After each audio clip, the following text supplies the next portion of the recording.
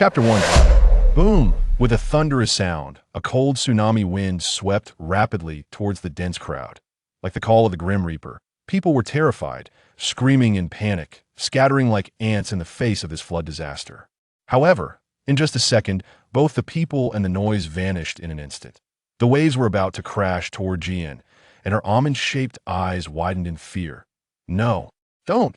Jian shouted and suddenly sat up, her heart racing violently as she gasped for breath, still unable to recover from the previous dire situation. She opened her eyes, and everything had disappeared. The room was pitch black.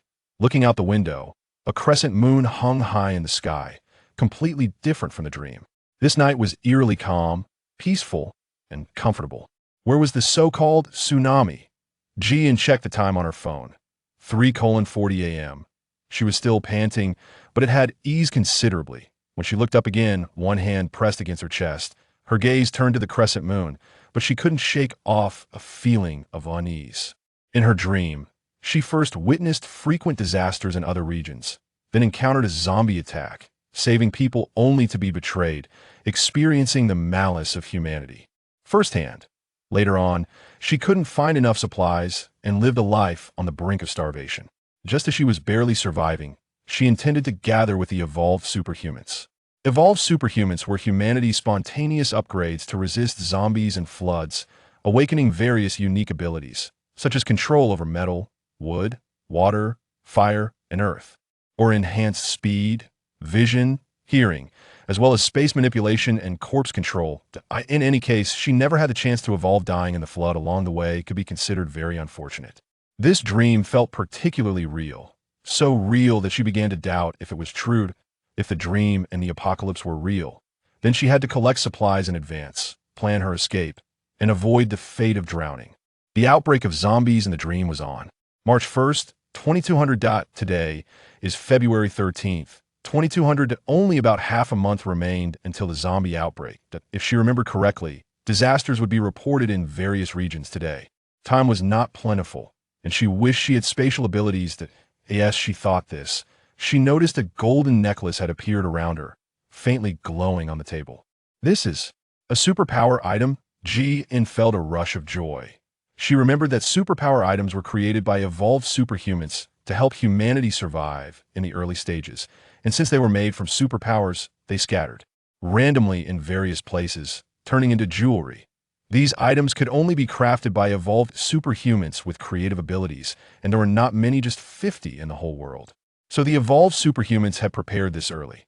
However, she was unsure what abilities this item possessed. Jian put it around her neck, her black hair cascading down, giving her an elegant appearance. It was a nice accessory. Jian recalled how to activate the item from what others had said in her dream, closed her eyes, and enjoyed the warmth it brought to her chest. Inside the necklace was a vast space, seemingly endless, capable of holding everything. Jian. It really was a spatial item. She never expected it to be this large inside. Thinking of this, Jian felt a surge of excitement. She couldn't wait until tomorrow. She would go out to procure supplies right away. After washing up and dressing, she left her home. At this moment, Qin Xiangting pushed the door open and came out of the bedroom. Seeing Jian leave, a hint of gloom flashed in her eyes. Chapter 2. Buying rice and flour. Jian took a taxi to the wholesale market. Since it was somewhat far from the villa area, she arrived at her destination at 4:30 a.m. What she was most thankful for was that she was now very wealthy. In fact, she was the mistaken daughter, while Qin Xiangting was the real daughter. Perhaps to make up for Qin Xiangting, even her fiancé, who was originally promised to her, was given to Qin Xiangting, and the elders doted on her.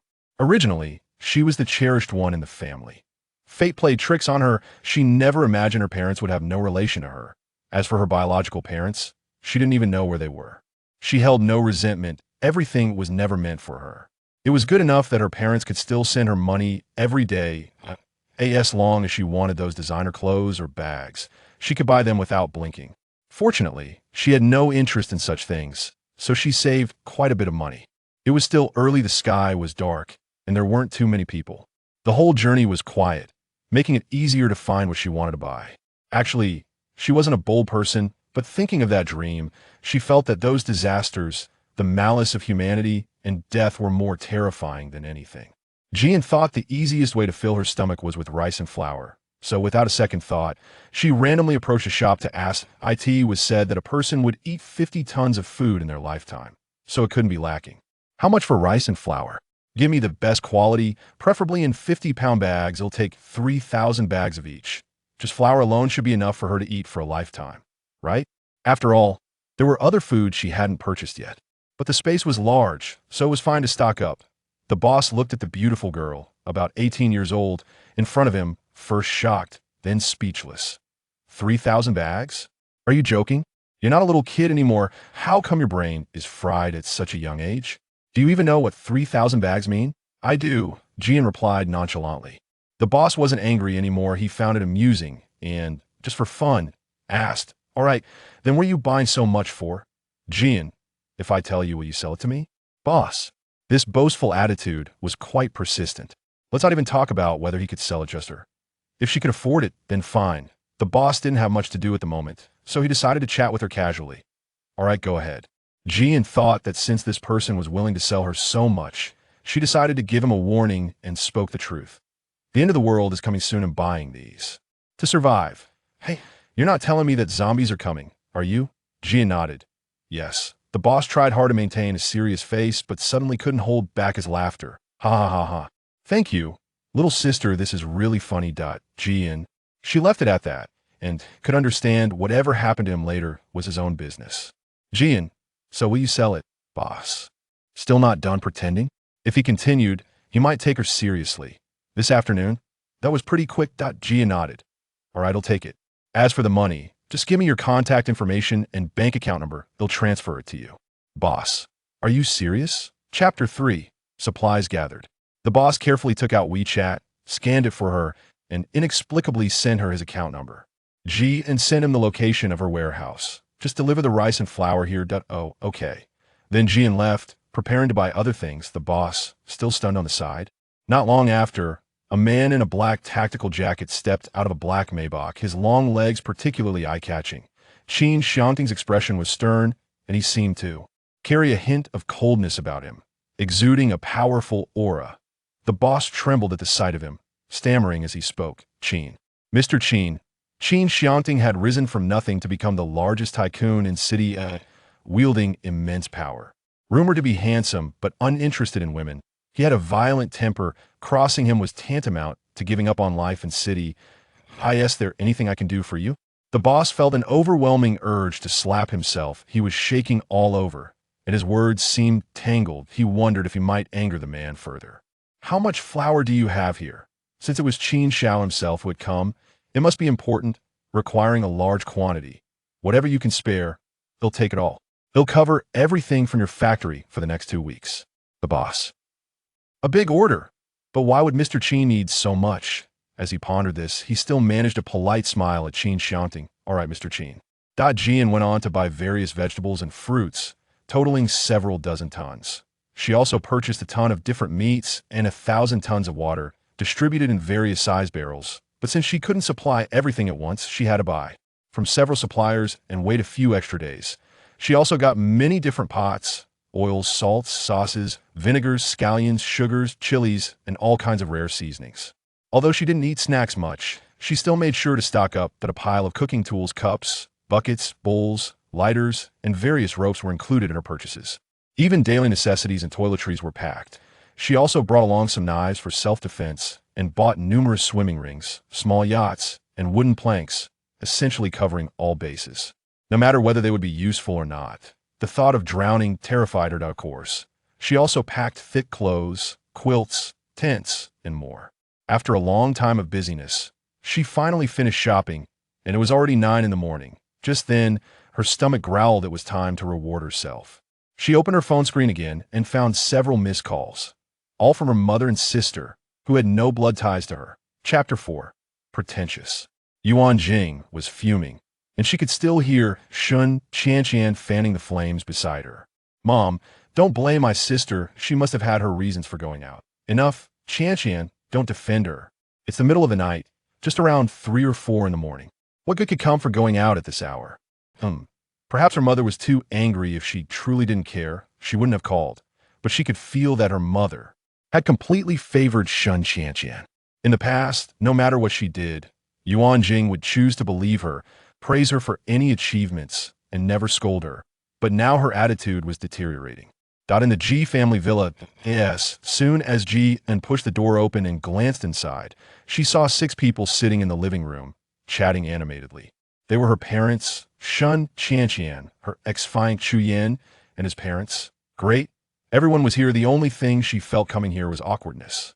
Chu Yan was considered a former romantic interest to her. After all, they had shared some beautiful moments. He had been like a gentle brother, always bringing her comfort and warmth. She had developed feelings, but neither of them had openly acknowledged their feelings. Since she learned he was marrying Qin Xiangting, although it hurt, she had already given up. After all, they were only ambiguous friends, which was easier to forget. Because what Chu Yan said that day was very clear. He regarded her only as a sister, and under his parents' orders, he would not marry her, distancing himself from her, as if afraid. She would cling to him. She wore a calm expression, her tone gentle. Looking youthful and charming, Ji glanced at her. No, thanks. With that, she prepared to head upstairs. Ji, come back down. Yuan Jing suddenly sprang up from the sofa, her eyes filled with fury. What do you mean by this? Have you turned the world upside down recently? Ji sneered. So, Mom, what do you want me to do? Yuan Jing felt that her daughter was increasingly different. She had been so obedient before. Now she seemed like a completely different person. Thinking about how this daughter had been pretending all these years, raising someone else's child, she felt nothing but pity for Qin Xiangting. The more she thought about it, the angrier she became, her eyes reddening. Chu Bo and Chu Pa are here. You didn't even greet them. How disrespectful can you be? And then tell me, when did you start being so disregarding of your elders? Ji momentarily didn't know what to say, looking at her with a smile that carried a hint of seduction. Disrespectful? Yuan Jing didn't know why, but Jian's gaze made her tremble, causing a physical discomfort. She had raised Jian for so many years and hadn't deprived her of anything. That look seemed to imply she had done something wrong. It was just pretentiousness. She had spoiled her. From now on, she would have to cut her allowance. Thinking this, she continued to confront Ji and with a strong aura. The facts are right in front of you. What else do you have to say? Yeah, I have nothing to say. Yuan Jing thought she was about to relent, feeling a bit better inside. Now that you know your mom is right, hurry up and apologize to everyone. Chapter 5. Regional Disasters. Ji's voice was crisp and resonant. The fiancé who was originally promised to me has been given to my sister. Am I expected to engage in idle chatter with all of you here? It is beyond my capacity to extend respect to those who have had a change of heart. The one who was meant to be her fiancé now demands that Qin Xiangting yield? Jian appeared to have heard a jest, casting a meaningful glance at Chu Yan. Do not speak so, for Chu Yan is no mere object, and he may not even be inclined to such. Furthermore, I harbor no grievances against you. Do not flatter yourself unduly. She did not perceive any grievance on her part. Rather, it was this Qin Xiangting who, since her arrival, had begun to sow discord, and had always seemed displeased with her. It was baffling, given that her family dotes on her, why she would act in such a manner. Upon hearing this, Yuan Jing could no longer contain herself, her face turning a shade of green with anger.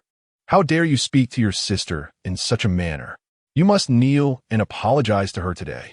Ji's expression turned cold, and she was momentarily taken aback. Yuan Jing's words, no matter how harsh, were something she could comprehend, but to demand that she kneel. She had never envisioned Yuan Jing would treat her in such a manner. Her eyes brimmed with tears, yet she steadfastly held them back. She could not yield, for she beheld Qin Xiangting, who was gazing at her with the demeanor of a conqueror. The look in her eyes seemed to revel in the spectacle before her. Jian revealed a faint smile and nonchalantly remarked, I shall not apologize. Furthermore, I merely wish to express that everyone seems to possess rather thick skin. Yuan Jing, utterly incensed, rose to her feet and slammed her palm against the table, her fury palpable as she exclaimed, Very well. Jian, you are quite something. The atmosphere abruptly fell into a heavy silence for a few seconds. Ding dong. Upon stepping outside, Jian's phone unexpectedly rang. She opened it to find a news notification. Today's Minbao, shocking. Following a widespread earthquake, The western region of M country has now experienced volcanic eruptions, resulting in over 1,000 fatalities, with no survivors among the local residents. Below the article were a myriad of comments. Ah, M country, that's no concern anymore. Though, as mentioned above, M, regardless, is still a matter of human lives. Heavens, is this the onset of the apocalypse? Terrifying. Surely, the next step won't involve actual zombies? The various opinions expressed within reveal a profound sense of panic and dread among the populace regarding the end of days. Jin's eyes glimmered. The change in weather began to manifest. Fortunately, she had stockpiled ample supplies, leaving her entirely unperturbed. Jin pondered for a moment and resolved to purchase a selection of prepared dishes to sample. In the event of an emergency, when cooking was not an option, she would have provisions to satisfy her hunger. Her storage space was remarkably efficient. Once items were placed inside, they retained their pristine condition, regardless of the duration, surpassing even the capabilities of a refrigerator. Consequently, she ordered a plethora of dishes including Kung Pao chicken, Beijing-style shredded pork, braised fish, flavorful eggplant, and sweet and sour ribs. In essence, she ordered everything available, not limiting herself to a single establishment, but rather amassing 20 portions from each restaurant. Chapter 6. Instruction. The result was that, with her eyes closed, the process of ordering takeout and completing the payment consumed over an hour. Due to the sheer volume of her order, many vendors reached out to confirm the details. After all, it was rare to host a banquet of such magnitude. Once the vendors were assured, indeed, it was a substantial order. After settling the payment at the security department, G suddenly received another text message on her phone. Upon opening it, she scoffed and promptly closed the page. Excellent. All her bank cards have been frozen. It seems her mother is quite furious, even unwilling to leave her any money to spend. Fortunately, she tends to spend her money quickly. However, if she intends to use it for practicing her skills, she might find herself short on funds. Ultimately, she decided to call her close friend Lin Xiang. Lin Xiang, also a daughter of a wealthy family, had known her since elementary school, and they continued to attend the same school, including being classmates now, maintaining a particularly close friendship. The call was answered swiftly. Hello, Xiao? Yes, it's me. Lin Xiang's tone was gentle. What's wrong? Xiang, could I borrow some money from you? Oh, sure. How much do you need? But why the sudden request for a loan? At this point, Ji hesitated, her tone tinged with shock. You haven't been messed with by your sister, have you? How could you be so wicked, so despicable? Jian had previously confided in Lin Xiang about his family matters. Thus one could reasonably infer the connection. Jian spoke softly. Calm down. It's primarily my issue, so please don't overthink it. I'm just a bit short on funds at the moment. Lin Xiang ceased her insistence, replying, All right then, how much do you need? 500,000 would suffice. Her tone was filled with excitement. What? 500,000? Lin Xiang, with a hint of sympathy, remarked, Really, Jian? Having been raised in comfort, you can't even come up with 500,000? My dear sister, I shall lend you 1,000,000. No need to repay. If it comes to that, I will support you from now on. Jian paused for a moment, a faint smile gracing her lips. All right, you shall support me. Kiss, little one, you can check the bank card in a while. After chatting for a bit longer, Jian hung up the phone and lowered her gaze. She had not seen Lin Xiang in her dreams, and she still recalled how this place had collapsed not long ago. Perhaps, in the future, she did not survive. Jian gazed at the balance of his bank card and identified a certain individual from his contact list. He sent a message, 1,000,000 in half a month. Teach me various climbing techniques and self-defense tactics. Are you in? The person on the list, Qin Xiangting, renowned as the foremost combat expert in the world, naturally replied. 1,000,000? Who do you think you are insulting? Jian. The other party instantly backed down. All right, you are my dear sister. Even if you don't give me money, I will still do it. Jian. Oh, since that is the case, I shall refrain from giving it. Qin Xiangting. Never mind. 1,000,000 is still some money. Qin Xiangting. Then transfer it to me. Jian. I apologize, but my decision is resolute. Qin Xiangting. All right. I suppose I must endure this. Qin Xiangting. Very well. When do you intend to commence? Jian. The sooner, the better. Ideally, right now. Qin Xiangting was somewhat taken aback and sent her his location. Then come over, but what has prompted this sudden desire to learn? Previously, you showed no interest at all. Jian, this matter is rather intricate. In summary, I wish to enhance my self-defense capabilities. Does self-defense also require climbing? Qin Xiangting did not inquire further. Very well. Nevertheless, as friends, Jian still invested 800,000 to prepare a small gift for Qin Xiangting. Shortly thereafter, they proceeded to the location mentioned by Qin Xiangting.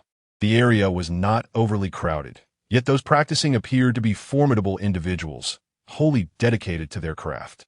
Chapter 7. Training in a Corner. A 20-year-old man donned in a black combat uniform exuded an air of both confidence and languor, his physique robust. It was Qin Xiangting. As Jian was about to approach, he seemed to sense the arrival of another, cautiously lifting his gaze. Upon recognizing Qin Xiangting immediately altered his demeanor, offering a polite smile as he stepped forward to greet him. "It has been a while," he remarked.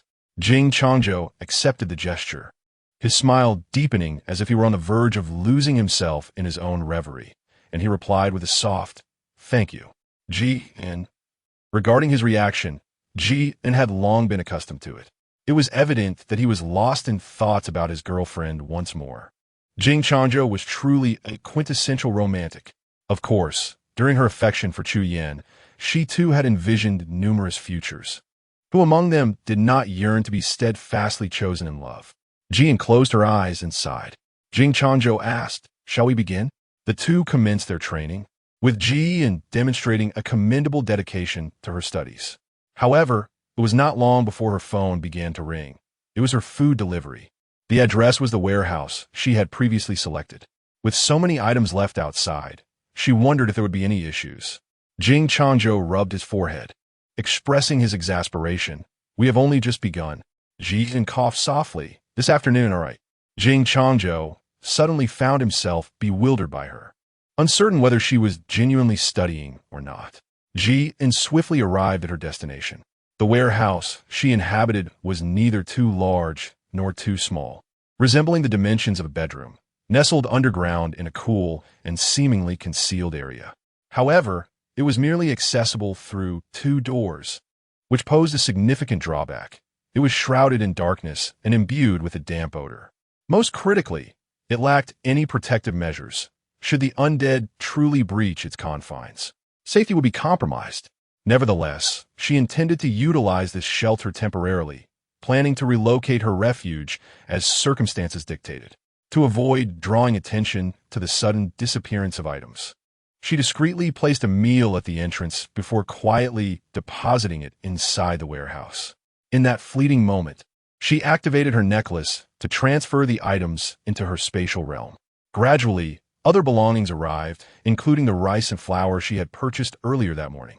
After a busy morning, she casually opened a takeout container and savored half of a roasted duck. Once she confirmed that all items had been transported, she once again stored them away in her space. Reflecting on her remaining 200,000, she sought out someone to install an exceptionally sturdy security door. After some contemplation, Jian added a requirement for the door to be adorned with particularly sharp iron spikes, with an installation timeline of 3 days commencing the following day. Willing to pay extra for the service, the recipient of her request found it peculiar, but ultimately agreed to the installation. Having accomplished all of this, Jian returned to train with Qin Xiangting, dedicating 4 hours to boxing practice. As she recalled the individuals from her dreams who resorted to violence for resources, she exerted herself even more fervently. Observing her earnestness, Qin Xiangting remarked, "You are learning quite quickly." Jian set down his hand and gazed at him. "Do you know how to use a gun?" "A gun?" Qin Xiangting was somewhat taken aback, thinking he had misheard. He repeated the question. Is this something you need to learn as well?" "Jian, it would be splendid if you could teach me everything you can, would you?" Qin Xiangting did not inquire further and chuckled lightly. "How could I not? In just a couple of days, although it will be a crash course, I shall first instruct you on the usage of staffs and daggers." Chapter 8. Returning to school. Qin Xiangting. "If you require firearms, I could provide them for you. Then I would like 10,000 rounds of ammunition." Jian was quite straightforward. "Qin Xiangting, Absurd. Jing Changzhou rubbed his forehead. Your request may prove to be somewhat challenging. How many can you manage? 1,000 rounds, at most. Jian felt somewhat reluctant. Yet she did not wish to impose on him, as he was essentially offering his services without compensation. All right, thank you. Over the course of the next 3 days, Jian managed to grasp the fundamentals quite well, even installing the door with commendable skill. Just as she was relishing this newfound tranquility, a call from a familiar contact illuminated her screen. A fleeting glance revealed a shadow over her expression. After 3 days of having all her bank cards frozen, her mother had reached out. Hello? She answered, striving for a calm demeanor as she uttered Mom. Her mother chuckled softly. It was you who chose to leave home. I was in the right regarding that matter. Yuan Jing remained silent, allowing a pause to linger before stating, you can either return to school early, and I will unfreeze your bank cards, or you can continue living independently, and I shall no longer concern myself with you. Although Yuan Jing did not acknowledge her mistake, she refrained from further discussing that incident. At the very least, there was still a semblance of her daughter in her heart. 18 years of affection could not simply be severed. Fine, Jian replied, somewhat dismissively, yet it seemed to indicate her acquiescence. Nevertheless, to her, it felt like a waste of time. Minghua High School was an elite institution, populated entirely by the offspring of the affluent. She held the top position in her grade, studying in Class A. Upon entering the classroom and settling into her seat, the previously bustling atmosphere quieted. Lin Xiang, spotting her arrival, hurried over to inquire, Shaoan, have you been well these past few days? Jian shook his head, flipping the table to retrieve a book. It's nothing. I suppose so. Jian, indeed. Thank you for lending me money a couple of days ago. I have already transferred it to you upon my arrival today. At that moment, however, she could distinctly hear hushed discussions nearby. It was rumored that Jian was an imposter of a wealthy daughter, and she had not attended school until recently. Could it be that she was cast out by her family? TSK. It wouldn't be surprising if that were the case. After all, one could only feel pity for a daughter raised for another. Qin Xiangting, overhearing the conversation, curled her lips in a smile. Turning to her with a feigned air of generosity, Sister, how have you been lately? Has mother been causing you any trouble? Jian merely cast a fleeting glance. Remaining silent, Qin Xiangting's voice was audible to others present, who interpreted Jian's silence as acquiescence. It appears the rumors hold true. One cannot help but feel a twinge of sympathy for Jian, who was once an illustrious beauty, an academic prodigy, and even engaged to Chu Yan, only to have her betrothal usurped by Qin Xiangting. Chapter 9. Departure from the campus. How fortunate you are, Qin Xiangting, who has truly suffered. A once privileged young lady reduced to rural obscurity for so long. Jian was rather indifferent, neglecting Xiangting entirely. Qin Xiangting, with a look of pity, addressed her. I am truly sorry, dear sister. I am aware that you are still upset about that matter with Brother Yan. He explicitly stated his preference for me, and it seems you were never truly together, despite my realization of his remarkable gentleness and excellence. Jian, she's clearly doing it on purpose. Discussing this with her now is merely an act of ostentation. Jian's expression was indifferent. There is no need for you to share your affair with me. Qin Xiangting smiled. Then I shall take it as your approval for my relationship with him. Jian paid her no heed this time, and Qin Xiangting, unfazed, simply turned her head away as if nothing had happened. Soon, the first class commenced.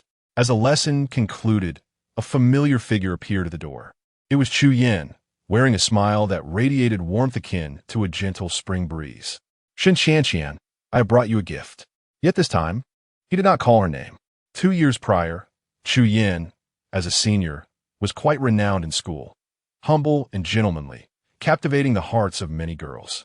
At that time, she proudly declared to others that he was her fiancé. Chu Yan had always doted on her, frequently visiting her class to present gifts or for other reasons. To everyone, they appeared intimately affectionate, with many proclaiming her fortunate. Chu Yan strode forward confidently, seemingly oblivious to Jian, and handed the item to Qin Xiangting. A blush graced her cheeks as she shyly accepted it, saying, Thank you, Brother Yan. In that moment, everything revolved around Qin Xiangting. The two appeared exceedingly happy and in love. Jian remained engrossed in her studies, seemingly oblivious to the world around her. At that moment, Shun Qian deliberately interjected. Brother Yin, haven't you prepared a gift for Sisterin? Shu Yin shook his head with a gentle smile. This gift is specially for you, silly. Don't you like it? Qin Xian was indeed fond of it. At this juncture, Shun Qian suddenly turned her gaze towards Jian, her expression tinged with guilt. But sister, Brother Yin, let us talk outside. I fear I might inadvertently upset Sisterin. It's all right, he reassured her. Your kindness will not be held against you by Ji and Jian. Ugh, she truly does not wish to listen. Can you refrain from flaunting it before her? It is exceedingly distasteful. Jian glanced at the podium ahead and then rose to her feet. Sister, what's the matter? Shun Xiangting inquired directly, noticing her movement. It's nothing. I just suddenly feel a bit unwell, a bit nauseous. Shun Xiangting's expression darkened at once. Chu Yan's face also reflected a similar concern. When had Jian ever spoken to him in such a manner? Ha ha ha, this is hilarious. Someone exclaimed. I must admit, Shun Xiangting looks quite distressed. This turn of events is indeed remarkable. As the atmosphere in the room intensified, a teacher rushed in from outside, urgently announcing, "We have an emergency notification. All students must evacuate the school immediately." The suddenness of this announcement left everyone bewildered. In unison, they exclaimed, "What?" Accompanying murmurs suggested, "This is fantastic. Could it be that we are finally getting a break? Please remain calm. The situation outside is quite complex. I will explain everything to you as swiftly as possible." Chapter 10. The unexpected demise of crops in the following 3 days. The most severe sandstorm to date will descend upon our region, arriving in just 1 hour, posing a significant threat to our health. After careful consideration, the school has decided that everyone must evacuate promptly. The students below began to murmur again, predominantly expressing joy at the prospect of a holiday, blissfully unaware of the impending danger. Only Jian remained unfazed. Zombies are about to invade. Many were packing their belongings in preparation to leave, and Jian stood up, grabbed her bag, and prepared to exit. Jian, why is she so infatuated with her? However, it's futile. Jian casually uttered 2 words before departing from the classroom. The sandstorm arrived just in time, providing a perfect excuse to avoid wasting hours at school. Jing Changzhou watched her leave, a flicker of surprise crossing his face. Beside him sat a girl, Jian's close friend, Jiang Lin. The two had met during the holidays at a bookstore, and Jing Changzhou's deep affection for Jian stemmed from his successful pursuit of Jiang Lin on her behalf. The trio exchanged greetings. "Isn't it a sandstorm? What brings you here?" Jing Changzhou inquired, voicing his curiosity. Jian reverted to her previous rationale, to enhance her self-defense skills. Well, at that moment, Jiang Lin spoke gently to Jian. "Thank you, and in, I truly appreciate the gift you bestowed upon me. I'm glad you liked it." Jian felt a touch of shyness and offered a faint smile. Jiang Lin continued. "By the way, I heard from a Zhou that you're planning to study recently. Is there something going on?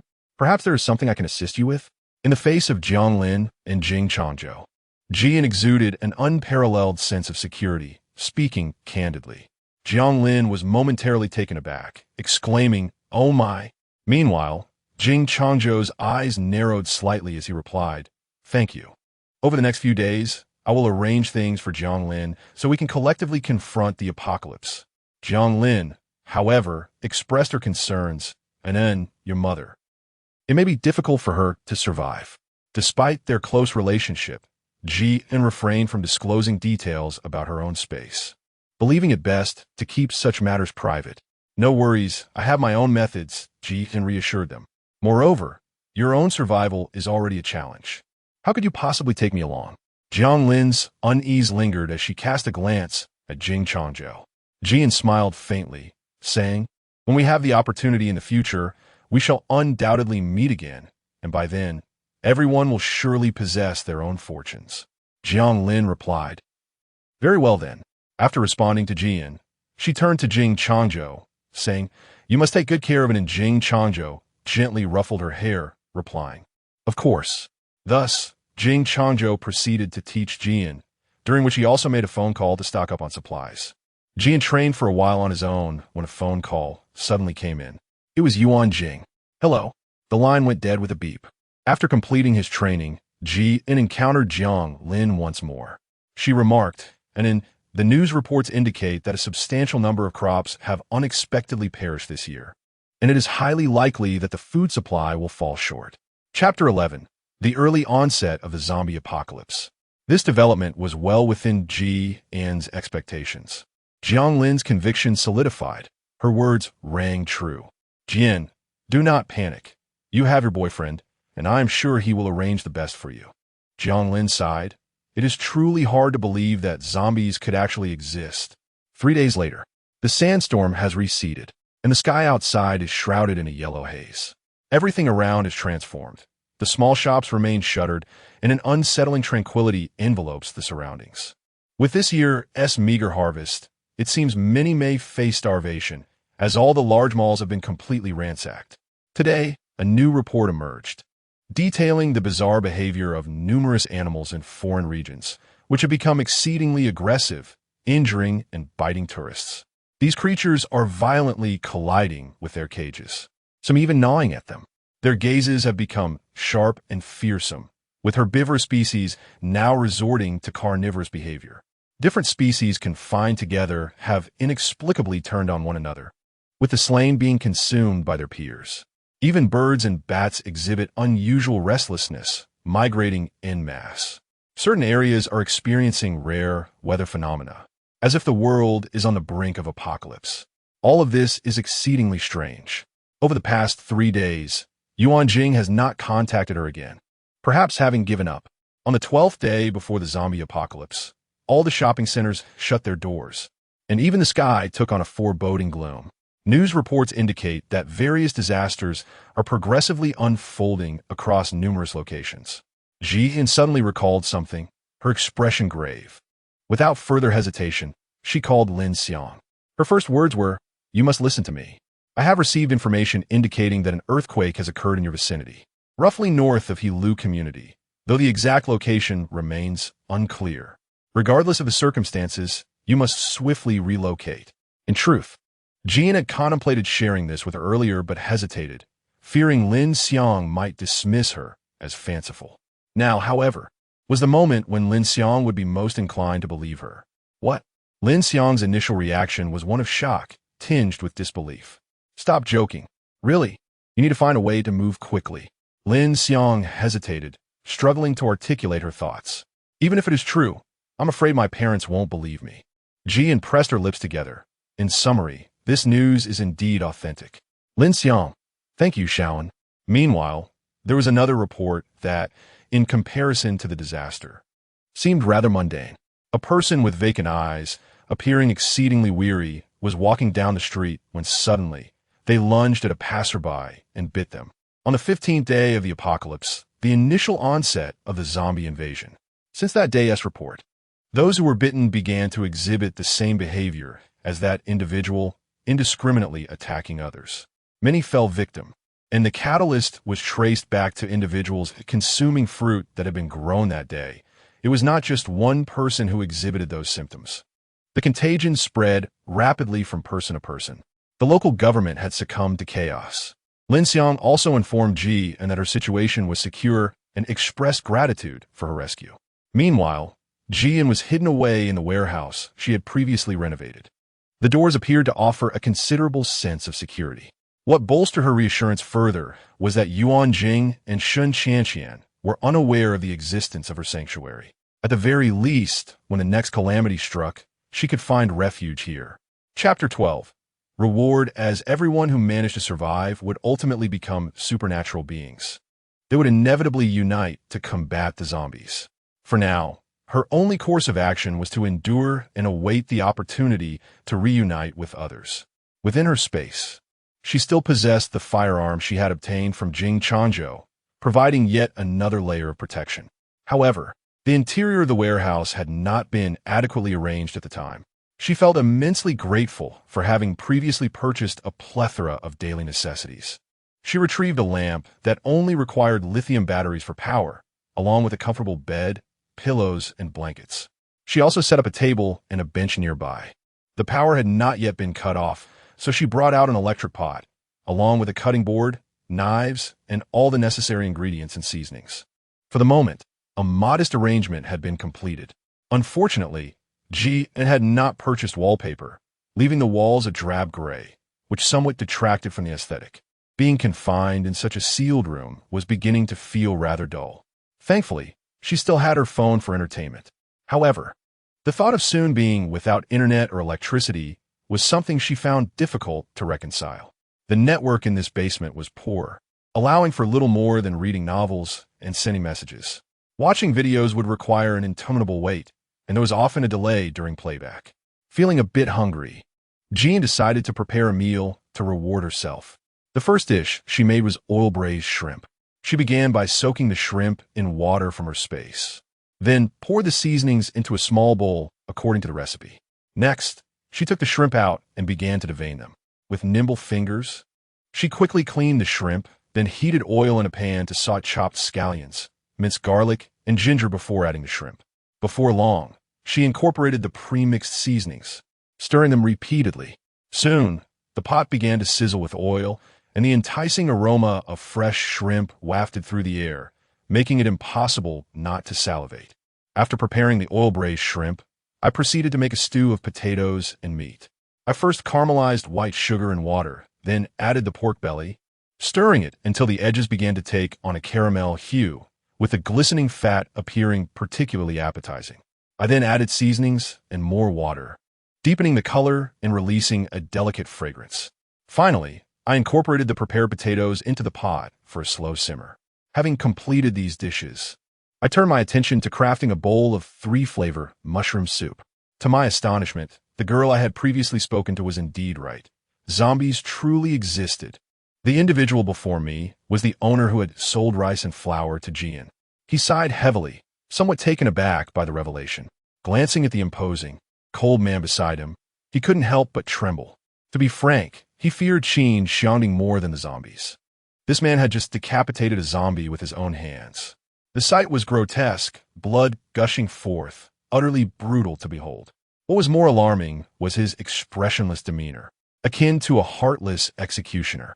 Yet, he did not anticipate that Qin Xiangting possessed a sense of conscience, willing to accompany him in such apocalyptic circumstances. Upon hearing his earlier words, Qin Xiangting glanced over with indifference. The girl? The owner shuddered, startled by the sudden inquiry. Yes, she appeared to be merely 18 years old. Like you before, she wanted to purchase a large quantity of rice and flour and warn me about zombies. Initially, I thought she was exaggerating, but who would have known it was true? There really are zombies. Qin Xiangting narrowed his eyes. Do you recall her appearance? Chapter 13. Installing the camera, the owner nodded, then shook his head. I only remember that she was quite pretty. It's been half a month, so it's hard to recall her exact features, but I do have her contact information. If we were to meet again, I might recognize her. Qin Xiangting replied, Contact her. The owner hesitated, uncertain of Qin Xiangting's intentions. What if he intended to eliminate her? That would lead to the untimely demise of a young girl, and the thought weighed heavily on his conscience. However, he dared not voice his concerns, so he reluctantly used his phone to reach out, asking, Are you there? After finishing her meal, Jian began to eat, completely oblivious to the messages. It was only an hour later that she noticed them. The sudden message from her boss left her perplexed, uncertain of its significance. Jian, what is the matter? Boss, greetings. Where are you at this moment? Jian felt an unsettling sensation, instinctively becoming wary. He's dead, the boss replied. Stop joking. Jian became increasingly vigilant. She was uncertain whether the sender was the actual owner or a zombie. If it were indeed the rightful owner, sending a message at this juncture typically indicated an attempt to seize resources, possibly to ascertain whether her warehouse still contained supplies. Conversely, if it were a zombie, she had not anticipated such rapid evolution, capable of independent thought to lure her out. Should the latter scenario hold true, she would need to exercise greater caution. Jian stroked her chin thoughtfully. Our family is fleeing with their belongings, and the zombies are about to break down our door. This is urgent. After sending the message, she casually retrieved some fruit and a plate from her spatial storage, washed them, and then reclined on her bed, indulging in the fruit while reading a novel. While chaos unfolded outside, she relished a life of leisure. However, there was a significant drawback. She found it difficult to discern what transpired beyond her immediate surroundings. It was possible that one day, upon opening the door during their escape, she might be confronted by a horde of zombies rushing towards her. At present, the danger was not yet severe, and recalling that she had several installation-free cameras in her spatial storage, she nonchalantly took out 2 for use. Jian cautiously opened the door slightly, listening intently for any sounds in the surroundings. Ensuring that she remained undetected, she carefully observed the area outside. Having not yet been discovered, she took a few steps forward and climbed onto a slightly elevated and more concealed wall. This vantage point allowed her a clear view of her doorway, proving to be quite convenient. As she peered further outside, Ji noticed 2 figures in the distance. These individuals moved with an unsettling slowness, their limbs darkened and their faces pallid, with vacant gazes that suggested they were no longer human. Jian was not mistaken. According to the circumstances in her dream, these 2 zombies posed little threat to her. Their only ability was to bite and infect, and their strength was diminished compared to usual. Even their sense of smell and hearing had deteriorated. A mere gesture from her could incapacitate them. A blade would be lethal. Jian walked cautiously, placing it on a nearby elevated surface. Task accomplished. As for the reason she did not simply eliminate them, it is because zombies are inexhaustible. Only by uniting with other abilities at that moment can they more easily ensnare them all at once. Naturally, the most crucial aspect is that, although she has encountered them in her dreams, they are still humanoid and have not completely transformed into zombies. For her to strike directly at this juncture, as long as they do not initiate an attack, she is rather hesitant to deal a fatal blow. Chapter 14. Little treasure in her reality. She has yet to take a life. Jian unlocked her phone to find the screen somewhat lagging, yet remarkably clear. Taking advantage of the fact that the internet was still operational, she conscientiously decided to leave a positive review for the merchant. Despite her uncertainty about whether the merchant had transformed into a zombie at that very moment, Jian ceased to ponder further. Meanwhile, Qin Xiangting inquired, "Have there been any developments?" The boss's expression was complex as he replied, "Mr. Qin, she claims she is being pursued by zombies, and her door is about to be breached. Should we extend our assistance?" Qin Xiangting responded, a knowing smile gracing his lips. "No need. Her survival is her own skill, and we do not welcome the inept here." A week later, it could be said that all the individuals in Jian's vicinity had transformed into zombies.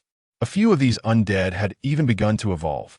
Their senses, both olfactory and auditory, had become remarkably acute, and their speed had notably increased. According to the footage captured by the surveillance cameras, a few zombies occasionally wandered near her location, albeit their mental faculties remained rather diminished. Jian continues to lead a leisurely life in the warehouse, indulging in snacks while immersed in novels. The news has ceased its regular broadcasts, perhaps as a precaution for the safety of the populace, advising against venturing outside. Jian remained somewhat uneasy and decided to call Yuan Jing, but the call went unanswered. She understood that if she were to rescue Yuan Jing, she would inevitably involve Qin Xiangting, which would undoubtedly complicate matters further. There is even a possibility that the 2 of them might jeopardize her in a critical moment. Yet, reflecting on the years of friendship, she found it difficult to completely let go.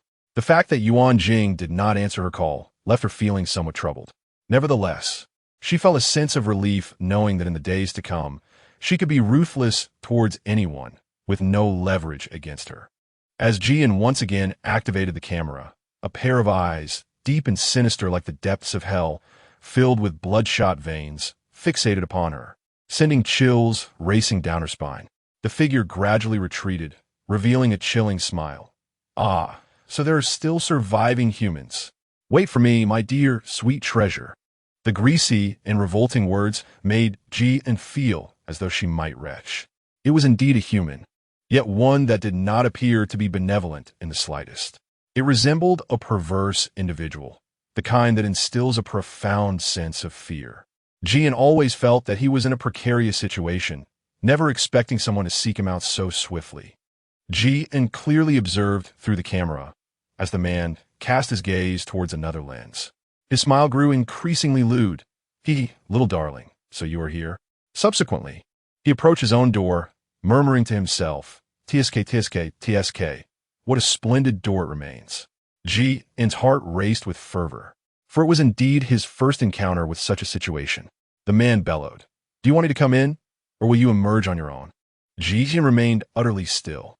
She would never be foolish enough to simply open the door. The first action she took was to utilize her spatial abilities to conceal all items, swiftly plunging the room into darkness. In that obscurity, time seemed to stretch interminably. Her heart raced as she awaited the man's next move. On the other hand, she found him rather foolish for shouting so loudly, unafraid of attracting zombies.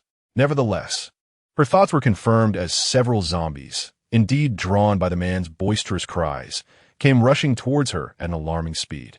Chapter 15. Escape at this moment. The man became vigilant, though he did not appear overly alarmed. Instead, he brandished a fruit knife with a sinister expression and darted towards the location of the zombies. It seemed that, in comparison to the undead, he was the true embodiment of malevolence. Jin, astonishingly brave, the next moment left one utterly speechless. The man effortlessly dispatched several zombies in mere moments, not even furrowing his brow, appearing remarkably at ease. The zombies collapsed, their bodies marked with lacerations, blood gushing forth. The wounds on their abdomens, calves, and arms were truly harrowing. The scene was somewhat grotesque. For him, this was all too simple, akin to grinding for experience in a novice village. Seizing the opportunity while she was in a daze, the man advanced once more towards her door. Jin felt a foreboding sense of doom this time. It was inconceivable that she would perish in a tsunami within her dreams. She had meticulously prepared for everything, yet still faced death. What was even more vexing was that the perpetrator was such a twisted individual. The man seemed to have lost his patience, yet his tone remained disturbingly repulsive. "My little darling inside, brother has already given you a chance. This time, do not blame your brother." Just as Jin thought he might resort to a violent method to break down the door, she was taken aback to see him retrieve a piece of wire from his pocket. "Jin, how careless of me. This is a peculiar individual possessing both intellect and strength." Then she heard the man's maniacal laughter. "Ha, come in, darling." She truly was unfortunate to encounter such a lunatic. With a sudden sound, the door swung open, accompanied by the man's voice. "Sweetheart, come on in." Jin held her breath, brandishing the concealed sharp knife behind her, and plunged it fiercely into the man's arm. The moment he opened the door, before he could even catch a glimpse of her, he fell victim to her ambush. In an instant, he let out a piercing scream. "Ah, damn it, that hurts like hell." Jin recognized that it would be rather arduous to confront him, and thus, in a decisive moment, she swiftly exited the warehouse as she plunged the knife into him. The man, watching her retreating figure, found himself unable to pursue her, feeling as though he were on the brink of death from the pain. He shouted at her departing silhouette, "Damn it, you wretched woman, I'll remember you. You'd best hope I never catch you." After a brief interval, he extracted the blade from his arm and hurriedly made his way outside in search of something to staunch the bleeding. Meanwhile, upon bursting out, Jin retrieved a grappling hook from her spatial storage and ascended to the rooftop, darting along the edges of the walls. From her elevated vantage point, she could clearly see the mass of zombies below, their terrifying gazes fixated upon her. Thus, she ran atop, with the horde of undead in pursuit beneath her. Fortunately, there were no zombies on the roof at that moment, rendering her escape relatively manageable. Jin never anticipated that her secure haven would be seized so swiftly. At this juncture, all she could do was seek a more suitable refuge. Reflecting on the previous flood, her eyes narrowed slightly. It was not out of the question to preemptively evade such a disaster. She vaguely recalled the extent of the inundation, yet if she were to escape to another region, she could not guarantee that unforeseen events would not arise there as well. She could only proceed one step at a time. Presently, it seemed that finding a vehicle to flee was the most expedient option. However, the omnipresent zombies made driving perilous, which was precisely why she had initially chosen not to stockpile a vehicle among her supplies. With a month remaining, if she traveled each day, she was certain she could escape this place. Jian had evaded the zombies throughout her journey, avoiding confrontation at every turn. It was only when she reached a vast, open area that she finally paused to catch her breath. Chapter 16. Surrendering supplies. Here, the likelihood of encountering zombies was minimal, as the area was devoid of human presence.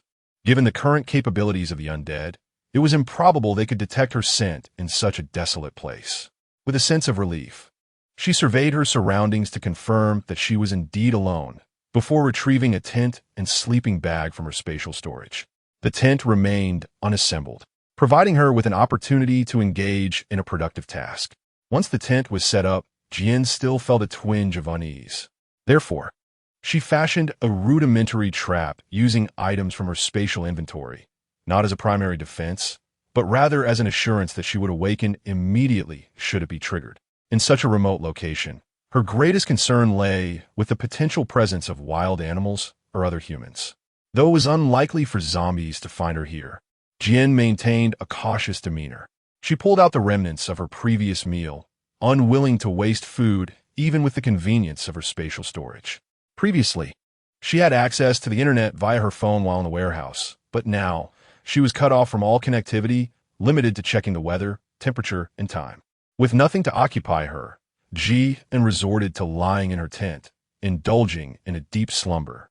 Suddenly, a loud bang jolted her awake.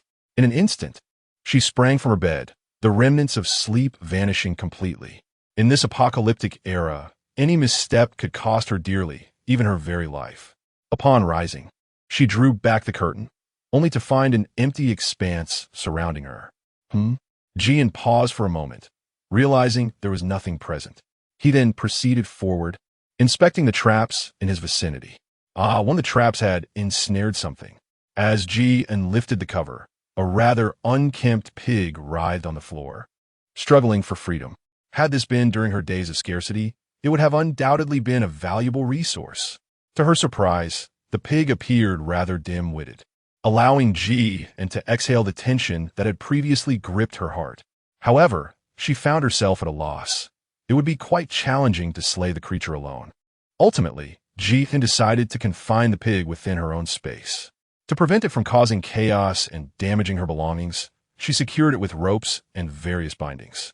As Jian glanced at the sky, she noted that it was still only afternoon. She did not feel particularly fatigued and could still search for supplies while walking. Ultimately, she resolved to abandon her current comfort zone and continue her journey. During her trek, she utilized her spatial abilities to collect several vehicles that appeared operable. Given the abundance of zombies and the anticipation of traversing open areas ahead, she deemed it prudent to gather these resources, knowing they would prove useful in due course.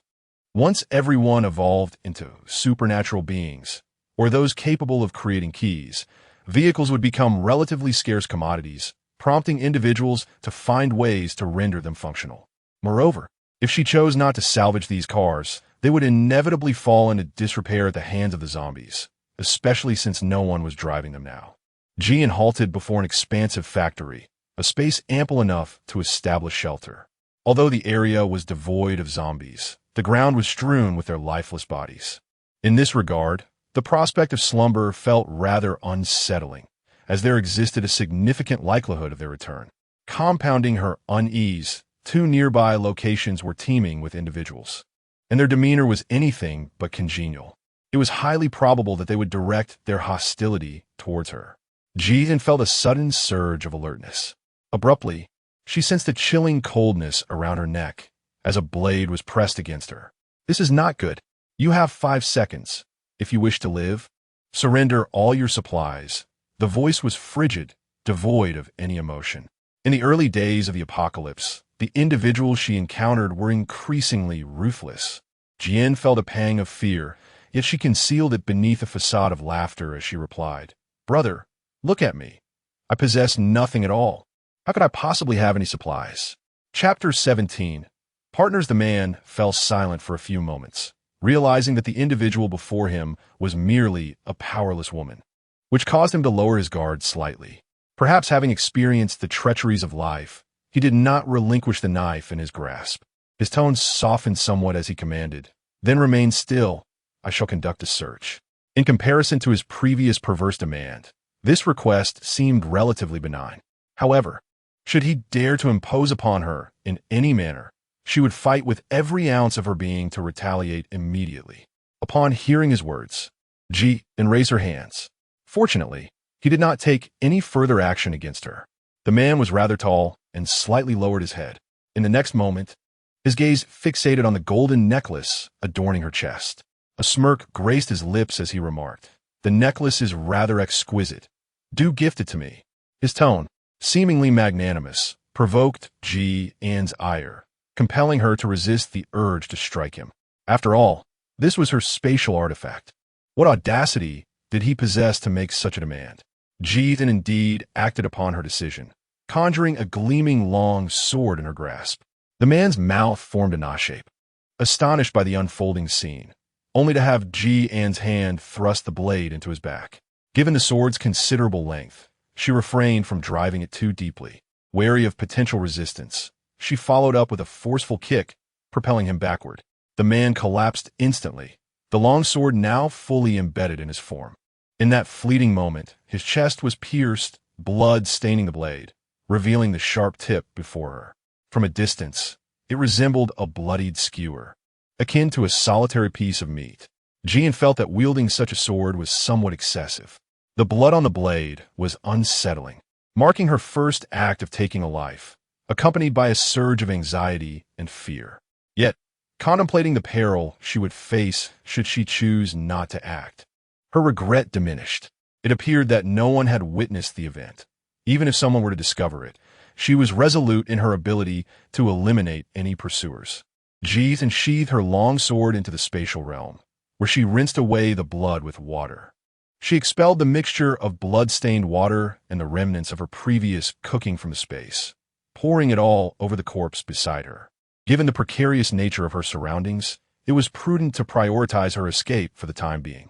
As Ji Ong stepped outside, she soon rounded a pillar and encountered a man unlike any she had seen before. He possessed an exquisite appearance, his face devoid of any expression, and his captivating long legs exuded an aura that warned others to keep their distance. He resembled a cold, domineering figure from a novel, indifferent to the charms of women. For a fleeting moment, she found herself tempted to approach him. However, he seemed to be no ordinary individual. After all, she had just taken a life, and she was uncertain whether he had witnessed the act. She furrowed her brow, genuinely reluctant to resort to violence so readily. Having injured one and killed another in a single day weighed heavily on her conscience, especially for someone who considered herself a normal person. The fact that he was rather handsome only complicated her thoughts. Ultimately, she resolved to assess the situation further before deciding whether to eliminate him. Qin Xiangting approached her direction. Jian's hand was tightly clenched. Just as the two were about to pass each other, the other person politely greeted, "Hello?" Jian came to a halt. At this moment, Qin Xiangting's expression turned bewildered. I've lost my memory. Jian, what is this handsome man truly hiding?" Of course, Jian could not ascertain whether the other party was genuinely amnesiac or feigning it, so he chose to observe the situation quietly.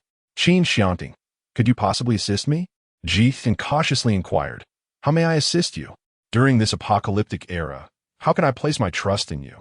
Qin Xiangting responded, "Aid me in regaining my memories. There are many significant matters I cannot recall. Trust that I can assist you in dealing with some of the zombies, and we can function as partners." Chapter 18. A glimpse of handsomeness in essence. You wish to collaborate for survival, thereby enhancing our chances of enduring, correct? Jian asked. "Indeed," Qin Xiangting affirmed. Jian hesitated momentarily before discreetly retrieving a knife from his spatial pocket and slipping it into his own.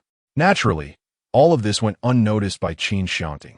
Jian smiled at him and said, "Very well, I promise you." Qin Xiangting nodded in agreement. "Jian, I just took a glance inside.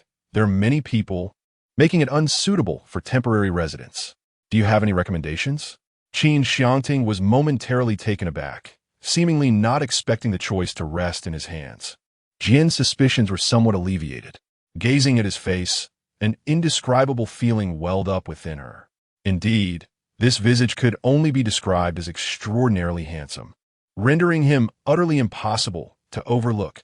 After a few seconds of her gaze lingering on him, Qin Xiangting inquired directly, "What is it?" Jian instinctively spoke the truth. "I think you're handsome." Qin Xiangting was momentarily taken aback.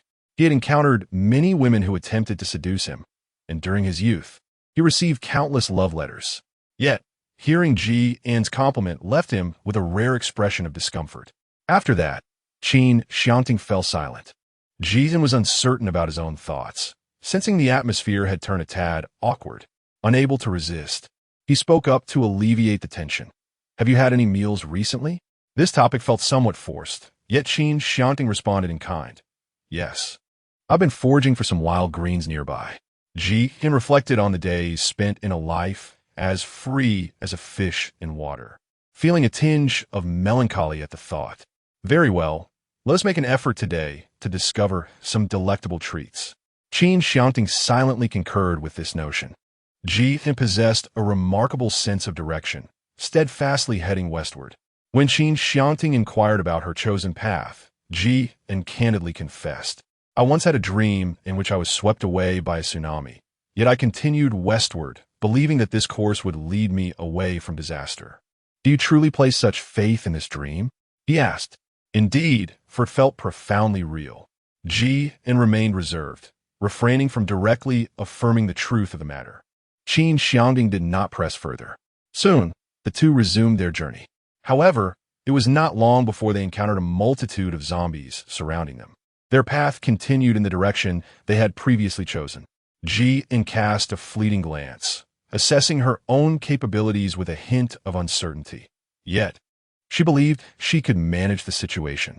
If all else failed, she could devise a means of escape. Her gaze shifted to Qin Xiangting, a perfect opportunity to test his loyalty. "You should divert the zombies' attention. When they pursue you, follow me to that rooftop. I possess a lifeline. We can swing directly to the adjacent building." Ji An calmly gestured in the direction, issuing her commands with poise. Although the zombies had heightened their speed, hearing, and scent, she was untroubled by the prospect of their pursuit. They would likely meet their demise in the attempt. Surely, he wouldn't fail to make the leap, would he? Such a loss would be regrettable for such a handsome man. Ji An regarded him with a gaze akin to that directed at a lifeless corpse, letting out a sigh. Qin Xiangting inquired, "What kind of look is that?" Upon receiving his agreement, Ji An was momentarily taken aback. He truly consented. "Very well, I shall take my leave first. Do remember to follow shortly." Ji An, without a moment's hesitation, hurriedly dashed towards the rooftop, making a swift escape. Qin Xiangting also ran in the direction of the zombies. Chapter 19. Obsessive-compulsive disorder. She believed that in the apocalypse, the safest way to play was with a rescue rope, as the zombies could hardly catch up. However, as time progressed, it became uncertain. One could only rely on brute strength. As Ji An secured the lifeline above, she glanced down from the rooftop and was met with the sight of a horde of zombies in pursuit. There was no need to contemplate who the one being chased might be.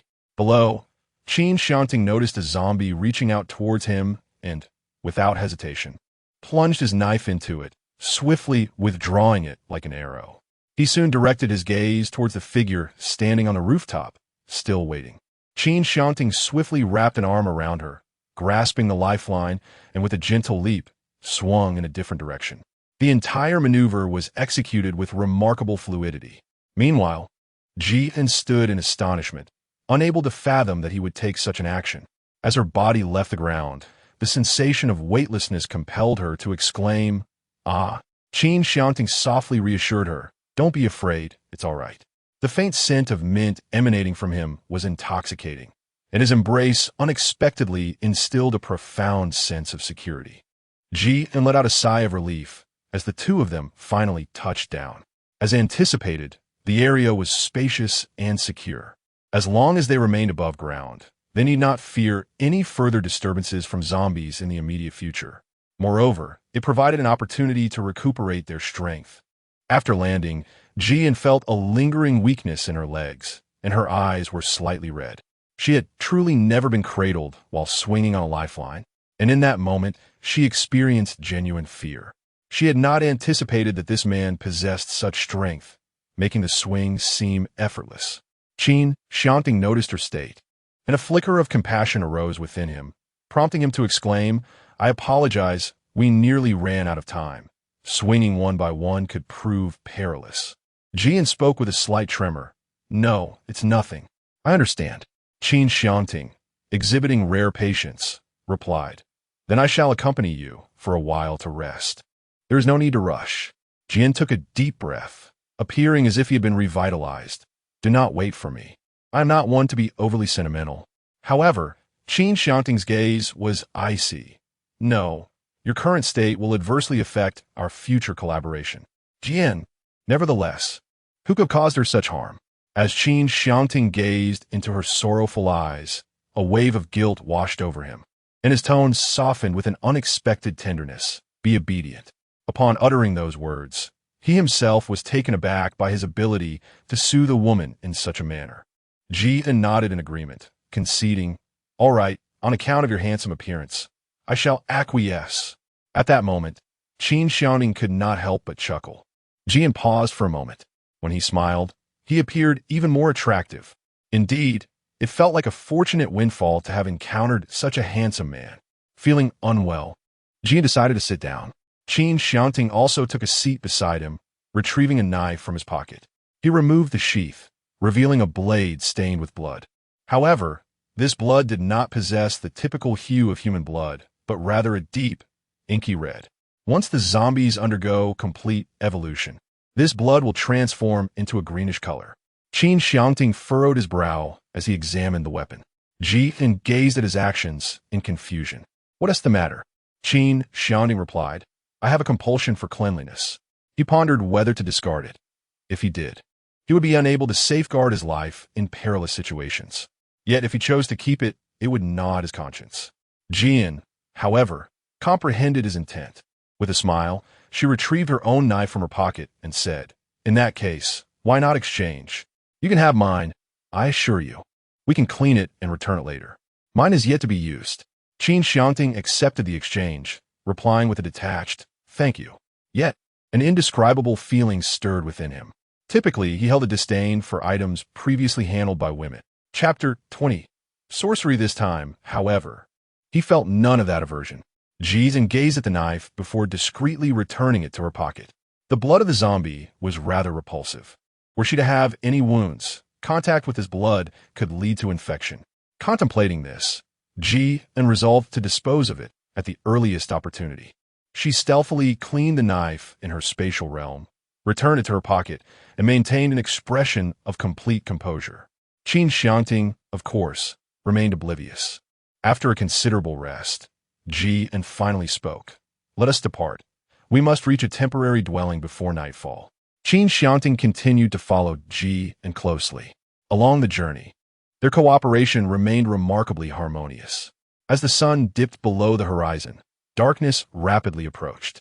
Fortunately, Qin Xiangting's keen eyes spotted a potential shelter, a cave. This cave appeared to be man-made, though it remained uncertain if it was currently occupied. Their gazes met, and together they ventured inside. The interior proved far more expansive than it appeared from the outside, and they walked for quite some time. However, the deeper they ventured, the darker it became. Jian felt a profound sense of unease, as though she were on the brink of vanishing from existence. The thought of disappearing instilled a deep insecurity within her.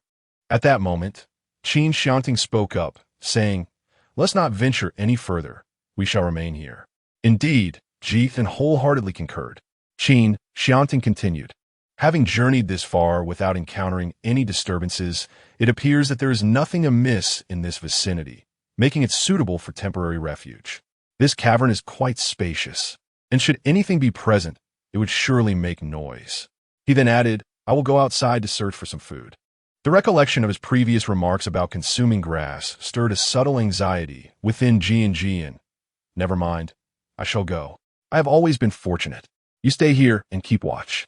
Fortunately, Qin Xiangting did not compete with her, but instead said, "All right, I shall go next time." After Jian stepped outside, noticing that Qin Xiangting had not followed, she cautiously released the pig she had previously captured in the space. At that moment, a familiar, twisted male voice echoed, "Ah ha ha ha! You foul woman, I've finally caught you." A Upon hearing the unsettling sound, Ji-in was instantly gripped by a chill, her gaze swiftly directed towards the source of the noise. When she discerned that the figure before her was the same unsettling individual who had sought her out earlier that morning, her heart raced with anxiety. How could he have tracked her down so swiftly? The man bore a white bandage wrapped around his hand, his face contorted in a menacing grimace, a knife gleaming ominously in his grasp, as if he intended to bring about her demise. Had she foreseen this, she would have certainly inflicted more wounds upon him. Ji-in is still somewhat timid. The last time she succeeded was due to her cunning. Surely, she won't perish, will she? Huh. If it weren't for the fact that you were constantly with that man, making it difficult for me to act, I would have struck long ago. Now, it truly comes effortlessly. His gaze is fierce, and that ability of yours to conjure things out of thin air must be attributed to the necklace around your neck. A tremor coursed through Ji-in's heart. If he was after the necklace, it would indeed spell trouble. He must be executed. Just as Ji-in prepared to launch an attack, another voice interjected. What is the matter? The voice was soft, yet carried an air of coldness. Both men turned to see that Qin Xiangting had arrived. Ji-in was completely taken aback to see him. Qin Xiangting, what brings you here? Qin Xiangting raised an eyebrow. I certainly have no intention of relying on you. I merely thought I would come and take a look. After exchanging a few words, he noticed the pig beside Ji-in. Is this your recent catch? At that moment, the peculiar man suddenly burst into laughter. So you truly are unaware. This woman possesses supernatural powers. Chapter 21. A pleasant conversation. Qin Xiangting stroked his chin. Supernatural powers? She can conjure various things out of thin air. Had I known you were oblivious, I would have dealt with her long ago. The man asserted with a sense of entitlement, and then, with a hint of pride, added, that creature transformed from her necklace. I witnessed it. She killed someone back at the warehouse, and, as long as we acquire her necklace, we shall be invincible. Qin Xiangting nodded, somewhat comprehending the situation. Ji-in, a foreboding sense of dread. The man continued to inquire, so, brother, shall we join forces to bring her down? As he spoke, a lewd glint gradually appeared in his eyes. By the way, this girl is quite attractive, and her figure is commendable. Shall we have some fun together then? Ji-in furrowed his brow, wondering if this treacherous man would truly acquiesce to his demands. Such an act would be utterly ungrateful. Qin Xiangting nodded, acknowledging, indeed, your reasoning is sound. Oh no, a thankless wretch. Before Qin Xiangting could finish his sentence, Ji-in resolved to make his escape. However, just as he took a few steps, Qin Xiangting interjected, but I am disinclined to concede. What shall we do? Ji-in came to a halt, his footsteps ceasing. Qin Xiangting wore an unpleased expression as he drew a knife from his pocket and lunged at the deranged man, exclaiming, How dare you lay a hand on my people? The atmosphere shifted abruptly, and the deranged man sensed the impending danger, hastily retreating. Ji-in was equally unprepared for Qin Xiangting's reaction, astonished by it. Was she truly so captivating? Yet, she did not linger in her own reverie for long, joining Qin Xiangting in the assassination of the man. When the deranged man realized that he could not contend with their united front, he prepared to flee. Don't let him escape, Ji-in shouted. If he managed to run away, there was a high likelihood he would rally others to hunt her down in the future, and Qin Xiangting would undoubtedly be implicated as well. With remarkable agility, Qin Xiangting swiftly apprehended him. His physical prowess, honed through rigorous training, made it effortless for him to subdue this adversary. The deranged man continued to shout, Damn it, adulterers! How dare you think you are worthy to be my partners? Qin Xiangting interrupted his tirade, swiftly plunging the knife into the man's body. The deranged man breathed his last. Ji-in sighed in relief, collapsing onto the ground. She reached out to pat Qin Xiangting, saying, Thank you, I was truly terrified just now. Qin Xiangting chuckled lightly. What's the matter? Do you feel as though you've raised an ungrateful wolf? Ji-in blushed slightly and said, Ahem, isn't this a clear demonstration of your lack of evidence? Qin Xiangting did not inquire further and earnestly asked, Do you have any water? Are you thirsty? No. Qin Xiangting withdrew the knife embedded in the man's body, his expression grim. Could you assist me in cleaning this? Ji-in also smiled and said, All right. Ji's smile grew more pronounced. I know. This time, she was unafraid to reveal her spatial abilities to Qin Xiangting, sharing everything she knew with him. She also took the liberty of retrieving some battery-free lights from her space, instantly illuminating the cave. The space, beautifully arranged by Ji, resembled a cozy little home. She even brought out the tent she had set up earlier that afternoon. Another unassembled tent was placed beside Qin Xiangting. She couldn't be bothered to set it up, but it would certainly alleviate his boredom. Qin Xiangting remarked, "All right. Yes, my partner is indeed easy to talk to." Chapter 22. Barbecue. Ji provided him with a sleeping bag and said, "Do your best." He quickly set it up, and Ji once again took out the pig, along with various knives and skewers. She found the idea of stir-frying pork too cumbersome, and thus decided to roast it instead. After all, it might prove to be quite a hassle later on, so it was better to take advantage of the time she had now to cook. When Ji inquired about Qin Xiangting's opinion, he remarked that there was no need for such fuss. As long as it was edible, it was already quite satisfactory. Moreover, in the apocalypse, this was still a decent meal. Consequently, Ji was responsible for retrieving the necessary items from her space, while Qin Xiangting took charge of preparing the ingredients. In truth, she welcomed the assistance in cooking, as everyone has moments of laziness. While Qin Xiangting was grilling the meat, Ji suddenly exclaimed, "You look so impressive when you killed that psychopath." Qin Xiangting paused, a smirk playing on his lips. "That's the third time you've praised me for being handsome today." Ji smiled faintly and said, "But this is indeed true. You still mention your people. How cool is that? The partners I have found are precisely my own." Upon hearing these words, Ji couldn't help but smile faintly. He truly exuded a sense of reassurance, far surpassing the comfort she once felt with that scoundrel, Chu Yan. This realization led her to question how she had ever been so blind as to be attracted to Chu Yan. "With qualities like yours, you would undoubtedly make an exceptional boyfriend," Ji found herself expressing, somewhat unexpectedly. Qin Xiangting gazed at her, his eyes deep and enigmatic, remaining silent. The atmosphere felt peculiar to Ji under his gaze. "Just say what you wish. Continue grilling." Qin Xiangting finally diverted his attention, handing her a skewer of grilled meat. "This one is ready." "Great," Ji accepted it, eating while cautiously observing him. The skewer was coated in oil, exuding a savory aroma with a delightful char. She seldom indulged in grilled pork, but this was truly delectable. Qin Xiangting's arms were slender and fair, with the soft hair glistening under the warm yellow light, displaying a serious demeanor as he tended to the grill. Indeed, the more she looked, the more captivating he appeared. Previously, Ji was not so infatuated. However, after encountering him, she found herself unable to resist teasing him with a few playful remarks. She even began to wonder if she had been infected by the perversion of that strange man from earlier today. Qin Xiangting observed her finish her meal and, akin to feeding a small kitten, offered her another skewer. Jin caught it but did not rush to eat. He blinked his eyes and asked, "Are you going to eat?" Qin Xiangting simply replied, "I'm not hungry. You go ahead." Jian was unconvinced. He merely grazed on grass, unable to even partake in meat. How could he possibly not be hungry?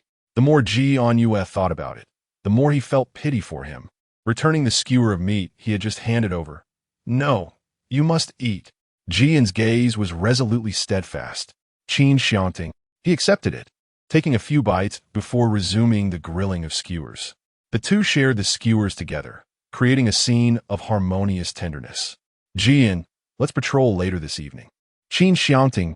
Indeed, the aroma of this barbecue is rather intense, easily attracting various creatures. What Jian did not anticipate was the absence of any life forms approaching thus far. Jian contemplated for a moment, suggesting, "Let us roast tomorrow's provisions as well. I shall store them in my space, where the temperature and freshness shall remain unaltered." "Very well," Qin Xiangting replied, and once he had completed all the preparations, Jian promptly placed the items into the space. Jian felt an inexplicable weariness today, despite having accomplished little. She lent her phone to him and said, "I shall rest for 5 hours. Please wake me when the time is up." After exchanging a few words with Qin Xiangting, she entered the tent and fell into a deep slumber. As night descended, Qin Xiangting waited patiently, occasionally glancing at his phone. Chapter 23. The Insect Plague? The sky grew darker, and after 5 hours had passed, Qin Xiangting hesitated, ultimately deciding to wait an additional hour before rousing Jian from her slumber. When Jian awoke, her eyes could barely open, having stubbornly endured until dawn. After the break of day, she did not rush to awaken Qin Xiangting. Instead, she retrieved the roasted meat she had prepared the previous day from her space and began to eat. She took a hearty bite. Indeed, it was still as fragrant as ever. Not long after Jian had finished his meal, he heard movement from the tent where Qin Xiangting was situated. He promptly emerged and cast a glance towards Jian. As Jian inquired while eating, "You woke up at just the right time." Qin Xiangting replied nonchalantly, "My biological clock has grown accustomed to it. I, too, require sustenance." Jian chuckled softly, retrieving his portion from space. After handing it to him, she added, "While indulging in your meal, do remember to gather more supplies. I can assist you in storing them, for in the future, I shall no longer concern myself with your sustenance." Qin Xiangting was taken aback by her sudden remarks, wearing a look of utter confusion. Jian felt wronged. I had stocked up on supplies for myself, and never anticipated there would be an additional person. Yes, she is afraid that her later years will be devoid of meat. Qin Xiangting nodded in understanding. "All right, I will do so."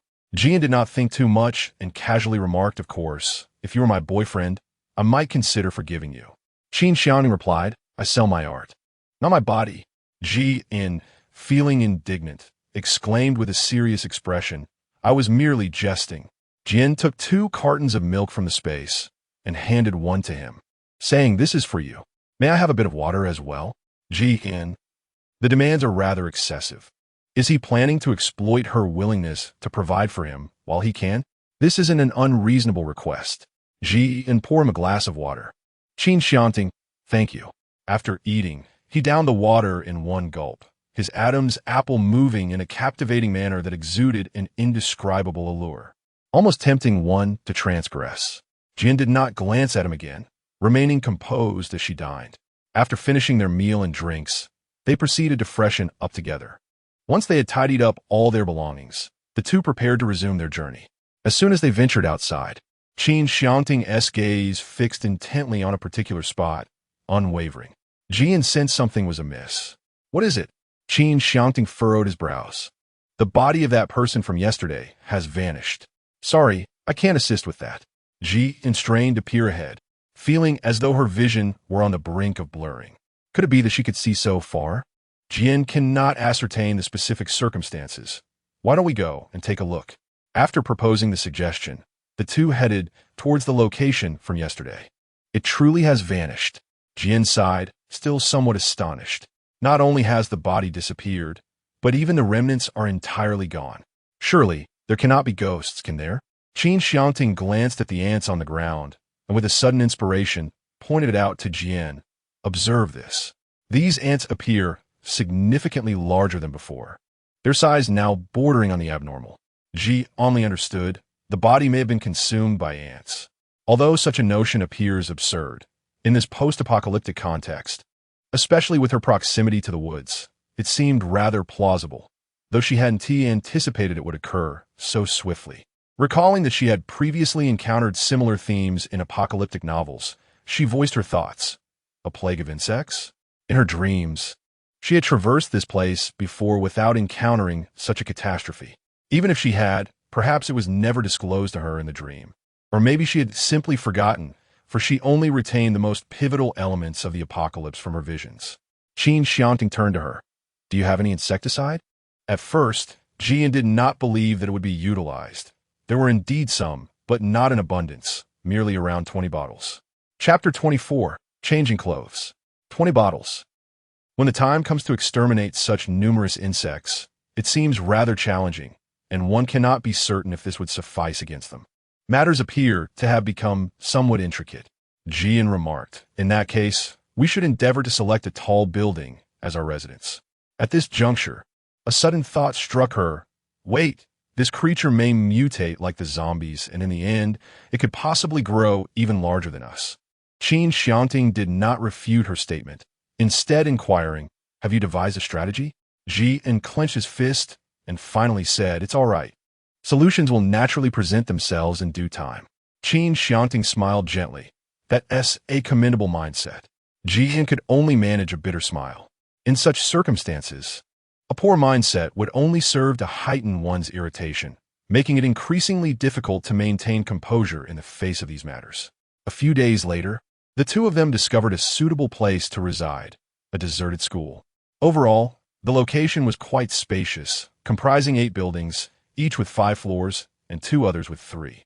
Every floor contained 6 rooms, all with their doors ajar, keys hanging from the locks, one of which was designated as a restroom. Upon inspection, the door frames appeared quite sturdy, offering a sense of security.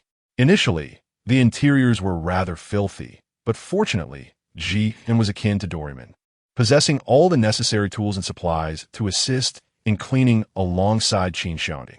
Nevertheless, for safety reasons, they opted to sleep in the same room. Jian set up 2 beds and 2 tents. When she wished to change her attire, she did so within the confines of the tent, while resting upon the beds for slumber.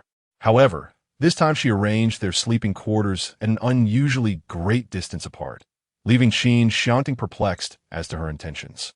Just a few days prior, she had playfully teased him throughout the day, yet now, she suddenly maintained a considerable distance. Jian quietly tidied up her belongings, but still turned her head to glance at Qin Xiangting, remarking, "How many days have you worn that outfit? Perhaps you should consider changing it." Qin Xiangting replied, "Do you think I have no desire to change?" Jian shook his head, affirming that it was indeed not a matter of reluctance to change. After all, he was a person with a penchant for cleanliness, but who could blame him for lacking suitable clothing? Jian felt a twinge of pity for him. However, all the garments in her space were tailored to her size, leaving her unable to offer Qin Xiangting anything suitable. After much contemplation, she finally remarked, "Wait, it seems there might be something you could wear." She then scrutinized Qin Xiangting once more. While the items could indeed fit him, she was uncertain whether he would accept them. She retrieved a long pink t-shirt and a pair of loose gray shorts. Jian smirked mischievously. "You might as well change into this outfit first." Qin Xiangting gazed at the pink top with a frown. "Is there any other color available?" "Jian, there is indeed, however," Jian said, placing a long blue nightgown adorned with lace on his bed. "Do you like it?" Qin Xiangting appeared rather displeased. Jian presented an array of clothing, showcasing a delightful collection of white sweet and cool cartoon styles, charming yellow printed designs, and elegant black bow accents. Even the seemingly ordinary pieces were predominantly in shades of pink, amounting to dozens of varieties. Qin Xiangting, observing her conjure an abundance of garments, found himself unable to look directly at any of them, ultimately surrendering to the situation. It was evident that Jian had orchestrated this with her extensive wardrobe. It was inconceivable that there were no outfits for him to wear. Jian gazed at him with keen interest. Qin Xiangting was captivated by her charm and chose the first garment, saying, "Well, let this one suffice." Jian thoughtfully prepared hot water for him, filling a clean bucket before saying, "Here, find a place to wash up." Chapter 25. The rapid growth of insects. Qin Xiangting felt rather like a small rodent at this moment, unable to tolerate the filth any longer. He indeed changed rooms to take a bath. Once he emerged, Jian was greeted by the sight of him clad in a pink t-shirt. The garment fit him perfectly, and the once aloof and unapproachable demeanor he exuded now appeared considerably more amiable, akin to that of a neighborly younger brother or an endearing little puppy. Noticing Jian's gaze upon him, he seemed a tad embarrassed and said, "Ahem, you should get to bed early." Jian replied with a smile. As soon as the words left his lips, Jian casually remarked, "Have you felt particularly itchy these past few days?" Qin Xiangting responded, "A little." Jian furrowed his brow. The emergence of pests had become increasingly severe in recent days. Nevertheless, he resolved to spray insecticide tomorrow, as he would have to wait another hour before entering the house today. Jian glanced up and noticed, for the first time, a spider and a large web adorning the ceiling. It did not seem to pose a significant issue, yet the sole concern lingered in her mind. The spider was the size of her palm, evoking a flicker of fear that it might descend upon her.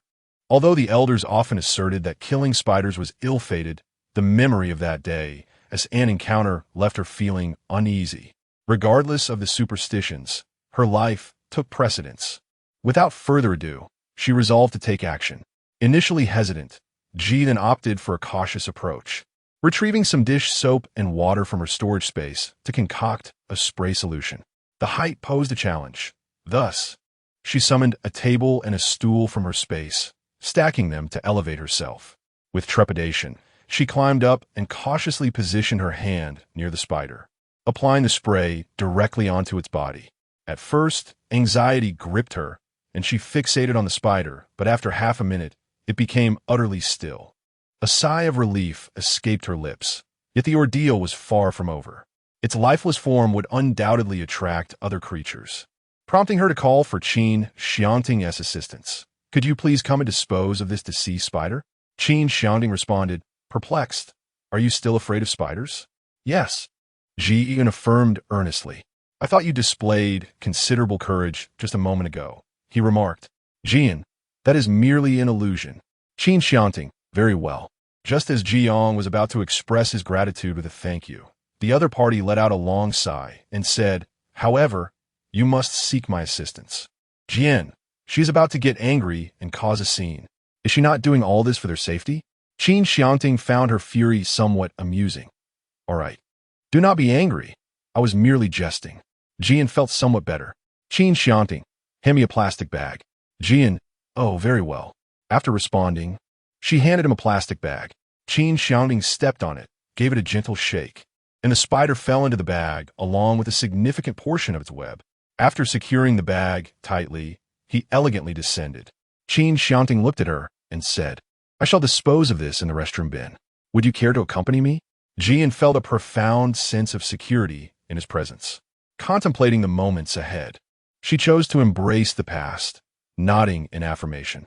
Upon their return, the two succumbed to slumber. Dawn broke.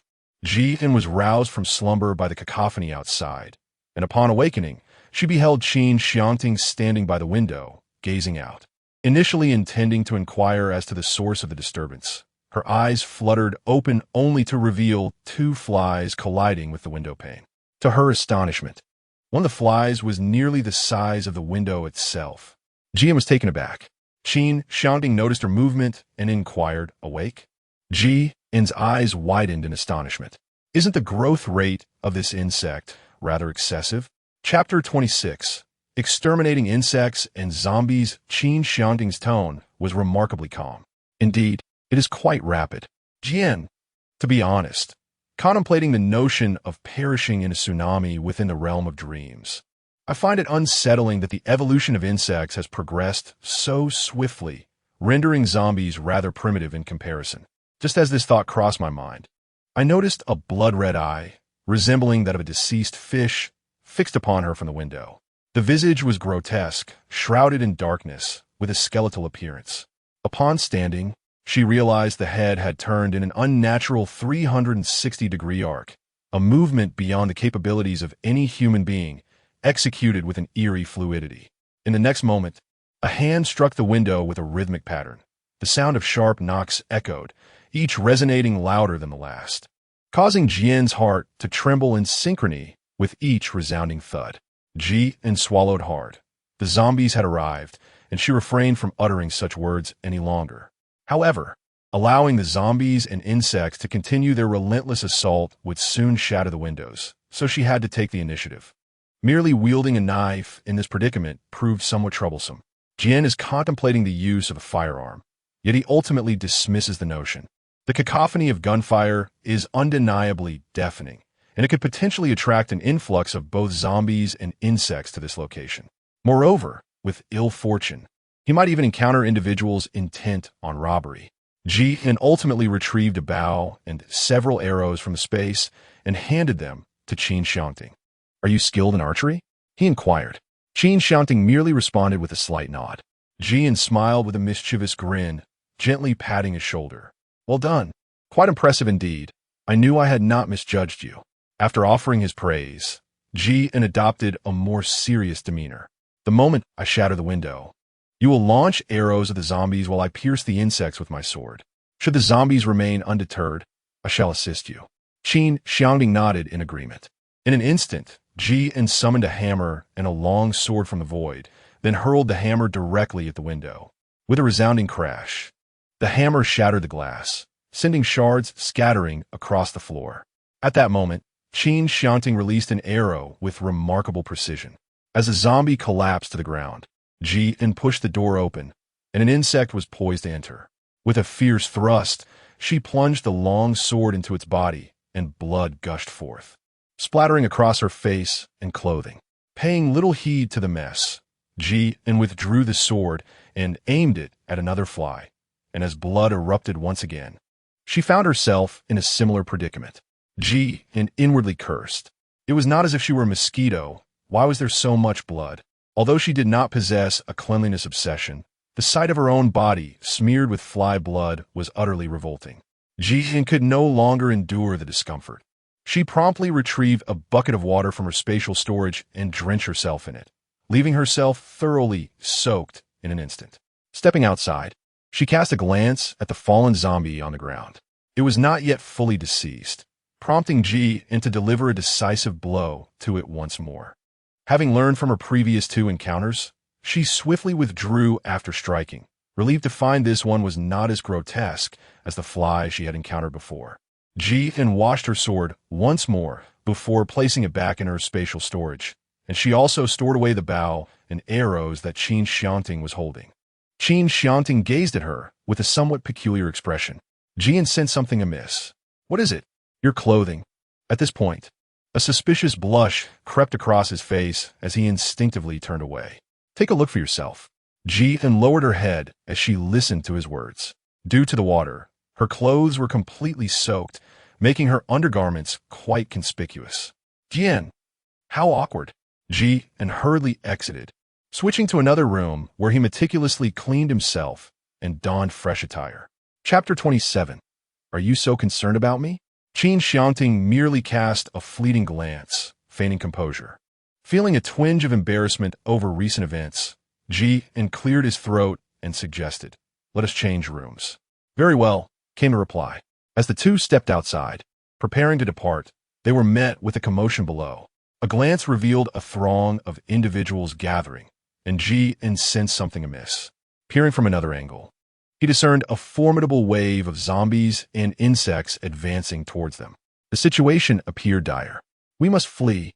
Let's find a different place, Ji urged, grasping Qin Xiangting's hand tightly as they sprinted towards the rooftop. Ji glanced around and noticed that the majority of the zombies and crowds were approaching from the south, which instantly relieved her, as it did not hinder her journey. Time was of the essence, so after assessing the situation, Ji once again seized Qin Xiangting's hand and dashed downstairs. Upon her arrival, she had already observed that the school had a northern entrance. Heading in that direction would certainly not alert the enemy. After escaping through the main gate, the 2 hastened westward. Ji could only recall running for an extended period, until fatigue compelled him to pause for a brief moment. It was then that Qin Xiangting leisurely remarked, Are you so concerned about me? Ji was perplexed. Huh? Qin Xiangting glanced down, noticing that she was still holding on to him.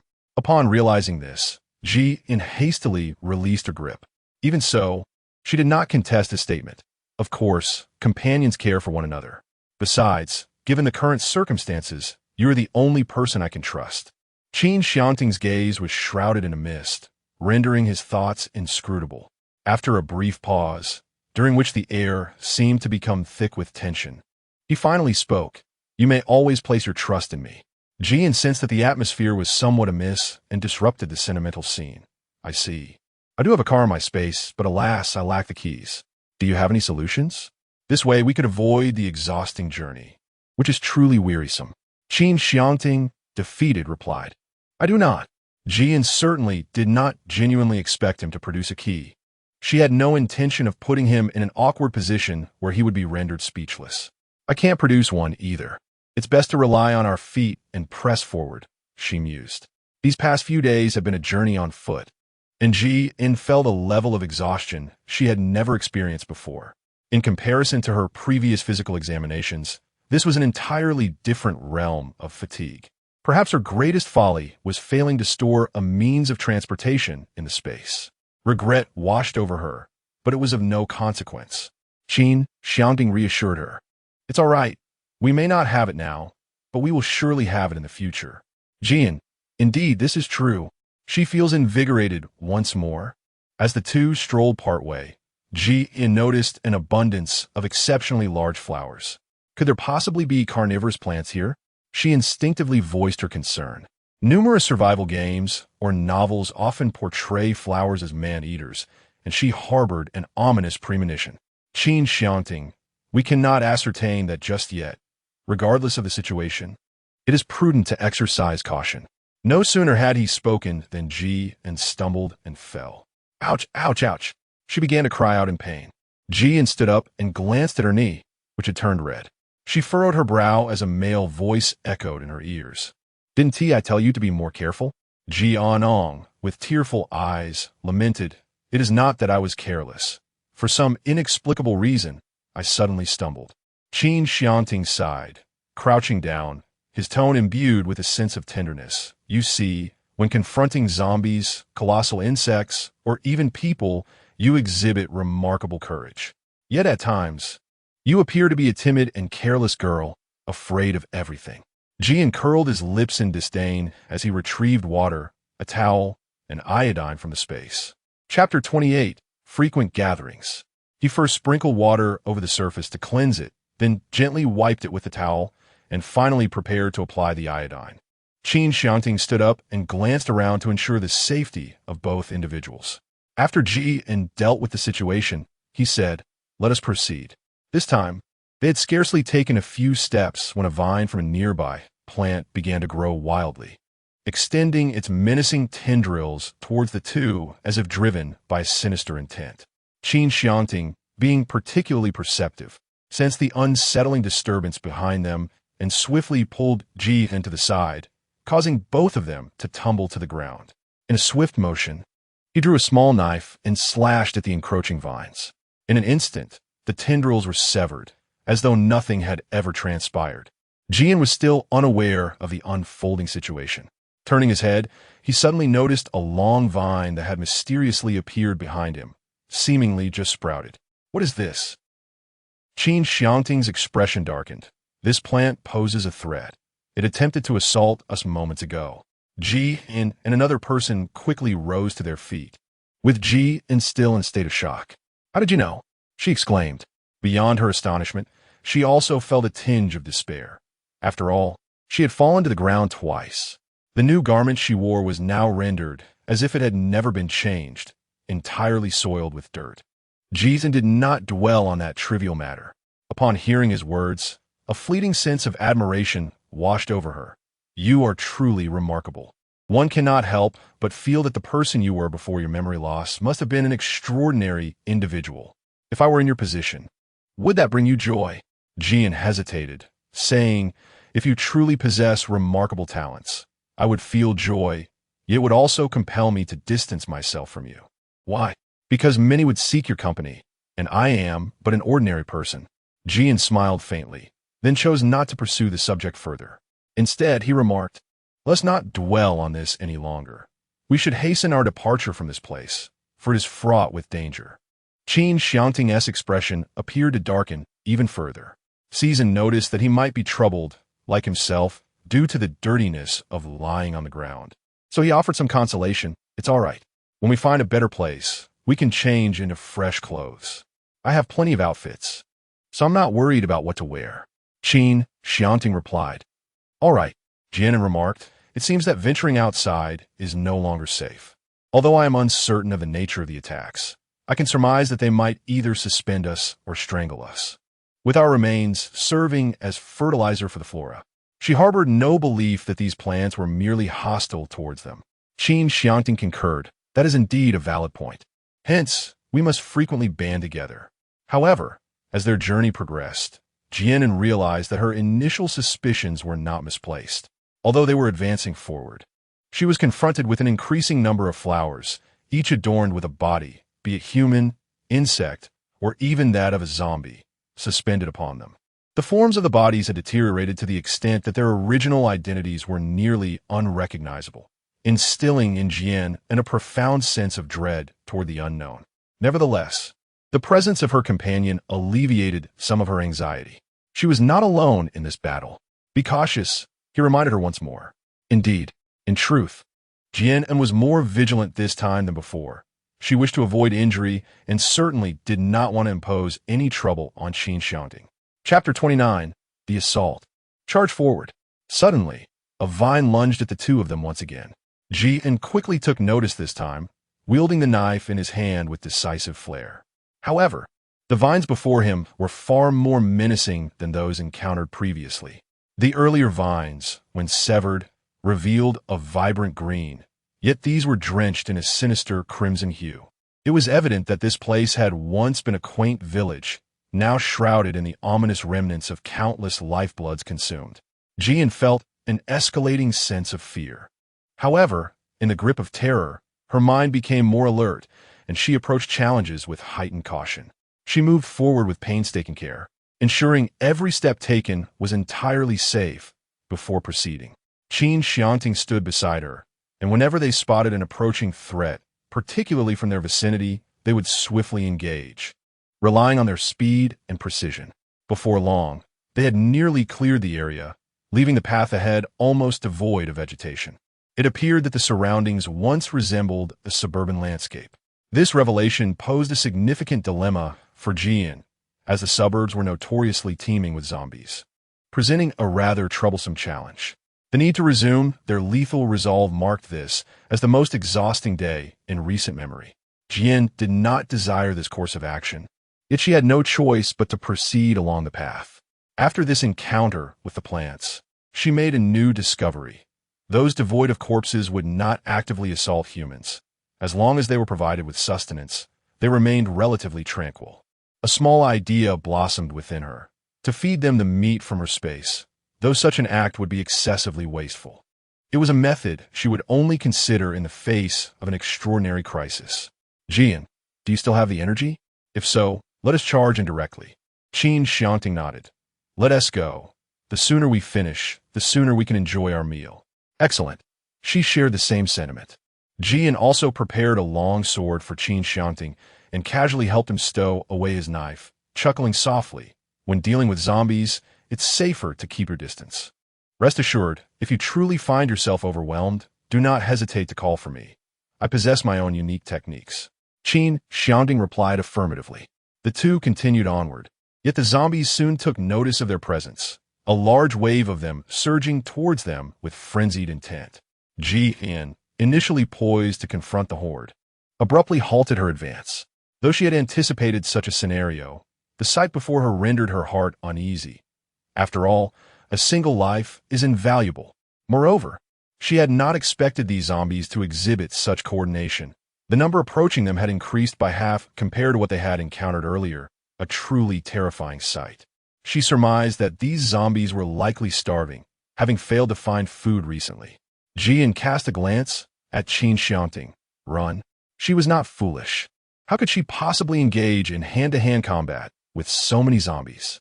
Their speed would undoubtedly be inferior to that of the rapidly evolving undead. Thus, Jian's gaze settled upon a nearby building.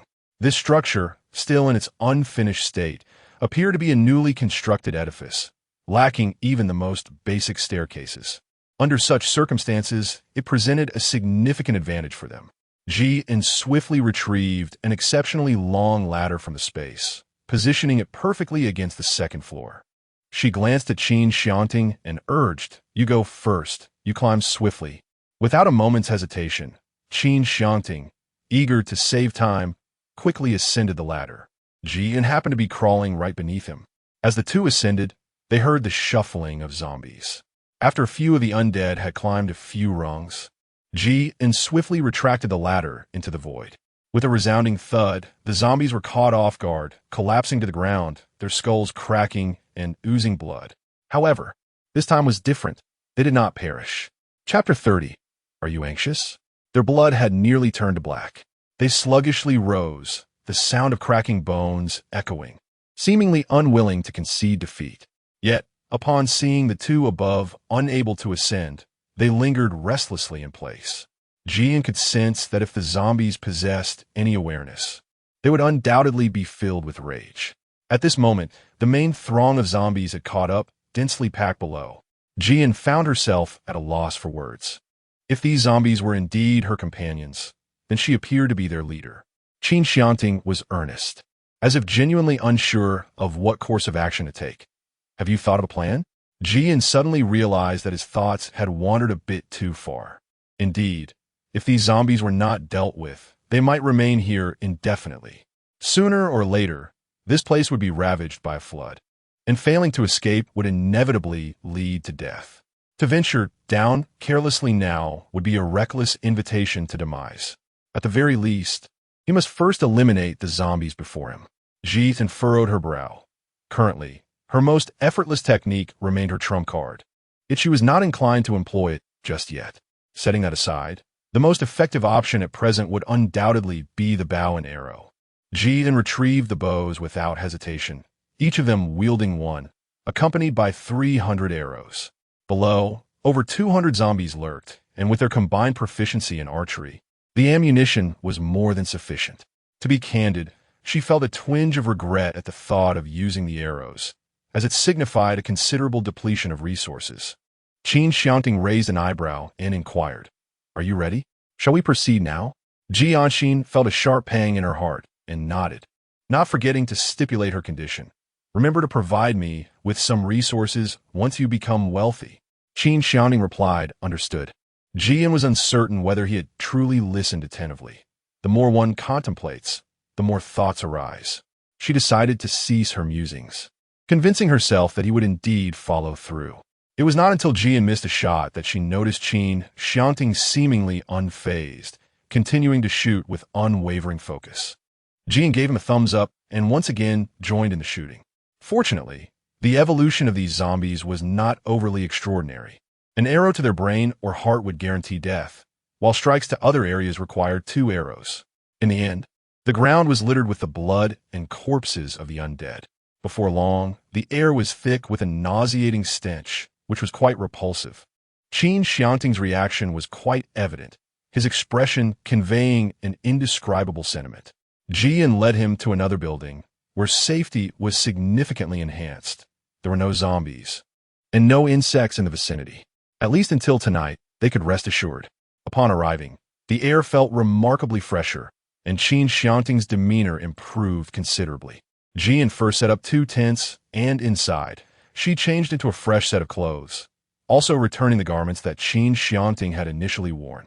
Her space could only retain damp clothing, and during her free time, she had already dried them, merely preserving them for him. Qin Xiangting's tone carried a hint of indifference, laced with a touch of impatience. "Are you in a hurry?" "Not all. I have consistently provided you with information. Just remain nearby and monitor us.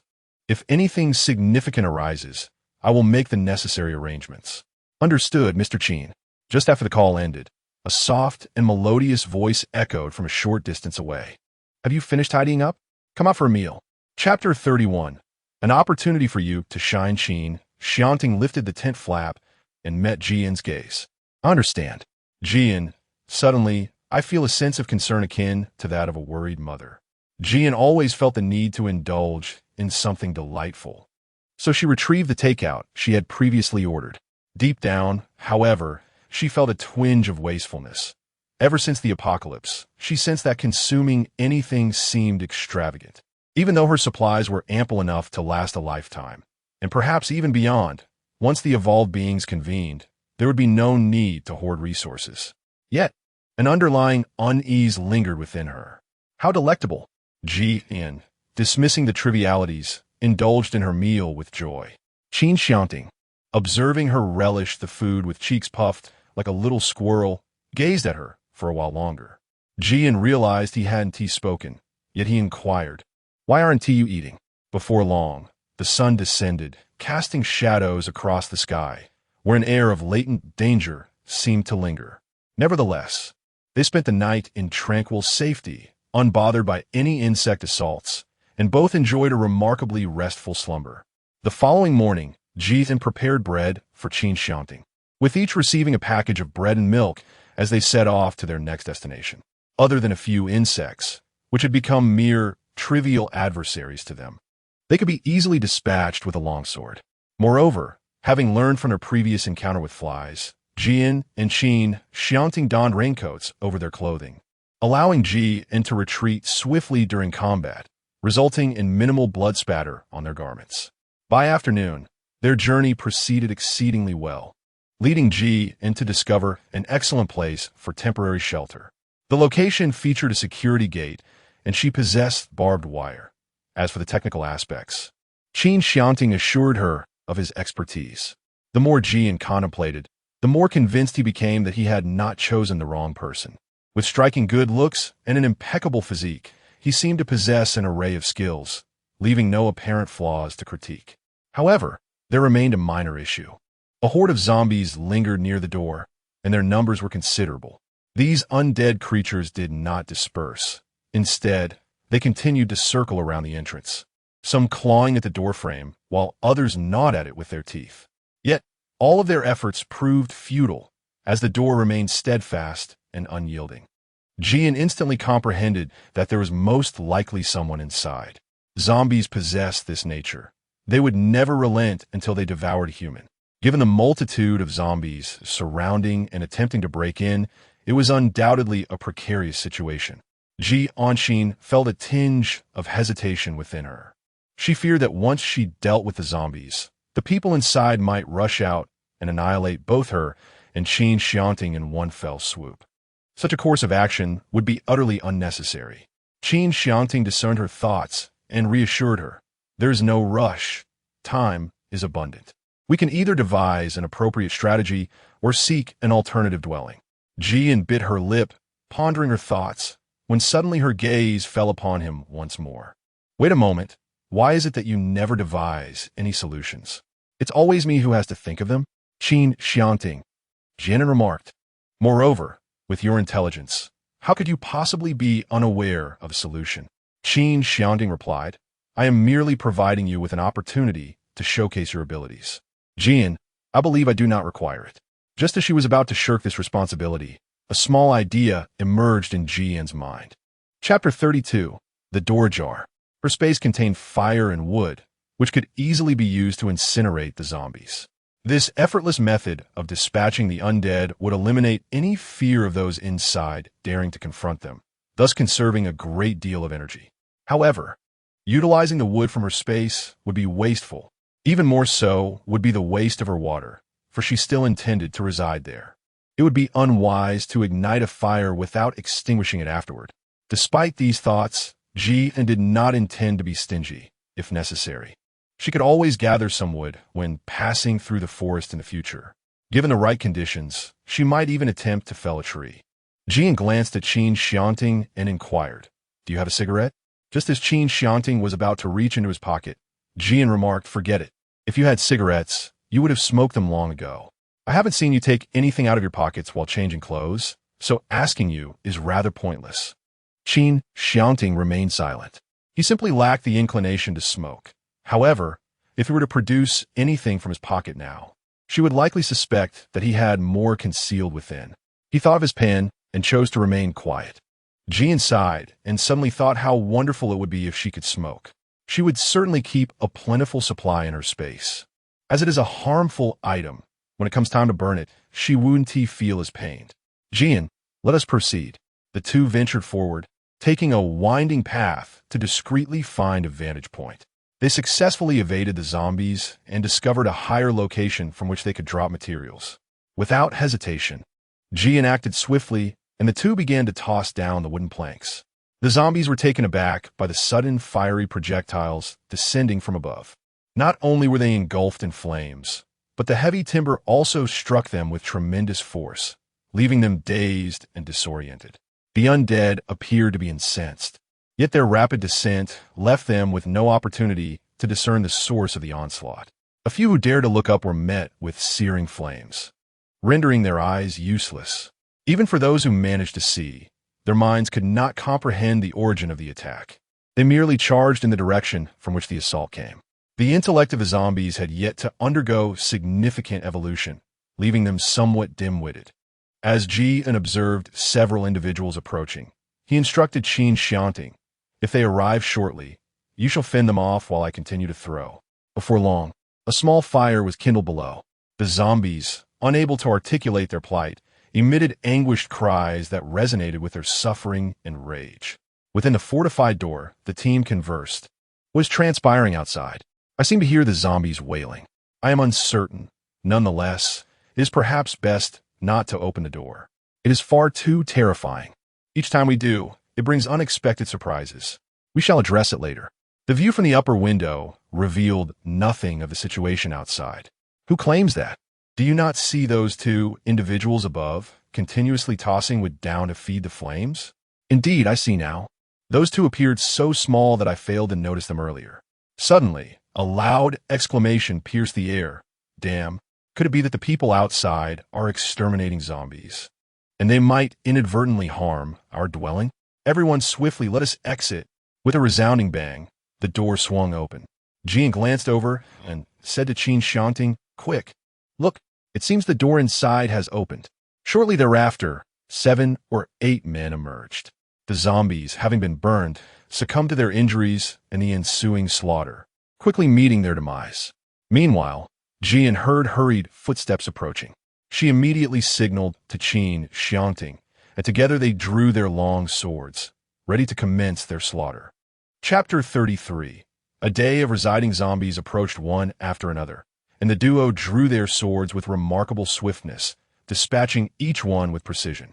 The last zombie to ascend posed a more perilous threat. Jian had yet to unsheath her weapon when it lunged at her, its grotesque face drawing perilously close, nearly grasping her visage. A pang of alarm surged within Jian as she beheld its claws. It was not the fear of disfigurement that gripped her, but rather the dread of being caught, which would result in her transformation into a zombie. She simply could not allow that to happen.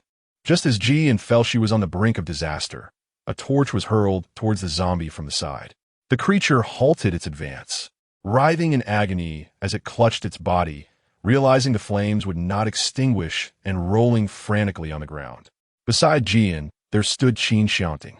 She let out a sigh before swiftly driving her sword into the corpse of the zombie. The undead lay still.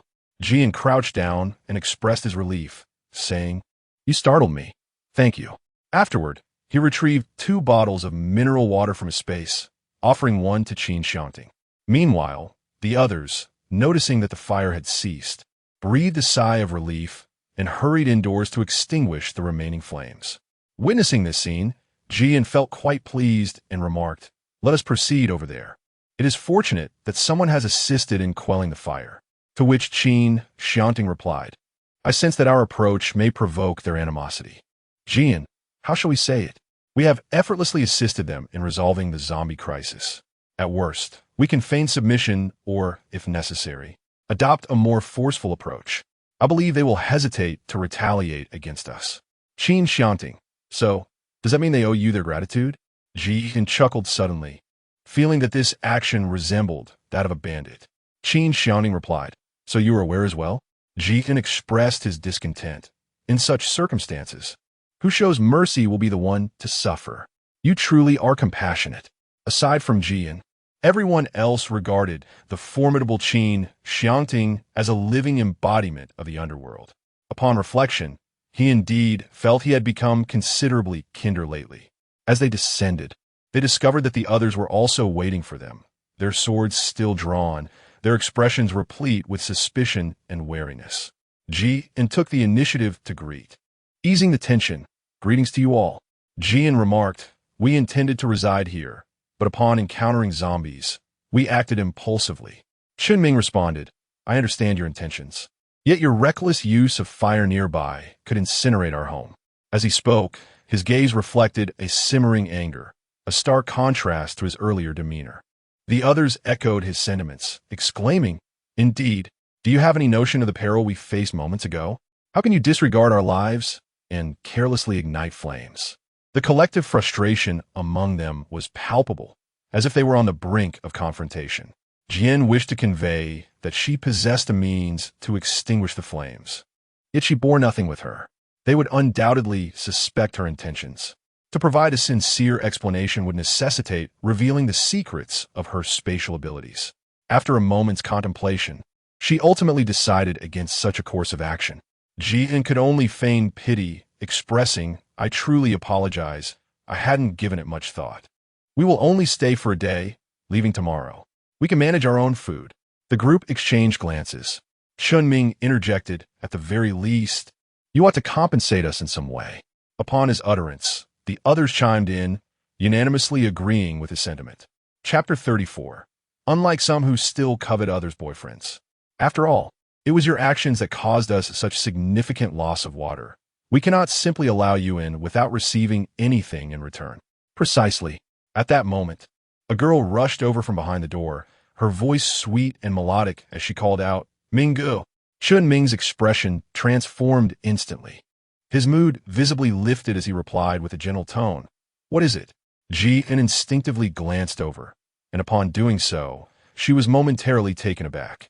The girl's visage was strikingly familiar. It was impossible for her to forget, for it was none other than Qin Xiangting. Upon noticing Ji and S gaze, Qin Xiangting was equally astonished by this unexpected encounter. In the next instant, a sharp glint flickered in her eyes as she feigned innocence, saying, "Sister, what brings you here?" Chun Ming, upon hearing this, was equally stunned. "This is your sister?" Qin Xiangting nodded, a bashful smile gracing her features as she replied, "She is the sister I often mention to you." Understanding dawned on Chun Ming, and a sly glimmer passed through his eyes as he turned to Ji with a smile. "So it's Sister Qianqian. You should have mentioned it sooner. Come, come." The others also shifted their gazes slightly, their demeanor towards Ji becoming notably more amiable. Ji felt an unusual disquiet regarding the fervor surrounding her. Considering that Qin Xiangting was by her side and that she was capable of self-defense, she dismissed her concerns, remaining ever vigilant. Upon entering, Ji observed that the room was relatively spacious, comprising 4 chambers, a living area, and a restroom. She found it quite satisfactory. She inquired, "Are there only a few of you here?" Chunming replied, "Indeed, it is just us." During her time with Qin Xiangting, she could not help but steal glances at Qin Xiangting and even asked, "Sister, is this your boyfriend?" Ji had an instinct that Qin Xiangting was interested in him. Initially, he contemplated declining her advances, but upon realizing that Chu Yin was absent, she might act without restraint. Thus, he simply replied, "Yes, I am her boyfriend." Qin Xiangting was momentarily taken aback by the declaration of boyfriend. However, knowing that Ji typically did not behave in such a manner, he refrained from further inquiry, trusting that there must be a reason behind her words. Ji Gang's explanation still carried a hint of regret, for Qin Xiangting had a penchant for stealing others' boyfriends. Thus, the distinction seemed rather insignificant. Qin Xiangting unconsciously remarked, "I thought you would always keep Yinggu in your thoughts. Remember?" Upon hearing this, Qin Xiangting's eyes darkened. As if a beast within him yearned to break free, it was forcefully restrained. Ji chuckled lightly. "I am not like some individuals who still linger on others' boyfriends." Ji was bewildered by her own actions. Meanwhile, Qin Xiangting was seething with resentment as she cast a glance towards Qin Xiangting, brimming with a sense of injustice. Why, oh why, was it that Ji could find such a handsome boyfriend in the midst of the apocalypse? While she was left to survive by relying on someone like Chun Ming, she was determined to seize this man for herself, vowing to make Ji's life a living hell. Ji suddenly recalled something. Where's mother? Qin Xiangting did not anticipate that she would ask this question so abruptly. Her expression shifted instantaneously from anger to profound sorrow, visibly distressed. She began to blame herself. Mother, she was overwhelmed. Pursued by zombies, she has passed away. As soon as these words escaped her lips, tears like large beans cascaded down her cheeks, and she sniffled. Though Ji had an inkling of this outcome and had already accepted her demise, the news still pierced her heart with an undeniable ache. Chapter 35. It is undeniable that Qin Xiangting, having raised her since childhood, harbored deep emotions. Observing Qin Xiangting's distress, Chun Ming enveloped her in his arms. gently patting her back, and tenderly reassured her, "Do not be sorrowful." Qin Xiangting attempted to push him away, but her efforts were half-hearted, appearing to Ji in as merely a fade. Indeed, she ultimately did not free herself from Chun Ming's embrace, instead surrendering to her emotions and weeping unabashedly in his arms, presenting an image of two intimate companions. Jian was uncertain whether Qin Xiangting's sorrow was genuine or feigned, as she had witnessed her play the victim far too many times, rendering her somewhat immune to such displays. Qin Ming held Qin Xiangting in his embrace, yet she did not entirely push him away, leading Ji to form a tentative understanding of their relationship. It was evident that the two of them harbored some underlying issues. Jian felt quite uncomfortable watching the two of them, so she pointed toward a spot near the window and said, "I'll go over there and chat with my boyfriend." Qin Ming, still holding onto Qin Xiangting tightly, relished the moment and responded to Jian, "Go ahead." As Jian and her boyfriend departed, Qin Xiangting quietly sobbed, her eyes filled with malice. After Jian and Qin Xiangting approached, he spoke up, "Your sister seems off." "Yes, I am aware," Jian replied. Indeed, Qin Xiangting proved to be quite astute. Upon hearing this, Jian inquired, "Do you not have any other questions? For instance, I just mentioned to my sister that you're my boyfriend." Qin Xiangting replied nonchalantly, "I am aware of your concerns. If you wish to speak, you will do so naturally." Jian smiled. "You truly understand me. Allow me to share my thoughts with you." Qin Xiangting, "Indeed, please go ahead." Jian, "As you mentioned, something feels amiss. I sense that she has taken a liking to you." Qin Xiangting frowned. "What?" Qin Xiangting, "I remained silent just now. And besides, doesn't she have a boyfriend?" Jian, "How do you know?" Qin Xiangting, however, was perplexed and found it strange. "Isn't Qin Ming the one?" The two of them were still embracing. Jian nearly lost her composure. "Do you remember that yin brother she mentioned?" Upon hearing this name, Qin Xiangting felt an inexplicable surge of anger. That was her fiancé. As for whether he was alive or dead, I cannot say. Jian chuckled lightly, adding, "And don't think that merely embracing someone equates to being a couple." It seemed that Qin Xiangting was somewhat naive when it came to matters of the heart. Just then, Chun Ming and Qin Xiangting approached. This time, they refrained from embracing, as if nothing had transpired moments before, save for the lingering traces of redness around Qin Xiangting's eyes. Qin Ming called out, "I'll prepare rooms for the two of you." I was thinking Jian and Qin Xiangting could share a room for convenience, while I, Qin Xiangting, and a Ren can squeeze into one.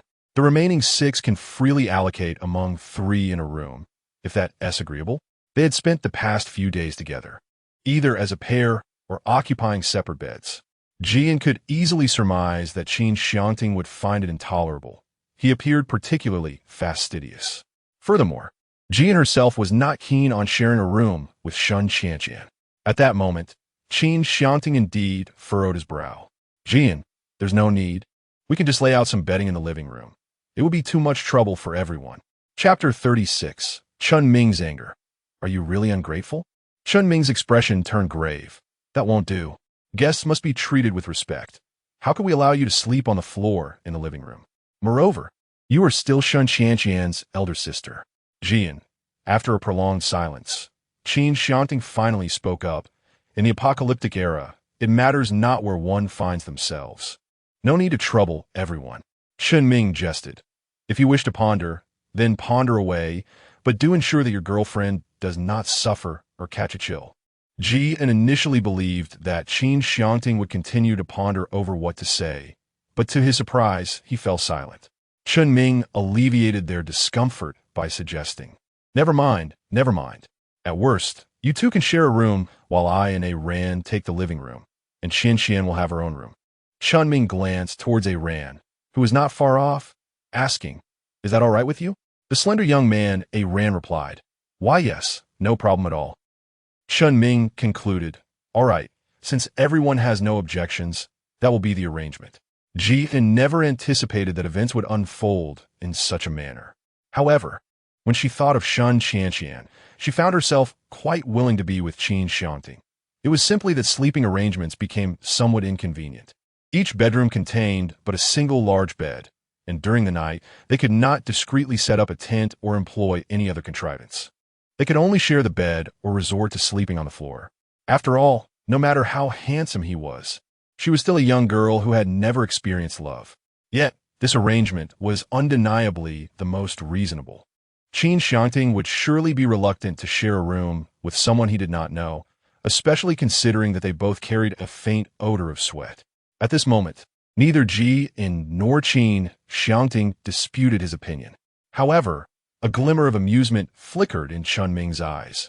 When it was time for dinner, Chun Ming and his companions opened the door and prepared a fire outside, using wood and a battered pot to cook their meal. A few others stood guard, watching for any approaching zombies or insects. As the rice neared completion, they added some meat and seasoning, though they lacked cooking oil, which did not detract from its aroma. They also stir-fried a vegetable dish. Due to the limited availability of food, they managed only this much. Once everything was ready, they brought out plates and bowls, first serving the vegetables and meat, and then each ladled a bowl of rice. Chun Ming, appearing quite amiable, called out to them, "Come," and in Shaoqin, "It's time to eat." With a smile, he added, "Such words should not be taken literally. As guests, you must be treated with utmost hospitality." Ji-en expressed her gratitude for his kindness, yet she genuinely preferred to consume the provisions she had stockpiled. Qin Xiangting, however, cast a glance at their meal and exchanged a meaningful look with Ji-en. Upon receiving the signal, Ji-en immediately realized that there was an issue with their meal. Ji-en was perplexed about their intentions, yet he had no intention of eating. He truly did not wish to partake. Chun Ming remarked, "You must have gone quite a while without savoring something delightful. So please do not hold back. We do not mind at all." Ji-en furrowed her brow, seemingly unmoved by the situation. In the next moment, Chun Ming appeared to be incensed, his anger palpable as he exclaimed, "After I prepared a meal for you, you show no gratitude. This is truly infuriating." With that, he hastily retreated into a room, slamming the door behind him. The individuals who had been conversing moments before fell silent, and an air of stillness enveloped the gathering. Chapter 37. The meal is poisonous. Internal strife. Qin Xiangting observed this scene and hurried over, casting a glance at Jian's sister. "How could you act this way? Brother Ming meant well." With that, Qin Xiangting pushed open the door, rushing in to offer him comfort. Jian remained unfazed and gently inquired of Qin Xiangting, "Is there an issue?" Qin Xiangting replied succinctly, "It is toxic. I'm sorry, but I cannot assist with that." Jian was taken aback, astonished that Qin Xiangting could discern it merely with the naked eye. He then inquired, "Have you regained your memory?" Qin Xiangting replied, "No, I'm utterly at a loss." Jian, "Very well. My inquiry was in vain." Jian felt that this matter should not be easily compromised, so he devised a plan. He swiftly approached and redistributed the meals of the two individuals into the plates of others. While doing so, he remarked, "I apologize, but I will find a way to persuade Minggu on your behalf. Please enjoy your meal. Eat heartily." The others expressed their gratitude, yet they hesitated to pick up their chopsticks, seemingly awaiting Chun Ming to join them for the meal. Ji-en suddenly realized that they were unaware of the situation, and a sense of guilt welled up within him. If this food was indeed poisonous, it was imperative to prevent these innocent individuals from consuming it, even if their hunger tempted them to take a bite. Chun Ming, already irate, merely expressed his frustration outwardly, allowing them to eat. However, the situation took a turn for the worse. Now, genuinely angered, he stormed out of the bedroom, filled with anxiety and rage.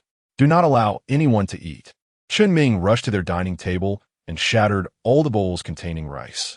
The sound of porcelain crashing to the ground was particularly loud and jarring. Everyone felt a pang of sorrow, including Chun Ming himself, mourning both the bowls and the scarce food. One individual, with reddened eyes, could no longer contain their frustration and seized Chun Ming by the collar. "Enough! What do you intend to accomplish? We usually accommodate your whims. When you lose your temper, we indulge you. You are our leader, and we rely on you most of the time. But now our food is gone, and we are on the brink of starvation. Do you realize that?" At this moment, Chun Ming wished to explain. "This food," he began, but upon realizing the presence of others, he hesitated to continue. The agitated individual pressed on. What about the food? Chun Ming sought to calm him first, and then dismissed the two individuals. I apologize. As the leader, I have not done my part. Rest assured, I will procure more supplies to ensure that no one goes hungry today. I will prepare another meal. It is not a significant issue. Please do not be angry. The others, more amenable, felt somewhat reassured upon hearing this. Even the furious individual's mood softened slightly. Fine. You said it. I will still consider you my brother Ming. Chun Ming nodded, then turned to the two beside him with a less than pleasant expression, saying, I apologize for the commotion. Since you're seeking your own food, feel free to use our pots. Chapter 38. Chun Ming faces adversity, chopping trees and eradicating pests. Jian wore an expression of indifference. Thank you. I shall take my boyfriend and depart now. With that, she and Qin Xiangting made their exit. Chun Ming, watching her retreating figure, was nearly consumed by rage, his eyes brimming with resentment. He turned to the others and bellowed, A bunch of fools. Do you not realize that their meal is toxic? Xiao Hao, the instigator, was commanded, Go reflect on your actions. Upon witnessing Chun Ming's fury, Qin Xiangting felt a surge of trepidation and chose to remain silent, as if she were a mere specter. After Ji and stepped outside, he couldn't help but chuckle to himself. He suddenly felt that being with them was rather enjoyable. Qin Xiangting. The more Ji Yue thought about it, the more delighted she became. Let Chun Ming continue with his petty schemes, only to face the consequences. It truly brings me joy to witness this. After all, who could forget his malicious intent in secretly poisoning us? Qin Xiangting chuckled softly. As long as you are happy. Ji retrieved a fried chicken leg from the void and handed it to him, saying, Here, a reward for you. Qin Xiangting frowned. I do not consume such fried food. Ji Hello, there's quite a lot on my plate. When Jian noticed that he neither ate nor paid her any mind, she took a large bite herself. Delicious. Qin Xiangting, however, remained unresponsive. Yet this demeanor exuded an undeniable coolness. Jian, in a playful mood, couldn't resist teasing him. Waving the chicken leg, she had taken a bite from in front of him once more. Would you care to share the same? She asked. Qin Xiangting remained unmoved, responding with indifference, not interested. Jian, well, do you eat braised dishes? In her eyes, chicken legs are a delicacy, and they must be savored thoroughly. Qin Xiangting nodded this time. Indeed. Jian offered him a braised chicken leg, and the two strolled along, savoring their meal as if it were a leisurely walk. Just as Jian contemplated moving further ahead, she noticed a few five-pointed ladybugs approaching in the distance, their size reminiscent of the flies encountered previously. Jian. These things truly pervade every corner. Jian glanced at Qin Xiangting and inquired, Shall we engage in combat? His tone was indifferent. Qin, then let us charge forth. As Jian continued to advance, the few seven-spotted ladybugs soared rapidly towards their direction. She first drew her bow and released an arrow towards one of them. Qin Xiangting followed suit, targeting another. The two ladybugs fell to the ground, a sight both tragic and pitiful. Once beneficial creatures, they had transformed into predators in the wake of the apocalypse. The demise of these two insects did little to deter the remaining ones, who continued to approach fearlessly, seemingly unafraid of death. Jian directly used it as a monster-slaying tool. The two of them shot arrows with remarkable speed, bringing down two more creatures. In the end, Jian swiftly drew forth a blade for him, and both wielded their swords, dispatching several insects. The ground was drenched in their blood, the hue reminiscent of that of zombies, though a stark difference lay in the grotesque terror of the enlarged ladybugs. Upon closer inspection, their eyes resembled those of a human, filled with a chilling, merciless gaze. After vanquishing these ladybugs, there were no further obstacles. Jian proceeded to a nearby thicket, primarily to kindle a fire. For efficiency, he sought out several notably short trees, seemingly cultivated. Zombies lurked not far away, and Jian dared not employ a chainsaw, opting instead for an axe. Chapter 39. Shall we not sleep together? It was not yet time for that. To be honest, despite the diminutive size of the trees, chopping them proved rather slow, even though these slender saplings were nearly equivalent to standard firewood. By the time he finished felling these trees, over an hour had already elapsed. Ji then gathered all the timber into the space, then sighed, "Goodness, I'm utterly exhausted. This is my first time chopping down trees." Qin Xiangting, aside from a few beads of sweat on his forehead, appeared largely unchanged from the beginning. "Jian, your stamina is truly extraordinary." Qin Xiangting. As the two of them entered, they distinctly sensed that the atmosphere among the others had shifted. There was a palpable silence that hung in the air. Even Qin Xiangting had become considerably more subdued. When they reached the bedroom where they were to stay, Ji felt a wave of concern wash over her. Surely, she couldn't possibly share a bed with Qin Xiangting, could she? Ji still asked the gloomy Chun Ming beside him, calling out in their usual manner, "Brother Ming, could you please provide us with another blanket?" Chun Ming, slightly impatient yet maintaining a facade of politeness, replied, "What do you need another blanket for?" Ji one of us sleeps on the bed, while the other rests on the blanket. Chun Ming, perhaps driven by curiosity, felt his mood lighten upon hearing this and inquired, "Aren't you sleeping together?" Ji initially felt indifferent, but after hearing his explanation, she inexplicably blushed. His words seemed all too genuine. Chun Ming, suddenly enlightened, responded, "Very well, I shall prepare them for you." With that, he set off to gather the items, returning shortly to place a blanket and pillow into Qin Xiangting's hands. "There are no extra quilts available. You'll have to manage that on your own." Qin Xiangting replied, "Thank you." Chun Ming chuckled lightly, adding, "Boys can also take the initiative, though ultimately it is up to you to decide." Ji is she still here? Could you refrain from speaking so bluntly? Ji glanced at Qin Xiangting beside him and said, "Let us go." The two entered the room together and shut the door. The bed remained remarkably white, devoid of any visible stains. However, during the apocalypse, water was a precious commodity, and it was likely that it had not been washed. Ji was aware of Qin Xiangting's particular preferences in this regard, so she inquired, "Do you prefer the bed or the floor?" Qin Xiangting was somewhat taken aback, not expecting her to prioritize his comfort first. "Sleep wherever you prefer," he replied. In her estimation, for Qin Xiangting, the floor might indeed be cleaner than the bed, as there lay a blanket untouched by anyone else. Ji proactively suggested, "Then I shall take the bed." Indeed, she found herself somewhat unaccustomed to the situation. The weather was not particularly cold, and she decided to sleep in her clothes without a blanket. She discreetly placed a small cushion of the same color beneath the bed, so that when others entered, she could quickly cover herself with the blanket. Even if she did not, it would be difficult to notice unless someone looked closely. As for the pillow, she pondered for a moment.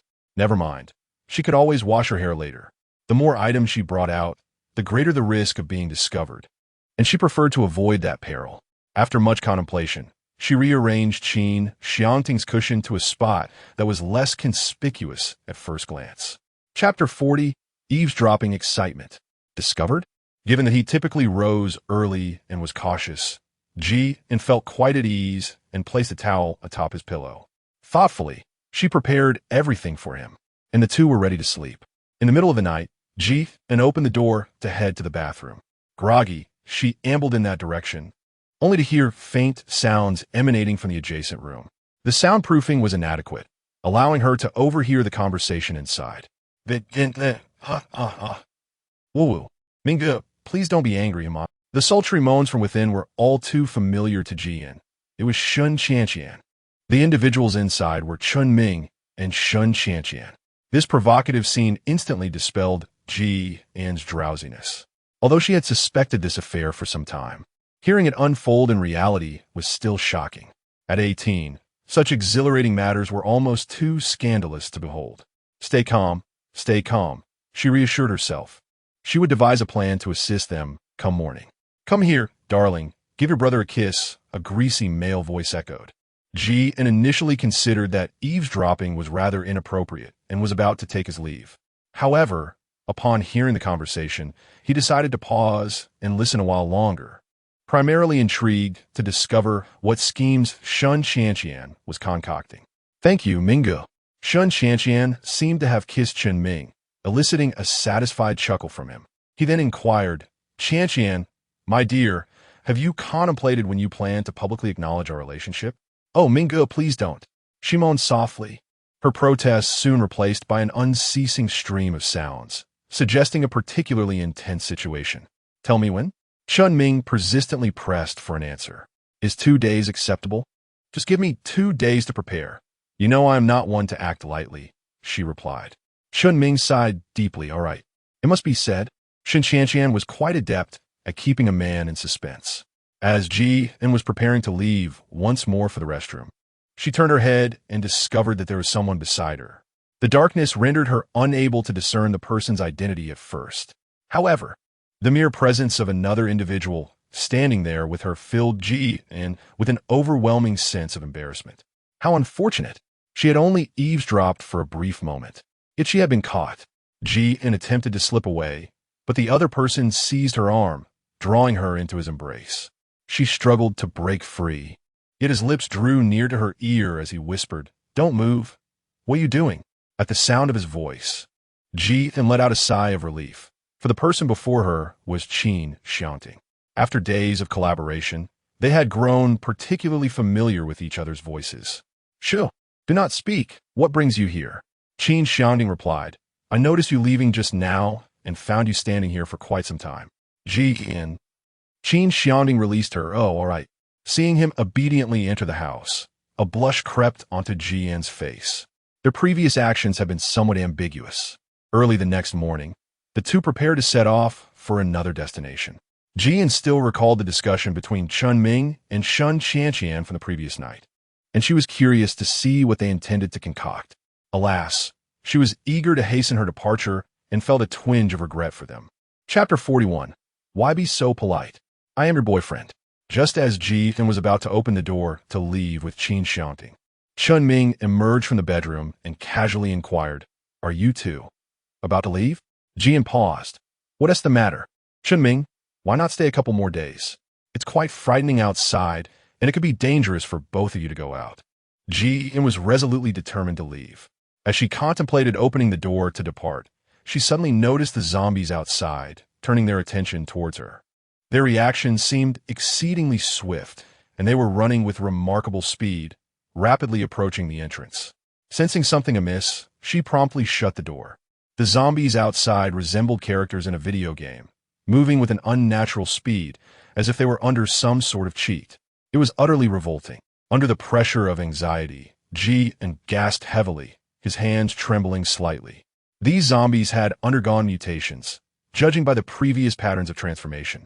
It seemed that only firearms or evolved beings with extraordinary abilities could contend with them. Engaging in hand-to-hand combat, as before, appeared to be an insurmountable challenge. Ji-en had not anticipated the rapid evolution of the zombies. If this trend continued, she would not survive long enough to awaken her latent powers, even if she had ample food.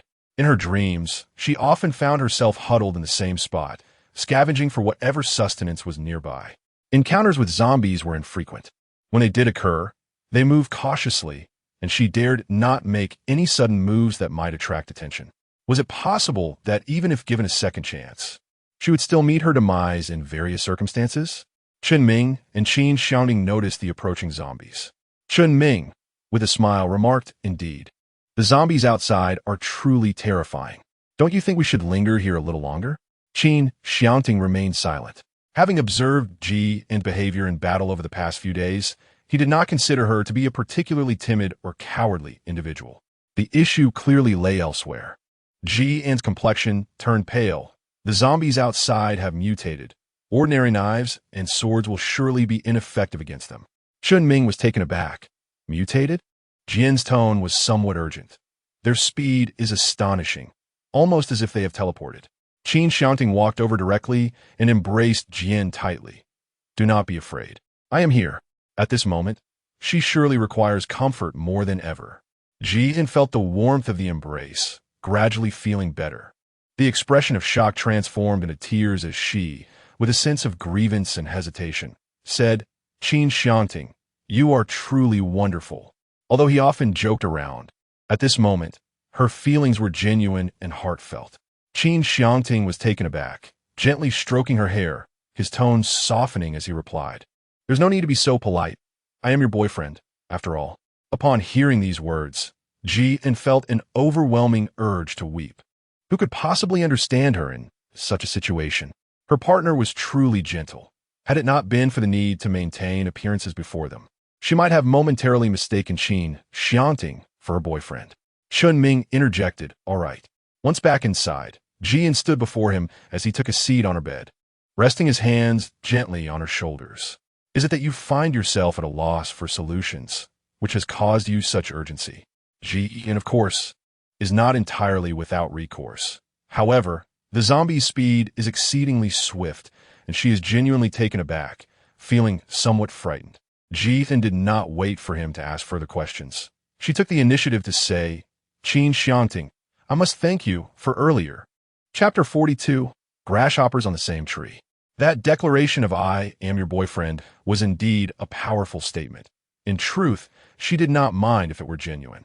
Qin Xiangting's expression remained indifferent. "We are like grasshoppers on the same tree. If you encounter any issues, I will still have to find a solution on my own." Jian. Well, for a moment, she is contemplating whether she should feel touched. Suddenly, she experiences a pang of regret. It seems that once you regain your memory, we might no longer be the same. Qin Xiangting, perhaps. Jian did not remain ensnared in the depths of pessimism. Rather, she swiftly began to contemplate how to better advance her progress. These matters were trivial in comparison. Her greatest fear was to remain stagnant, ultimately swept away by tsunami, rendering all her efforts utterly futile, akin to a fleeting dream. Jian directly conveyed his current strategies for dealing with zombies to Qin Xiangting. "I possess a firearm with a total of 1,000 rounds of ammunition. I believe eliminating them should pose no significant challenge. However, my greatest concern lies in the potential for the gunfire to attract even more zombies. Moreover, I have a contingency plan for dire situations, particularly in confined spaces. I can utilize all the water stored in my space to temporarily impede their pursuit. Additionally, I recall that zombies are incapable of swimming, which could allow me to drown them. Yet, this method is highly resource-intensive and significantly limited, rendering it largely unnecessary." Jian wholeheartedly agreed with Qin Xiangting's suggestions. Indeed, however, there is a slight inconvenience regarding the sleeping arrangements and dining, which complicates matters. Shortly thereafter, Chunming prepared breakfast for everyone. This time, even if they wished to decline, they would find it challenging to conjure a plausible excuse. Especially after the events of the previous day. Jian instinctively glanced at Qin Xiangting, whose expression appeared quite normal. What did this signify?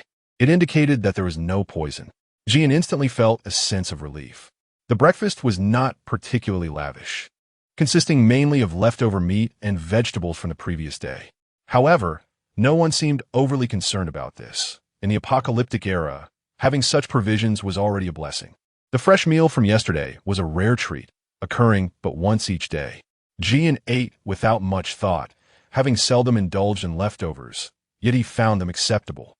However, it was evident that Qin Xiangting consumed noticeably less, almost as if he had no appetite at all. Jian expressed his understanding. The crowd engaged in lively conversation, and the atmosphere improved somewhat from the initial tension. At this moment, Chunming shifted the topic towards them.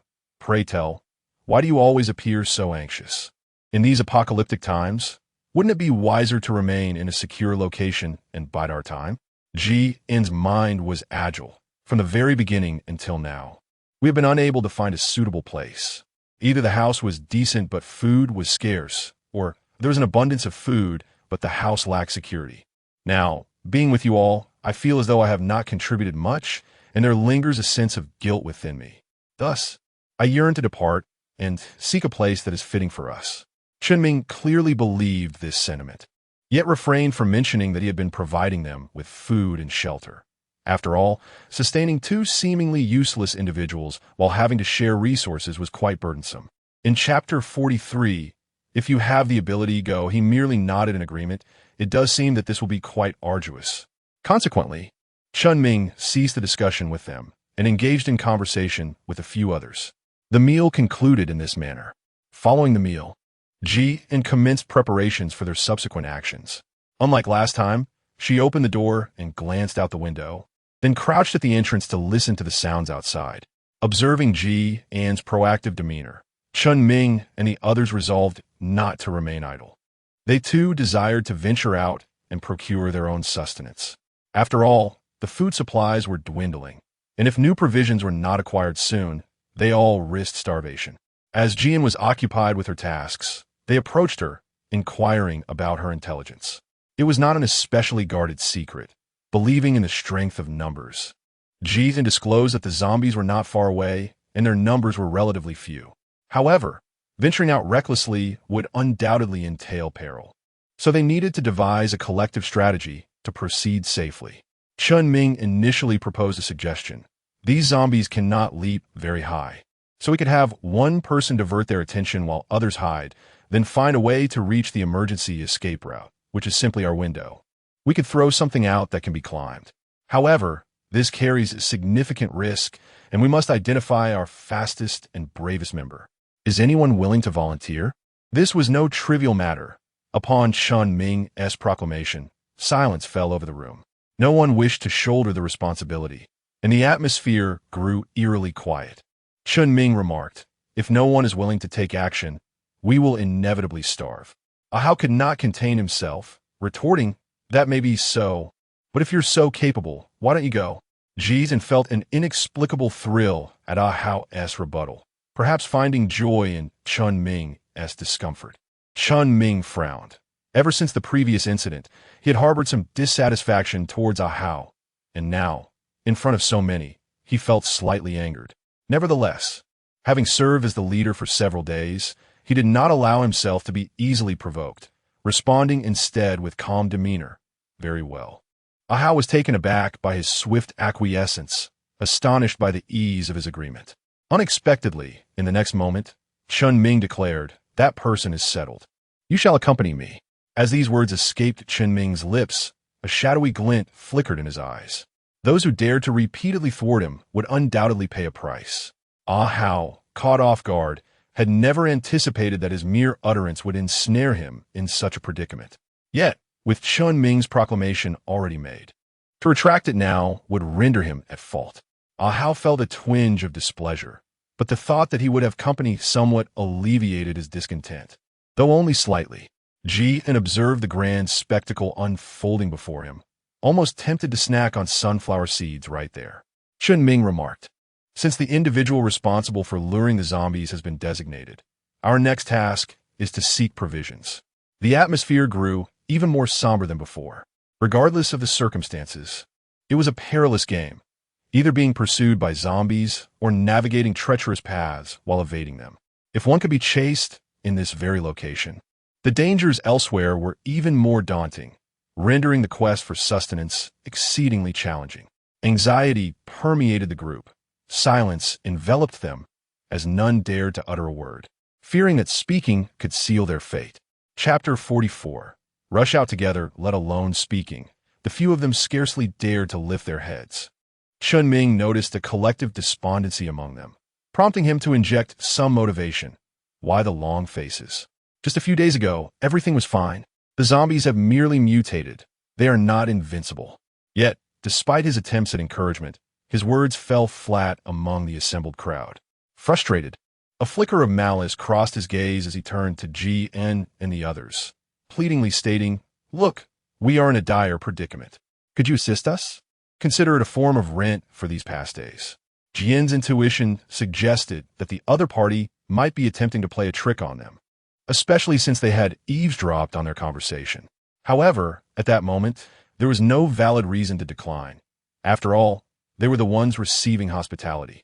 To refuse would seem ungrateful, and given that she needed to step out anyway, she felt little discomfort. After a brief moment of contemplation, she casually responded, "All right." Chun Ming, suddenly enlightened, expressed his gratitude. Thank you. Without you, we truly would not know what to do." The others, upon hearing this, also felt a sense of relief and joined Chun Ming in expressing their thanks. "I'm sorry, but I cannot assist with that." Ji indirectly got to the point. "However, it may not be entirely safe for us to go out. Do you know of any nearby places where we can take temporary refuge?" Chun Ming hesitated for a moment, and Ji keenly observed that he was undoubtedly aware of such a location. yet he seemed reluctant to disclose it. Jian, if we remain silent and encounter any danger, you will have no choice but to send someone else, and at that point, the supplies will still be an issue. The underground warehouse, Jian pondered for a moment, recalling that there indeed existed such a place from her previous outing. Then she accepted the key, acknowledging, understood. Jian did not wish to wait too long, for every passing moment signified an increasing peril to his life. Thus, he directly inquired, "Are you prepared?" Chunming replied, "Huh? Jian, once prepared, let us open the door and charge forth together."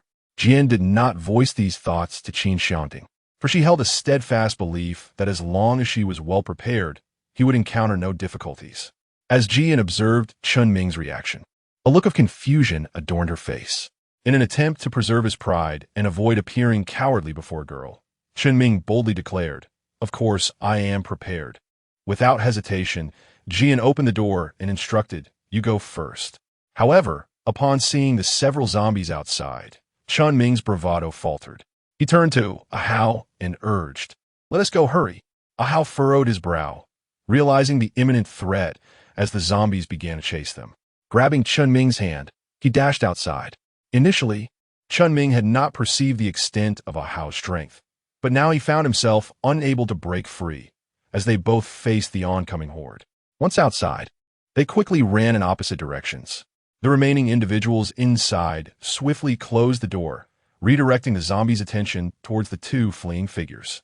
After a mere few seconds, Jian knocked again and, accompanied by Qin Xiangting, ventured outside.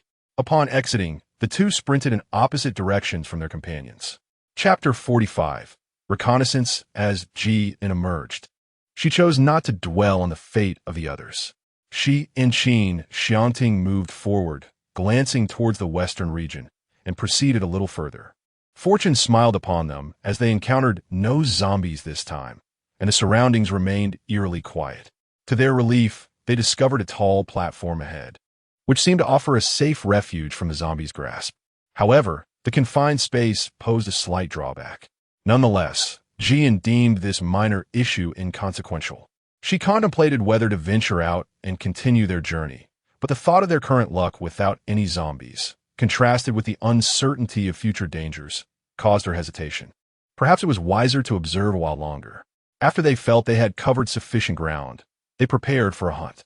Regarding the supplies in their space, Jian was reluctant to utilize them, particularly since those provisions were exceptionally fresh and well-prepared, which could easily raise suspicions if presented as offerings.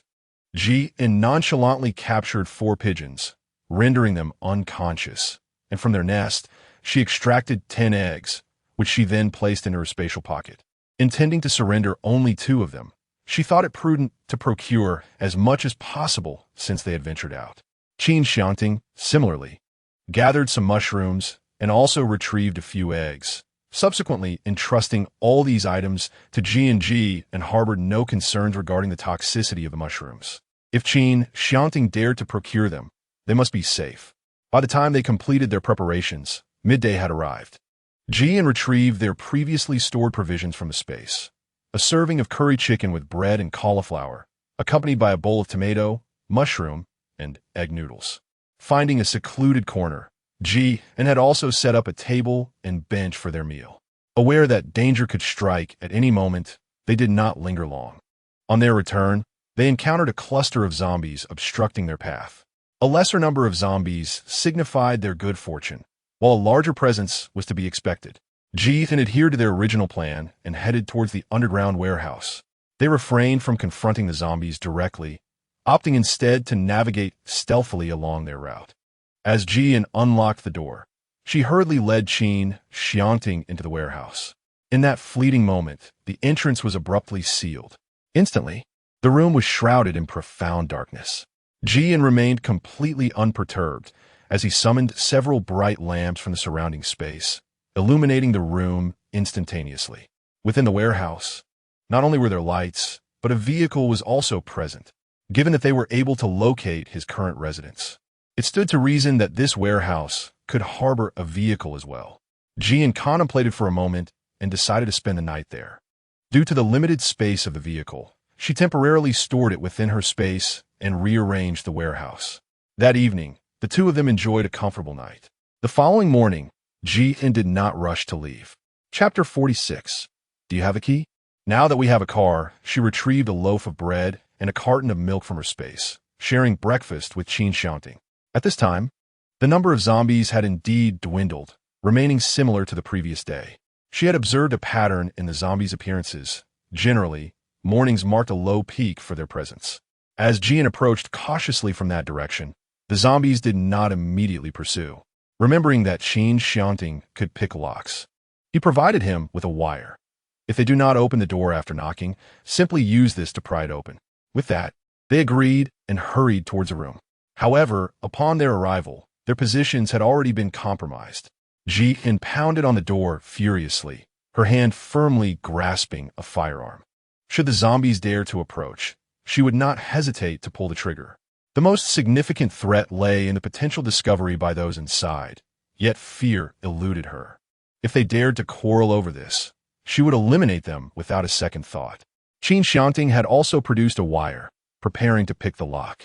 As the relentless advance of the zombies drew ever closer, Ji-in's heart raced, and the occupants had yet to respond. In a critical moment, the door swung open, prompting Ji-in to swiftly stow her weapon and conjure four doves seemingly from thin air. Qin Xiangting seized Ji-in, propelling them both into the room, and the door slammed shut behind them. Outside, the cacophony of zombies pounding against the door echoed ominously, leaving Ji-in with a heart still racing, caught in a tumult of exhilaration and fear.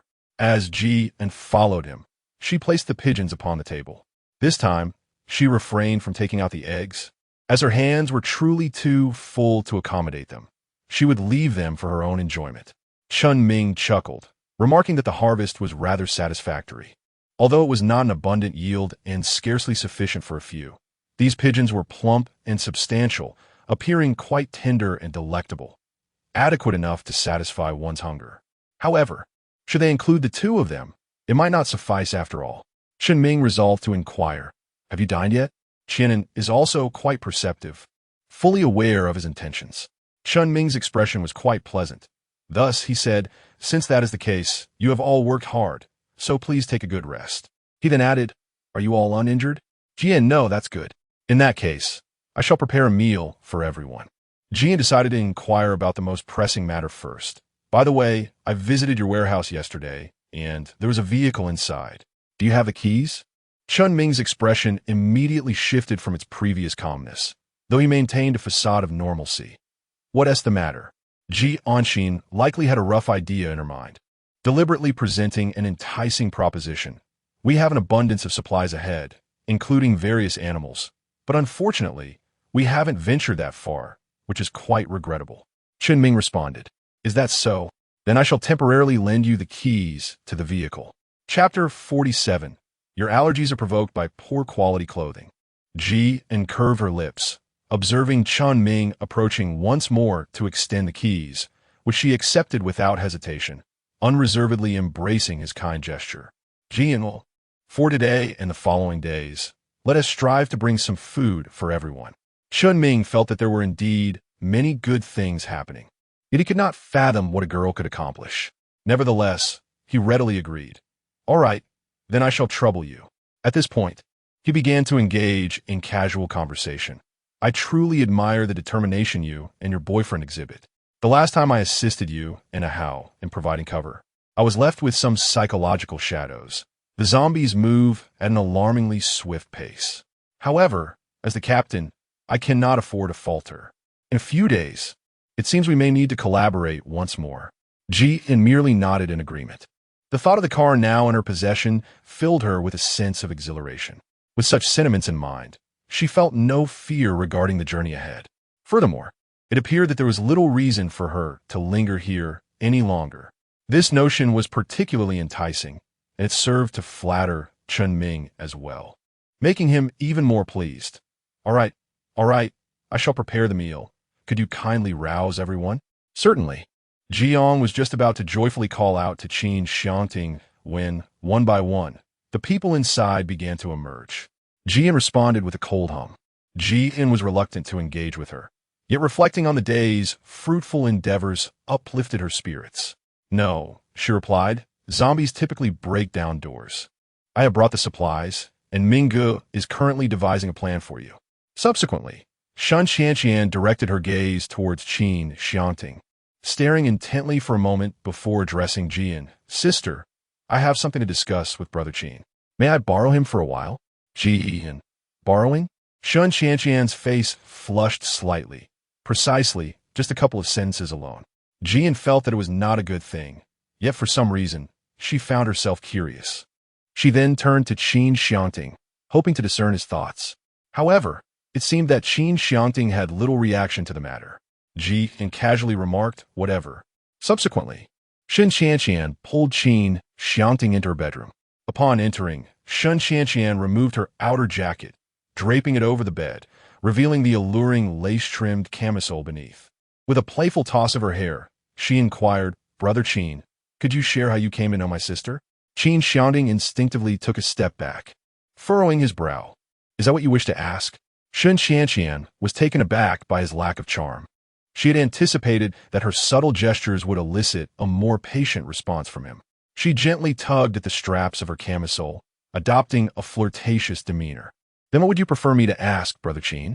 Qin Xiangting's expression remained indifferent. "Are you allergic to the fabric of your clothing?" Qin Xiangting's face instantly froze in embarrassment. Chapter 48. A forceful kiss feeling somewhat awkward, she paused, unsure of how to proceed. In an attempt to salvage her dignity, she adopted a coy tone. "Then will you help me change into something else?" Qin Xiangting, having lost all patience, expressed his complete disinterest with a curt reply and walked out of the room, slamming the door behind him. The loud sound echoed, leaving Qin Xiangting alone inside. Frustrated, she stomped her foot and reluctantly put on her clothes. She refused to believe that Qin Xiangting was impervious to her charms. Jian initially had the enthusiasm to inquire about what had transpired, but upon observing the grim expression on Qin Xiangting's face, she felt an unsettling chill in the air and refrained from speaking. What then had Qin Xiangting done? Previously, when she had seen Qin Xiangting, he exhibited no reaction. Why? Then, was he now in such a state? Jian, perplexed, could not comprehend the situation. After approximately 5 minutes of enduring her curiosity, she finally inquired, "What troubles you?" Qin Xiangting's face turned shade of green, and with a gaze filled with melancholy, he looked at her and remarked, "Why do you, my dear, take such delight in having other women entice me?" Jian coughed lightly a few times, observing that he exhibited no discernible reaction, yet still followed along. Although he was aware that Qin Xiangting was not quite herself, he could not have anticipated her earlier words would lead to such a flirtation. Well, perhaps it was merely her curiosity at play. However, the most significant reason lay in her understanding of Qin Xiangting's character. He would never allow her to venture near him. Qin Xiangting coldly remarked, as if implying it were his fault. He fixed his gaze upon her, and in a sudden, almost instinctive act of retribution, he pressed his lips against hers with a fervent intensity, his emotions surging like a wild beast. In an instant, Jian's mind froze. Had she just been forcefully kissed? Hiss. Initially, she harbored no significant aversion towards Qin Xiangting. Yet now, feeling a sharp sting from the bite, she instinctively pushed him away. Then, with a fierce glare, she demanded, "What are you doing?" Qin Xiangting, under the intensity of her gaze, experienced a fleeting thrill of triumph in his retaliation. However, he quickly realized that her anger was genuine, striking a chord deep within him. Observing her flustered and unexpected reaction stirred a pang of sympathy in him. He yearned to reach out and caress her, but hesitated, saying, "I'm sorry." He too was genuinely upset, though he could not pinpoint the source of his own anger. Jian began to feel discontented and lost all interest in gossip. Her first kiss was a stark contrast to the enchanting moments she had envisioned. The way he bit her so fiercely was utterly detestable. Jian reclined directly on the bed, stubbornly asserting no need to apologize. After all, she was already displeased, and an apology would serve no purpose. The atmosphere between the two became delicate. It was neither the tender intimacy of affection nor the intensity of a quarrel. Although Jian was displeased, he did not genuinely harbor any animosity towards him, for he was, after all, the flawless handsome man in Jian's heart. Were it not for the absence of romantic feelings towards Qin Xiangting at present, he might not have felt anything at all. Jian's mind began to wander, replaying the scene repeatedly in his thoughts. It was not until Chun Ming called the others to dinner that the tension between the two began to ease slightly. Jian commenced a discussion regarding their impending journey, prioritizing their safety. These were trivial matters. She candidly expressed her desire to flee directly, to which Qin Xiangting responded that he was fully prepared and ready to take action at any moment. Chapter 49. Hand over the car, brother Qin's sister. Come and have a bite. Qin Xiangting's voice rang out from outside, her tone so sweet it sent shivers down Jian's spine. Yet Qin Xiangting was undeterred, making her way from the living room to their room. Come on. Qin Xiangting's expression darkened instantly. Jian, I previously informed Chun Ming that we have already dined. Qin Xiangting displayed a troubled expression. I sincerely apologize. I was unaware. I thought you must be hungry as well, which is why I intended to invite you. Jian furrowed his brows and said, Understood. You may leave now. Qin Xiangting, still unwilling to give up, cast a glance at Qin Xiangting, only to find that his gaze was entirely averted from her. Thus, she remarked, Very well then, I shall take my leave. After Qin Xiangting departed, she ceased her antics. As mealtime approached, Chun Ming dispatched 2 more individuals to search for supplies. This time, the chosen ones bore names that were scarcely recognized. As before, the moment they stepped out, Jian and Qin Xiangting swiftly followed suit, making their escape. The situation on Jian's side unfolded rather smoothly. However, on the other side, an unexpected calamity transpired. 2 individuals fell prey to the relentless onslaught of the zombies, their screams of anguish echoing for a brief moment before succumbing to an eerie silence. Chun Ming was rendered speechless by the horrific scene, realizing that the demise of these 2 would surely deter others from venturing out, ultimately leading to their starvation. He resolved to catch up with the aforementioned duo. Without hesitation, he slipped through the window, prompting a panic among the others who also prepared to flee. One individual contemplated remaining behind, yet Qin Xiangting, with a fierce determination in her eyes, surprised herself with her boldness and followed Chun Ming in his escape. The room descended into chaos, resembling a tumultuous stew. Jian and Qin Xiangting ran swiftly as she opened the warehouse, ready to drive away. Just as she emerged, she heard the sound of footsteps rapidly approaching from behind. A sudden jolt of fear coursed through Jian's heart. How could the zombies have caught up so swiftly? Adhering to the principle that preserving one's life takes precedence, she didn't spare a glance and accelerated her vehicle without hesitation. Chun Ming, witnessing Jian speeding away in his car, shouted in exasperation, Damn it! My car! Jian Xuan was utterly oblivious to what transpired behind her. Her sole desire was to hasten to the next destination. She drove the vehicle back to their previous location before finally disembarking to stow away the tools. Currently, a pressing concern was the lack of suitable accommodation in the vicinity, and she was hesitant to venture further ahead. At that moment, a coarse and jarring male voice bellowed, Hand over the vehicle. Jian was momentarily taken aback, only to soon catch sight of 3 rather formidable men not far away. She furrowed her brow, surprised by the sudden emergence of this situation. Jian certainly would not obediently hand it over. She was no fool to ignore it completely. Instead, she turned to Qin Xiangting and said, Let us depart. Just as she was about to leave, a swift sound pierced her ear, and in the next moment, a burst of flames erupted at her feet. Jian turned her head and discovered that a ball of fire had inexplicably emerged from the man's hand. A sense of foreboding washed over her. She feared she had encountered an evolved ability user. Although it was likely that they would meet again in the future to jointly combat the undead, that scenario belonged solely to her dreams. In a world where resources were scarce and survival was paramount, the temptation to plunder was inevitable. The man let out a derisive laugh, his demeanor particularly brazen. Ha ha ha, you must be a spatial ability user. I advise you to hand over your belongings willingly, or you will meet a most gruesome end. Even a man like me wishes to cherish beauty. With that, He exchanged glances with the two men beside him, and they too erupted into laughter. Chapter 50. You have awakened your abilities. Taking advantage of their conversation, Qin swiftly absorbed the soil from the ground into her space, then released it not far from their position. In an instant, their location became somewhat obscured. Following this, she urgently pulled Qin Xiangting to flee. Don't toast to the good times only to face the consequences. No sooner had she spoken than Qin noticed flames igniting all around her. It seemed they had encountered a formidable opponent.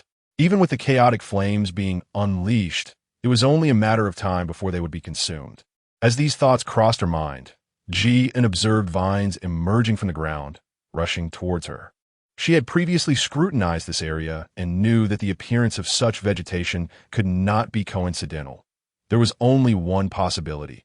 An opponent with wood-based supernatural abilities was present. It was over. She had narrowly escaped death at the hands of zombies, only to be met with peril from another source.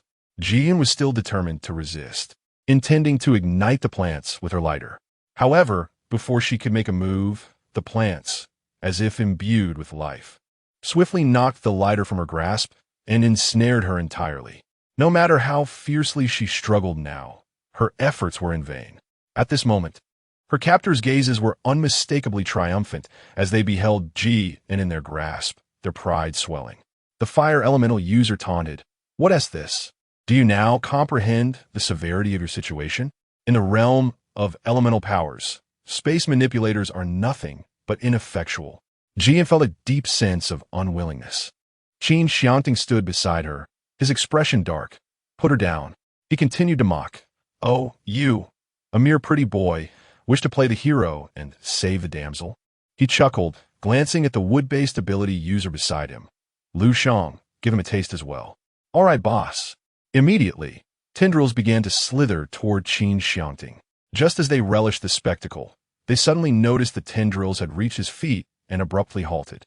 Initially, they paid little heed, but when Lu Shang realized the tendrils had shifted direction to attack him, his expression changed dramatically. What is happening?" Even Qin was convinced she had misperceived the scene. In the next moment, Lu Shang found himself ensnared by the tendrils, and Qin was released. Qin Xiangting hurried to support her, concern etched across his face. "Are you all right?" Qin shook her head. She was fine, but what was going on? "I am overly concerned for you." At that moment, Qin felt her heart leap, pounding fiercely within her chest. She endeavored to shift her focus, recalling the intriguing words of Qin Xiangting, and casually remarked, "Have you awakened your abilities?" Qin Xiangting nodded. "I suppose so. It seems I can control those vines." Lu Shang exclaimed, "Damn, he is also a wood-type ability user." He then commanded the vines to lower him to the ground once more.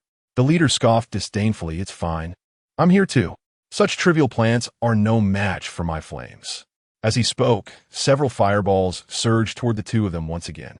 "Be careful," Qin urged, her tone tinged with urgency. Something felt amiss. Could this fellow's ability be a form of rebound? The leader began to exhibit signs of anxiety, catching the fireballs, but struggling to withstand the force, retreating several steps. He shot a furious glare at the two, feeling disgruntled, yet only able to utter, "Something's off. We need to get out of here." The three swiftly prepared to retreat. Chapter 51. Someone will come knocking. Qin Xiangting was still displeased. As they readied to flee, he unleashed the flaming vines in pursuit of them. The trio, upon realizing the fiery tendrils were chasing after them, quickened their pace. After a prolonged sprint, feeling utterly exhausted, they finally halted. The three of them joined forces to fend off the attack. One of them shouted, "That was ruthless. Next time we encounter him, we must teach him a lesson." Qin observed the unfolding events, clenching her fists in frustration. Alas, her lack of supernatural abilities rendered her incapable of assisting Qin Xiangting. Otherwise, she would undoubtedly deny them any chance of survival. Meanwhile, Qin Xiangting's skills, manifesting as vines that alternated between rebounding and igniting, left her perplexed. Unable to decipher the nature of his powers, she decided to inquire directly. Was it the kind of replication she had envisioned? Qin wishes to ascertain whether it pertains to those who possess the ability to replicate the skills of other evolved beings for their own benefit. Indeed, Ji Enru let out a sigh of relief and patted his shoulder. Indeed, this ability is nothing short of extraordinary. Great leader, take me along for the ride. With this, we need not fear those mutated zombies any longer. From now on, you shall handle the attacks, while I take care of our sustenance and clothing. Qin Xiangting, noticing her cheerful demeanor, smiled broadly in response. Very well. Ji sighed again as he spoke. But why has everyone awakened their abilities so swiftly while I have yet to receive my turn? Qin Xiangting responded, from the very beginning, you were fortunate enough to discover an item and even have prophetic dreams. Your luck is already extraordinary. Awakening your abilities is merely a matter of time. Jian expressed that he felt somewhat comforted, saying, well then, it is as such. Jian, are you confident in dealing with a horde of zombies? We don't need to eliminate them all. We simply need a means to escape. Qin Xiangting, I can do it. Upon receiving Qin Xiangting's response, she felt an exhilarating sense of relief. Once Qin Xiangting affirmed his capability, it was virtually guaranteed that everything would proceed without a hitch. At this point, it seemed that nothing could hinder them in this apocalyptic world. Ji pondered on the fact that Qin Xiangting was suffering from amnesia, a twinge of sorrow stirring within her. Have you regained any memories? She inquired. To be candid, a flicker of joy danced in Ji An's heart. His remarkable prowess suggested that he was a figure of great significance, one whom others undoubtedly relied upon. She wished not to reveal her feelings too overtly. Thus she replied with a hint of regret, very well. Qin Xiangting responded, do you wish for me to recover my memories? Jian exclaimed, of course we are partners, and I naturally wish for your positive development. However, she couldn't shake the feeling that Qin Xiangting appeared somewhat discontented. Not wanting to dwell on her suspicions, she continued, since we're no longer afraid of zombies, let's drive straight over. It will be best to leave this place without delay. Jian once again summoned the vehicle from the void, and the two of them took their seats within. Jian, in truth, I have never possessed a driver's license. I merely experimented with driving for fun. How did I perform? If it were someone else, they might feel a shiver of fear upon hearing this. Yet Qin Xiangting remained utterly composed. Not bad. Keep practicing. Ji felt a sense of joy within. However, if only you could teleport, we would arrive swiftly. A smirk tugged at Qin Xiangting's lips, a glimmer of untamed wildness flashing in his eyes. Assistance shall present itself. Huh? Ji, not looking at him, felt somewhat perplexed by this statement. Qin Xiangting spoke gently. It's nothing to worry about. As Ji traversed the path, she encountered no obstructions, encountering merely flora and fauna, all of which were insignificant minions. She witnessed firsthand Qin Xiangting's mastery over the aggressive plant life and observed him incinerating frenzied creatures with flames, which yielded some edible meat. The ability to wield fire proved to be remarkably advantageous, serving not only as a means of offense, but also as a method for roasting sustenance. What began as a harmonious journey was soon disrupted by the arrival of a horde of zombies. Jian felt a mix of tension, fear, and excitement as the zombies approached the vehicle, her hands trembling in response. Yet, she firmly believed in Qin Xiangting's prowess. Indeed, he did not disappoint her, wherever they traversed. Even if the flames could not be contained momentarily, the vines could ensnare the zombies, rendering them immobile, while the inferno continued to consume them. The lamentations of the undead echoed as they were relentlessly tormented. The combination of their abilities was nothing short of invincible. Initially, Ji harbored some apprehensions, but now she had completely lowered her guard. The ability to replicate powers was undeniably formidable. Their journey had been remarkably smooth, and Ji propelled the vehicle for a full 20 kilometers. Realizing that their destination was drawing near, she decided to halt. This area remained a city, surrounded by buildings, yet devoid of any refuge capable of withstanding the onslaught of zombies. As Ji was preparing to find a place, Qin Xiangting intercepted him and directly inquired, which location do you prefer to reside in? Ji, perplexed, responded, it doesn't matter where I like to live. Can you truly allow me to move in? Qin Xiangting chuckled softly. It is indeed not out of the question. Choose one. Ji casually pointed to a large room, saying, that one will do. The next moment, A loud crash echoed as a window shattered within. Qin Xiangting replied, "Let's go." In a state of bewilderment, Jian found herself following him without fully comprehending his intentions. Thus, Qin Xiangting led her through the shattered window. Upon entering, he promptly used a sturdy branch to barricade all the windows that could be opened. Though he left a small gap, perhaps out of concern that the darkness of the room might become overwhelmingly oppressive. Qin Xiangting remarked, "How do you feel? Rest assured, I have secured the entrance outside as well." Jian gazed upon the scene before her, exclaiming in wonder, and then regarded him with an approving glance, exclaiming, "Well done."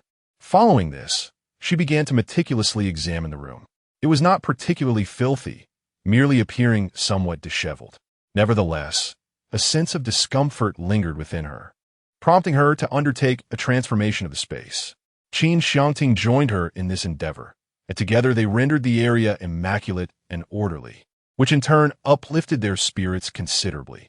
So engrossed was Ji in her cleaning that she soon realized it was nearly noon, and a slight hunger began to gnaw at her.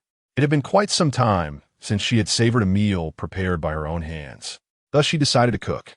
She retrieved a pot and various utensils from her space, and since there was neither gas nor electricity, she entrusted Qin Xiangting with managing the fire. Jian placed the seasonings into the pot, sought the pork until it released a delightful aroma before adding the cabbage, and finally incorporating a portion of vermicelli, filling the air with a tantalizing fragrance. She also cooked some rice and, at the end, added a small amount of ham with eggs, creating a delectable fried rice dish. Ultimately, she prepared a congee with century eggs and lean pork. The portions were neither excessive nor insufficient, and upon completing these dishes, the two of them were ready to enjoy their meal. For several consecutive days, they had maintained a smooth progression, and Jian quickly distanced herself from the location of the tsunami that had haunted her dreams. Chapter 52. A change in weather and temperature drop. Upon reaching their destination, she let out a heavy sigh of relief. At last, I have finally escaped that wretched place. Qin Xiangting gazed at her, his eyes filled with tenderness. Upon arriving at this place, Jian immediately began to indulge herself, and thus, they planned to seek out a temporary abode, just as before. Soon, Jian's eyes sparkled with excitement as she fixed her gaze upon a nearby villa district.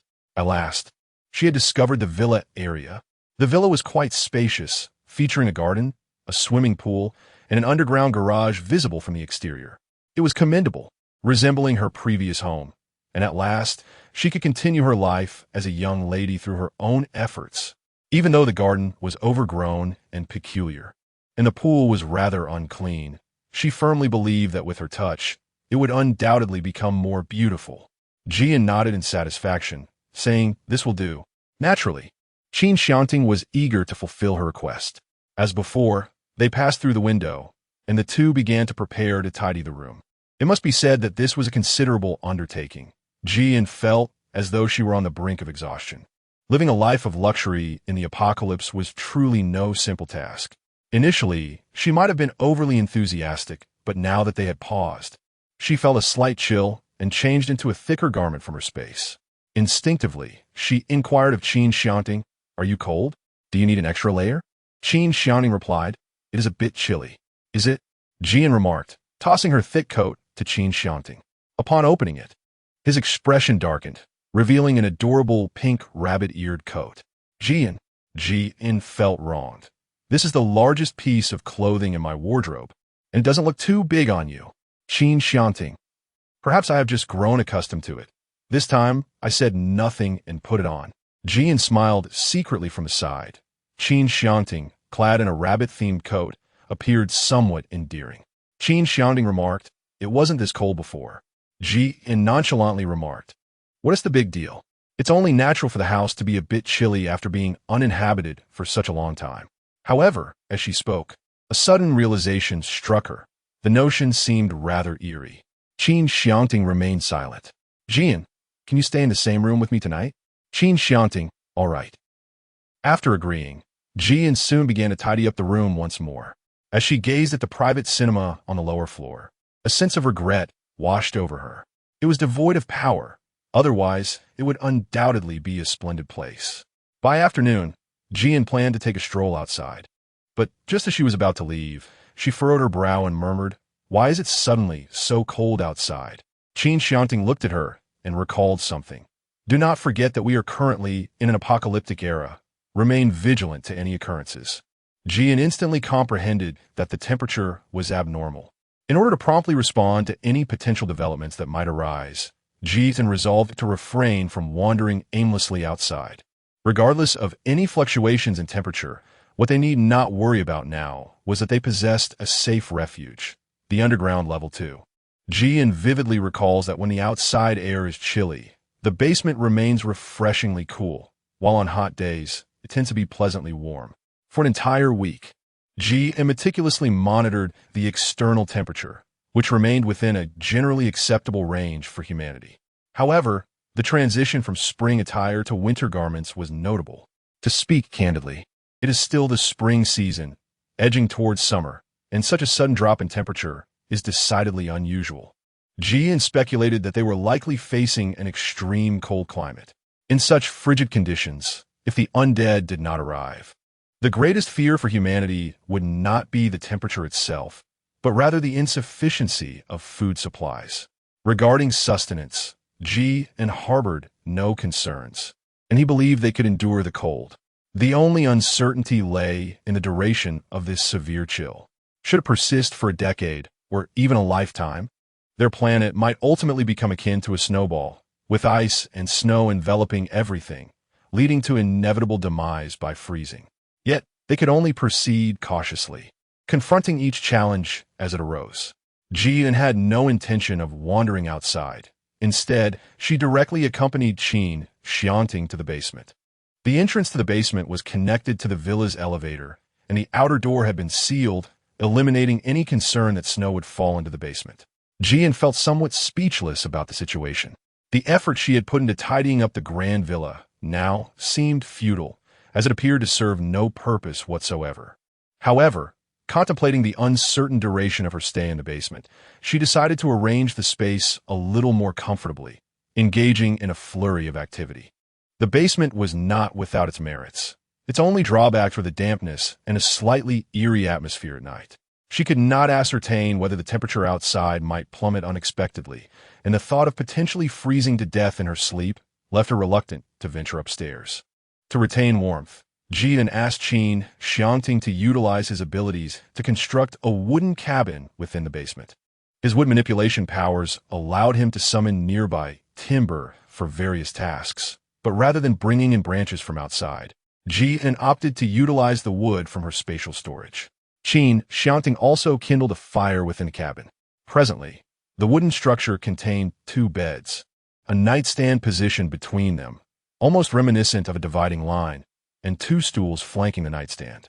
They could sit upon rising from bed. To combat the anticipated chill, Jian arranged the furnishings closely together, intending to use the setup as their dining table. At this moment, Jian felt a slight chill and immediately lay down on the bed, covering herself with 3 layers of blankets, while also preparing 3 layers for Qin Xiangting. Leaning against the campfire, Jian found herself considerably warmer. Jian, apprehensive about the impending drop in temperature, carefully arranged 5 layers of blankets at the head of each bed and additionally provided a thick coat. Having completed these preparations, she felt a significant sense of security and tranquility. With a cheerful demeanor, she retrieved several portions of Orlan-style grilled wings from her storage space and boiled a few eggs, which she then chopped and mixed with garlic paste for consumption. Upon seeing the garlic-infused eggs, Qin Xiangting furrowed his brow. Jian inquired, "What is the matter? Do you not enjoy eating?" Previously, she had not noticed, but now she realized that Qin Xiangting was somewhat finicky, rather reminiscent of a disobedient child. Qin Xiangting, believing she was displeased, shook his head and replied, "No, I was merely lost in thought." "Oh," Jian remarked nonchalantly, surprised to discover that he too could daydream when feeling bored. Jian took a few bites and said, "You should eat too." Qin Xiangting replied, The temperature change tonight isn't very pronounced yet." 3 days later, the outdoor temperature had plummeted to below -10 degrees. Jian went upstairs to take a glance and discovered that heavy snow had begun to fall, blanketing many areas in a thick layer of white. The current temperature did not seem particularly severe, yet she recalled having seen such snow on a video platform, and it always instilled a sense of fear within her. In just 10 days, the transition from the onset of summer to a snow-laden landscape had occurred. A sense of unease lingered within Qin. Qin Xiangting observed, "You are not fighting alone." Chapter 53. Their embrace, a source of mutual warmth. Qin remained silent. In truth, she felt an immense gratitude towards Qin Xiangting. Had it not been for him, her struggle for survival would have been far more arduous than it is now. A few days later, the temperature plummeted to -40 degrees. Qin, having heard the resounding thuds from the basement, was about to ascend to investigate when he was halted by Qin Xiangting, who remarked, "There is no need to check. It is far too cold outside. And hail is falling." "Qin, how do you know? Have you been out to see for yourself?" Qin Xiangting looked at her as if she were a fool. "Are you mad, or am I? With the temperature so frigid outside, who would dare venture out?" Qin, after a moment of silence, she finally inquired, "How did you know?" "Qin Xiangting, the plants informed me." In the midst of her astonishment, she discreetly extended her hand to offer Qin Xiangting a snack. After handing it to him, she wrapped herself even tighter in her thick coat and pulled the blanket over herself once more. It could be said that apart from her clothing and the cocoon of blankets, as well as the crackling campfire, everything else around her was dreadfully cold. The moment she left the warmth of the blankets, an icy chill enveloped her, causing her teeth to chatter uncontrollably. She pondered how long this frigid existence would persist. "I'm freezing to death," she muttered into the blankets. To make matters worse, she was also experiencing her monthly cycle. The biting cold had caused her some abdominal discomfort, prompting Qin to retrieve 3 heat packs from her supplies to warm herself. After a while, she rolled around beneath the covers. "What is the matter?" Qin Xiangting asked, his tone laced with concern. Qin sensed a presence beside her and, with great effort, lifted the blanket to take a glance. Their eyes met just at that moment. "Why aren't you nestled in your warm bed? What brings you over here?" she inquired. Qin Xiangting replied, "You appear to be unwell." He did not believe her words and continued to scrutinize her intently. Qin could only support her belly and gaze at him. Qin Xiangting observed this scene, and in an instant a thought crossed his mind. Is her stomach unwell? "Qin, I have a heat pack, so I'm fine." Qin Xiangting remained unfazed, causing Qin to feel inexplicably flustered under his gaze. "Cleared her throat?" she inquired. "Aren't you cold?" He commanded in a firm tone. "Fetch me a pot and the ingredients. I will prepare ginger tea with brown sugar for you."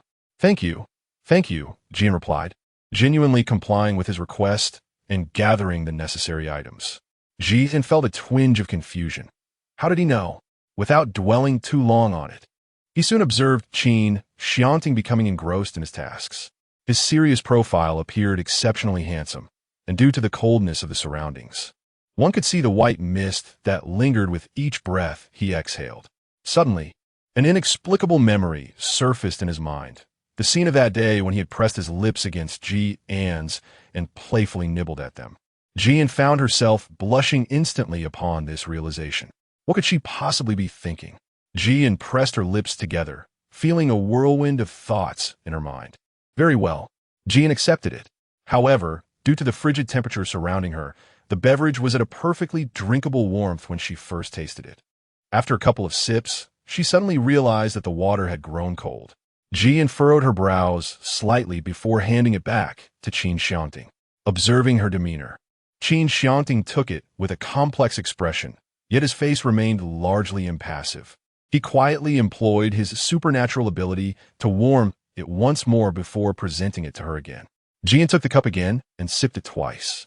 Thus, the two of them repeated this process several times until Qin finally finished drinking. Afterward, she felt considerably warmer and even broke a slight sweat. Observing Qin Xiangting's expressionless demeanor, she unconsciously curled her lips into a smile. One must admit that Qin Xiangting truly possessed remarkable patience. Qin Xiangting inquired, "How do you feel?" She understood his words perfectly. "Thank you. I feel much better." She pondered whether there would be anything else needed. After responding, Qin Xiangting rubbed his hands together and settled into his own blanket. As Jian observed his actions, a fleeting sense of disappointment washed over him, accompanied by an indescribable pang of sympathy.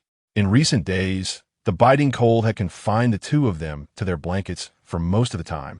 With Qin Xiangting occasionally engaging in some exercise, it seemed as though time stretched endlessly. The temperature continued to plummet, ultimately reaching a chilling -50 degrees. Jian felt as though she might freeze to death. This time, when Qin Xiangting stood up, Jian could no longer concern herself with anything else. "Come here for a moment." Qin Xiangting approached and stood before her. "Come a little closer." Ultimately, the two of them found themselves seated on the same bed. Jian instinctively clung to him, her hands trembling slightly as she murmured, "It's cold, so very cold." Furrowing her brow, she found solace in his embrace, a wave of warmth flooding her body, gradually softening the tension in her gaze. His body seemed even more effective than a roaring furnace, and Jian tightened her grip around him with increasing fervor. Qin Xiangting, initially somewhat taken aback, felt a pang of compassion stir within him upon hearing her words, gently reaching out to stroke her hair. Jian felt her body becoming somewhat stiff and numb, yet she had not released her hold on him. Gradually, she began to feel more comfortable. Her body was no longer as frigid as before, and she slowly loosened her grip on Qin Xiangting, even doubting whether she had been frozen into folly. Qin Xiangting noticed her change, his voice sultry and intoxicating. "Are you tired of holding on?" Jian recalled the moment when she had embraced him for warmth, her cheeks flushed with embarrassment. She was taken aback by his teasing tone. Jian found herself momentarily at a loss for words. After a brief contemplation, she finally spoke about the situation. "Do you not feel a bit warmer now?" Qin Xiangting chuckled softly. "Indeed, it is somewhat warmer." Jian felt a surge of joy within her. "How wonderful!" Jian smiled at him, saying, "Let us await the rise in temperature, then we can venture outside." "Indeed," she added, though uncertainty lingered regarding when warmth would finally arrive. A hint of irritation crept into Jian's heart as she ran her fingers through her hair. "It should be soon," she reassured herself. "No need to rush. As long as the temperature gradually increases each day, it won't be as terrifyingly cold as it is now." In the following days, the temperature indeed began to rise steadily, and Jian's spirits improved significantly. The mercury had now reached 0 degrees, and as she leaned closer to the campfire, she earnestly sought warmth. With a serious expression adorning her youthful face, she inquired, "Aren't you cold?" For once, Qin Xiangting found himself at a loss for words, uncertain whether to confess, "In truth, I do not feel cold." Jian was taken aback, exclaiming, "What?" Jian mused. No wonder he always dares to get out of bed while she cannot even move. No wonder it felt so warm when she held him before. Chapter 54. I have awakened my abilities as well, but the crucial issue is not this. Is it not true that your abilities are utterly outrageous? Moreover, I worried about you so much during those days. Qin Xiangting gazed at her sincerely and said, "I am sorry." Seeing his demeanor, Jian inexplicably felt disinclined to reproach him. "All right, forget it." Had she known it would come to this, she would have embraced him sooner. Jian became acutely aware of her thoughts and let out an inward scoff. What was she contemplating? Who would relish the idea of spending each day in a basement? When Jian ascended, she was utterly taken aback. Outside, a blanket of snow enveloped everything, obscuring her view, and inside the house was far colder than the basement. Jian decided to remain in the basement. Perhaps she was too anxious and had forgotten that the snow would not melt at this time. When Qin Xiangting saw her descending from above, looking rather dejected, he couldn't help but chuckle. "Are you so eager to go outside?" Jian chuckled with delight. "Splendid. We've cleared away yet another wave of obstacles. Not a single one of these two shall be missed." Jian did not ponder excessively. Whatever may come, he would confront it as it unfolded. After waiting for several days, the temperature had risen to 26 degrees. Jian opened the door for a glimpse outside, where the ice and snow had melted away, with a chilly breeze occasionally sweeping through, leaving the air remarkably fresh. How exhilarating! Just as Jian was about to utter a reflection, she suddenly noticed a dark, lifeless body that had fallen from the rooftop with a resounding thud, accompanied by the unmistakable sound of shattering bones. Ji-in's heart leapt violently, momentarily paralyzing her with shock and anxiety. Could be? She had just emerged from the comfort of the basement when she was met with such a startling surprise. Qin Xiangting rushed over and found her frozen in place. Following her gaze to discern what had captivated her attention, Jian took a few steps forward and turned to look at him. It was the corpse of a zombie. Qin Xiangting replied, "Yes, it succumbed to the cold." Initially, Jian felt a twinge of fear, but upon hearing his words, he could not help but chuckle. I never imagined it would meet its end in such a manner. For several consecutive days, no further incidents occurred in this place. The mutated insects had become a rare sight, likely having perished entirely in the frost. Occasionally, a few zombies would appear, but these recent visitors were markedly more terrifying. Jian observed that the abilities of these zombies had indeed intensified. The heavy snowfall seemed to have prepared the way for the enhancement of their powers. All the feeble zombies had perished, leaving only the mutated ones to survive. Jian had always been under the protection of Qin Xiangting, rendering her incapable of vanquishing the zombies. In moments of conflict, her inability to contribute left her feeling quite unsettled. Each day was filled with 100 questions. When would she awaken her latent powers? If given the choice, she wished for abilities that rivaled those of Qin Xiangting. Let us proceed to the next location. Qin Xiangting's voice shattered her reverie. Jian, very well. Jian once again summoned her beloved little vehicle from a void, continuing her journey with it.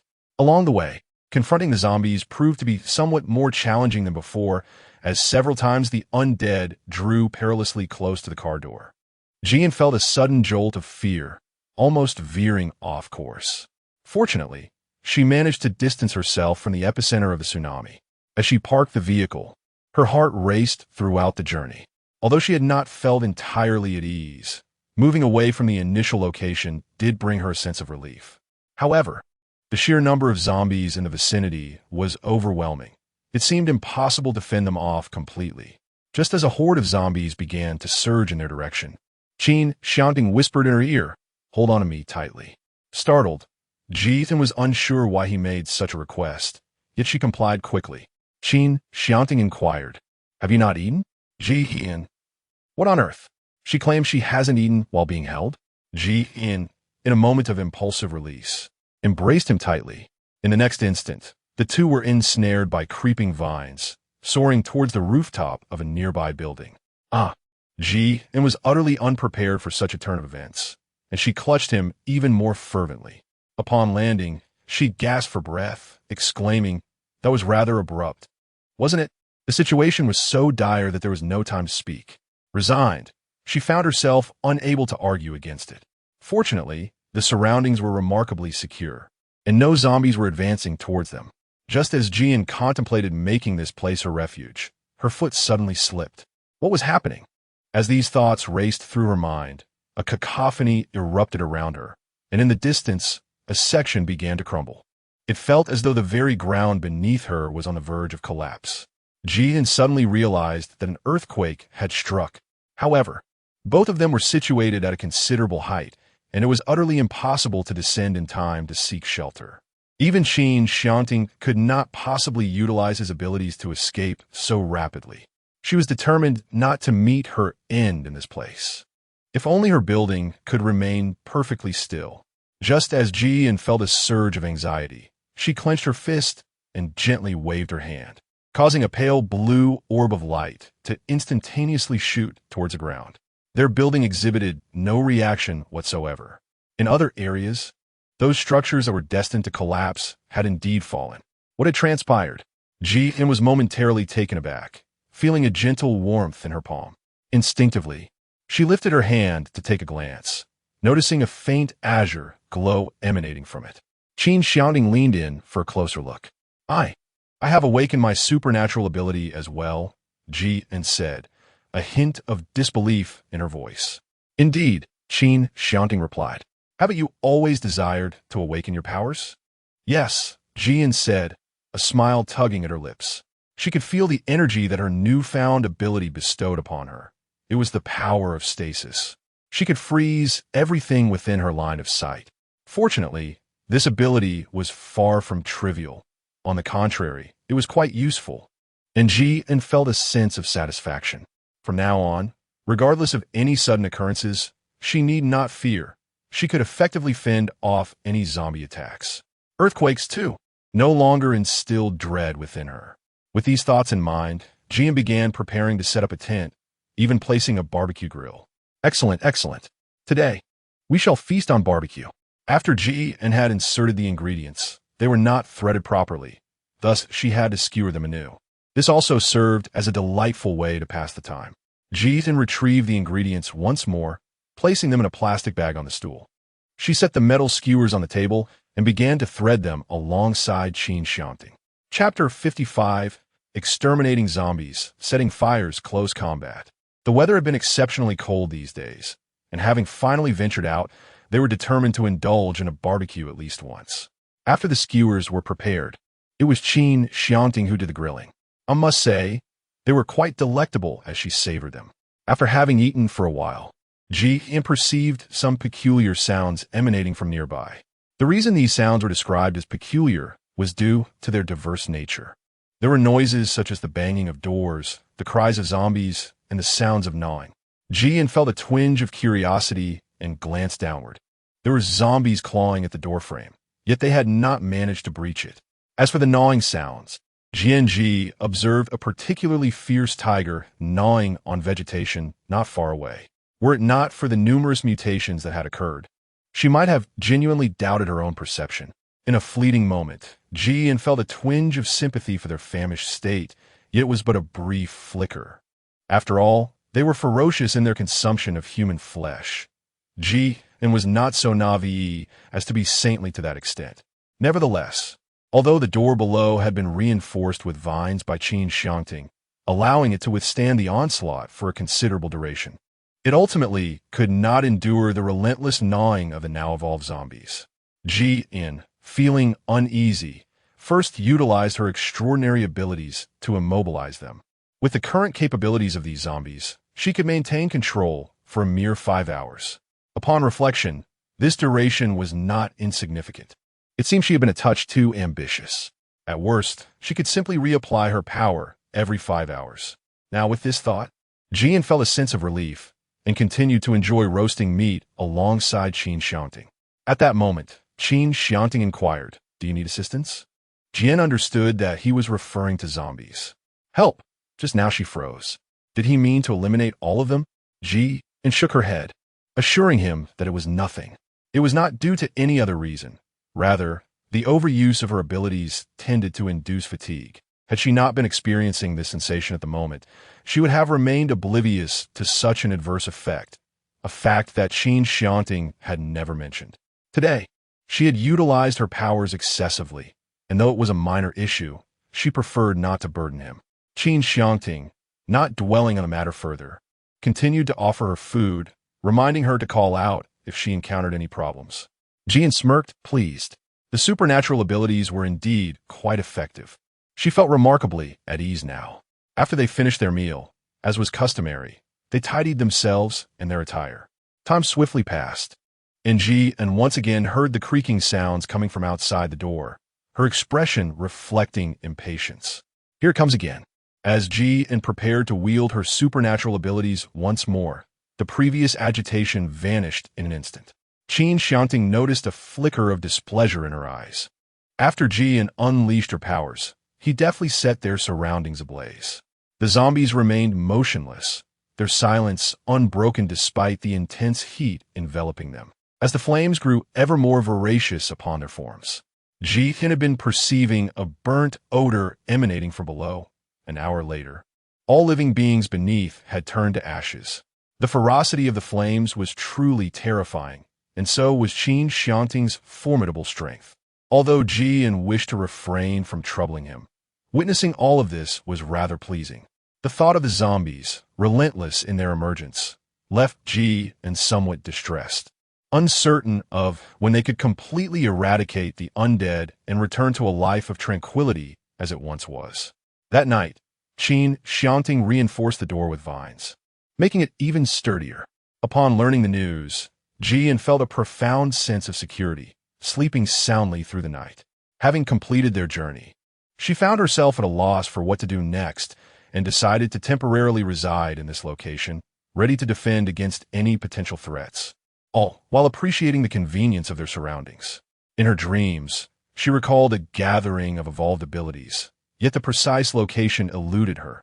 She could only await developments. However, she remained unfazed by her ignorance of the whereabouts, for she possessed sufficient supplies to ensure her survival indefinitely. Crucially, she held firm in her belief that her luck could not possibly be so dire. It was merely a matter of time before she would converge with others. With time on their hands, the two of them spent the past few days exploring the vicinity for any edible resources or plants. Regrettably, their search yielded nothing but toxic flora. Analyzing the surrounding vegetation, they noted that there were no signs of frostbite, indicating that the low temperatures they experienced were confined to this area. Their survival hinged largely on fortune. The absence of food led them to surmise that this locale was densely populated by zombies and various insects, with evident bite marks suggesting that many had been consumed. Just then, the sound of approaching zombies broke the silence, as if announcing their hunger for flesh. Qin Xiangting usually found it rather effortless to tidy them up. Bored with the monotony, she contemplated descending to engage with them.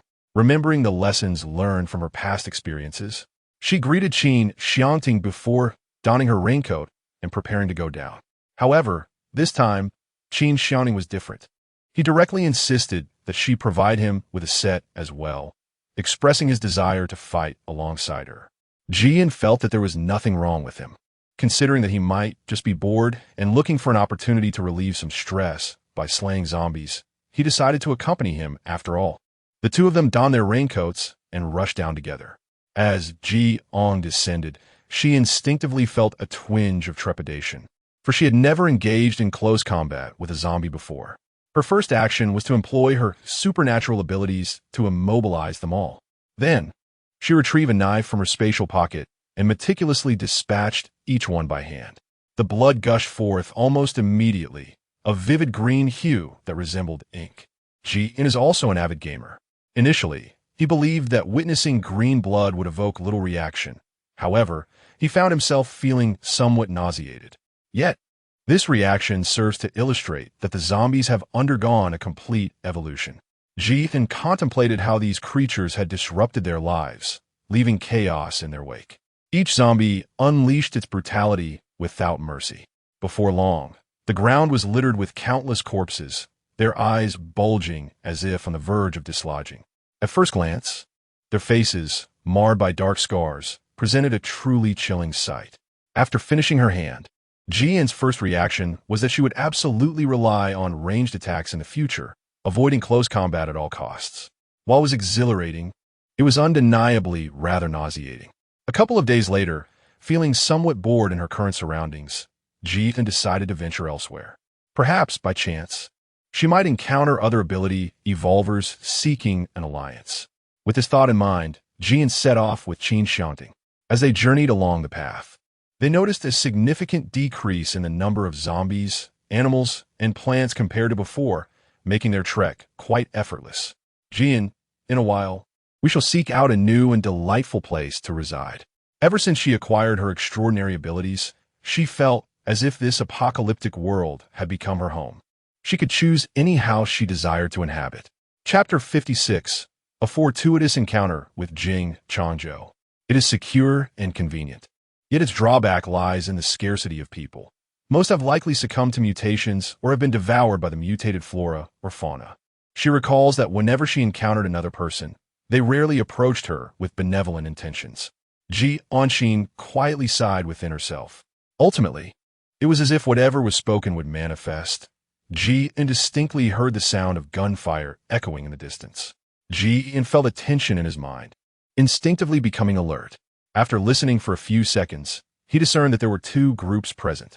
One produced the sound of gunfire, while the other was accompanied by strange, rumbling noises.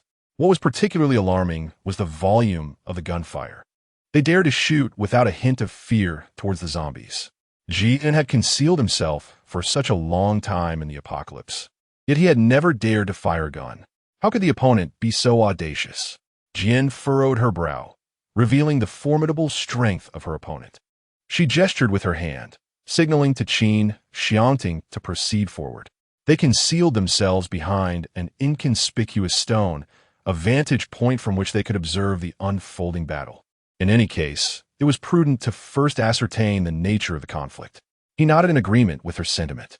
On the opposing side, nearly 20 individuals clad in camouflage wielded firearms, while 3 of all beings employed their powers to fend off attacks, resulting in a fierce deadlock.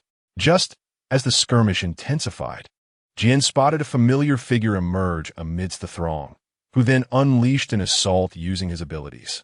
In a swift turn of events, one individual succumbed to the electric shock, collapsing to the ground, followed closely by 2 others. The trio was rendered incapacitated, convulsing from the electric discharge. In the next moment, several adversaries redirected their firearms towards Jian's direction. A chill ran down Jian's spine. Could it be that she had been discovered? Just as she prepared to flee, she turned her head only to find a zombie looming perilously close, inducing a sensation akin to cardiac arrest. Its skull-like visage was grotesque, with bulging white eyes and repulsive teeth and tongue almost brushing against her, suggesting an imminent assault and a ravenous bite. Jian instinctively employed her supernatural ability to immobilize the zombie. She had been so engrossed in the scene before her that she completely overlooked the threat lurking behind her. However, Ji Only immediately turned to Qin Xiangting, her face filled with resentment. "Why didn't you give me a heads up?" Yet, Qin Xiangting remained remarkably composed. Moments later, bullets began to rain down around them.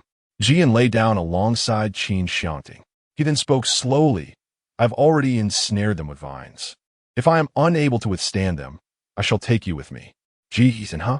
She was momentarily perplexed, only to realize that beneath the zombie's feet lay a tangle of vines, rendering it incapable of advancing. It was merely that the zombie lunged forward slightly, bringing its face uncomfortably close to hers. "Jian, very well. I appreciate your assistance. Could you possibly keep it at a distance from me next time?" Qin Xiangting, "Certainly." The gunfire from across the way showed no signs of abating, and Jian felt a surge of anxiety. Their shooting was exceedingly fierce, the volume of bullets overwhelming. Yet, a troubling thought crossed Jian's mind. Would they inadvertently hit their own? Qin Xiangting's gaze flickered as he activated his abilities to shield against the onslaught. With a swift motion, he cradled Jian in one arm and surged away from their original position, racing towards an area with fewer zombies. Bang! As Jiangong was about to inquire what had happened, she turned around only to discover an explosion had occurred behind her.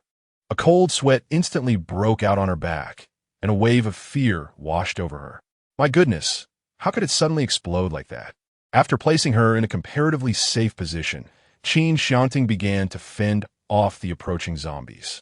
Jian took a deep breath and joined him in withstanding the impact. Curiously, she inquired, "How did you know where it was going to explode just now?" She realized that had she been a second slower, she might have met the King of Hell. Qin Xiangting replied nonchalantly, "Someone threw a grenade." "Oh," Jian nodded, impressed that he had noticed it. Qin Xiangting looked at her skeptically and asked, "What were you actually looking at just now?" Jian felt a wave of embarrassment wash over her. Indeed, she had failed to notice the zombies lurking behind her and the grenades in front of her. It seemed she had truly overlooked everything. After a brief period of defense, the zombies had vanished, leaving only their lifeless bodies strewn across the ground. At that moment, the gunfire in the arena ceased. As she turned her head, she sensed a presence behind her. With a surge of anxiety, she slowly rotated, her mind bracing for a swift escape. To her astonishment, she heard a voice exclaiming in disbelief. "Jian?" The sound was familiar, and as she turned to face it, she was greeted by the visage of the very person who had spoken. Jian was momentarily taken aback. Jing Changzhou, the other party's handsome and spirited visage, coupled with a languid charm, was unmistakably Jing Changzhou. Jing Changzhou curled his lips slightly. "I never anticipated we would reunite under such circumstances. Fortunately, you are unharmed." "Indeed." He chuckled softly, raising an eyebrow. Might you introduce the individual beside you?" Jianshuan followed Jing Changzhou's gaze and glanced at him, smiling as he said, "Ah, my apologies. He is my travel companion, who has been of great assistance to me." His name is Qin Xiangting, and it is said that he has lost his memory. Jing Changzhou nodded. I see. He has actually lost his memory. Jian, indeed, I was skeptical at first. Jing Changzhou then remarked, if you hadn't introduced him, I would have initially thought he was your boyfriend. At that moment, Qin Xiangting narrowed his eyes slightly, exuding a hint of danger. Jing Changzhou inexplicably sensed a chill in the air. Jian chuckled lightly, feeling a twinge of embarrassment as he recalled the various incidents involving the two of them, and thus shifted the conversation. What happened earlier that led to your altercation with others? Jing Changzhou furrowed his brow, his expression turning grave. I initially intended to take Jianglin out for a breath of fresh air, but those three individuals relentlessly pursued us with the intent to rob. As you know, my companion typically relies on me for protection. She possesses only rudimentary skills and lacks any extraordinary abilities. I couldn't fend off all three of them alone, so I hurried here to gather everyone. Upon hearing this, Qin Xiangting's hostility diminished slightly. Jian was still unaware of his actions, merely nodding at Jing Changzhou. Oh, I see now. That makes sense. All right, please follow me. Upon finishing his statement, Jing Changzhou signaled to those nearby with a glance, and they all lowered their weapons, forming an orderly line. As they proceeded forward, they soon arrived at an opulent villa, far more splendid and grand than the one she had visited previously. Chapter 57. Thoughts of Qin Xiangting. Did she harbor feelings for him? The perimeter of the villa was guarded, all personnel equipped with arms, ever vigilant in their duty to ensure safety. The villa boasted 3 stories, its architecture distinctly European in style, complemented by a fountain at the entrance and a well-manicured garden, exuding an air of magnificence. Notably, this villa was devoid of any encroaching foliage and did not require additional windows. Jing Changzhou effortlessly scanned his face to unlock the door. Jian was taken aback. Had the power supply not been cut off long ago? How could this be possible? As these thoughts raced through his mind, he voiced his confusion aloud. Jian, what? Qin Xiangting has spoken this time. His extraordinary ability is electricity, which he can control at will. Jian suddenly slapped his forehead, exclaiming, of course. It slipped my mind for a moment, huh? Jian exclaimed with surprise. Wait, control the electricity. This implies that all her electronic devices, including her phone, could now be powered. Her eyes sparkled with excitement, and she gazed at Qin Xiangting as if she had set her sights on a prized prey. Qin Xiangting, with an understanding born of their unspoken connection, realized what she meant. Naturally, he acquiesced to her wish and turned to Jing Changzhou with a resigned expression, asking, could you release your ability for me just this once? Jing Changzhou was momentarily taken aback by this request. Puzzled, huh? Jian elucidated the matter to him, and Jing Changzhou nodded in comprehension. Oh, you mean you wish to replicate my electricity? Certainly. Jing Changzhou released a small surge of electricity from his palm towards Qin Xiangting. In the next moment, Qin Xiangting received it. Thank you. Jing Changzhou replied. It's no trouble. After all, with such a useful ability, it ought not to be squandered. Of course, it isn't without cost. Later, do assist me in transmitting some electricity back. Everyone tires after utilizing their abilities extensively. Not long ago, Jing Changzhou had engaged in a skirmish, depleting much of his energy, which was entirely understandable. Qin Xiangting agreed without hesitation. This was not merely due to Jian's request. Having an additional ability was also an extra safeguard for him. In every conceivable way, it was beneficial. The trio continued onward, and Jing Changzhou opened the door ahead. Before them lay a resplendent living room, adorned with luxurious sofas, illuminated fixtures, and an opulent round table, all dazzling to the eye, almost blinding in their brilliance. How splendid it is to have electricity. The entire room radiated with brightness. Jian also noticed an elderly lady seated before the television, engrossed in watching a program. She initially believed there was internet connectivity, but Jing Changzhou informed her that the display was from a disc player. Once they entered the premises, Jing Changzhou took the opportunity to introduce Qin Xiangting to Jianglin briefly. After the introductions were complete, Jing Changzhou sent someone to prepare a meal. Jianglin observed that Jian's spirits had significantly lifted, her demeanor radiant. I didn't expect you to be here. And then, There are no girls my age to keep me company. It's rather dull. Ji ingested. ISNT Jing Changzhou here. Jiang Lin snorted coldly. You irritate me all day long. Jing Changzhou exclaimed, am I being wronged? However, Jiang Lin paid no heed to his current reaction and continued speaking to Jian. We owe our thorough preparations to an timely information. Jian scratched his head and said, oh, really? I'm not so sure others would even believe it. Jiang Lin chuckled lightly. What are your plans for the near future? Jian answered honestly, I haven't quite decided yet. I was just thinking of finding a random place to stay, since food isn't a concern for me at the moment. In my dreams, I recall everyone gathering together, so I surmise there should be a place akin to a base, guided by fate. Jiang Lin nodded, I see. Since you're already here, why not stay with us? The environment around here is particularly pleasant, and the safety is commendable. Everyone here has been meticulously selected. We have plenty of rooms available, so we can certainly accommodate you. After a moment of persuasion, she nudged Jing Changzhou with her elbow and smiled. Right, Ajo? With his girlfriend having spoken, Jing Changzhou dared not object. Moreover, considering they were friends, it was hardly a significant matter. He nodded repeatedly. What Lin Lin said is absolutely right. You are welcome to stay whenever you wish. As he spoke, his gaze softened as he looked at Jiang Lin, and he lovingly pulled her into his embrace. Jian. This overwhelming display of affection is truly more than one can bear. Jian initially intended to decline, but Jiang Lin gazed at her with her captivating large eyes, earnestly stating, you must not refuse me. It would deeply sadden me. Beside them, Jing Changzhou observed her intently, embodying the demeanor of a domineering CEO protecting his delicate wife. And what about you? She turned to look at Qin Xiangting. With an air of indifference, Qin Xiangting replied, thanks. Jian smiled at them. All right, we shall stay here. Upon hearing Ji An's agreement, Jiang Lin was overwhelmed with joy and flusteredly exclaimed, really? Then I'll go prepare your room. I will absolutely arrange for you the largest and most splendid chamber. Jing Changzhou interjected. It's fine to let Aunt Sheng handle it. Jiang Lin turned her head defiantly. No way. I want to do it myself. With that, she linked her arm with Ji An's and cheerfully made her way towards her intended destination.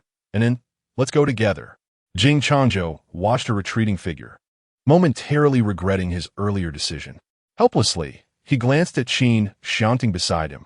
The two men, at a loss for words, proceeded to allocate a room for him as well. When Ji An emerged, her immediate reaction was to search for Qin Xiangting.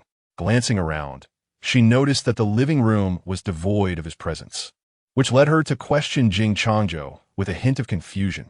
Have you seen him? Jing Changzhou clicked his tongue and deliberately remarked, just a brief moment apart. And you are already so concerned about him, missing him so dearly? In Ji An's mind, she inexplicably recalled the intense kiss they had shared, along with the image of them embracing for warmth. Her cheeks began to flush, and she finally responded, stop making wild claims. I was merely inquiring. However, Jing Changzhou wore an expression of disbelief as he replied, he is tidying up his belongings in room 206. Jian feigned calmness as he settled onto the sofa, letting out a soft sigh.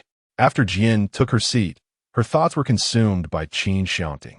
It wasn't until Jing Changzhou had mentioned it that she realized how much she had come to depend on his presence. Previously, this had not been the case. However, lately, her mind had been preoccupied with these chaotic thoughts. Yet, she pondered whether she truly harbored feelings for Qin Xiangting. The memory of their kiss resurfaced vividly in her mind. In truth, Qin Xiangting's appearance and character had always aligned with her ideals, though initially, her feelings had been more akin to mere affection.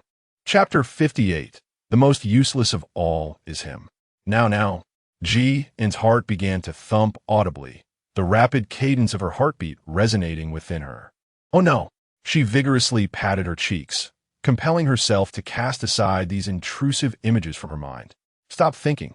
What am I doing? A familiar and melodious voice pierced through her thoughts as Ji An looked up. It was Qin Xiangting. Jin's expression appeared unnatural as she stammered, and no, it's nothing. She attempted to divert the conversation, asking, how is it that you emerged so quickly? Ji An murmured softly, no. Jing Changzhou observed the interaction between the two and gently cleared his throat. I apologize for interrupting your tender moment, but it is time for dinner. Jian is now overwhelmed by an impulse to strangle him. Usually indifferent to nearly everything, she now shot a fierce glare at Jing Changzhou. Jing Changzhou, however, remained entirely unfazed, reveling in the spectacle and stirring up mischief. Jian, she is filled with hatred. Jing Changzhou stood up abruptly. Enough. You two converse amongst yourselves. I must go invite my beloved Lin Lin to dine. Ji, and gently reminded, she is in the training room. Jing Changzhou, she is my woman. I will surely find her. Ji, and a blend of youthful exuberance and self-assurance. Ji, and gently rubbed her forehead, momentarily forgetting the awkwardness she felt towards Qin Xiangting. She turned to him and suggested, let us wait for them to emerge here. Jing Changzhou was swift, soon arriving with Jiang Lin in tow, and he addressed the two still seated on the living room sofa, saying, stop dawdling, come and eat. With that, he pulled out a chair for Jiang Lin, ensuring she was comfortably seated. Observing his actions, Jiang Lin couldn't help but chuckle. All right, enough of your fussing, just sit down. At this point, Jian and Qin Xiangting also took their seats. The group began to prepare for their meal, engaging in conversation about recent events. However, much of the time, Jian found herself a silent observer of the affectionate exchanges. Jiang Lin occasionally served Jing Changzhou dishes, prompting him to beam and exclaim, I adore you. You are truly wonderful. It was evident that they were genuinely happy. Yet, Jian remained quiet. Their happiness felt overwhelmingly loud to her. During the installation, they neither saw nor heard anything, simply focusing on their meals. Fortunately, as time passed, their behavior did not become excessively inappropriate. However, the atmosphere among them remained quite pleasant. Jian instinctively cast a glance at Qin Xiangting. At that moment, he was poised to bring a shrimp to his mouth, but upon noticing her gaze, he offered the shrimp intended for himself to her instead. He then resumed enjoying other dishes.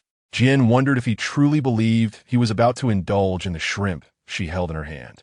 She merely intended to take a fleeting glance. In the depths of her confusion, Ji Onxin hesitated, yet seeing that he had already offered it to her, she felt compelled to partake. After a moment of deliberation, she took a bite. Meanwhile, Qin Xiangting discreetly observed her movements from the corner of his eye.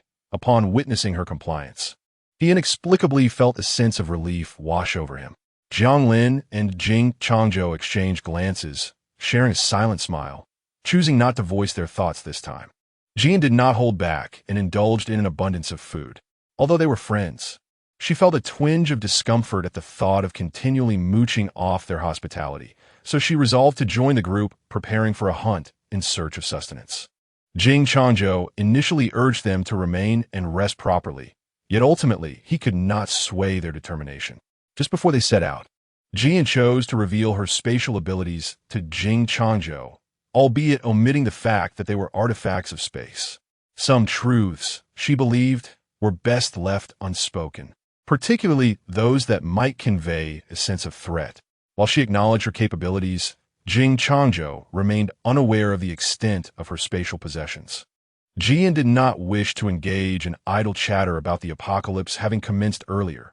Instead, he recounted how he had inadvertently awakened while hiding in the warehouse and had taken everything with him before departing. Jing Changzhou nodded in understanding. Jian smiled at him, saying, Do you trust me so completely that you fear I might abscond with all your supplies? However, Jing Changzhou responded nonchalantly, We are many in number. Besides, it's not as though you would take everything. If you truly fled, I would still be able to track you down.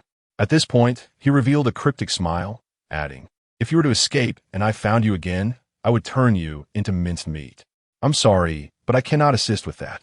Jian's gaze was tinged with a hint of fear, prompting Jing Changzhou to reassure her. It was merely a jest, and above all, I trust you. Jian, well. After speaking, Jing Changzhou descended to the basement. Uncertain of what had transpired, upon his return, he discovered that someone was already waiting for him outside the door. He was now driving an enormous vehicle, one that appeared capable of accommodating 20 individuals. Jian was momentarily taken aback when a voice called out, What are you daydreaming about? Get in the car. and your male partner should join you as well. Qin let out a sound, glancing at Qin Xiangting, and somewhat bewilderedly approached. The two of them occupied the foremost seats. Qin Xiangting remarked, "Sister, you possess spatial abilities which lack offensive power, so please remember to exercise caution when venturing out." To be honest, he was still pondering whether bringing her along was indeed the right decision. Qin had not learned much from him before, and there was a considerable risk involved. However, Qin Xiangting soon realized that his worries were unfounded, for Qin declared, "I possess two supernatural abilities.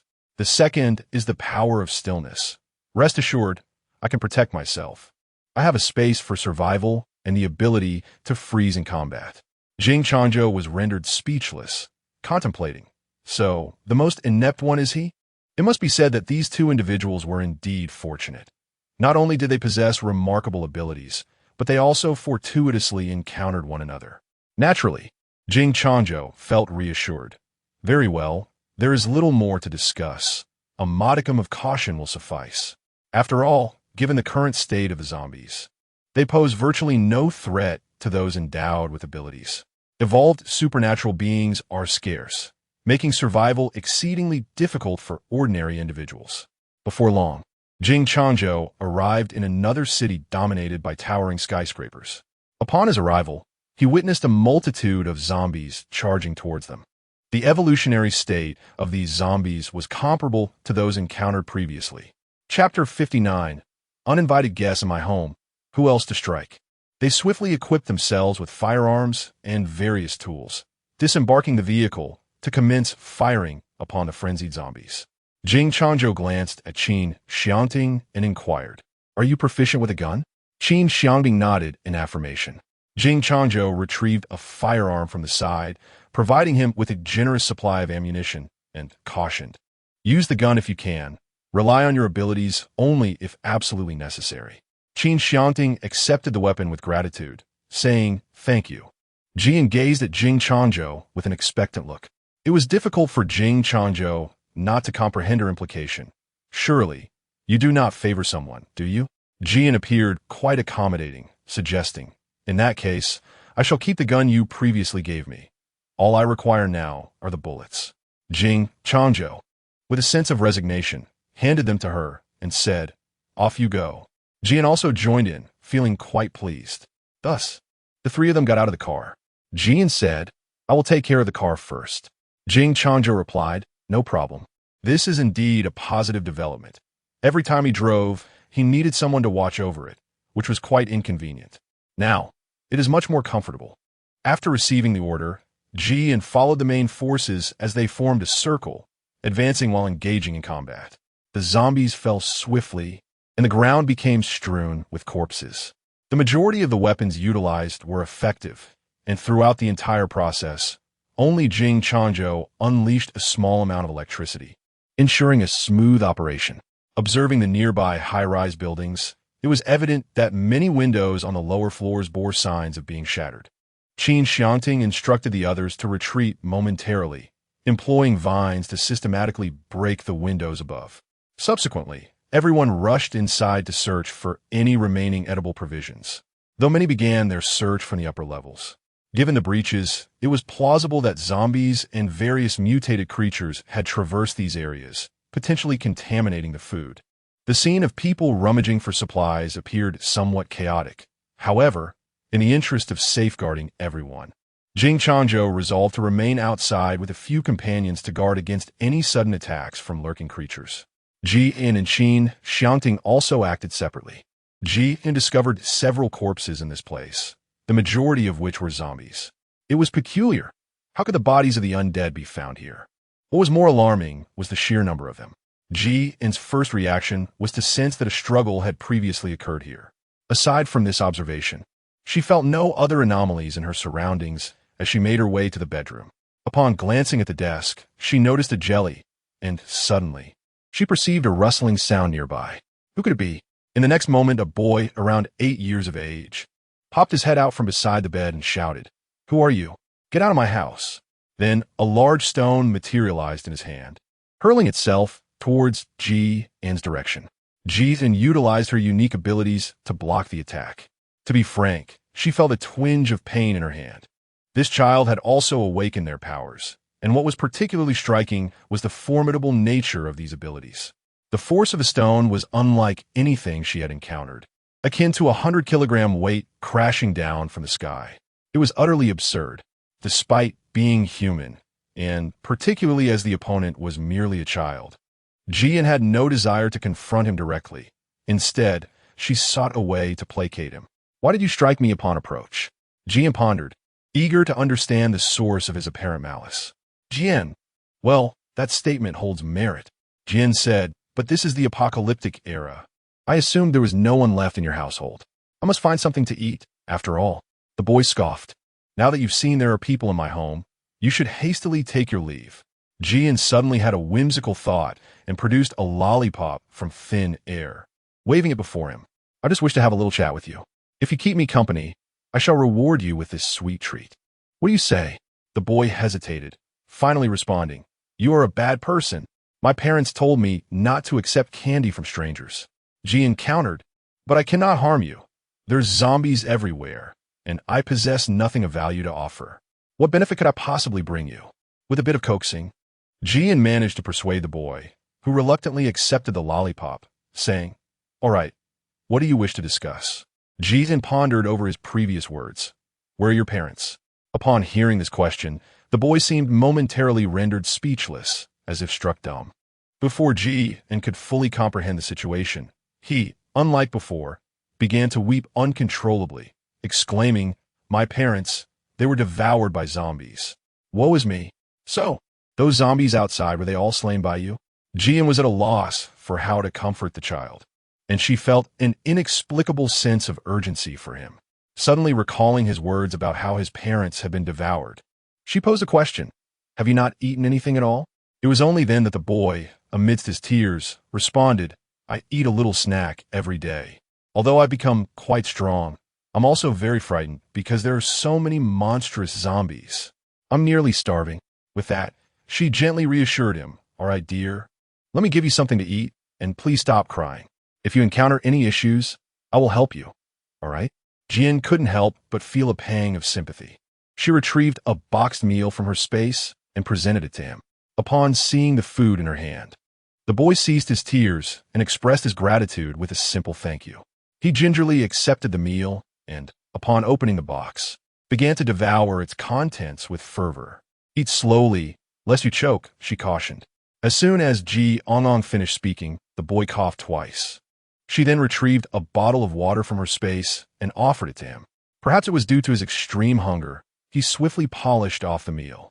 After finishing, he shyly expressed his gratitude, saying, "Thank you, sister. You are truly kind." She inquired, "Are you still hungry? If so, I have more food here." The boy shook his head and replied, "It's all right, sister. I'm already full." Jian gently touched his head. From her earlier vigilance to now calling her sister, she found the child before her quite endearing. "Sister, didn't you have more questions to ask me just now? Please continue." The boy looked at her earnestly, resuming the unwrapping of the candy in his hands. Jian grew serious. "What is your ability?" The boy replied, "I can conjure up objects with offensive capabilities. Anything at all. Alas, it is unfortunate that I cannot create food. Whenever I attempt to transform something edible, it turns out too hard to bite into, or worse, it becomes toxic or a prank that strikes someone. Otherwise, I would not find myself unable to eat at this moment." Jian smiled lightly. "I see. That is quite an impressive ability." The boy replied, "I noticed you conjured delicious food out of thin air as well. Do you possess a similar ability?" Jian tilted his head. "This is spatial ability capable of storing items." The boy instantly comprehended. "Ah, I see. I have encountered this in an animated series before." Jian casually exchanged a few pleasantries with him before finally delving into the main topic. "Would you like to join us in surviving in this post-apocalyptic world? If we search for food together, we shall not succumb to starvation." Chapter 60. Truly arrogant, you all? Jian said, "Yes, it's us. It's not just me. Would you like to join?" The boy displayed a look of inner turmoil. "There are so many zombies outside." Jian appeared with a demeanor that suggested a trivial concern. "Our numbers are considerable. We are all adults, and there is no reason for you to be afraid. They cannot possibly overpower us. Moreover, If you remain here, you will find it impossible to procure food, and inevitably, you will not survive." As the boy listened to her words, he nodded, increasingly convinced by her reasoning. He scratched his head and replied, "All right then. So you agree?" Indeed. After much earnest persuasion, Qin was delighted to find that he had received consent. "By the way, I haven't asked for your name yet. What do you go by?" "Jiang Xianran." "Oh, I am Qin. You can simply call me sister in your everyday speech." "Then, shall I address you as Xiaoran?" Jiang Xianran replied with a sweet, childlike voice. "Okay." Having successfully convinced this adorable young one, Qin led him away from that place, taking with her the jelly that had been on the table. After Qin took him outside, she intended to inform Qin Changzhou about the matter. As soon as they emerged, Qin Changzhou was momentarily taken aback upon seeing her holding a small child. How could there be a child here? Jiang Xianran, unafraid of strangers and aware that this must be Qin's friend, promptly began to introduce himself. "My name is Jiang Xianran. I am not just any child. I am quite remarkable." With that, he prepared to showcase his extraordinary abilities. At this moment, Qin briefly introduced his extraordinary abilities and informed Qin Changzhou that his family had originally resided there, but due to the presence of zombies, they had remained indoors all this time. Qin Changzhou nodded in agreement. Qin gently smiled at the boy, saying, "I heard you. If you behave well, I can provide for your needs in terms of food, clothing, and shelter." Jiang Xianran replied, "All right." Observing his transformation from a previously unreasonable child to one who was gradually becoming dependent on her, Qin couldn't shake the feeling that she might be, in some way, deceiving a young soul. Qin shook her head. It was merely an illusion of hers. Qin introduced Jiang Changzhou to the boy, suggesting he simply call him brother. However, Jiang Xianran was not as agreeable this time. A hint of rebelliousness coursed through him as he merely huffed. "Not a chance." Qin was perplexed. Why? It seemed that Qin Changzhou had not offended him. After much contemplation, Jiang Xianran appeared somewhat hesitant and ultimately uttered something quite nonsensical, leaving others bewildered. In any case, just refrain from calling him that. It should suffice to address him as Captain Qin in everyday interactions, shouldn't it? Jiang just informed him that this is the captain, so he did not react much to his words. It was merely a title and not worth dwelling on. Surely, this poses no issue, does it? When Qin observed that they had reached a consensus, he realized that he had only been searching for a brief period and was ready to assist in the quest once more. However, Jiang Xianran trotted along with her petite steps, calling out, "Sister, wait for me. I wish to join as well." Seeing him, Qin contemplated that it might be a matter of trust, particularly toward strangers, and thus acquiesced. Consequently, the duo, one large and one small, commenced their endeavors nearby. Initially, Jiang Xianran was quite oblivious, hesitating upon spotting a sizable bag of flour in the kitchen. This substance was not meant for direct consumption. He primarily regarded it as Play-Doh, requiring considerable effort from his mother to transform it into something edible.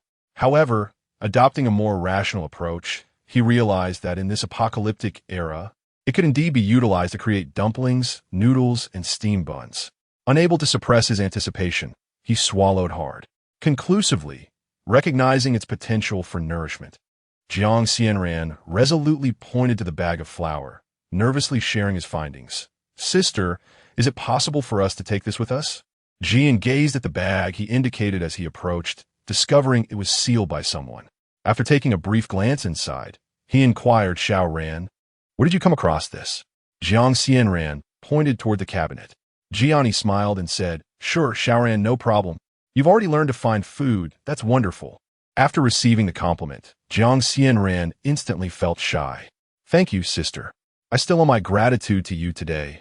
Otherwise, I might have truly starved." Although human nature during the apocalypse can be frightening, she couldn't bring herself to disregard an 8-year-old child, as it felt undeniably cruel. Jiang Xianran, despite not thinking too deeply about it, still felt a bit guilty. "All right, I will strive to gather more food in the future to share with you. From now on, I will listen closely to Captain Qin." Jianxin comfortingly remarked, "Indeed, there is great potential. However, my sister does not require the supplies you offer. I am already quite pleased as long as you have enough for yourself." But how can that be? Jiang Xianran furrowed her brows. Ji and paid little attention, casually glancing around and noticing several sealed containers of condiments before storing them in his space. He then proceeded to the door, ready to venture out in search of supplies for the next location. "Let's go," he murmured. However, just as he stepped outside, he unexpectedly collided with Qin Xiangting. Seeing him emerge from the same entrance, Jian paused for a moment, exclaiming, "What a coincidence. You're also here, scavenging for items." Qin Xiangting nodded, maintaining his aloof demeanor and refraining from uttering a word. Jian. Very well, she has grown accustomed to it. Subsequently, she noticed that Qin Xiangting's gaze shifted towards the child she was holding, and he offered an explanation. Qin Xiangting lingered his attention on the child for a few seconds, responding rather apathetically, ultimately uttering a simple "oh." Jiang Xianran felt a twinge of irritation. What did it all mean? Was he looking down on him? A hint of anger bubbled within Jiang Xianran as he deemed Qin Xiangting rather arrogant.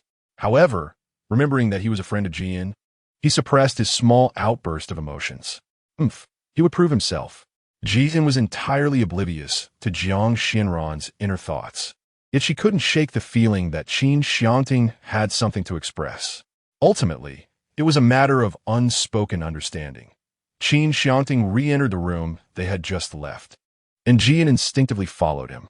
Indeed, within, there were two individuals, their hands laden with various items, ranging from food to everyday necessities that were both practical and pristine. Upon witnessing this, Jian promptly utilized her spatial abilities to assist. Chapter 61. I Never Lie to Children. It was then that Qin Xiangting spoke softly, expressing his gratitude. "Thank you, Jian. It's nothing." After putting away her belongings, Qin Xiangting asked her, "Would you like to join me?" Qin's thoughts were resolute. Thus she readily agreed without hesitation. Meanwhile, Jiang Xianran curled her lips slightly, expressing her discontent. Jian noticed and directly inquired, "What is the matter?" Jiang Xianran replied, "Nothing." After moving forward, Jian, along with Qin Xiangting, made considerable gains.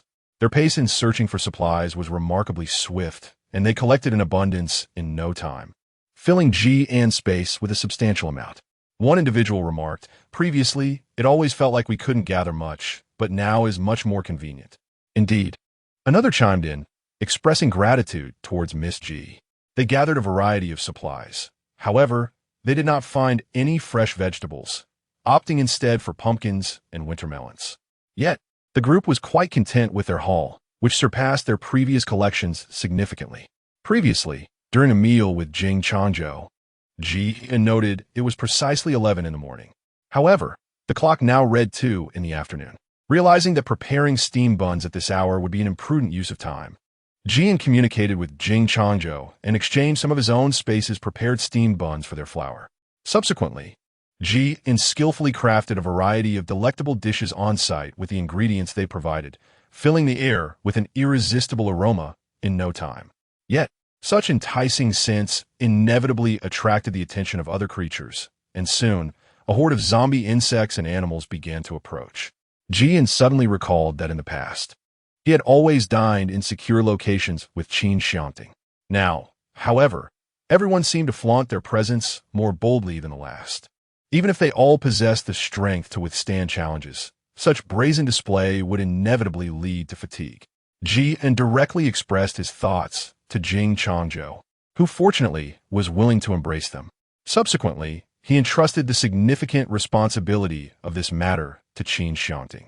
Jian swiftly stowed away the food and utensils, while Qin Xiangting used vines to elevate everyone to the topmost level of the building. For a moment, these creatures seemed uncertain about their next course of action. Only a few flying insects approached, but they were swiftly eradicated. It would have been far easier to wait for them to come and attack. Consequently, Jian took out the half-prepared meal once more, and the enticing aroma wafted through the air. The group then divided into two factions. One half stood guard at the entrance, while the other awaited their meal. Jian quickly completed the meal, feeling fortunate that her pot was exceptionally large. She ladled out half of the contents for those who were eagerly awaiting their meal. At that moment, Qin Xiangting, having expended considerable energy, felt somewhat fatigued and took a seat beside Jian. Upon witnessing the scene, Jian promptly ladled a bowl of soup for him, discreetly retrieving a generous piece of cooked meat from her space to add to his bowl. "Be cautious, it's hot." Although Qin Xiangting had recently eaten, a pang of hunger surged through him, prompting him to indulge in the meal. Thanks to Qin Xiangting's extraordinary abilities, many felt a sense of reassurance. Observing this, Jiang Xianran harnessed his powers to strike down below, causing several zombies to wail in agony. He was, without a doubt, the most formidable of them all. As Jian observed his reckless use of abilities, he hurried over to intervene. "Enough. You've just replenished your energy today, and your body hasn't fully recovered. Refrain from using your powers until you are well again." After days of fasting, he likely suffered from malnutrition. Further exertion of his abilities could lead to fainting. Jiang Xianran, though compliant, retorted, "Am I not the strongest?" "Indeed, you are the strongest," Jian replied, giving him a thumbs up. Satisfied, Jiang Xianran stood there, covertly glancing at the movements of the zombies below. "Do you want to eat a bit more?" Jian inquired, recalling that he may not have been fully satisfied earlier. After Jiang Xianran firmly declined again, Jian ceased to press the matter. The zombies had not breached the door. The first wave of people finished their meals, and the next wave began. Feeling a twinge of concern, and leveraging Qin Xiangting's vines to prevent the accumulation of these dangerous creatures, they initiated an attack from below, then retreated after the second wave had completed their meal. Noticing the zombies closing in and recalling encounters on their journey, Jian refrained from allowing Qin Xiangting to use his abilities. Just as Jian contemplated taking action, Jing Changzhou preempted him. Meanwhile, Jiang Xianran realized that he did not require Qin Xiangting and was eager to showcase his own prowess. Once the two engaged, they faced minimal resistance. "Jian, did we not agree to refrain from recklessly using our abilities?" Jiang Xianran pouted. "However, I too am eager to experience the thrill of battling zombies." Jian, feeling a sense of helplessness, perhaps due to his lingering childlike spirit, seemed quite intrigued by the idea of battling zombies. If he was determined to pursue this course of action, it would indeed be challenging to dissuade him. Considering that even if he were to faint, he would still be safe, there was little need for admonishment. Jian merely did what he could, presenting a small cake intended to replenish energy. "You may have a bite of this." No child could resist the allure of cake, and Jiang Xianran was no exception. Upon glimpsing the cream adorning the top, he swallowed hard. Although he was relatively full of the moment, it had been quite some time since he had savored small cake, and this sight piqued his interest. "Jian, indeed." Jiang Xianran insisted on not eating just yet. "I will assist Captain Jing in the fight first, and after we finish, I shall eat." Quite admirable, exhibiting a strong sense of integrity. "Jian, then I shall put it away for now. Whenever you wish to indulge, just let me know." Indeed, the situation unfolded exactly as Jiang Xianran had predicted, extending until the very end. However, by this point, he was utterly exhausted, with scarcely any strength left to savor the petite cake. He would have to wait until the next occasion to enjoy it. Jian grinned.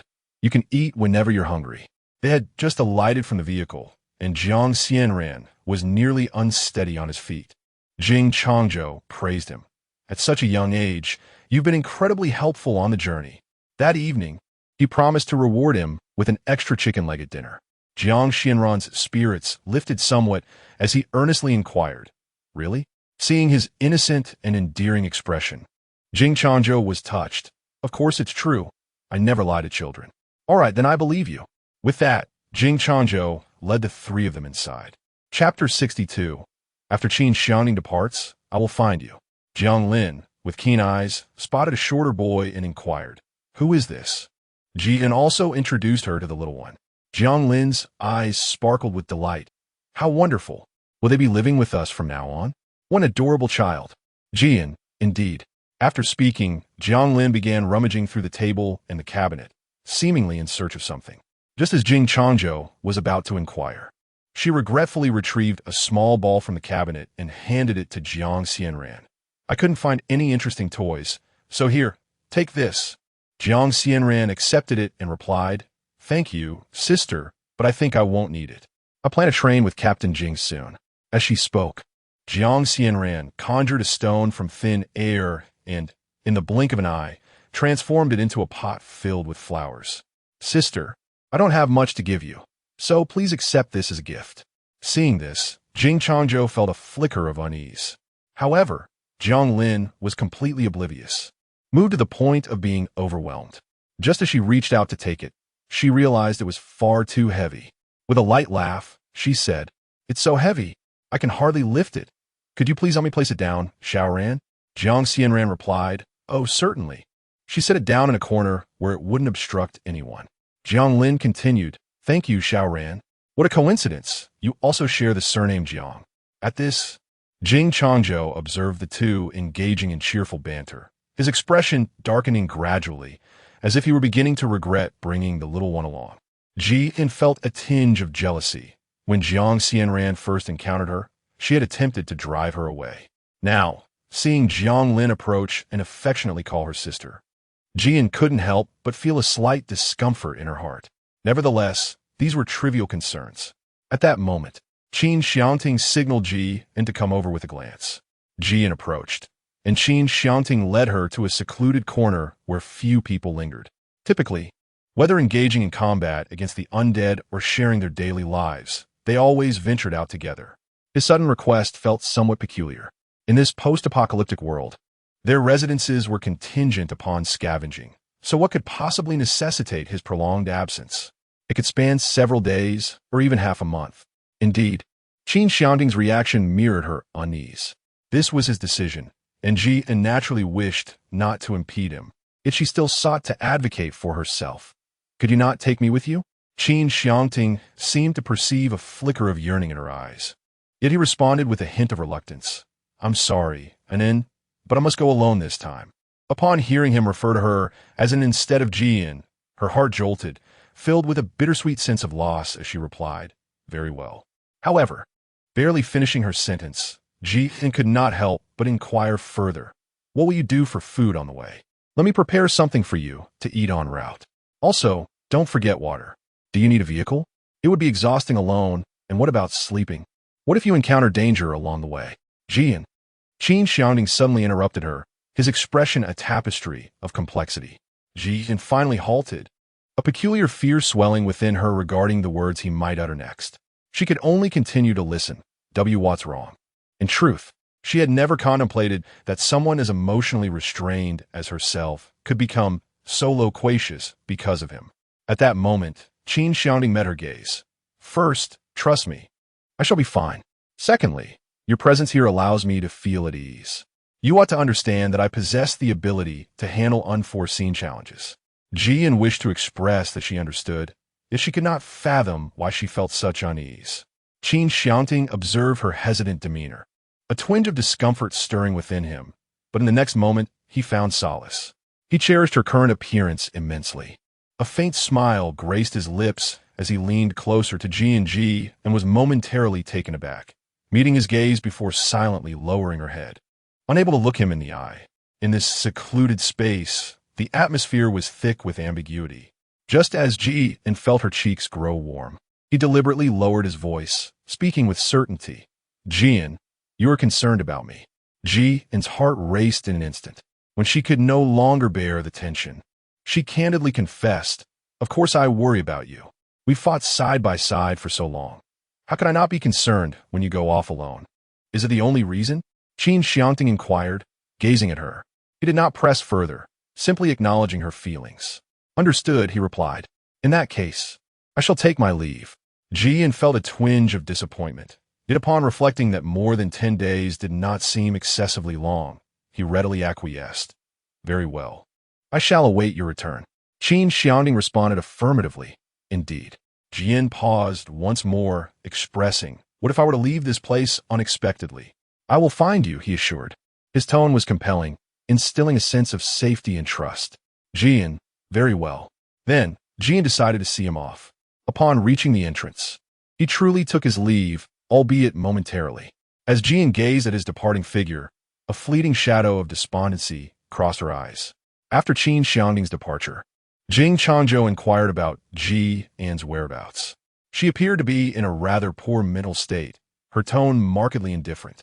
It was only when she ventured out to assist in battling the zombies or mutated creatures that her energy surged to its peak. She displayed decisiveness in her actions and confronted challenges without hesitation. Nonetheless, Xiangting remained exceedingly cautious in the face of peril. Just a couple of days prior, her feelings were profoundly stirred, but as time progressed, she merely found herself lost in thought on occasion during ordinary moments. The explanation provided by Xiangting is uniformly that there is nothing to engage with, merely passing time in a state of stupor. At first glance, this may seem inconsequential. While electronic devices can indeed be activated, their lack of connectivity renders them virtually useless. Nevertheless, in an effort to anticipate dangers or detect anomalies, Qin Xiangting assigns personnel daily to photograph the surrounding scenery, allowing for comparisons with the previous day to identify any discrepancies. Chapter 63. Sister Anne's deep affection, lost in thoughts of him. As none wish to witness Ji, and in such a state, they are eager to offer assistance. Even the youngest, Jiang Xianran, has sensed the issue. Sister, you seem strange. Although Qin Xiangting shares a similar reluctance for her to remain in this condition, he cannot help but express, if it were me, I fear I would react in a like manner. Jiang Lin, inquiring with a hint of confusion, asks, what do you mean? Qin Xiangting responds with a subtle smile. If you were to be away from me for such a duration without providing a definitive time frame, I too would likely experience the same feelings, perhaps even more intensely. Jiang Lin is rendered momentarily speechless. His words evoke both shyness and a desire to tease. Qin Xiangting continues, it's not solely the longing from being apart. My primary concern is your safety. Without anyone accompanying you, I fear for your well-being, and if someone were with you, I would worry about not being able to care for you properly. At this, Jiang Lin falls silent, for she realizes just how fortunate she truly is. Qin Xiangting adds, I never anticipated my sister and to be so deeply infatuated. To which he affirms, no, I have said nothing at all. Jian had also let him go, and then Qin Xiangting quietly remarked to Jiang Lin, what a contradiction. Meanwhile, the man in black addressed the formidable figure before him. My lord, did you not say you were merely going to observe this girl? Why has it taken so long? Qin Xiangting's dark eyes fixed on him. She is far more intriguing than I had anticipated. She is someone with whom I can collaborate. Is she an evolved ability user? Even so, it should not require your lordship to spend such an extensive amount of time. Qin Xiangting narrowed his eyes. Who gave you the audacity to instruct me? And no, I would not dare. Leave? A fireball had already formed in Qin Xiangting's hand. As he watched the man depart, his expression softened, and he rubbed his temples. He acknowledged that initially, it was by chance he discovered her spatial abilities, leading him to feign amnesia. He had contemplated that if Jian intended to pose any threat, he would not hesitate to eliminate her. At that moment, he resolved never to reveal that he had regained his memories, even to suggest that he had deceived her from the start. He wished to keep his identity and the nature of his deceit hidden from her, fearing that Jian would choose to leave him upon learning the truth. Reflecting on his initial misjudgment filled him with an inexplicable agitation. Who would have imagined that she would become the person he cherished? Aside from his concerns regarding Jian, Jiang Xianran had performed quite well over the past couple of days of training and had sufficiently replenished his energy. Jiang Lin had grown increasingly fond of him, to the point that Qin Xiangting found himself feeling absurdly envious, akin to a child. Yet, it was hard to blame him, as most of Jiang Lin's attention was now directed toward Jiang Xianran. Even when Jian was feeling down, Jiang Xianran would console her, and the three of them shared many joyful moments together. Qin Xiangting had intended to point out Jiang Xianran's mistakes during training, but to his surprise, he found nothing to criticize. Jiang Xianran performed admirably, earning praise from Jiang Lin. Qin Xiangting's emotions were difficult to articulate. Just as the group enjoyed harmonious interactions, Jian stumbled upon a troubling issue. Several zombies had appeared today, and they were indeed stronger than before. Previously, they had managed to handle zombies with relative ease, but now she noticed that controlling them required a bit more effort, despite her ability to halt them. Qin Xiangting had deliberately increased the voltage of his abilities. After a discussion, the three of them collectively created a large protective barrier. Though termed a protective shield, it was essentially a triggering mechanism. Any zombies approaching their designated area would be immobilized and electrocuted, subsequently subjected to various peculiar devices and weapons for a duration of half an hour. Once they had prepared everything, they were ready to embark on their mission. However, this time, Qin Xiangting found himself somewhat apprehensive. With no one stationed here, he feared that if Jiang Lin were to encounter danger, it could truly drive him to madness. Although Ji accompanied them on this outing, the certainty of their safety remained tenuous. The outside world, after all, harbored far greater perils. The prospect of one among their number potentially losing their life was indeed an ominous omen. The decision of whether to retain Jiang Xianran weighed heavily on Qin Xiangting's mind. Observing his troubled demeanor, Jiang Lin felt a flicker of discontent. There was no need for him to dwell solely on her well-being. They had established protective barriers, and there were others outside ensuring her safety. She would undoubtedly be fine. Moreover, who knew if someone amongst them might unexpectedly evolve into a guardian with extraordinary abilities? Qin Xiangting's internal conflict persisted, leaving him genuinely torn. Ji and Jiang Xianran found themselves at a loss for words, compelled to await the decisions of the two. Ultimately, it was Jiang Lin's fervent insistence to remain that swayed Qin Xiangting to acquiesce. Out of concern for her well-being, Qin Xiangting did not venture too far. Fortunately, these areas had yet to be scoured and still harbored supplies. Despite Jiang Xianran's recent training yielding commendable results and his burgeoning abilities, he remained a mere child, and Jian could not help but feel apprehensive. As a seasoned leader, Jian decided to take him along, just as before. Occasionally encountering zombies, Jian would initiate control with a swift maneuver, followed closely by Jiang Xianran's assault. Their synergy was remarkably effective. However, some zombies were rather absurd. When Jian opened one of the outer doors, she was met with a ghastly sight. A zombie, tongue lolling and claws outstretched, lunged at her the moment the door creaked open. Thankfully, her reflexes were quick. During the skirmish, Jian noticed an intriguing development. Her own physique appeared to have strengthened, particularly in terms of stamina and strength. She surmised that this enhancement was linked to her abilities, evolving alongside her powers the longer she wielded them. Their teamwork proved commendable, with Jiang Xianran, an exuberant child, often taking on the role of distraction. His initial fear of zombies had transformed into remarkable bravery. Their quest for supplies unfolded with an unexpected ease, and Jian managed to gather a substantial amount. Qin Xiangting felt a sense of joy, yet his thoughts drifted to Jiang Lin, causing his brow to furrow in concern. Chapter 64. The intruder and the farce. On their return, he opted to drive himself, remaining silent throughout the journey, his speed reflecting an urgency to avoid wasting even a moment. Upon arriving, he hurriedly sought out Jiang Lin. Upon finding her, she greeted them with enthusiasm. "I have good news for you," Jiang Xianran chimed in. "Great. I'm all ears, sister. I have abilities now, especially for a Zhou. He won't have to live in constant fear anymore." Hearing this, Qin Xiangting's mood lifted somewhat. Lin, that's wonderful." Jiang Lin smiled, revealing that her ability was invisibility. Although this power might not significantly aid in combat against zombies, it certainly alleviated some of Qin Xiangting's worries. For him, Jiang Lin's safety was paramount. She was particularly pleased with her newfound abilities. Before long, Jiang Lin added, "By the way, a few refugees arrived today. I thought to let them stay in the living room on the second floor. They wish to reside here, but I'm uncertain about it. So I wanted to ask your opinion." Qin Xiangting furrowed his brow. "I'm afraid that's not feasible.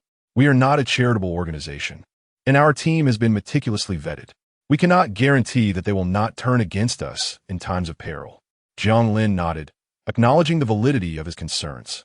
Indeed, survival relies heavily on one's capacity to endure. "Qin Xiangting, please take me up to meet them." After speaking, Jiang Lin led Qin Xiangting upstairs, accompanied by Jian and Jiang Xianran. She suggested to Jian, "Since we have nothing better to do, why not join the commotion?" As they ascended, Jian glanced up and spotted 4 men seated together, an elderly gentleman and 3 young men, one of whom appeared to be around 15 or 16 years of age. Their attire was tattered, and their faces were smeared with dirt, speckled with mud, giving the impression that they were beggars who had fled from some desolate village. This was indeed a post-apocalyptic scenario. The analogy of fleeing from disaster was quite fitting. Upon their arrival, the four men swiftly rose from their chairs and trotted towards them. The elderly man reached out to grasp Qin Xiangting's hand, prompting him to frown and step back momentarily. Realizing his misstep, the old man retracted his hand. He spoke first, his voice resonating with urgency. "Sir, you must be the master of this residence. We are in dire straits. We have no food or water, and we are relentlessly pursued by terrifying creatures. Each day is a struggle for survival, and we have narrowly escaped death countless times. Today, upon seeing this villa teeming with people, I felt as though I had found a beacon of hope. Thus, young sir, being so accomplished at your tender age, might you allow us to stay?" Unyielding, the old man gestured to the three young men beside him, saying, "These are my grandsons. Should you require laborers, they are more than willing to serve, provided you would grant us refuge." No sooner had he finished speaking than his expression shifted drastically. In the next moment, he knelt before Qin Xiangting, his forehead touching the ground, pleading, "I implore you, if this continues, we will have no means to survive." The other three men followed suit, kneeling in reverence. Qin Xiangting grasped the old man's arm. "Please, no need for such gestures. I cannot accept this. It may shorten my life." Yet the old man remained on the ground, persistently beseeching him, and the others echoed his pleas, "For the sake of my grandfather's age, we could be of service to you." Jiang Lin suddenly regretted introducing such a predicament to Qin Xiangting, as their pleas to him yielded no results. They turned their desperate appeals towards Jiang Lin and Jian. "We are truly out of options. Otherwise, we would not be in this desperate situation. Could you perhaps persuade him on our behalf?" Jian and Jiang Lin exchanged a glance instinctively. Jian spoke first. "I apologize. I am merely a guest and lack the authority to make decisions." Jiang Lin also displayed an expression of difficulty. "I am equally powerless." The old man was enveloped in despair. With that, he attempted to lift the old man, directing his gaze towards the other two individuals, exclaiming, "Second brother, third brother, let us depart." Jian was taken aback by this sudden turn of events. Goodness, it was fortunate that Qin Xiangting did not acquiesce.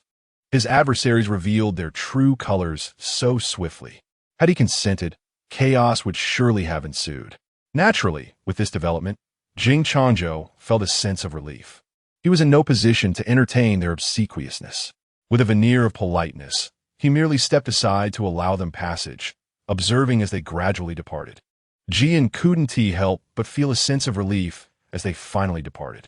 As soon as they left, the old man scolded him. "What do you understand? Why do you meddle in matters that do not concern you?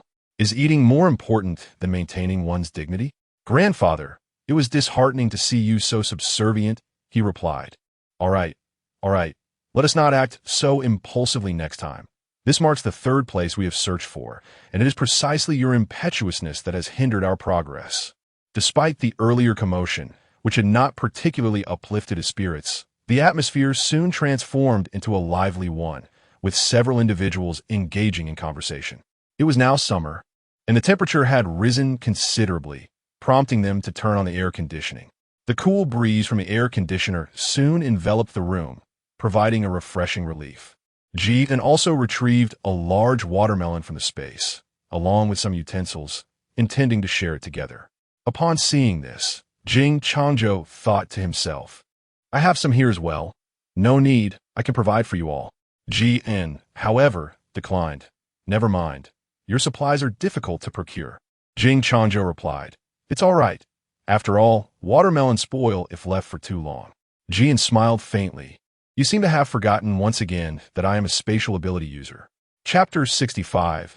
Preparing cold drinks, the guard suffers from heat stroke in a moment of concern. Jiang Lin cheerfully declared, "I'll help you with that." Qin Xiangting, seizing the opportunity presented by her words, replied directly, "In that case, this is what you deserve, and it rightfully belongs to you." Soon after, with great enthusiasm, Jiang Lin hurriedly took both the watermelon and Jiang Xianran to the living room. Qin Xiangting initially intended to assist her, but she insisted please step aside. I can manage this myself." Observing her joy, he refrained from offering his help and followed her at a leisurely pace. After meticulously washing the watermelon, Jiang Lin glanced at the knives nearby, cleaned them as well, and proceeded to get to work. She had no desire for the watermelon to carry any trace of a vegetable flavor. With fluid and graceful movements, Jiang Lin quickly sliced the watermelon, arranging the pieces on the table. The four of them enjoyed the fruit together, each savoring 2 or 3 pieces. Subsequently, they turned on the television to watch some melodramatic soap operas. These were shows they could never have indulged in before, yet now they were utterly captivated. As Jian absent-mindedly spat out watermelon seeds while eating, she suddenly hesitated, gazing at the seeds. She turned to Qin Xiangting and inquired, "Is it possible for us to cultivate watermelons here?" These delightful morsels inevitably reach their conclusion, and the desire to indulge becomes rather challenging. Qin Xiangting had not anticipated her contemplation of such a perspective. "Your notion is indeed valid. I shall take a moment to see if there are any individuals skilled in fruit cultivation." Jian, "Very well." Jian agreed, but then remarked, "That's not quite right. The issue with cultivating fruits is not significant. However, if we encounter an unforeseen circumstance that necessitates our departure, wouldn't that render our efforts futile?" Qin Xiangting replied, "No worries. Experimenting incurs no cost. If we succeed, everyone will reap the benefits." Jian nodded, acknowledging the reasonableness of the statement. After reaching an agreement, Qin Xiangting stepped outside to gather the others. Shortly thereafter, he returned after arranging a shift change and informed them, "There's indeed a type of cultivation, although they have never attempted to grow watermelons. Nonetheless, it is said that it can be tried." Jian replied, "Sure, it's better than having nothing." Upon expressing their intent to commence work, Qin Xiangting promptly dispatched some individuals to dig a pit. When Qin Xiangting rejoined them, beads of sweat adorned his forehead. He muttered to himself, "The temperature outside is quite high. I suspect everyone is feeling rather warm. Standing for an extended period will undoubtedly be unbearable. I shall need to reorganize their shifts shortly." Suddenly, he turned his gaze toward Jian and inquired, "Sister, are you skilled in making ice cream or cold beverages?" Jiang Lin, filled with admiration, exclaimed, "And you are remarkable." Observing Jiang Lin attract attention yet again, Qin Xiangting thought to himself. After all, he had requested Jian's assistance, so he courteously replied, "Thank you." Jian was indeed one to act swiftly, effortlessly retrieving a myriad of materials and tools from her space. She gathered sugar, milk, eggs, cocoa powder, matcha powder, as well as a whisk and various molds. Jiang Xianran was left in awe, wondering if such an array of ingredients was truly necessary. Qin Xiangting remarked that it could wait a bit longer, as there was no rush. After all, they were merely passing the time. With that, Jian commenced her culinary endeavors, her hands moving deftly as she whipped the cream with remarkable speed. Not long ago, she had some leftover watermelon, which she sliced, intending to incorporate it into a delightful ice cream. She then retrieved an assortment of other fruits from her space, including oranges, strawberries, and blueberries, adding a touch of each.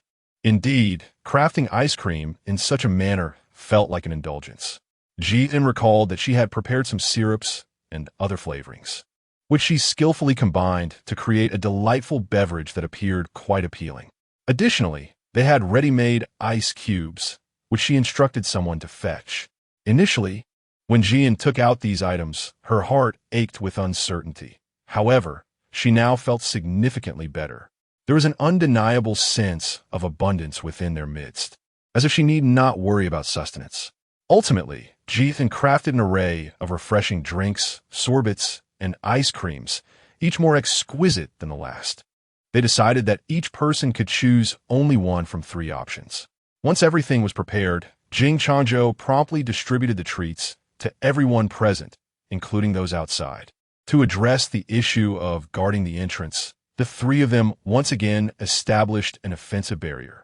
Jiang Lin sighed, expressing her wish that she could render the villa invisible. Qin Xiangting chuckled, remarking, "If that were the case, you would be utterly invincible. How could anyone else survive?" At this point, Jing Changzhou realized an important question. Sister, and does your spatial ability allow you to cultivate plants? Ji in. Just as Lin Lin expressed. It would indeed be wonderful if that were possible. After a moment of reflection, she began to elucidate. For reasons unbeknownst to me, nothing within this space seems to flourish, rendering such an idea utterly unattainable. Given the considerable exertion of our abilities today, everyone is rather fatigued at this juncture. Thus, we have resolved to refrain from any further activities and focus on recuperating our strength. They began to engage in casual conversation when Jing Changzhou inquired, "Do you still think of Qin Xiangting today?" Jian did not anticipate that he would suddenly pose such a question, his face flushing with embarrassment. "I haven't thought about it." Jing Changzhou shook his head, wearing an expression of disbelief. Jian. All right, no one should believe her words anymore. Jing Changzhou continued to scoop ice cream from the table. And Jian, feeling indignant, exclaimed, "No eating allowed." Jing Changzhou nonchalantly replied, "In 2 days, 3 watermelons, 1 pound of oranges, along with 10 prepared dishes." Jian. All right, you may continue eating. Despite her ample supplies, it would be foolish to resist such a tantalizing temptation. Thus, she chose to let him be. 2 days later, the temperature continued to rise. Just the day before, it hovered around 26 degrees, but yesterday it soared to 32 degrees, and today, astonishingly, it escalated to a staggering 40 degrees. Jian contemplated the watermelons recently planted by Jing Changzhou and remarked, "Surely, those watermelons cannot have perished, can they?" Jing Changzhou responded, "In such temperatures, it is indeed not beyond the realm of possibility." Jiang Lin's expression turned equally complicated as she added, "What a pity. All that effort over the past few days may have been in vain." Jin attempted to offer solace, saying in truth, "It's not so bad. If we were to wait until it grows larger before it deteriorates, wouldn't that be even more regrettable?" Just as they were conversing, a loud knock echoed from outside, a jarring interruption in the tranquility of the room. "Come in," Jing Changzhou called out. "Report. Captain, someone outside has suffered from heat stroke." The person exclaimed in a flurry. Jing Changzhou pressed his forehead in dismay. This was the second individual to succumb to heat stroke, and the situation seemed to be growing increasingly precarious. Their current state was ill-suited for standing guard. Chapter 66. The Gatling gun roars of the zombie horde. Stand down. Jing Changzhou began to fret. As the number of heat stroke victims rose, their manpower dwindled. Such a period was fraught with danger. Yet the rising temperatures would impact not only humans. Even so, one could not afford to relax their vigilance against the outside world. Jian has begun to devise solutions. Previously, he found the villas spacious and quite appealing. However, it has now presented challenges. With only the 3 of them, it is utterly impossible to maintain such an expansive space. What remains to be done is, Jian first spoke to Jing Changzhou, saying, "I will place everything I can into the space. Let us remain here for the time being.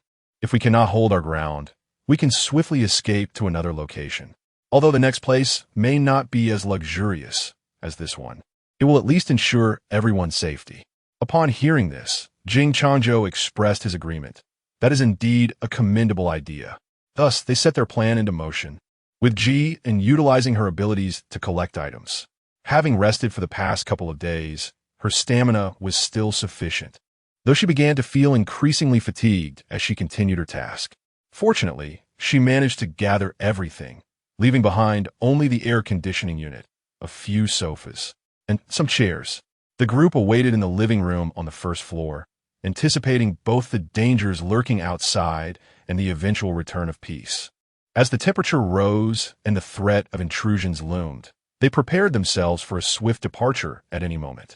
Jing Changzhou discussed with Ji, and "I have been contemplating the construction of a foundational structure, yet I lack the necessary materials here, and the endeavor would demand considerable manpower. I am uncertain about the best approach. Do you have any ideas?" Observing their conversation, Jiang Lin displayed a hint of displeasure. "Why does he always consult Nin? It makes me seem utterly incompetent. Can't he consider whether his girlfriend has any suggestions?"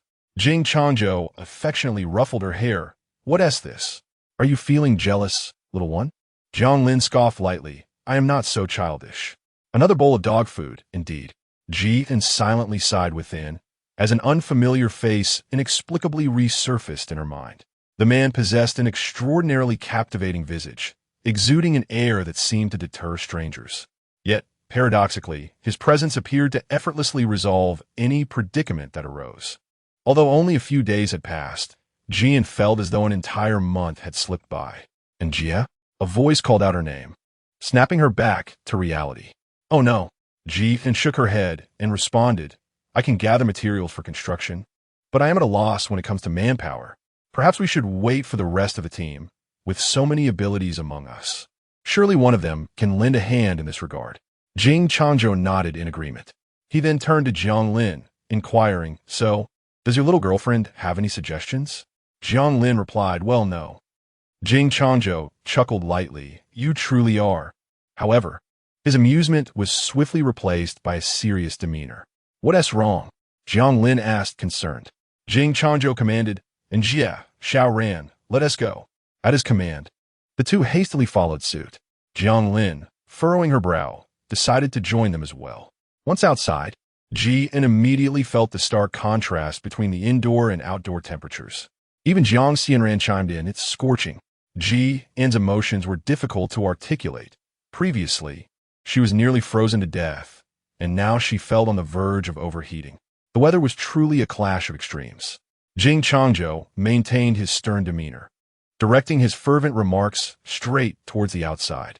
Ji and Jiang Xianran exchanged puzzled glances, uncertain of what had transpired. Qin Xiangting declared, There's zombies in the vicinity. You two will attack from different positions. I will take charge of the main entrance and the eastern side. Ji was astonished. You can feel this even inside the house. Qin Xiangting replied, Ever since I acquired my extraordinary abilities, my vigilance has heightened significantly. Perhaps there are other enhancements at play as well. Now let us leave swiftly. After speaking, he noticed Jiang Lin beside him. Qin Xiangting felt a surge of irritation, yet he recognized that this was not the appropriate moment for admonishment. You, check if there is anything else in the house that could be of assistance. And remember to take the firearm with you. Ji and Jiang Xianran also set out separately. Once they positioned themselves appropriately, they could discern each other's figures. Before Ji stands a formidable horde of zombies. These creatures appear markedly different from those encountered previously. Some are towering and robust, while others are gaunt, and some even crawl. What is even more alarming is their remarkable speed. Is this not utterly terrifying? Ji swiftly employed stasis to immobilize them, then turned his gaze toward Jiang Xianran's side. The situation there was equally bleak. Due to her concerns, Ji intervened to immobilize the situation before Jiang Xianran could take action. Despite having encountered zombies numerous times, Jiang Xianran felt a chill of apprehension as she witnessed the horde charging towards her, beads of cold sweat forming on her forehead. Noticing Ji's assistance, she beamed sweetly. Thank you, sister. In the next moment, Jiang Xianran conjured a Gatling gun from her hands, as this weapon was a product of her unique ability. Coupled with the amplification of her powers, it felt almost weightless. She unleashed a barrage of fire upon the approaching zombies. Additionally, she produced 2 hand grenades and handed them to Ji saying, Sister, these are for you, to summon useful items without depleting her abilities. These were undoubtedly the most effective tools at her disposal. Ji took over and remarked, Xiao Ran is truly intelligent and brave. With a mischievous grin, she activated the hand grenade and hurled it directly into the horde of zombies. An explosive sound erupted. Bang, bang. The ground was violently torn apart, creating a crater, while the zombie mass was instantaneously obliterated, leaving behind a gruesome scene of their corpses and blood. Jian let out a long sigh of relief and glanced towards Jiang Xianran's direction. To her astonishment, what she witnessed was a scene reminiscent of an R-rated violent horror film. The zombies were relentlessly bursting forth with a cascade of green blood. Here, the ammunition seemed inexhaustible, resulting in a relentless onslaught against the undead.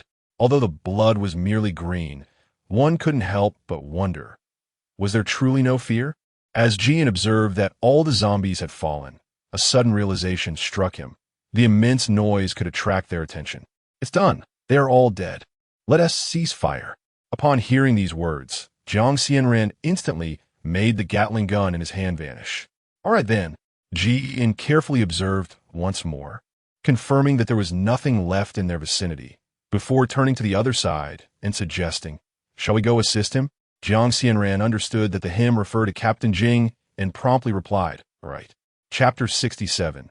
Heated up, steadying the mindset they pursued at a sprinting pace. And by this time, Jiang Lin had also arrived with the others, all armed with firearms. What they witnessed was Jing Changzhou struggling slightly in his confrontation. At that moment, Ji indirectly utilized her ability to remain still. Jiang Xianran was about to retrieve the Gatling gun once more, but she was halted. The noise is too loud. It will attract more zombies. Choose another weapon. Jiang Xianran replied, "Oh, understood." Ji observed those around him and suggested using a silenced firearm. However, Jiang Xianran preferred not to employ the same tools as others. After a moment's contemplation, she summoned numerous sharp steel needles and launched them directly toward the horde of zombies. The others also began to fire their weapons. Jing Changzhou swiftly joined the fray, and the zombies, immobilized and besieged by gunfire, piercing blows, and electric shocks, emitted a cacophony of wails. Before long, the mournful cries subsided, and all the zombies lay defeated. The vicinity was now strewn with the lifeless bodies of the undead, a stark contrast to the earlier, less populated scene. Jizen momentarily found the existence of mutated creatures rather agreeable. At the very least, they would consume the decaying corpses, preventing the land from becoming tainted. However, the air was permeated by an unpleasant odor, reminiscent of a blend of blood and mildew. Jizen felt nauseated, on the verge of vomiting, and as he engaged in combat with the zombies, beads of sweat poured from his body. The heat was unbearable and repulsive. Jiang Xianran observed that all the zombies had been dispatched and tugged at Ji and Jiang Lin, exclaiming, "Sister, sister, let us hasten our departure. I feel as though I might just melt away." "All right," Jian replied, sticking out her tongue and muttering, "Ugh, it truly is sweltering." Previously, she had mused that if the apocalypse were to occur during a scorching summer, having air conditioning at home and remaining indoors would indeed be a delightful experience. Yet, reality seldom aligns with one's imaginings. Such days of frequently battling zombies seemed destined to persist indefinitely. The most alarming aspect was that the temperature continued to rise day by day. Ji first went to fetch a glass of water, adding several ice cubes before gulping it down. After approximately half an hour of rest, Jing Changzhou suddenly rose to his feet. Ji recalled the recent events, suddenly experiencing a moment of panic. What happened?" Jing Changzhou replied, "Please wait a moment, I will step outside." Jiang Lin, expressing her concern, asked, "What's going on?" Jing Changzhou reassured her, "It's nothing, just a large insect that I have dealt with." Jiang Lin felt a pang of sympathy and said, "You shouldn't face it alone. They're easier to fight than zombies. It's perfectly fine to let others assist you." Jing Changzhou responded, "Do not worry." Ji furrowed his brow and remarked, "If there is a continuous invasion, it is indeed a troubling matter. I shall first establish a barrier with Xiaoran. Given the circumstances, there appears to be no better solution, and Jing Changzhou has remained silent." After arranging everything with Jiang Xianran, Ji felt somewhat fatigued. Jiang Xianran looked at her and said, "Sister, I shall take a short rest now." Ji "Very well." Jing Changzhou, "I appreciate your assistance." Jian, "What does it mean to be troubled or not? I have previously encountered low-temperature weather, and it should eventually cease to rise after a certain period. At this moment, it has reached an intolerable level. Perhaps it will soon begin to cool down. Let us wait another 2 days. 2 days. Jiang Lin, upon hearing this number, felt as though it was not long, yet it seemed like a century. If there are continuous biological invasions outside, will your bodies be able to withstand it? Ji reassured, "Do not fret. Let us not forget that we are not the only ones who fear the sweltering heat. Once the temperature reaches a certain threshold, the creatures outside will also succumb to the oppressive conditions. By that time, perhaps no beings will possess the energy to assail us." Upon hearing this, Jiang Lin's expression softened slightly. However, considering the temperature fluctuations over these past few days, which have risen by 6 to 8 degrees daily, it seems today will be no different. Soon, we shall approach 50 degrees, and venturing outdoors could prove fatal. Jian, the high temperatures are confined to certain regions. Yet I believe it is prudent to remain here for the time being, as we are uncertain of the perils that await us in the next location. Prior to the apocalypse, we also encountered sweltering weather, though it has become more widespread now. Thus, it is essential for everyone to maintain a calm demeanor. Jianglin took a deep breath. All right. Jin was still struggling to keep her eyelids open, waiting for any impending danger to emerge from outside, ever ready to respond. Before long, she succumbed to sleep, but not before mustering her will to say to Jianglin, "If any issues arise outside, simply call for me." The day had grown dim and somnolent. Upon awakening and gazing out the window, I discovered that the sky had transformed entirely. Dusk had descended. I found myself once again in the bedroom that had been designated for me. Has so much time truly elapsed? Just a moment ago, it was midday, and now... Jian glanced at the time on his phone. It was already 8 o'clock in the evening. As Jian stepped out of her bedroom, she was greeted by Jianglin approaching her with a smile. "You're awake?" Jianglin inquired. "Yes," came the reply. "It just so happens that it's time for a meal. Let's head to the living room and sit for a while," Jianglin suggested. With a furrowed brow, she continued, "It is indeed peculiar. Once you all fell asleep, there was complete silence. I just ventured outside to test the air, and the temperature was alarmingly high. I felt as though I was suffocating in the wind. You seem to be sleeping quite soundly, and I hesitated to disturb you. I feared you might be uncomfortable sleeping on the sofa, so I had the servant escort you to the bedroom." As they spoke, the two had already arrived in the living room. Jian discovered that both Jiang Xianran and Jing Changzhou were present. A hint of astonishment flickered across her face. "You two are awake?" Jiang Xianran called out, "Sister." Jian approached him. Jiang Xianran continued, "I woke up an hour ago and was just chatting with Sister Linlin." Jian nodded and joined them. Before long, they went to dine, and Jing Changzhou exhibited no unusual behavior. It appeared that all was tranquil. Having rested well, Jian informed them that she would keep watch when bedtime arrived. Jing Changzhou, not entirely at ease, chose to sleep in a guest room on the first floor, ready to rise at the slightest sound. Jian truly remained awake throughout the night, awaiting the dawn. Chapter 68. Good news, upgrades, and partial awakening of abilities. Jianglin clapped her hands, exclaiming, "Wonderful! This is indeed a promising omen." Jian, it seems that our previous conjecture holds true. The various creatures outside have been affected by the temperature, and for now, they are unlikely to launch any attacks against us. Jianglin, given this situation, it appears that we merely need to wait for the temperature to drop. Indeed, today's temperature has reached a staggering 50 degrees. With the most pressing issue resolved, many have let down their guard.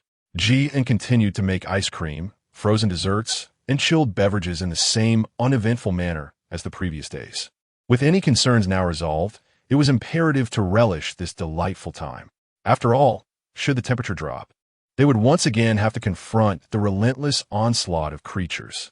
Once completed, the distribution proceeded as usual, everything returning to normal. The other personnel stationed here found themselves with ample leisure time, gathering together to engage in conversation and play cards. However, Jing Changzhou, fearing a decline in their abilities, resolved to conduct training in the basement.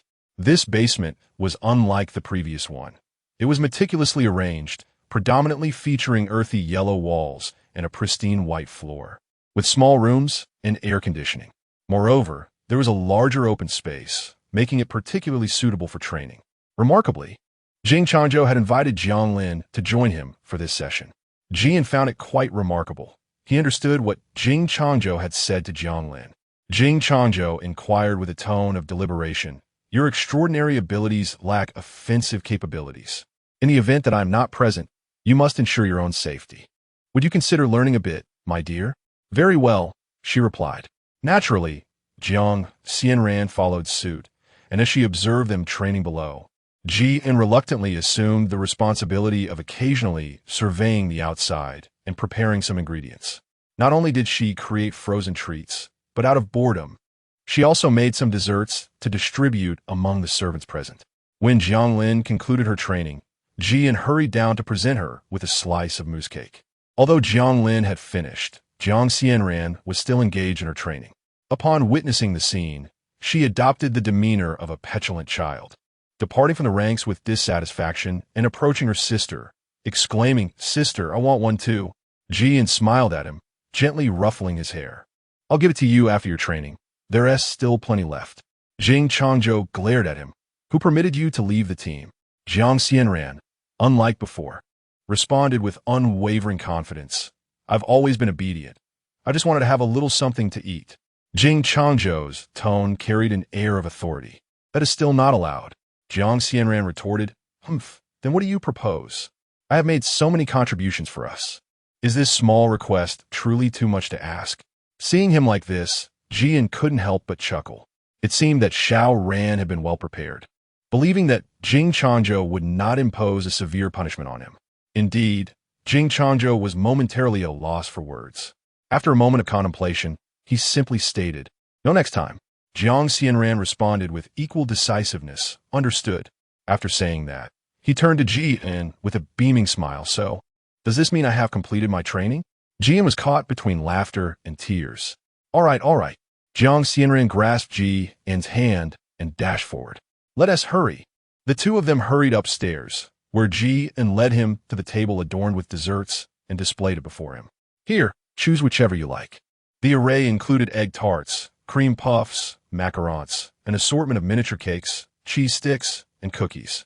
Jiang Xianran's eyes widened in delight, fixated on the treats, nearly drooling as he swallowed hard. "Sister, may I take several?" Jian, "Of course I can." Jiang Xianran, upon hearing this, replied, "Then I shall not hold back." As most of the items were delicately crafted, Jiang Xianran quickly indulged in an abundant feast. Thanks to Jian's generous portions, after satisfying her appetite, half remained.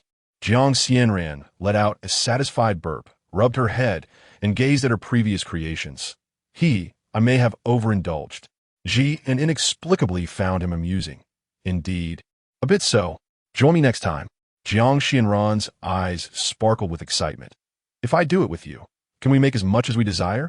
And can we eat everything right after it's done?" "Absolutely. But what if I can't cook?"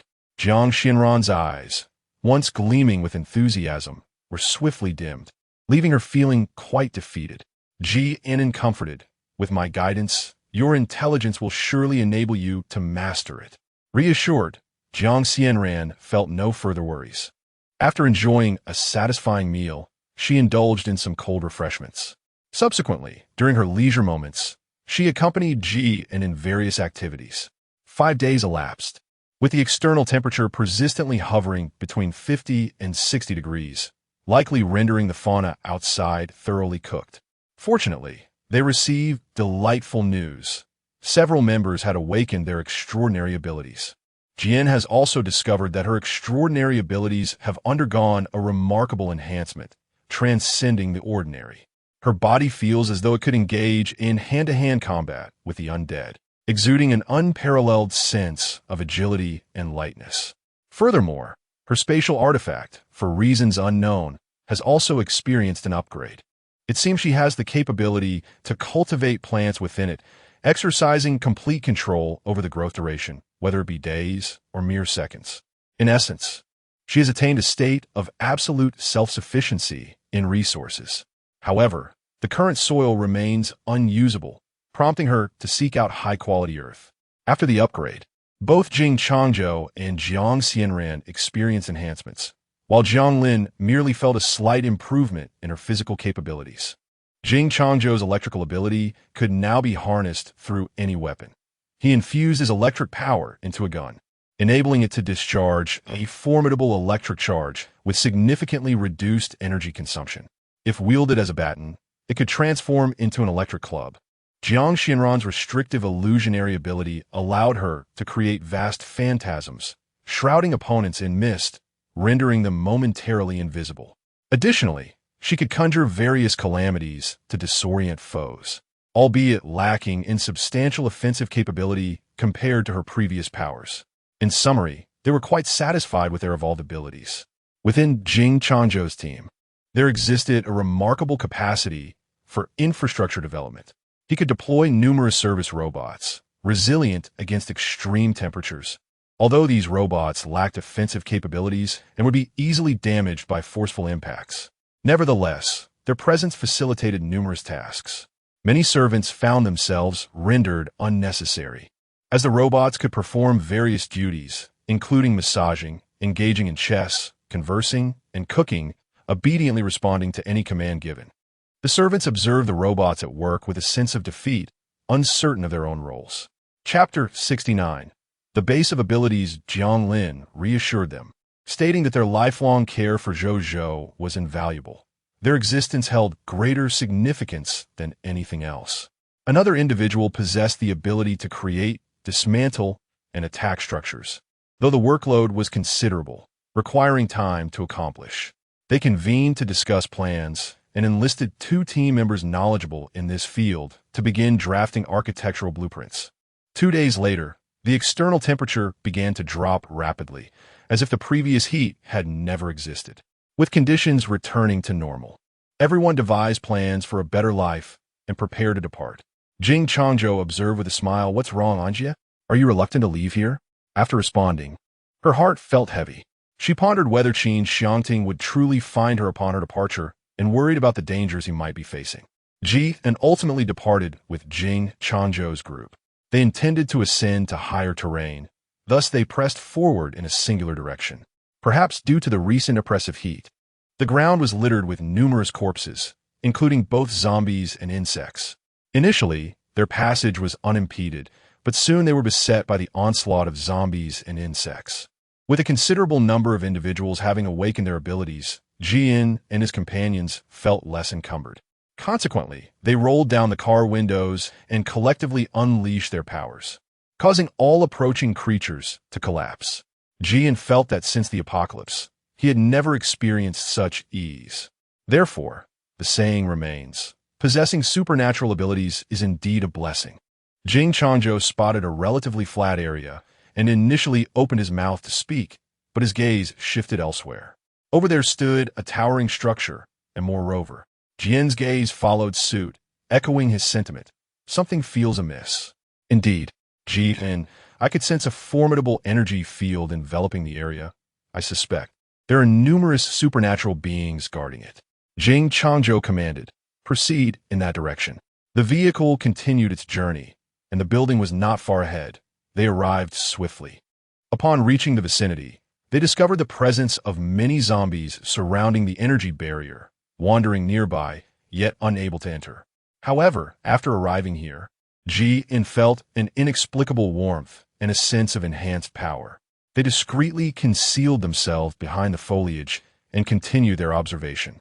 Qin Xiangting remained still, and they dared not move. Suddenly, a group of 5 individuals appeared outside. Indeed, if this persists, starvation is inevitable. Points of interest? Starvation?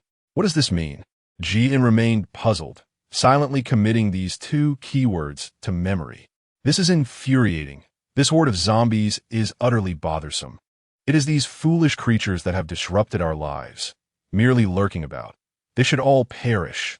One man exclaimed angrily, and in the next moment, he unleashed a brilliant orb of light from his hand. In the blink of an eye, before the zombies could even utter a sound, their bodies disintegrated into dust. They continued their banter, jokingly remarking, "TSK, Xiaoyan, your temper is certainly growing." Huh, what else could I expect with them blocking the way? I'm already in a foul mood. They deserve it. Jian was still immersed in the recent assault from her opponent. She could sense that the other's abilities were remarkably potent. How absurd. After calming down and conducting an analysis, Jian concluded that the opponent's ability must be decomposition. Once the zombies were vanquished, they intended to proceed forward. However, at that moment, there was a slight movement behind them.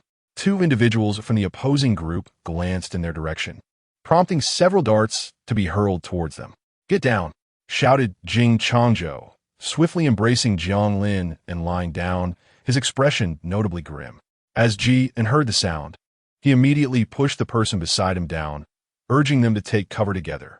The servants behind were so frightened that they nearly lost their wits, their voices trembling as they stammered, unable to articulate their thoughts. "Who goes there? Step forward," shouted the leading group, their tone menacing. Qin Xiangting was the first to rise, saying, "Let us depart." Upon hearing this, Jian brushed off the dirt from his clothing and rose alongside the others. The opposing party, upon witnessing their considerable numbers, grew increasingly wary. Jian was the first to speak. "We harbor no ill intentions towards you. As newcomers in this place, we are still unfamiliar with the circumstances, so we intended to observe for a while." The group remained vigilant, yet they appeared somewhat more relaxed than before. Qin Xiangting continued, "We would like to inquire about the purpose of this place, including the points you mentioned earlier." A decomposer named Xiao Yin replied, "This is a base for ability users, where many high-ranking ability masters reside and guard this area. It serves as our dwelling, and the majority of ability users are here. Furthermore, you must also be ability users, right? Given how long it has been, the zombies have mutated. If you were not, you probably would not have survived." Jian and the others nodded. Xiao Yin continued, "Your abilities are activated by the energy from above. They do not simply exist without reason." He gestured towards the apex, prompting everyone to look up. There, they beheld an extraordinarily long needle-like structure, reminiscent of a lightning rod. This was an energy disperser crafted by advanced ability users, designed to radiate energy onto every human being. When a sufficient amount is absorbed, individuals will awaken their abilities. The closer one is to the base of the ability users, the more readily their powers can be enhanced. The nature of the awakened abilities is contingent upon one's inherent potential, and one might say it is also a matter of fortune. As for the point system, we can acquire points through completing tasks or trading for resources. These points can be exchanged for various items, such as energy enhancements or other necessities. Qin Xiangting replied, "Understood. Thank you." "You're welcome." Jian was taken aback by how polite and composed Xiao Yin was, especially after witnessing his earlier outburst. Qin Xiangting inquired further, "May we join you inside to take a look?" Xiao Yin glanced at his companions before turning back to say, "Certainly, let us proceed." Jiang Lin appeared somewhat apprehensive and gently tugged at Qin Xiangting's sleeve. He offered her a reassuring smile, signaling her not to worry. Jian considered this action somewhat perilous, yet she harbored no objections to venturing inside. Chapter 70. The Levels and Ascension of Abilities. In her dreams, there existed a base for those with extraordinary powers. Entering now could be akin to a lamb entering the lion's den. However, at present, they bore little in the way of resources, which should mitigate any potential harm to them. Moreover, Xiao Yin appeared to harbor no malevolence. Given their modus operandi, if their intent were to eliminate them, they could have acted decisively earlier instead of engaging in lengthy discourse. Consequently, without further ado, Jian joined them in their entrance. Upon stepping inside, she felt her strength augmenting increasingly. Indeed, as Xiao Yin had stated, this place was the very source of the proliferation of extraordinary abilities. As Jian and his companions stepped onto the crimson carpet, they raised their heads and glanced around, realizing that the interior space was remarkably vast. The walls were constructed of gray stone, while the floor was composed of exceptionally smooth gray stones, leading one to believe, if unaware of the outside, that they had entered a cavern. However, this place was considerably more refined than a mere cave, exuding an air of cleanliness and comfort. In front of them stood a wooden platform, flanked by an array of unfamiliar instruments that appeared somewhat extravagant and sophisticated. Overall, the ambience here was rather dim, yet a window behind the desk allowed a glimpse of the scenery outside. Above, an ornate lamp cast a warm yellow glow. Numerous corridors branched out nearby, each lined with identical rooms, all resembling cave entrances, each adorned with wooden doors.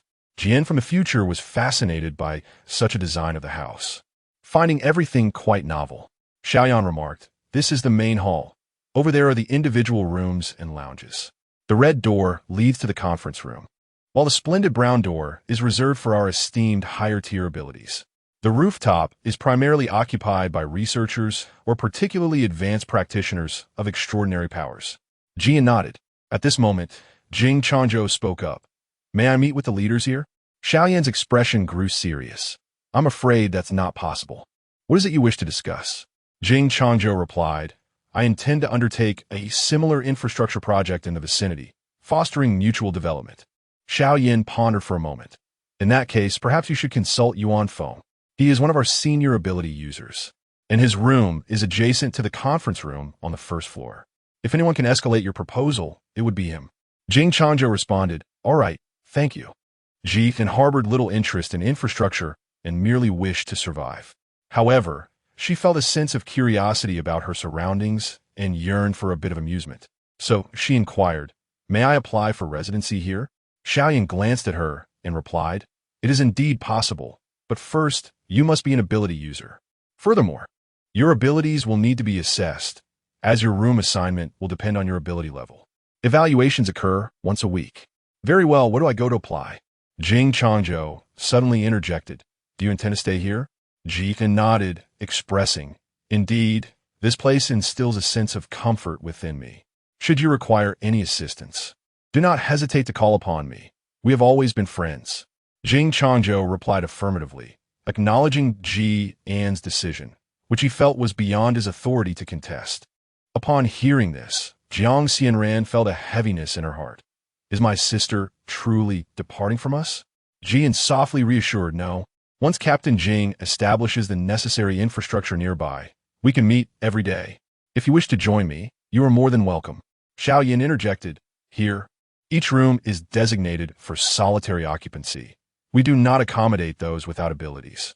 He observed Jiang Xianran, perceiving him as a mere child, thus firmly believed that it was Ji In and the others who had been protecting him, allowing him to survive. Jiang Xianran asserted, I possess abilities. Xiao Yin was momentarily taken aback. Jian gently patted his head, saying, however, you can only live here alone, and I feel a bit uneasy about you being by yourself. I will visit you frequently. Will you promise to stay close to Captain Jing? Jiang Xianran, somewhat reluctant to part ways with her, replied, all right then. You must come to see me often, and you mustn't go back on your word. All right. Xiao Yin interjected. Have you both made up your minds? Jian, indeed, it's settled. Xiao Yin, then, your team leader should proceed to find Yuan Feng. He is at the end of the road on the left. As for you, follow me. Ji In suddenly spoke, you are remarkably patient. In truth, her tone was laced with curiosity. Moments ago, he had exhibited such a fierce temperament, yet now he appeared to be an entirely different person. Xiaoyan paused for a moment, then replied, no, I have always been this way. Are you perhaps wondering why there is such a stark contrast between my demeanor just now and my current disposition? However, Xiaoyan preemptively continued, I simply harbor a profound disdain for zombies. Typically, everyone perceives me as the ever-amiable person. Zijian, oh, I see. Jian did not ponder much or inquire further. Xiao Yin first led her to the peculiar instruments they had encountered earlier. Upon activating the device, a data panel materialized before them. This panel contained the registration information of all individuals and served as a platform for exchanging items, accepting tasks, and completing assignments. Once an item was selected, it would manifest out of thin air. All of this was a result of the contributions made by advanced ability users who had previously infused the system with resources. Jithan expressed her understanding. Xiaoyan shared a multitude of insights with her. For instance, the classification of supernatural beings consists of 6 levels and 3 tiers. The first level is almost imperceptible in terms of power. At the second level, one is imbued with considerable strength, with minimal expenditure of supernatural energy, enabling them to engage in close combat with zombies, albeit unable to confront them in large numbers. The third level boasts even greater power, where individuals possessing abilities such as cloning or invisibility gain a distinct advantage. Upon reaching the fourth level, the body begins to develop antibodies. After being grasped by a zombie, one would merely sustain injuries without succumbing to infection. The fifth level introduces an additional protective layer, rendering the skin akin to armor, thus making it less susceptible to harm. At the sixth level, one becomes virtually invincible, impervious to injury. For instance, her spatial ability allows her to teleport or contain zombies within her spatial realm, including entire houses. However, her current capabilities are insufficient to encapsulate structurally sound houses or formidable zombies, as doing so would result in her demise due to exceeding her limits. Chapter 71, Qin Xiangting, It Is I. Now, having unlocked the second tier at level 2 is particularly advantageous for her. Xiaoyan first assisted her in applying for residency on the platform. Jian was busy with face scanning, voice input, and filling out forms, but he completed the latter quite swiftly. Xiaoyan mentioned, "The competition will not commence for another 3 days, so you may find it challenging to reside here for the time being. However, should you wish to stay, you can exchange points at the redemption store, akin to paying for a hotel stay. Currently, you do not possess the right to check in and cannot undertake tasks. The only way to earn points is through the acquisition of resources. Simply place your available resources on the scanner, and it will inform you of the corresponding points." Jithan expressed her understanding. Xiaoyan furrowed her brows and scrutinized her. "I'm not trying to discourage you, but at present, you really lack resources." With ample resources at her disposal, how could Jithan possibly be flustered? "I must express my gratitude for your assistance today. Please do not trouble yourself further and attend to your own matters." "Very well." Just as Xiaoyan departed, a strikingly alluring woman approached Jian, her tone laced with sarcasm. "Oh, a newcomer. What a curious standard we have here. Oh, I forgot. You haven't even entered yet." She scrutinized Ji and with palpable disdain, a hint of derision in her voice. "TSK, TSK, TSK. What are you wearing? Do you truly believe you are worthy of being personally guided by Xiaoyan?" Jithan observed her appearance, feeling a twinge of curiosity about what her current attire could possibly look like to be so bothersome. Well, it was merely a bit dusty and somewhat plain, but why should that concern you? Jithan leisurely retorted. The woman, with an expression of disbelief, immediately responded. "What did you just say?" Jian was somewhat at a loss for words. "Are you deaf?" She would not show a pleasant demeanor to someone who inexplicably harbored hostility towards her. The woman's expression darkened, her mood seemingly far from delightful. "You are the first person bold enough to speak to me in such a manner." Jian said softly, "Oh, if we meet again, you might frequently hear me say this." Upon uttering these words, an unusual tension enveloped the two, as if they were on the brink of confrontation. Just then, a figure approached from a distance, and, upon noticing the situation, addressed the woman, "Donna, do not resort to violence here." Donna shot a fierce glare at Ji and declared, "I shall let you off this time." Ji let out a sound of indifference and remarked, "Is it not out of fear?" Donna instantly erupted in anger. "If you have the capability, then challenge me outside. How foolish! Who possesses such triviality? Your mind must be unwell." Jian simply uttered those words before turning to leave. She had not even begun to discern the skills of the woman before her. It was sheer folly that led her to strike. Qin Xiangting relished the sight of her discontent, knowing full well she was powerless to act against her. Although Donna felt displeased, she endeavored to maintain her composure. She remarked to those nearby, I just overheard her conversation with Xiaoyan. Isn't she also aiming to participate in the extraordinary ability ranking? If I don't leave her utterly defeated by the end, then I shall not be called Donna."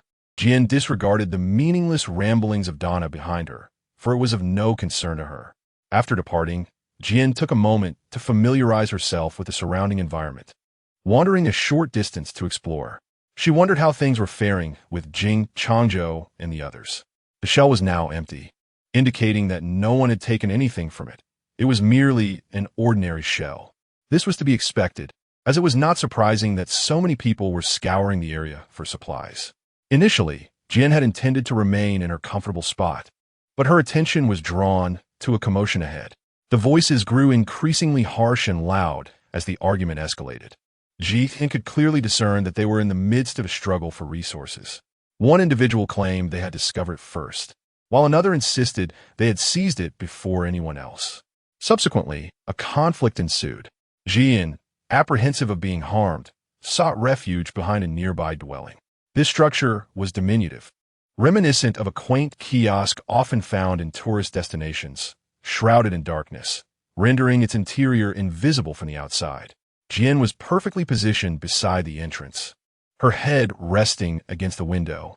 She stealthily gazed outside, captivated by the onlookers, when suddenly a chill swept over her forehead. "Who goes there? Do not move." Ji's body tensed, halting her movements. With her peripheral vision, she caught sight of a slight crack in the window, through which a man clad in black aimed a gun directly at her. All she intended was to enjoy a snack, yet she found herself embroiled in such a predicament. Just moments ago, she had assumed the place was deserted. Truly, her misfortune knew no bounds. Jian endeavored to remain calm, reminding himself that despite the numerous events that had transpired, he had managed to navigate through them all.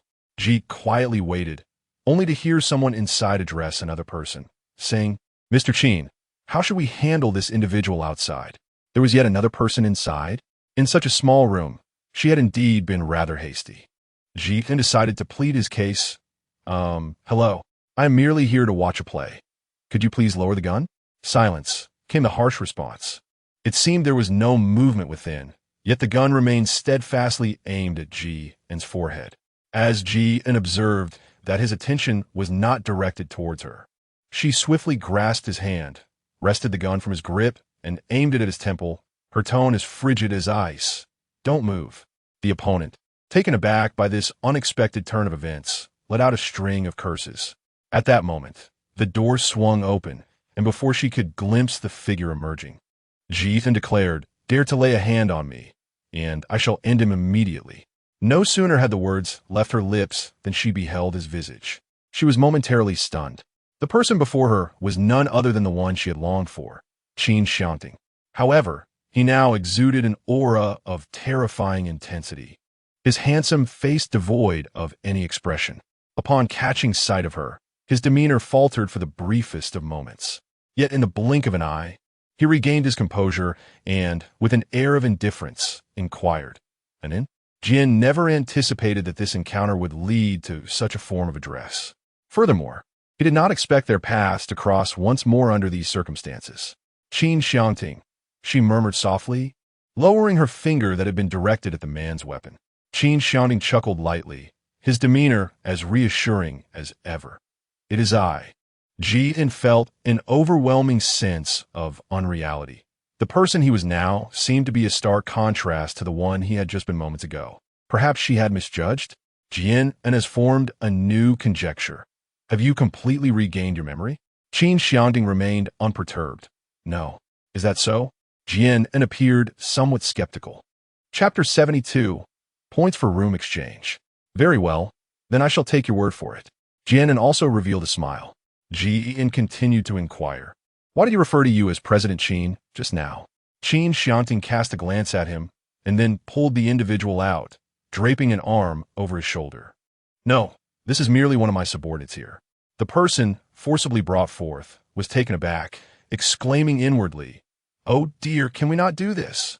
He then met Qin Xiangting's piercing gaze and, steeling himself, stammered, Yes, indeed, Qin. Oh no, he previously assisted me. He is my elder brother, Qin.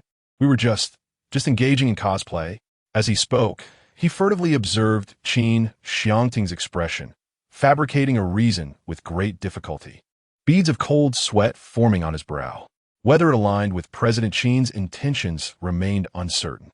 Jia nodded, responding, "Oh, I see." Qin Xiangting replied softly, "Mm." The person felt a sense of relief in their heart. It seemed that everything would be fine. Qin Xiangting then inquired, "How did you come here?" Jian spoke candidly, revealing to her details about Jing Changzhou and the base for those with extraordinary abilities. After expounding at length, she inquired, "Are you not aware of the base for the extraordinary?" Qin Xiangting shook his head and remarked, "I actually exchanged supplies for this house." The man beside them chuckled softly. "Ah, Mr. Qin certainly has a knack for humor." Jian firmly believed, "Well, do you have anything on you?" Qin Xiangting remained silent, then gazed at her with wide, innocent eyes. Jian, I had a feeling about that. Shall we step inside? I have some food to share with you. Additionally, I have decided to settle at the ability user base. Would you care to join me? Qin Xiangting's deep gaze was particularly earnest. Very well. And I would like to have a private conversation with you. Of course. Qin Xiangting glanced at the man, then stepped back, bending slightly to extend his hand. All right, Qin. Brother Qin, please enter. Once the door was closed, it became a space solely for the two of them. Jian inquired, "Is it truly wise to leave him outside?" Qin Xiangting responded, "I doubt he would mind." "Very well. What is it that you wish to discuss?" Jian asked with genuine curiosity. Qin Xiangting then posed question, "Do you not have anything you wish to inquire about?" Jian, indeed there is. I am curious about what you've been up to during these past few days. Moreover, does it mean that as long as I do not visit, you have no intention of seeking me out? Jian firmly believed in Qin Xiangting's earlier words. If he sought her, he would undoubtedly find her. Qin Xiangting wasted no time and asked directly, "Have you missed me these past few days?" Their gazes were already locked, yet Jian felt the intensity and abruptness of Qin Xiangting's stare, as if her heart might cease to beat at any moment. What a perilous question this was. Jian was in a state of inner turmoil. It was evidently not a significant matter. It was merely a question, so why was she hesitating? A faint blush crept across her face, and even she was unaware of how her tone had transformed. It was endearing, yet somewhat peculiar. Just a little bit? Qin Xiangting raised an eyebrow. What else could she possibly say? Jian truly wished to express her desire to be let go. However, Qin Xiangting's gaze was even more intense than before. What exactly did he wish to hear from her? Jian said nervously, "So, quite a lot?" Qin Xiangting chuckled lightly and replied, "I'm not teasing you anymore." Just as Jian was about to breathe a sigh of relief, his next words took her by surprise. He spoke with a solemn and earnest tone, saying, "I miss you dearly." Jian's heart raced uncontrollably, and she felt so shy that she wished to bury her head in the ground. However, that seemed too conspicuous, so she forced herself to maintain a facade of calmness as she listened. He continued, "It's not that I don't wish to see you, but due to certain circumstances, I am reluctant to divulge the details. I hope you can grant me some time." Once he finished speaking, Jian had nearly regained her composure.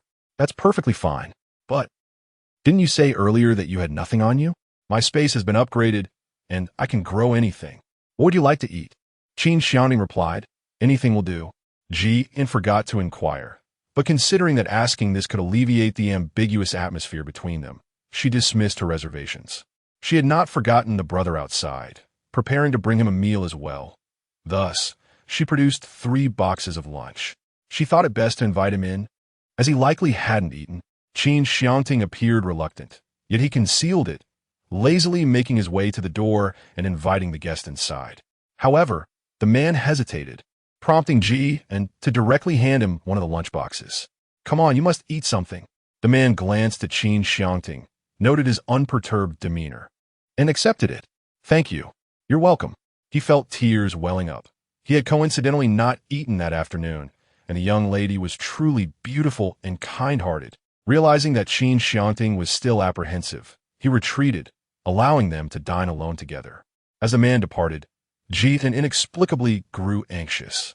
Surely, he wouldn't resume their previous conversation? Fortunately, Qin Xiangting refrained from speaking further, merely posing casual inquiries.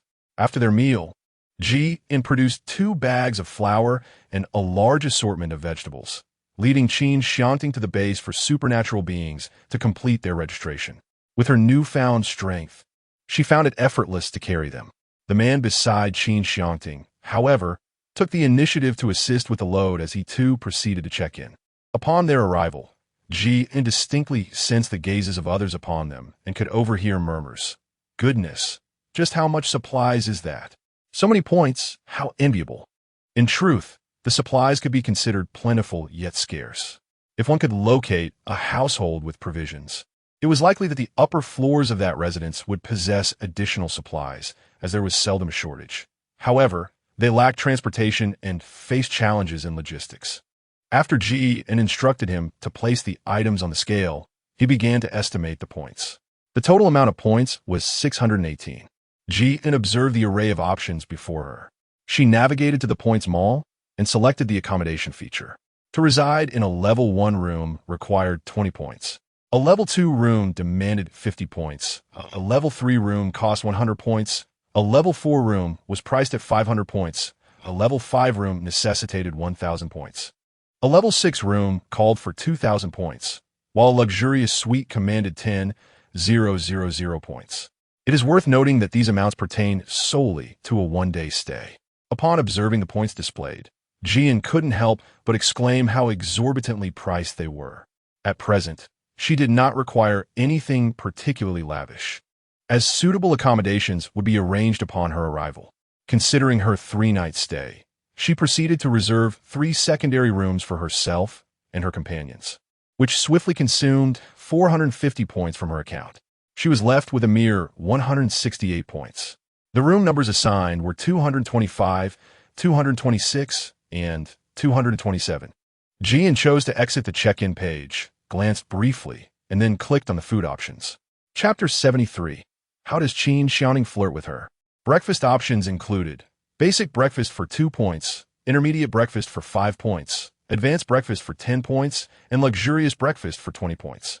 Lunch would entail an additional 5 points for each category, and dinner would follow suit. Opting for the intermediate package, she would spend a total of 25 points for a day's meals.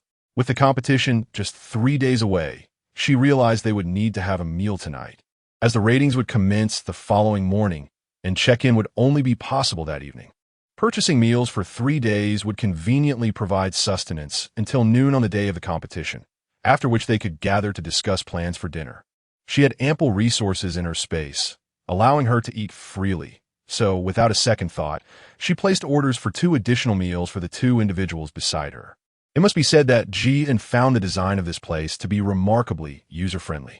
For those who lack culinary skills, it was a true blessing, saving them precious time.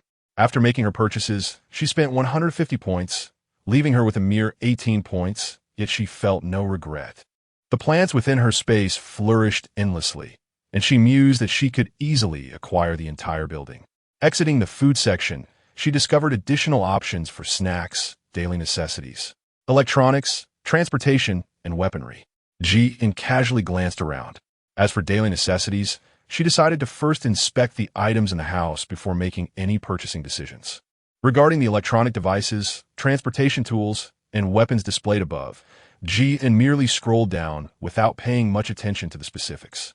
However, a brief glance left her astounded, for the prices were exorbitant. Suddenly, she recalled why Xiao Yin and the others had mentioned they were on the verge of starvation. Jian had an idea. Upon opening his profile and discovering the option to transfer assets, a smile graced his lips. Indeed, it held promise. Such a feature truly existed. However, just as he was about to proceed, a notification appeared. Those who have not yet taken residence cannot transfer assets. Jian. However, when Qin Xiangting behind her witnessed this scene, his gaze darkened. Why did isn't a need to transfer assets with others? He disapproved. Jian was unaware of the emotions of the person behind him. Yet upon witnessing this, he decided to relinquish the situation and retain the 18 points. Having nearly completed their purchases, Jian then led them in search of their room. Upon ascending to the second floor, they discovered that the exterior of the doors bore no significant distinction from those on the first floor. Rooms 225 and 227 were situated across from each other. Jian casually selected 225, and Qin Xiangting immediately opted for 227. Jian gave it little thought as the 3 entered their respective rooms. Upon entering, Jian surveyed the surroundings. The room was somewhat small, the walls appeared a bit grimy, and it bore an air of neglect. Before him stood merely a bed and a bathroom. Jian was not entirely satisfied. However, the bed appeared to be relatively clean. Upon entering the bathroom, he discovered a shower setup, lacking even shower gel, only a bar of soap and a sachet of shampoo. Nearby was a wash basin equipped with a disposable toothbrush and a small tube of toothpaste, along with a cup that looked rather worn. The overall environment was mediocre, yet it was still adequate for a stay, presenting no significant issues. With these thoughts in mind, Jian began to ponder about Qin Xiangting. Would he perhaps find it somewhat unfamiliar? As Jian pondered, he could no longer contain himself and hurriedly knocked on door 227. Upon opening the door, Qin Xiangting greeted him with a smile in his eyes, asking, "What brings you here?" Jian, have you seen the environment? I fear you may find it uncomfortable. Qin Xiangting, why are you so kind to me, Inin? You often think of me. Jian observed him gradually revealing an enigmatic smile, feeling a twinge of embarrassment. Yet, why has he suddenly become so fond of teasing her lately? Jian found herself perplexed and unwilling to remain ensnared in such an atmosphere while conversing with him. Thus, she directly inquired, "What do you truly mean by your recent behavior?" Qin Xiangting fixed his gaze upon her intently. "What do you believe my intentions are, Inin?" He grasped her hand, and as Jian turned, he pressed her against the wall. In an instant, he had closed the door. Qin Xiangting leaned against the wall with one hand, bowing his head to draw closer to her face. Jian could almost feel his breath, the warm breeze brushing against her face, her heart racing. His husky voice resonated, inducing a tingling sensation. I believe, and deep down, you must understand my intentions. Upon hearing this, Jian felt a surge of panic. His current actions had become all too conspicuous. Though initially uncertain, he now pondered. Could there be any other interpretation of such words? Surely, he meant to convey his affection for her, did he not? It was only until Qin Xiangting posed the question, what does an ant think, that he was jolted from his thoughts. Jian hesitated, stammering, I need to think it over. Qin Xiangting lowered his hand. It's all right. I'm not in a hurry. After all, to say such a thing is rather abrupt. Jian felt a trace of anxiety. The gravity of Qin Xiangting's expression deepened. How could he not be anxious? He longed to envelop her completely, to possess her instantly, yet he was acutely aware that she did not favor such intensity, and he was reluctant for an to harbor any dislike towards him. The atmosphere moments ago, along with his demeanor, had been overwhelmingly potent. Once she regained her composure, Jian began to earnestly reflect on her myriad interactions with Qin Xiangting. Did she harbor feelings for him? In truth, she believed she had already found her answer. Undoubtedly, she was fond of him. However, at that moment, she refrained from making a hasty commitment. The ambience had rendered her somewhat bashful, and she was hesitant to reach a conclusion too swiftly. She feared that if Qin Xiangting obtained her too easily, he might perceive her as frivolous, and she was equally apprehensive about his potential lack of appreciation. Jian was initially pondering whether to wait a couple of days before broaching the subject with him. Yet suddenly, memories of the past surged forth. Qin Xiangting was an exceptionally remarkable individual. She had previously contemplated whether, upon regaining his memories, he would be entirely different from a man he is now. Although she believed he would have many who depended on him, that was all before the apocalypse. However, she realized she knew little about Qin Xiangting. In such circumstances, was it truly wise to be together? Despite their mutual affection in the present, it all seemed futile. Jian sighed. Perhaps she should have a heartfelt conversation with him once more. After making her decision, Jian resolved to begin tidying up her room. She first arranged a set of a table and stools for herself, and added a bedside table and a wardrobe. The once desolate space suddenly transformed into a lively and inviting atmosphere. Jian casually selected several garments from her space and placed them in the wardrobe. Glancing at her own attire, she resolved to take a shower and change into something fresh, while also laundering her clothes. With this thought, she commenced her tasks. Chapter 74. Jian's rejection and Qin Xiangting's heartache. Having completed her chores, she found herself at a loss for what to do next. She simply reclined in her room, retrieving her phone from the space to peruse the novels she had previously downloaded, waiting for nightfall. In times past, Jian would have certainly sought out Qin Xiangting for a chat, sharing snippets of her life with him. However, at this moment, she felt a tinge of hesitation to approach him. As darkness enveloped the sky, Jian once again retrieved a takeout meal from her space. Lately, she lacked the motivation to prepare anything herself. After some contemplation, she decided to bring the meal to knock on door 227. At this hour, his food should have arrived as well. She recalled the delivery schedule. Perhaps dining together while discussing the matter would alleviate the awkwardness. Upon knocking, she discovered Qin Xiangting partially unclothed, wrapped in a towel, droplets of water cascading from his hair, emanating a fragrant aroma. At first glance, his well-defined chest and abdominal muscles were strikingly apparent. His physique was truly impressive. Jian felt a tinge of embarrassment and lowered her head. Qin Xiangting chuckled softly. Do you need something from me? Very well. Let me tidy up a bit. You may come in. His voice was extraordinarily melodious and alluring. Although Jian did not raise her gaze to meet his, the enchanting tone of his voice inevitably stirred her imagination. Jian silently berated himself for his superficiality. Thus, Qin Xiangting re-entered the bathroom and closed the door behind him. Jian could still faintly glimpse his back. As he casually reached for a garment nearby, preparing to change, Her face flushed, and she averted her gaze. Jian contemplated finding a place to sit and discovered that this space was as barren as her own room. Yet it had been furnished with a table and 2 stools. Throughout the duration, she dared not cast her gaze towards the direction of the bathroom. She placed the meal box upon the table and noticed another portion of food resting on the floor beside Qin Xiangting's bed.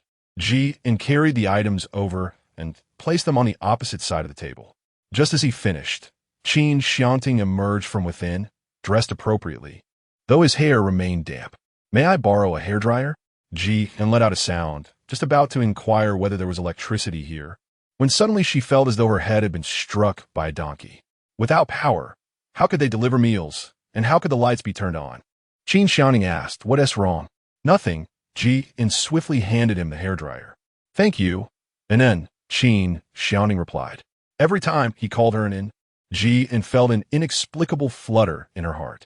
As Qin Xiangting moved to dry his hair, time seemed to stretch endlessly for Jian, who found herself in a state of acute anticipation. At long last, the sound of the hairdryer ceased. Qin Xiangting strode over with purpose, returning the hairdryer to Jian. "I apologize for the wait." Jian gestured for him to take a seat. Once comfortably settled, she endeavored to meet his gaze. Observing the playful glimmer in his eyes and the gentle demeanor he exuded, she found herself somewhat reluctant to broach the subject at hand. Even with answers within reach, she was disinclined to prolong the conversation, so she spoke candidly. "Regarding the matter you mentioned, Jian spoke with difficulty. "No, I have made my decision. It is better that we do not harbor such feelings between us." Upon hearing this, Qin Xiangting noticed his subtle movements, his brow furrowing slightly. Time seemed to stand still. Qin Xiangting then inquired, "Is there something I have done wrong that you dislike?" "No." Qin Xiangting suppressed his impulse, restraining his voice as he asked, "Then why does an refuse to be in a relationship with me?" Jian sighed. "Please refrain from calling me in." Each time she heard it, she felt a pang of sympathy and a flutter of emotions. Qin Xiangting fell silent. The atmosphere grew heavy with silence. Jian continued, "I believe I do not know you well enough, and you do not know me either. I am unaware of anything about you. You seem uncertain of yourself as well. What if you recover your memories and find that you no longer harbor feelings for me? I am genuinely earnest in my desire for us to be together. Regardless of whether you regain your memories or not, I shall uphold my commitment." He felt as though he was merely lifting a stone only to drop it upon his own foot, questioning why he had insisted on declaring his amnesia in the first place. Jian gazed into his eyes, though she perceived sincerity. A sense of wariness lingered within her heart. I do not know. Do you like me?" Qin Xiangting suddenly inquired. Liking him was certainly the case, yet she dared not speak of it. In the past, she often found herself whimsically thinking that having a handsome and dependable boyfriend would be quite delightful. However, now she felt a twinge of hesitation. She had once envisioned a flawless scenario, her heart light and carefree. Yet, when it came to someone she truly cherished, her disposition transformed entirely. She was reluctant to embark on a relationship without a profound understanding of each other, should they part ways. It would be far better had they never been together, sparing her the pain of remembrance. Qin Xiangting scrutinized her closely, lifting her chin with his hand. His gaze fixed upon her, but she persistently evaded his eyes. "And then, if you cannot meet my gaze, may I assume it is your tacit consent?" In a moment of inner turmoil, Jian took a deep breath, released his hand, and said, "Qin Xiangting, perhaps we should let this go. If you cannot perceive my sincerity, I am willing to wait for you, no matter how long it takes, until the day you truly desire to be with me." She was genuinely afraid, fearing that she might soften her heart, unprepared to embark on a romantic relationship with him. Observing Jian's resolute demeanor, Qin Xiangting felt an inexplicable heaviness in his heart. In that fleeting instant, accompanied by a pang of sorrow, his gaze darkened, revealing a flicker of madness and brutality. And then, so intent on avoiding him, he would not allow her to leave. When Qin Xiangting faced her once more, all traces of displeasure vanished from his eyes, leaving only a lingering sorrow. He paused momentarily and said, "Very well, I understand." Seeing him like this, Jian felt a pang of sympathy. After a moment of restraint, she picked up the food from her table, preparing to leave. She turned back for one last glance, unable to suppress her feelings of sorrow. His silhouette under the light appeared so desolate and lonely. Jian pondered for a moment before opening the door. "Aren't you planning to join me for a meal?" Qin Xiangting inquired at that moment, his tone tinged with a hint of grievance. Upon hearing this, Jian turned around and noticed his eyes were slightly reddened, resembling a pitiful little creature. Jianxin's heart softened in an instant. After all, it was someone she cherished, and she couldn't help but feel concerned. Was what she just said too harsh? She merely accompanied him for a meal, and there seemed to be no overtly inappropriate behavior. Did there? Jian, and no longer hesitating, decided to approach. "Then let us dine together." Chapter 75, an unintentional encounter with the wealthy, almost entirely level 6 abodes. Throughout the meal, Jian initially felt anxious, but soon realized that he was merely eating quietly and obediently, allowing his thoughts to settle. The following day, Jian took Qin Xiangting to meet Jing Changzhou and the others. Jing Changzhou was indeed nearby, commencing construction on the infrastructure, and mentioned that once completed, Jian could reside there. Their progress was remarkably swift, already showing promise, as the protective barrier had been established by the higher authorities in the vicinity. At the ability's base, individuals frequently emerged gradually, often without any supplies, directly dispersing items. Frequent nocturnal excursions inevitably led to encounters with the unknown, ensuring that their activities would not go unnoticed. Thus, the pretense of gathering supplies served a dual purpose. Most importantly, it provided her solace during moments of discontent. The area was populated with many, exuding a potent energy, and the protective barrier kept the external zombies at bay. This time, she did not permit Qin Xiangting to accompany her, lying alone on the ground, gazing up at the sky. The sunlight was rather blinding, prompting her to shield her eyes with one hand. Suddenly, after confirming that no one was nearby, Jian discreetly retrieved a bag of chips from her space and took a bite. As she savored the crispness of the chip, an elderly man's voice resonated beside her. "Crackle." "Jian, did she hear it wrong?" "Young one, do share taste with me." As soon as these words escaped her lips, Jian realized the source of the voice. She turned her head and was startled to find a person lying beside her. This individual had a head of white hair and a beard, his eyes narrowed with a twinkle, and a smile gracing his lips. "Jian!" Jian was startled and sprang to her feet in disbelief, exclaiming, "Who are you?" She had just seen that there was no one around. So how had this elderly man suddenly appeared before her? The old man, however, lay there unmoved and replied, "Who I am is of little consequence. Do you possess spatial abilities? Within your spatial realm, are there numerous delectable treats?" Jian felt a chilling sensation run down her spine. Although the elder appeared gentle and amiable, his words increasingly instilled fear within her. "Could you please refrain from asking any further?" she implored. "There is nothing to share." Jian replied resolutely, unwilling to divulge the matter to anyone. "Is there truly nothing?" the elder inquired, his tone remarkably calm, as if the situation bore no significance.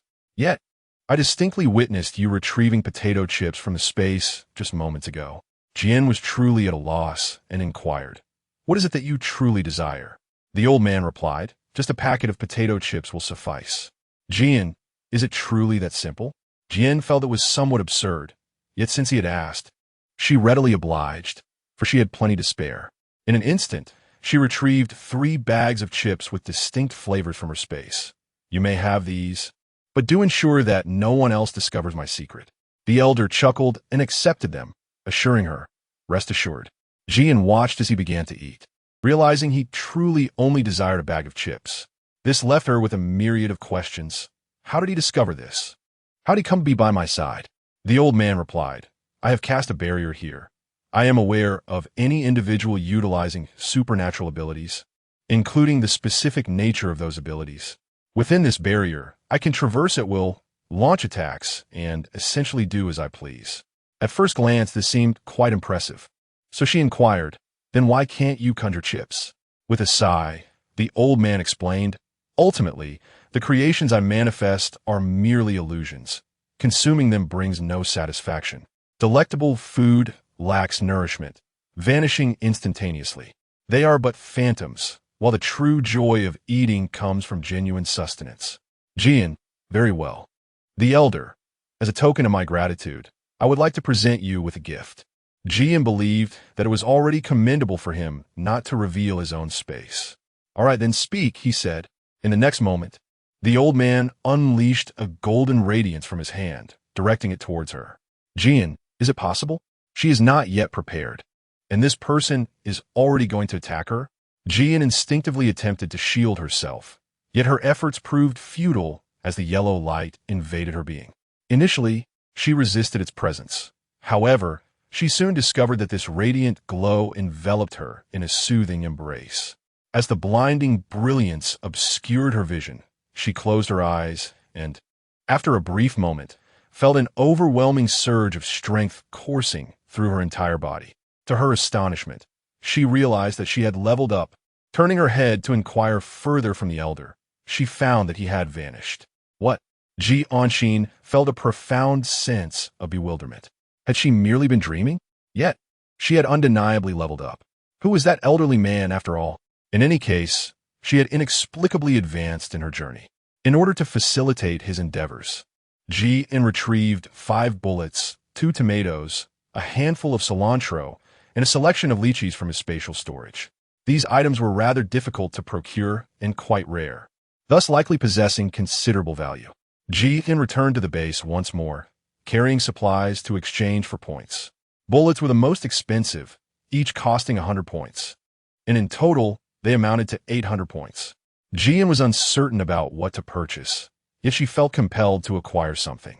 Upon opening the points marketplace, she ultimately gravitated towards the category of electronic devices. After browsing through the offerings, she realized she possessed nearly all of them. However, one item captured her attention, a specialized phone designed for the abilities user's base, complete with built-in network capabilities. Though she owned a phone, the notion of a device specifically tailored for the abilities user's base intrigued her. The price tag bore a cost of 718 points. Jian ultimately resolved to purchase it. For to her, the points mall was merely a playground. There were untried items waiting to be explored. She had a remaining balance of 100 points. Upon returning home, she unlocked her phone only to discover that its functionalities were rather limited. The available features included reading novels, streaming shows, sending messages, accessing internal communications, and conducting encyclopedic searches. When she tapped on the messaging app, she inexplicably found herself entering a group chat, the sole group being titled Gathering of the Affluent. Jian, what sort of group is this? There are still people mentioning her, welcoming the new affluent member. Above, one can see that individual's rank and name, along with the room number. Even she has had her personal information automatically noted, similar to him, though her rank is absent. Others have also noticed this anomaly and have erupted in astonishment. Oh, this new affluent individual is rather remarkable. They haven't even checked in with us yet. Yet their points are already substantial. Indeed, but why did they purchase a level 2 room? What do you understand? They simply prefer to maintain a low profile. Enough with the flattery. Who among those who can enter this group lacks skill? Can we not exude a bit more confidence? Jian opened the group card, observing all the members within. Most of them resided in 6-star accommodations, with only 2 individuals residing in 5-star lodgings among the 50 participants in the group. Chapter 76. Exiting the elite group chat, the ratings commence. Ji remembered what Xiao Yan had said previously. The allocation of rooms was based on rank. The highest floor here is the 6th, which means that all rooms on this level are occupied by prominent figures. Upon realizing this issue, Jian was taken aback. She had inadvertently stumbled into the elite group. Jian suddenly felt a surge of fear, hesitant to voice her thoughts in the group any longer. She had gone too far.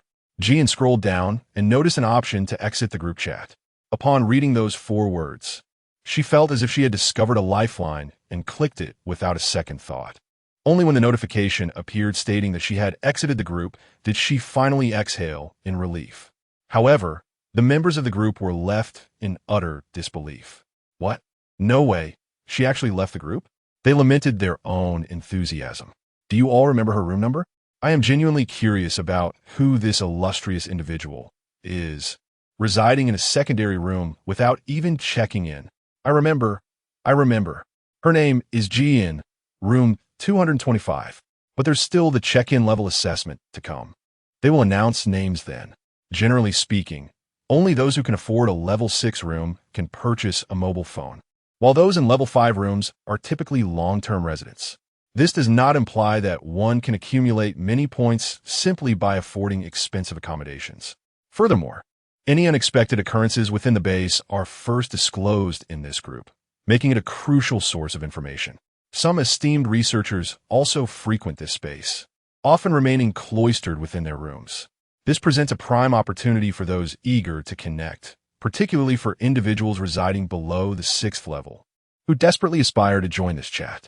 Therefore, for someone in a secondary room who has yet to check in and is able to acquire a mobile phone, it is indeed a remarkable feat, especially given that such a splendid opportunity was squandered by exiting the group.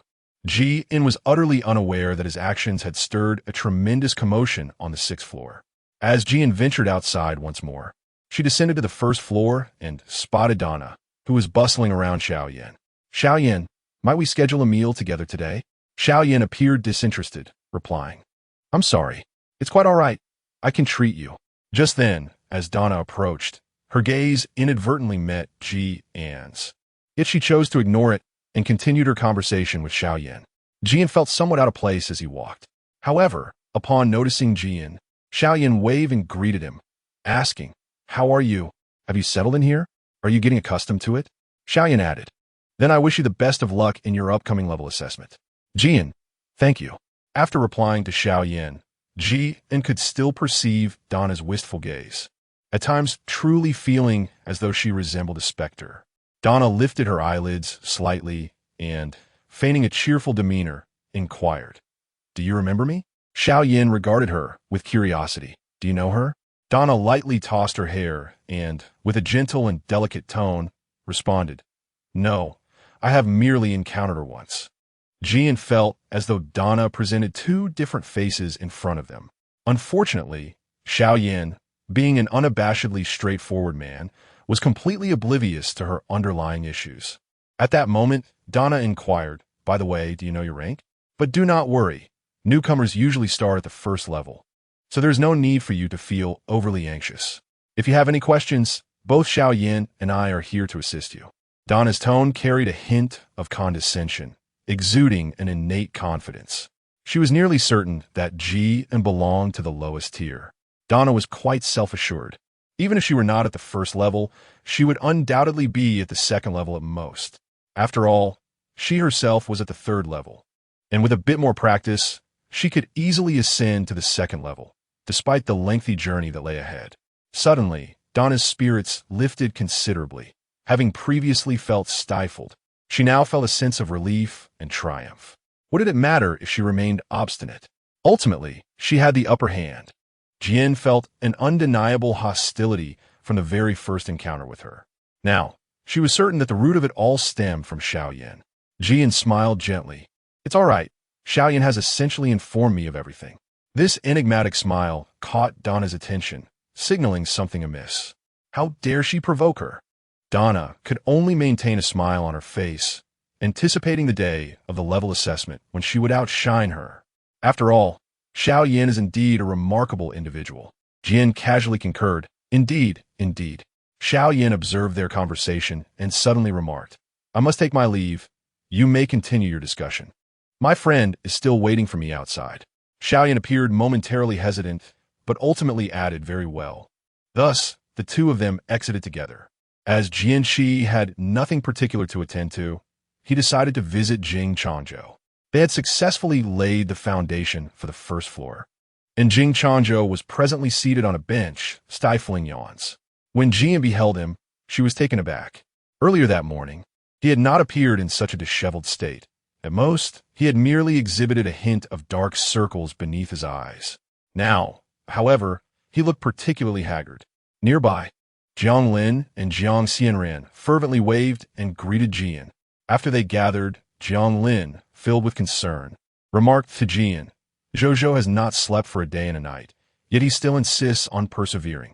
Jing Changzhou replied, It's all right, I can still endure.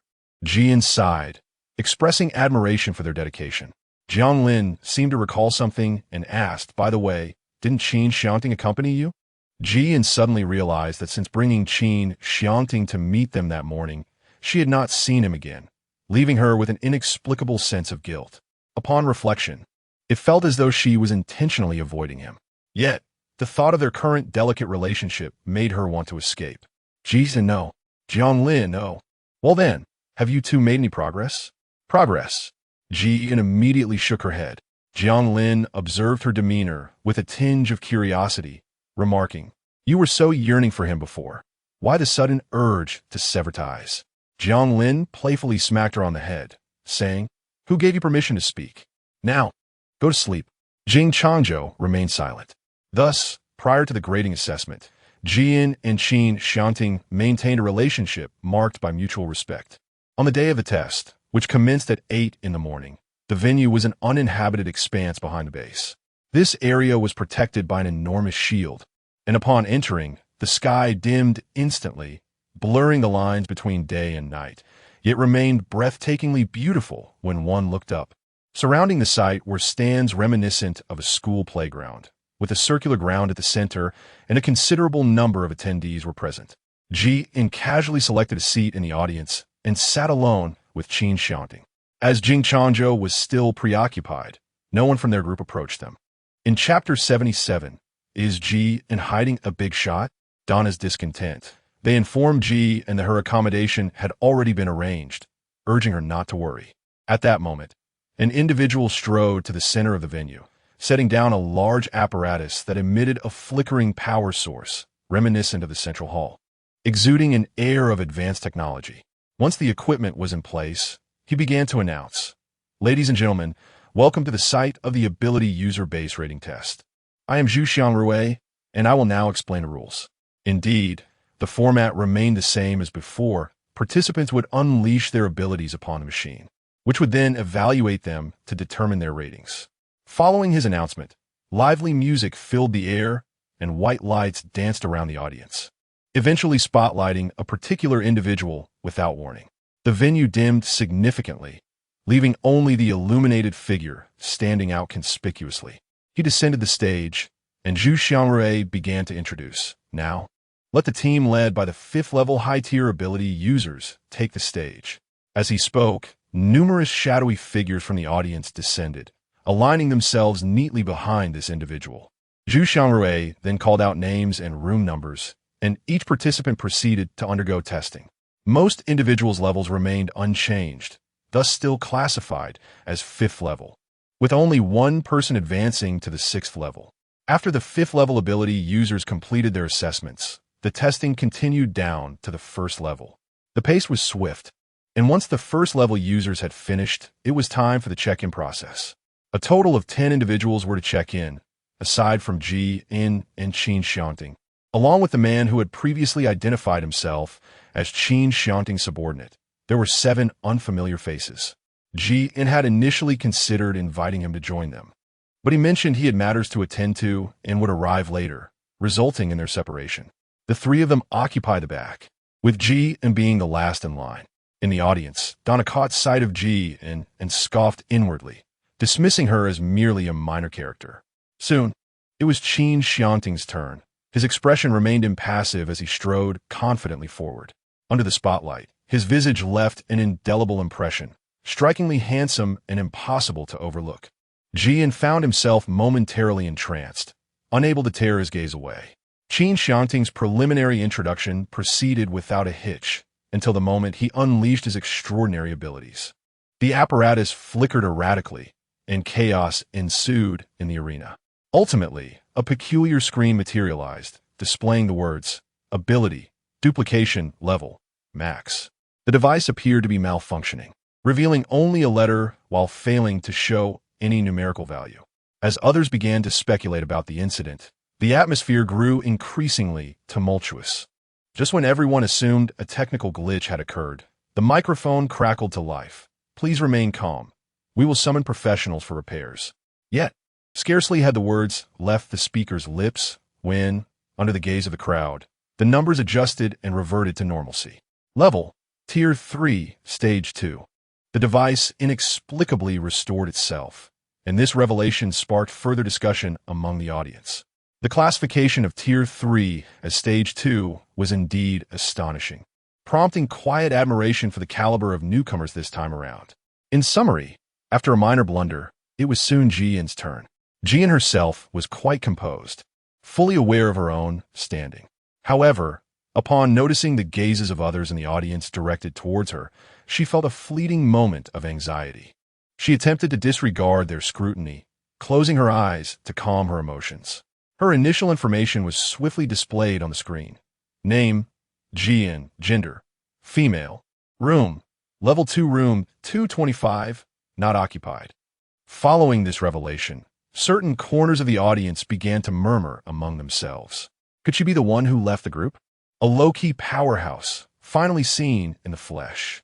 Quick look, it's Jian, the one from room 225, not occupied. The atmosphere became somewhat chaotic, and Jian remained oblivious to what was transpiring on stage. Meanwhile, Donna sat beside two individuals from level 6 rooms who were engrossed in discussion. Truly impressive.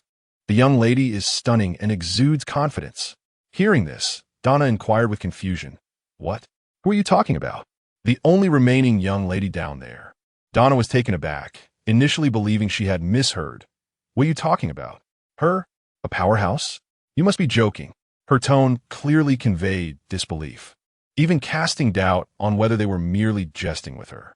Jian is a formidable figure, and she scoffed at the idea, deeming it utterly impossible. However, her words displeased one individual, who conjured a sphere of light in his hand, unleashing a palpable wave of energy. His tone was far from amiable, suggesting an imminent confrontation. What are you talking about? I am a 6th level ability wielder. Do you think I jest?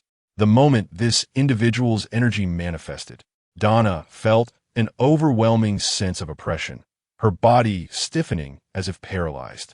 She wished to speak, but found herself at a loss for words. Beads of cold sweat forming on her brow. A bystander lightly tapped her shoulder. All right, ease up. Surely, you can't resort to violence over such a trivial matter? She shot him a disdainful glance. Who would be foolish enough to fight here? I merely intended to let her experience my energy. Don't speak thoughtlessly like a simpleton. Oh, fine. After noticing the cessation of hostilities, Donna felt a lingering trepidation within. She directed her gaze back toward Jian, a glimmer of sharpness flashing in her eyes. She refused to believe that Jian possessed any extraordinary capabilities. That 6th level ability wielder was clearly beguiled by Jian's appearance, leading him to speak as he did. At this moment, Jian had ascended the stage to commence the assessment of his abilities. The information was instantaneously revealed. Superpower, stasis level, Tier 3, 2nd phase. Donna was momentarily taken aback, as if struck by a bolt of lightning. In disbelief, she rubbed her eyes to ensure she was not mistaken. It was indeed Tier 3. 2nd phase. Donna's expression, initially one of astonishment, began to morph into a visage increasingly clouded with dismay, her demeanor growing increasingly somber, and the atmosphere around her became notably oppressive. Jian should certainly be at the 1st or 2nd tier of her level, shouldn't she? Yet, she is currently only at the 3rd tier, 1st stage. Donna was completely taken aback by the fact that Jian's abilities surpassed her own. Just as Donna was in shock, the two young ladies nearby began to murmur. How peculiar! How? Is the big shot only at the 3rd tier, 2nd stage? No, it could also be. Perhaps she knows someone among us who allocated her points, allowing her to purchase them. Donna noticed their reactions were markedly different from her own, and it dawned on her. She chuckled softly, pondering if Jian had merely pretended to be impressive in front of someone, leading them to mistakenly believe she was a big shot. So what if she was at the 3rd tier, 2nd stage? She would still be beneath her heel. Chapter 78. Battling a level 6 Esper, meeting her doom? With this thought, Donna felt a surge of satisfaction and deliberately stated in front of the two girls, although I am unsure what transpired. I am certain that Jian was allocated points by someone. The two girls were genuinely intrigued by her words and inquired, Why do you think that? With a feigned, pitiful expression, Donna replied, I'm hesitant to say. Although the girl had previously harbored some discontent towards her, She now felt a protective instinct towards Donna and was curious about the unfolding drama. She asked directly, "What is there to be hesitant about? If there is an issue, just bring it up. We can help you resolve it." "Oh, thank you, ladies. You are truly kind," Donna responded with a tone of mock sorrow. "Earlier, I witnessed her actions, and I genuinely detest her, which is why I spoke those words. I apologize for any offense, but I truly have my reasons." At this point, the two girls remained silent, patiently awaiting her next words. Donna continued her tale, embellishing it.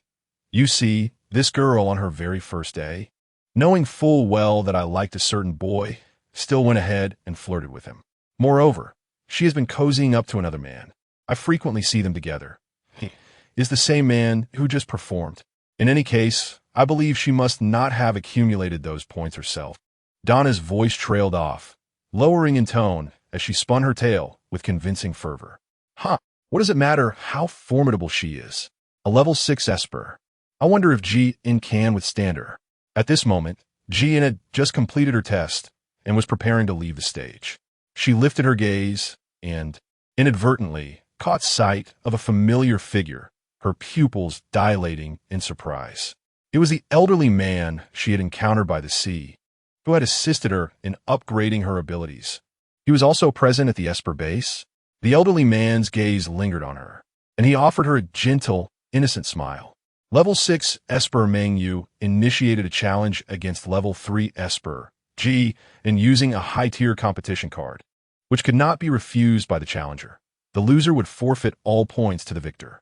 Note: in the event that the winner's room is of a lower rank than their opponents, the two shall exchange rooms. However, at that moment, a mechanical voice resonated, piercing through the silence that enveloped the venue, captivating the attention of all present. A figure, illuminated by the spotlight, soared down from the audience, executing a move that exuded an extraordinary coolness. It became evident that she was a girl with short hair, her eyes reflecting a rebellious spirit. Qin was perplexed. She had done nothing yet found herself thrust into a competitive challenge. Everyone was bewildered. The other party approached her, bearing an air of indifference, and said, "Hello, I am Mingyu." From her gaze, Qin sensed a malevolent intent. She could not fathom why this individual would dare to challenge her. After all, they were a level 6 ability user, specifically employing an advanced competition card, which she remembered held a substantial score. There were only two types of competition cards, primary and advanced, the sole distinction being that primary cards could be declined. Clearly, her score was unknown to others, and her level was not particularly formidable. There was no logical reason for this confrontation, and it seemed unnecessary to put her in such a predicament. Although she could not comprehend the source of their hostility, the challenge had been issued, and she remained on high alert. After a brief introduction between the two, a tranquil atmosphere enveloped the arena. At that moment, Qin Xiangting exclaimed with a tone of astonishment, "I never anticipated that this week's level assessment would be so intriguing. Right from the outset, we have a thrilling PK match. This is the first time a level 6 ability user has challenged someone below their level. Does this signify that our new resident possesses extraordinary capabilities? In any case, without further ado, let the excitement of this match commence." There was a palpable excitement in Qin Xiangting's voice as he declared this. Qin felt speechless towards the host. The lengths they went to create a competitive atmosphere were truly absurd. She did not perceive herself as possessing any extraordinary abilities. She was merely an ordinary worker. "Be careful." The voice resonated, snapping Qin from a reverie. However, a sense of panic enveloped her as she sensed her body slipping out of her control, ascending like a balloon. Her opponent was suddenly rendered motionless. Just as she was about to breathe a sigh of relief, within a mere 5 seconds, Mingyu effortlessly overcame her ability and, in an exceedingly cold tone, remarked, "Is this all the power you possess in your stasis?" Qin furrowed her brows. During her previous enhancement of abilities, she could distinctly sense the elevation of her spatial powers, yet with her ability to freeze time, although she was acutely aware of its potential, she remained uncertain as to how to wield it most effectively. In the blink of an eye, Mingyu unleashed her powers once more. Qin's body ascended uncontrollably, soaring higher and higher, her heartbeat quickening with each passing moment. At such an altitude, a fall would surely spell disaster. Indeed, her fears were realized as she found herself at a dizzying height, her body plummeting with a velocity that felt devoid of autonomy. A profound sense of weightlessness enveloped her entire being, and a paralyzing terror gripped her heart. It was over. Could this truly be the end of her journey? Jian's heart raced as a sudden thought struck her. Under the tension of her nerves, she activated her extraordinary abilities once more. She was precisely 1 meter above the ground, and her body came to a halt. Jian gradually calmed herself. Fortunately, her stillness served as a means of self-preservation. It was also through Meng Yu's recent assault that Jian realized this was no ordinary competition. This was a contest where lives were at stake. Meng Yu aimed to bring her to her demise, and between the two of them, there existed only the dichotomy of victory and defeat. Jian was acutely aware of the considerable disparity between herself and the two others, yet she could only strive to bridge the gap. Overwhelmed by her emotions, she abruptly retrieved a firearm from her spatial pocket and swiftly fired 2 shots in the direction of Meng Yu. The unexpected display of a gun left everyone momentarily stunned, caught off guard by Jian and sudden action. Chapter 79. Qin Xiangting's intervention for compensation acquiring a firearm is notoriously challenging, and hers appeared as if conjured from thin air, an unsettling phenomenon. Meng Yu was equally taken aback. She utilized her abilities to deflect the bullets, which ultimately halted in her grasp. "This is quite intriguing. I underestimated you," she remarked. "Even the instruments failed to detect your dual abilities. However, I am curious. What precisely is the nature of your power?" Jian had no desire to engage in idle chatter with her. She was acutely aware of the vast disparity in their strengths. If she did not act swiftly, her life could very well be forfeit. The individuals at the ability base were solely focused on spectating, utterly indifferent to her plight. Had she known how perilous this place was, she would never have come. As the sense of impending doom loomed closer, Jian disregarded whether others could deduce her spatial abilities. Without hesitation, she ignited the wood with a lighter within her spatial realm and, utilizing her powers to accelerate it in an instant, transformed it into a roaring inferno. Without a moment's thought, she swiftly released the blazing wood, casting it before Meng Yu. A large pile of nearly charred timber surged toward Meng Yu, but abruptly halted. "Ha ha! How amusing!" she exclaimed, appearing to be in high spirits. At the very moment she employed her ability to freeze everything in place, her body once again floated upward. Jian struggled to withstand the onslaught, cold sweat gradually forming on her brow. The ferocity of the opponent's assault was overwhelming. This time, it seemed she was truly doomed. She found herself utterly incapable of fending off the dual threats. Either she would be struck down by gunfire and engulfed in flames, or she would meet her end from a fatal fall. What Jian witnessed was despair, ultimately leading him to surrender to the onslaught before him. A resounding explosion echoed, and in that fleeting moment, the center of the arena erupted into a cacophony of sparks, prompting all to cover their ears.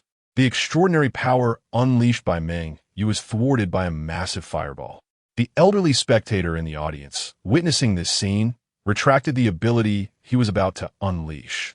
Jian was unaware of the unfolding events, instinctively using her abilities to cushion her fall and mitigate the descent. As she neared the ground, whether it was an illusion or not, she felt a warm embrace and ultimately succumbed to her exhaustion and lost consciousness. Meanwhile, Qin Xiangting, who held Jian, wore a dark expression, his eyes filled with fury as he unleashed a fireball towards Meng Yu. Reacting instinctively, Meng Yu attempted to block it, but Qin Xiangting immobilized her lungs with his powers, leaving her no chance to breathe. Meng Yu's face turned pale as she struggled for air, her gaze fixed incredulously on the imposing man before her. This individual, clearly at the 3rd level and 2nd tier, possessed an energy more formidable than her own. The most alarming aspect was her utter inability to break free, as if she were under an overwhelming force. Qin Xiangting's tone was frigid. "Competitions aside, may I inquire why the person in charge has yet to intervene and assist?" Meng Yu appeared on the verge of asphyxiation, her expression one of intense agony. Coughing, she managed to utter apologies, but the match is simply too riveting for anyone to want to halt. So, without further ado, we declare Meng Yu as the victor. A round of applause erupted in the arena. However, the next moment, an unexpected turn of events occurred as Meng Yu collapsed to the ground with a thud. This transformation took everyone by surprise, and the arena fell silent, only to be filled with murmurs of confusion. Qin Xiangting gazed down at the girl in his arms, his eyes reflecting a complicated mix of emotions, before channeling his abilities into her, enveloping her in a green glow. Simultaneously, others rushed to assess Meng Yu's condition. Qin Xiangting frowned. Is a mere apology sufficient for such an occurrence? 1,000 points. The crowd gasped. This amount was enough to cover a month's living expenses. Qin Xiangting sneered. You think 1,000 points can simply absolve this? The audience was taken aback by his audacity. 1,000 points represented a significant sum, allowing one to avoid foraging for quite some time. The respondent hesitated before saying, then, in the spirit of goodwill, could we perhaps add a permanent supply of essentials? The arena buzzed with astonishment. This was already a significant concession. Yet Qin Xiangting remained unmoved. I demand that all points from your leaders be forfeited, and a demotion to the first level for 1 month. Upon awakening, Jithan was met with the visage of Qin Xiangting, mere inches away. You're awake? She thought, recalling only the competition with Meng Yu before succumbing to unconsciousness. Qin Xiangting reassured her. After you fainted, I brought you here to rest. Do not worry, your health is intact.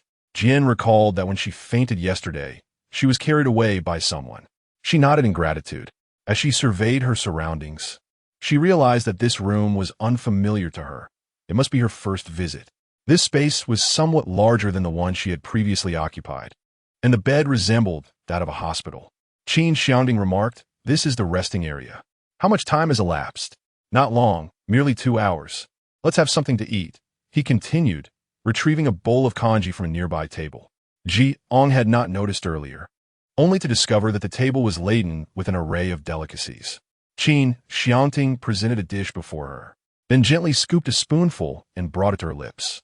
Ji Anwei was taken aback for a moment, then waved her hand, saying, no need. I can manage it myself. As she spoke, she reached out to take the bowl from Qin Xiangting's hand. Do not move. Qin Xiangting's tone was firm. Ji, for some inexplicable reason, found herself paralyzed with fear. Qin Xiangting remarked, now is the time for you to take good care of your health, especially since you have just awakened. Please be obedient. Jian was not particularly inclined to grow too intimate with him. However, given his words, any further refusal on her part would seem somewhat pretentious. Since he took such pleasure in feeding her, she decided to let him do so. Jian disregarded everything and focused on consuming the porridge he offered. Qin Xiangting wore a serious expression, and his mood noticeably improved during the feeding process.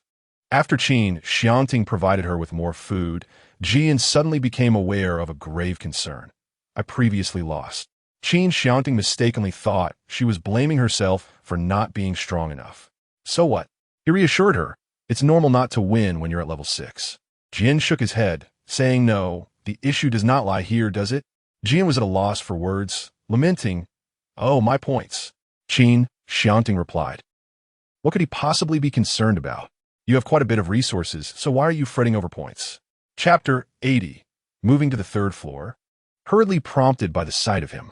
Jian, you fail to comprehend. The issue lies not only in the points, but also within the points themselves. Qin Xiangting. Jian, I am rather reluctant to relinquish all my points to her, even though this item holds infinite value for me. Her inexplicable challenge leaves me no room for refusal. What difference is there from theft? She feels a sense of indignation within. Following this turn of events, she is uncertain whether she should continue redeeming points in the hall. Qin Xiangting, with a gentle demeanor, reassures her. Those responsible have faced repercussions, having all their points nullified and their status reduced to the lowest tier. Now, let's not dwell on what has transpired. You should take some time to rest and recuperate.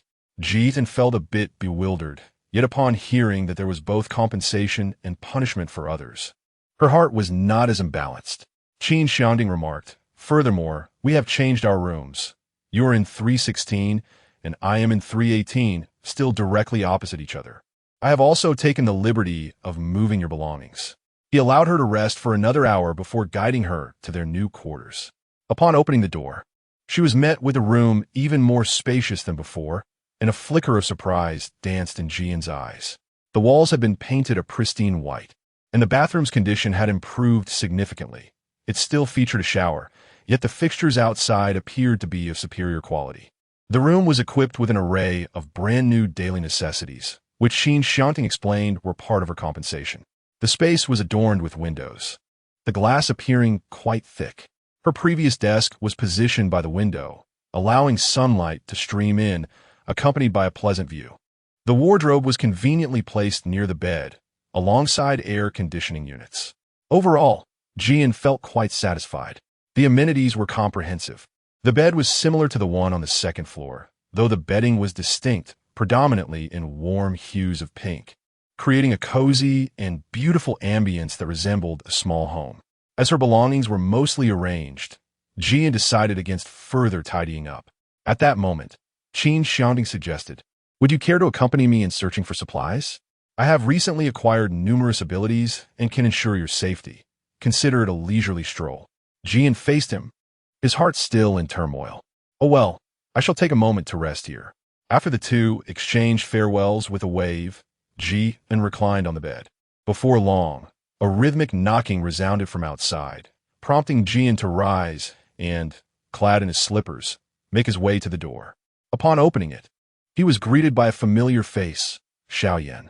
Jian recalled his true name from today's test, Yin Liqing. Jian was taken aback. "What brings you here?" Yin Liqing scratched his head, feeling somewhat embarrassed as he replied, "Oh, nothing in particular. I noticed you moved in, so I thought I would come over to say hello. I live in the adjacent room." Jian finally understood. "Ah, I see. Please, come in and let's have a conversation." They settled on the bench, and Yin Liqing, in contrast to his earlier demeanor, spoke with a serious tone. "In fact, I have something important to share with you during this visit." "Jian, just speak." Thus, Yin Liqing began to recount the events that transpired during today's competition. Upon hearing, Jian furrowed his brows in disbelief. What? Qin Xiangting actually went to demand compensation for her so insistently. And what happened next? Yin Liqing. Subsequently, the leaders were quite irate, and amidst the collective indignation, the head of the base intervened and called him away. As Jian listened, her heart began to race with apprehension. Although Qin Xiangting had appeared completely unperturbed moments ago, an inexplicable worry gnawed at her. Everyone believed that your friend had faced some sort of punishment, the specifics of which remained shrouded in mystery. Logically, it should have been quite severe, yet he seemed to be faring remarkably well. Jian inwardly criticized himself for being foolish, realizing that there was no need to go to such lengths for her. "Jian, I'm also uncertain. Just a moment ago, she mentioned that she would compensate me with 1,000 points and provide me with essential supplies for life indefinitely. Were it not for Yin Liqing informing her, she might have naively believed that these compensations were offered voluntarily by the base. The more Jian contemplated, the more she felt something was amiss. Overwhelmed by anxiety, she left behind a fleeting remark, "I shall go find him first." She rose to her feet, and Yin Liqing hurriedly pursued her. Before long, Yin Liqing could no longer discern her presence. Jian hurriedly dashed out of the base. Unfortunately, by the time she exited, Qin Xiangting's figure was already out of sight. She must ascertain the situation. Jian felt a twinge of anxiety. Remembering that he had a car, he summoned it forth and took a brief drive around the vicinity. Fortunately, Qin Xiangting had not ventured far. After 10 minutes, he spotted him in an inconspicuous location. This place was particularly secluded, with a narrow cave nearby. Qin Xiangting seemed to have heard the sound of the engine and turned his head to look. Jian just stepped down from the vehicle and hurriedly ran towards him, panting heavily. Upon reaching him, he frowned and spoke first. "Was it not agreed that you would rest properly indoors? Why do you come out?" Jin's expression was even less cheerful than his own. "I'm already aware of your activities in the arena. So, what exactly happened with the person who took you away? Were you harmed in any way?" Qin Xiangting, taken aback by the inquiry, momentarily found himself at a loss for words. What are you talking about? Qin huffed in exasperation. It was that leader of the base who was looking for trouble with you after I fell into a coma. Qin Xiangting's lips gradually curled into a smile. He did not trouble me. Qin harbored a hint of skepticism. Really? Qin Xiangting's smile deepened. You wouldn't be so eager to find me because you're afraid I might get hurt, would you? Qin, blushing at the tips of her ears, turned her head away and said, No, it's just that I feel you have made these decisions because of me. I cannot allow you to suffer in vain, can I? Qin Xiangting, pressing further, responded, Well, ultimately it is still due to your concern for me. Qin, although what he said is not entirely incorrect. Or rather, would you join me? All right. Qin Xiangting's gaze was filled with affection. Qin felt a pang of anxiety under his gaze, still evading his eyes. So where shall we go next? Qin Xiangting gestured towards the cave that Qin had seen upon arrival. There, we shall find supplies. Chapter 81, Delivering Supplies.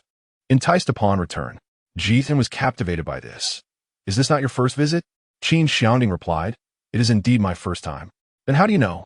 As he stepped further inside, Qin Xiangting explained, I possess a unique ability of perception. Qin was taken aback, his mouth forming an A shape. Huh? Qin Xiangting chuckled lightly. After all, during your absence, I managed to replicate quite a few abilities. Qin expressed his understanding. Then let us hasten inside. Due to the narrowness of the entrance, they had to squeeze through. Once inside, both individuals discovered that the space appeared deceptively shallow from the outside. The further they ventured, the more expansive the cave became. After traversing several dozen meters inward, they encountered an ample array of provisions and weaponry, all abundantly stocked. Qin was dazzled by the sight before her, feeling as if she had stepped into paradise. She believed that there was enough here to sustain her for a lifetime. Indeed, it was a splendid place. If one were to find fault, it would be the scarcity of daily necessities. However, who could complain about that? The pressing issue now was that none of these treasures belonged to her, leaving her with nothing but a fleeting sense of joy. Qin felt a twinge of disappointment. At that moment, Qin Xiangting spoke up. What are you dawdling for? Hurry up and gather your things. During the apocalypse, resources belong to whoever seizes them. If you continue at this pace, they'll slip away. Qin suddenly realized that he intended to relinquish the supplies to her. These are what you found. You may take them, she thought, feeling a strong desire for them. After all, they were originally discovered by Qin Xiangting, and given the ample resources available, wanting more would seem rather greedy. Qin Xiangting replied, I told you to accept them, so accept them. Qin blinked and said, However, rest assured, since I was able to find it once, I shall certainly find it a second time. Consider these items a token of gratitude for your assistance in the past. Qin believed that Qin Xiangting must have been an extraordinarily wealthy individual in the past. Otherwise, how could he be so extravagant, so willing to give even in the face of the apocalypse? Qin, if you truly wish to accept this as a token of gratitude, then please take half. I would feel uncomfortable taking so much. Seeing Qin's resolute demeanor, Qin Xiangting ultimately acquiesced. Together, they wielded their extraordinary abilities to extract all the supplies from the cave. This endeavor was quite physically demanding, leaving them with only 2 bottles of water, which they each consumed. After quenching their thirst, they took a brief respite before stepping outside. Having recently emerged and effortlessly secured provisions, Qin's spirits were high. She eagerly proposed, How about some ice cream? I shall make it for you. She had yet to let Qin Xiangting savor her homemade ice cream. Upon returning, she first activated the air conditioning, then retrieved an array of ingredients and tools for ice cream making from her space. Having electricity was indeed a blessing. It enabled endless possibilities. Qin exerted herself at the table, diligently crafting something, while Qin Xiangting conjured a seemingly pristine and elegant little sofa from thin air, placing it beside her before taking a seat. He lounged like a distinguished gentleman, holding a newspaper in his hand. Jianqi. In Qin's mind, a myriad of questions swirled. Where did you acquire this? Qin Xiangting replied, I stumbled upon it while gathering supplies. Out of boredom, I also brought along some newspapers. Qin Xiangting, would you like to join me on the sofa? I still have space here. Jian, no need. Their post-apocalyptic lives are indeed vibrant and colorful. Ji continued to fiddle with the object in her hands. Qin Xiangting set aside the chair behind her and opted instead to conjure a sofa for her. After all, given the favorable circumstances, it was a worthy addition. Ji is rather indifferent. All right. Ji swiftly completed the final step, retrieving a compact refrigerator from the space and plugging it into the power source. After placing the meticulously prepared liquid in the box inside, she mimicked Qin Xiangting by settling down on the sofa. She had no intention of reading the newspaper. Upon hearing this, Qin Xiangting couldn't help but chuckle. I see, then do as you wish. Jian pondered for a moment before retrieving the mobile phone she had purchased at the base, realizing that it would be a pity to let it go unused. Upon unlocking the device, she discovered an additional friend request from an unfamiliar individual. A level 6 ability user named He. Although she had not joined any groups, she was perplexed as to how this stranger had managed to add her. Considering that the person might have a matter to discuss, Jian decided to accept the request. Jian politely inquired, "Hello." Subsequently, she noticed the other party was typing. The message read, "Hello there, young lady. I added you because I wish to learn more about you. You seem quite impressive. Despite not having a high rank, you possess the privilege to enter the group chat, which piques my curiosity." Jian, she truly wished to keep others from harboring any curiosity about her. The more they knew, the more dire her fate would become. During that incident in the arena, it is likely that no one surmised her spatial abilities. The other party remarked, "You are truly impressive, even leaving the group upon entering." Jian, if I were to say that I left the group because I saw so many prominent figures were afraid of me, would you believe it? The other party, I do not believe it. Jian, the other party, how about we arrange to have a meal together? I shall treat you. Jian, no need. She certainly does not wish to engage in any intimate interactions here, especially with a stranger who has the audacity to propose a meal upon first meeting. It strikes her as rather peculiar. Jian was taken aback to discover that even a level 6 ability user could possess a mental affliction. After some contemplation, she resolved to block this individual. Subsequently, she turned her attention to reading a novel. When she lifted her gaze once more, she found Qin Xiangting gazing at her with a tender expression. Jian anxiously inquired, "Why are you staring at me?" She had not realized that he had been watching her. Surely, he could not gaze at her incessantly. "I like you." Upon hearing these words, Jian felt as though his head might explode. His heart began to race, and a faint flush crept across his face. He had been provoked. How could he remain so composed while uttering such remarks? Jian nervously swallowed, hastily conjuring an excuse. I shall check on the ice cream." Upon uttering these words, she rose to her feet, her gait awkward and uncoordinated. She lightly bit her tongue, pondering what on earth she was doing. Jian complained to herself, then truly went to gaze at the ice cream, only to close the refrigerator door once more. Turning around, she found Qin Xiangting still observing her, a glimmer of amusement in his eyes, as if he had seen through her little ruse. "What is the matter?" he inquired. Jian was uncertain whether to feel flattered by Qin Xiangting's consideration. It was almost indistinguishable from the beginning. No worries, there was no rush. Chapter 82. Outing with Yan Liqing after the ice cream had solidified, Jian meticulously adorned it. Satisfied with the exquisite result, before she proceeded to knock on Qin Xiangting's door to deliver it. Later that evening, when a knock echoed on her door, she initially assumed it to be Qin Xiangting. However, upon opening the door, she was met with an unfamiliar face. "Who are you?" Jian instinctively inquired. "He smiled, miss. Have you forgotten me so soon?" "I am He, the one who sent you a friend request today." Jian suddenly recalled and swiftly closed the door, seeking refuge from the deranged individual. Initially, she believed that shutting the door would suffice, yet the knocking outside resumed, accompanied by an insistent voice pleading, "Please.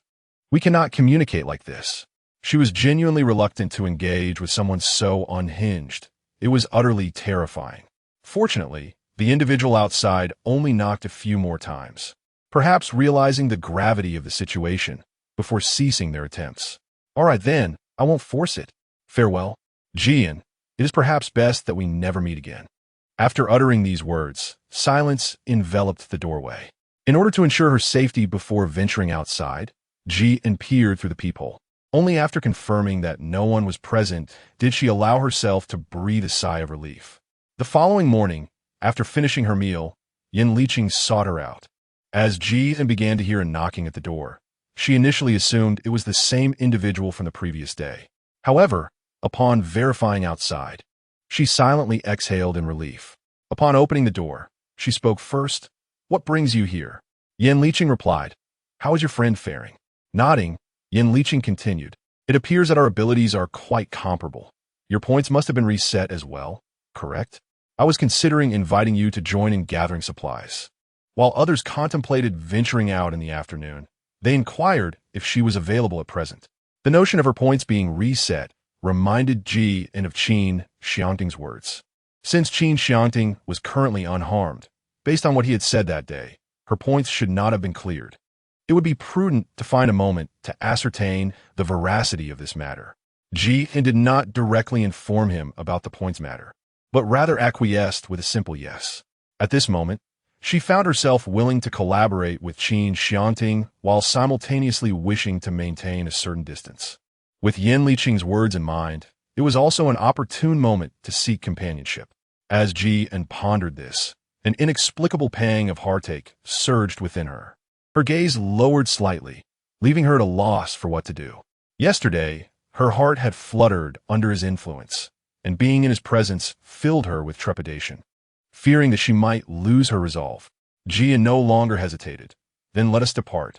The two had made an agreement, and she was just about to leave with Yin Liqing when the door across the hall swung open. It was Qin Xiangting stepping out from within. Jian paused momentarily, taken aback by his unexpected appearance at this hour, yet instinctively waved his hand and greeted, "Good morning." At that moment, Qin Xiangting's gaze towards the two of them seemed somewhat peculiar. Jian felt a distinct sensation from him. It was as if she had been caught in an act of infidelity. Jian shook his head lightly and candidly spoke of the matter that had just transpired between him and the other person.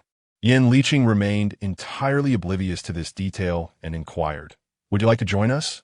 Jian expressed her gratitude towards Yin Liqing. Subsequently, Yin Liqing reminded them to bring water, and after a brief tidying up, he led the two of them out of the hall. He inquired, "Do you know of any nearby locations where supplies can be readily gathered?" Ji candidly expressed her uncertainty. Qin Xiangting's face exhibited little emotion. Yin Liqing, harboring doubts, inquired, "How have you managed to live here?" At this juncture, Ji felt an odd familiarity with the question, as if she had encountered it before. When she first met Qin Xiangting, she had also mentioned grazing. Nevertheless, she acknowledged that while she may have deceived others, Qin Xiangting had certainly not misled her. Yin Liqing continued, "Which old acquaintance are you referring to? The one you were with among that group?" Jian, "Indeed." Yin Liqing, "Oh, now I understand." He truly fulfilled his initial promise. "I have visited the site where they commenced work, but logically speaking, you should not be lacking in food and drink. He ought to possess ample resources to sustain you." Jian, "I cannot perpetually rely on others for my sustenance, and given our long-standing friendship, it would be rather awkward for me to continually ask him for favors." At this point, Qin Xiangting cast a glance in her direction. Jian suddenly understood. He was referring to Jing Changzhou. Only then did Qin Xiangting divert his gaze elsewhere. No, why was she explaining this to him? Jian felt a tinge of frustration, realizing her instinctive behavior was difficult to amend. Yin Liqing, noticing that Qin Xiangting remained silent, sighed in resignation. "Very well. I shall find a suitable location." He led them quite a distance, essentially embarking on a lengthy journey. After 3 hours of travel, and perhaps due to Yin Liqing's chosen route, they encountered relatively few obstacles. However, Jian was beginning to feel fatigued and inquired, "Are we there yet?" Yin Liqing shook his head. "Not yet. We are still far from our destination. It is virtually impossible to find sustenance in areas close to the base. Food is indeed scarce, and once discovered, individuals will invariably strive to seize it and swiftly deplete the supply. This is particularly true for those with abilities rated at level 5 or 6, who typically utilize transportation to gather resources more efficiently.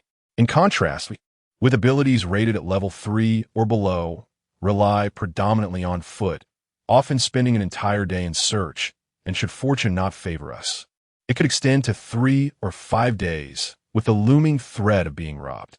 Within the confines of the base, there are rules that deter reckless actions, but outside, the dynamics shift entirely. Qin suddenly regretted following Yin leeching out. Instead of enjoying the comforts of the base, she chose to endure hardship. At the same time, she felt grateful for her space. Otherwise, she could not fathom how long she would have to endure such days. Jia took a sip of water.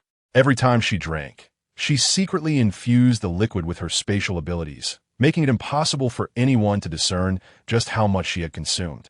Fortunately, her cleverness allowed her to adopt this method from the very beginning. Otherwise, given Yin leeching's frantic pace, it would have been challenging to procure supplies, and she might have perished from thirst. Yin leeching absent-mindedly remarked, "How is it that you seem to have been drinking for so long, yet your water level appears unchanged?"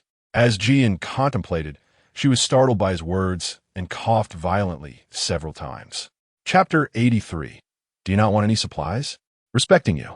After her coughing fit, Jian smiled at him and remarked, "It's nothing, just a sudden discomfort in my throat. By the way, since the duration of our journey is uncertain, I tend to sip my drink in smaller quantities." Yin leeching merely acknowledged her with a brief, "Oh," not pursuing the matter further. Only then did Jian feel a sense of calmness. It seemed she truly needed to be more cautious with her words. At that moment, Qin Xiangting's expression shifted dramatically. Something malevolent was approaching, ready to strike. Jian sensed it as well and immediately addressed those nearby. Ever since she took residence in the base for abilities, her perception had significantly improved. Yin leeching, upon hearing this, was momentarily taken aback, only to soon realize that zombies had surrounded them. Jian mused. Perhaps another batch had fallen victim to the infection. She believed that not long ago, a considerable number of ability users had managed to survive. Yet not everyone could be as fortunate as she was. It was possible that their levels were too low, or perhaps they were alone, which led them to encounter the infection. Yin leeching suggested, "Let us flee. If we encounter zombies again, the depletion of our abilities would make survival a daunting challenge." Jian expressed her agreement, primarily because she was reluctant to reveal her space, and secondly, she did not wish to squander her ammunition on this matter. Subsequently, Jian turned her gaze towards Qin Xiangting. In the next moment, he conjured vines, binding 3 tendrils to the branches high above. Jian cast a glance at Yin leeching, and then proceeded to swing forward with it. Qin Xiangting indeed executed his tasks with remarkable prudence. This vine was not only sturdier than the previous one, but also possessed a delightful elasticity, with markedly fewer thorns. Following closely, Qin Xiangting swung across as well, and Yin leeching, upon realizing this, promptly followed in their wake. When Jian began to feel a touch of fatigue, they had already ascended to the pinnacle of a tree. Jian exclaimed breathlessly, "This tree is indeed quite useful." Just as she spoke, she noticed several zombies climbing up towards them from beneath the tree. As Qin Xiangting instantaneously activated his extraordinary abilities, a luminous circle enveloped the surroundings, causing the zombies to remain motionless in their tracks, with some even descending from above. Jian inquired, "What is this?" Qin Xiangting replied, devoid of emotion, "It is used to conceal one's breath, sound, and to render one's self invisible." Jian's eyes sparkled with excitement. "You possess such a remarkable ability. What else have you replicated in recent days?" Qin Xiangting directed his gaze toward Yin leeching. Jian understood and nodded. "Jian, would you like to have some more water?" Qin Xiangting leaned closer to her ear and, in a tone of resigned exasperation, whispered, "I have my own space." Jian felt the warmth brushing against her ear, and her heart suddenly raced violently, though she feigned calmness. "Oh, I forgot you could replicate abilities." As she spoke, she pretended to laugh it off nonchalantly. Yin leeching inquired, "What secret whispers are you two sharing?" Jian suddenly regained her composure. "It's nothing." Yin Li gently patted her shoulder and, with a hint of amusement, remarked, "Are you speaking sweet nothings?" Jian, "What nonsense is this? Why is everyone so gossipy?" Jian, "Just ignore him." Yin leeching, Are you all hungry? Ji and Qin Xiangting gazed at him simultaneously, their expressions speaking volumes. Yan Liqing felt a twinge of embarrassment. After all, such resources were indeed elusive, and we often encounter this predicament. Indeed, it ultimately reflects a matter of individual capability. Jian, I am truly fatigued. Let us take a moment to rest. Yan Liqing, very well then. Jian leaned against the branch of a tree, surreptitiously taking a bite of bread while facing away from him. Ah, how delightful it is! Jian indulged in a few more bites, feeling a sense of satiety wash over her as she reclined on a branch. She glanced at Yan Liqing, who appeared somewhat despondent, and an involuntary pang of sympathy stirred within her. How pitiable, so very pitiable. After a brief respite, they resumed their hunting endeavors.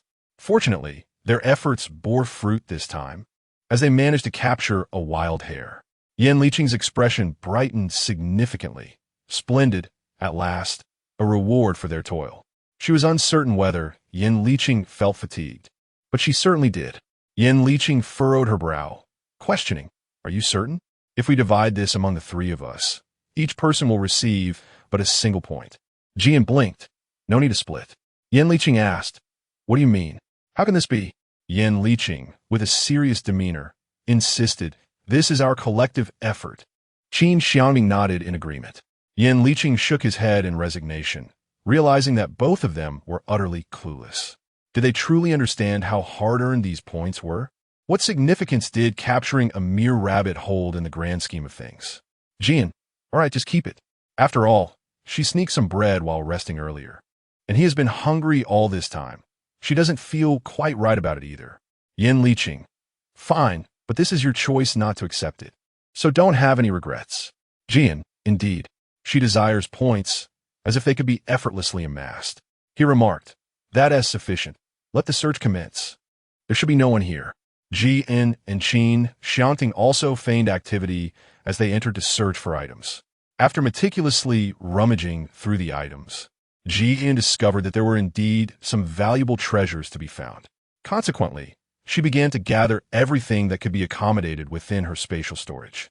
As she collected these items, a long-forgotten notion resurfaced, her previous desire to sell her possessions. However, she realized that she must first establish a certain status in this realm or possess formidable abilities before she could reveal her spatial powers. Only then would she be in a position to negotiate, allowing her to engage directly with the leaders of the ability users base when the time was right.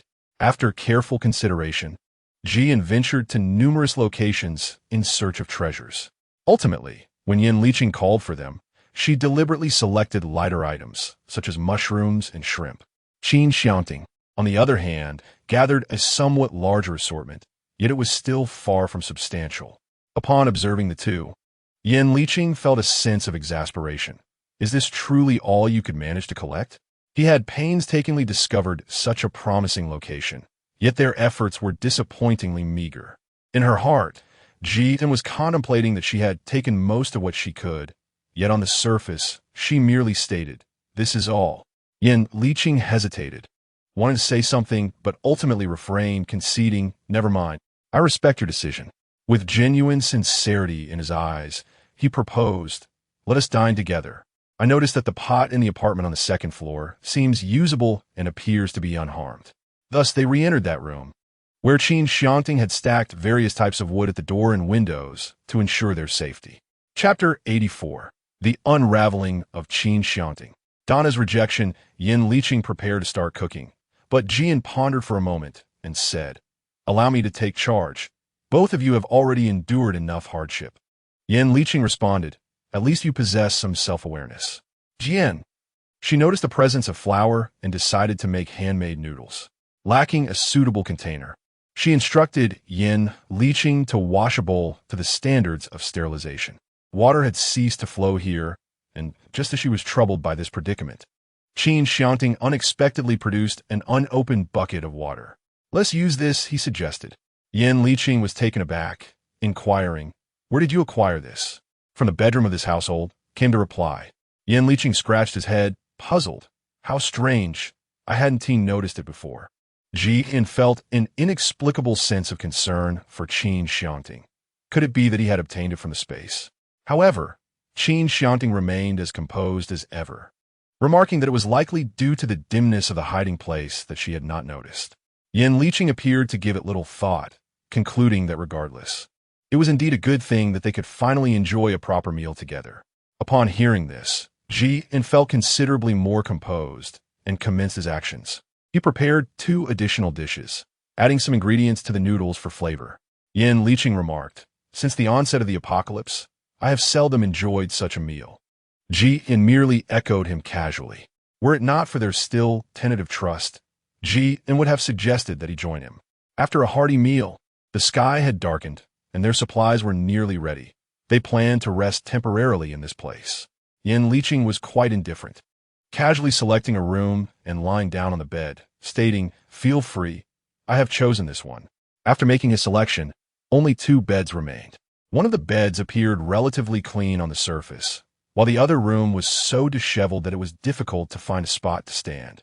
Littered with books and various articles of clothing, including shirts and undergarments. As he ventured further, an unpleasant odor of worn socks permeated the air. Both Ji-in and Qin Xiangting fell into silence. Jin ultimately retrieved a blanket and a pillow from the space and placed them in the pristine room. Ji-in inquired, "Are you sleeping on the floor?" Qin Xiangting replied, "It's acceptable. As long as the room appears tidy, I can endure sleeping on the bed. It is certainly preferable to the environment during Chunming's time." Once everything was in order, Ji-in, wary of being discovered by Yin Liqing, closed the door without any preparation. Fortunately, their room did not connect with Yin Liqing's. The 2 spoke little that evening, and soon Ji-in succumbed to slumber. Perhaps due to the unfamiliarity of the surroundings, she awoke quite early the next day.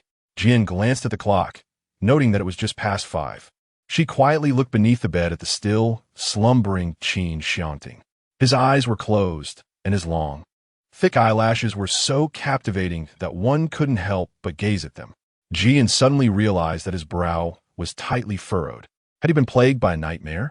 As Ji-in contemplated whether to rouse him, he suddenly noticed that his eyes were wide open, revealing a hint of darkness within, akin to a fierce beast that had long been in slumber.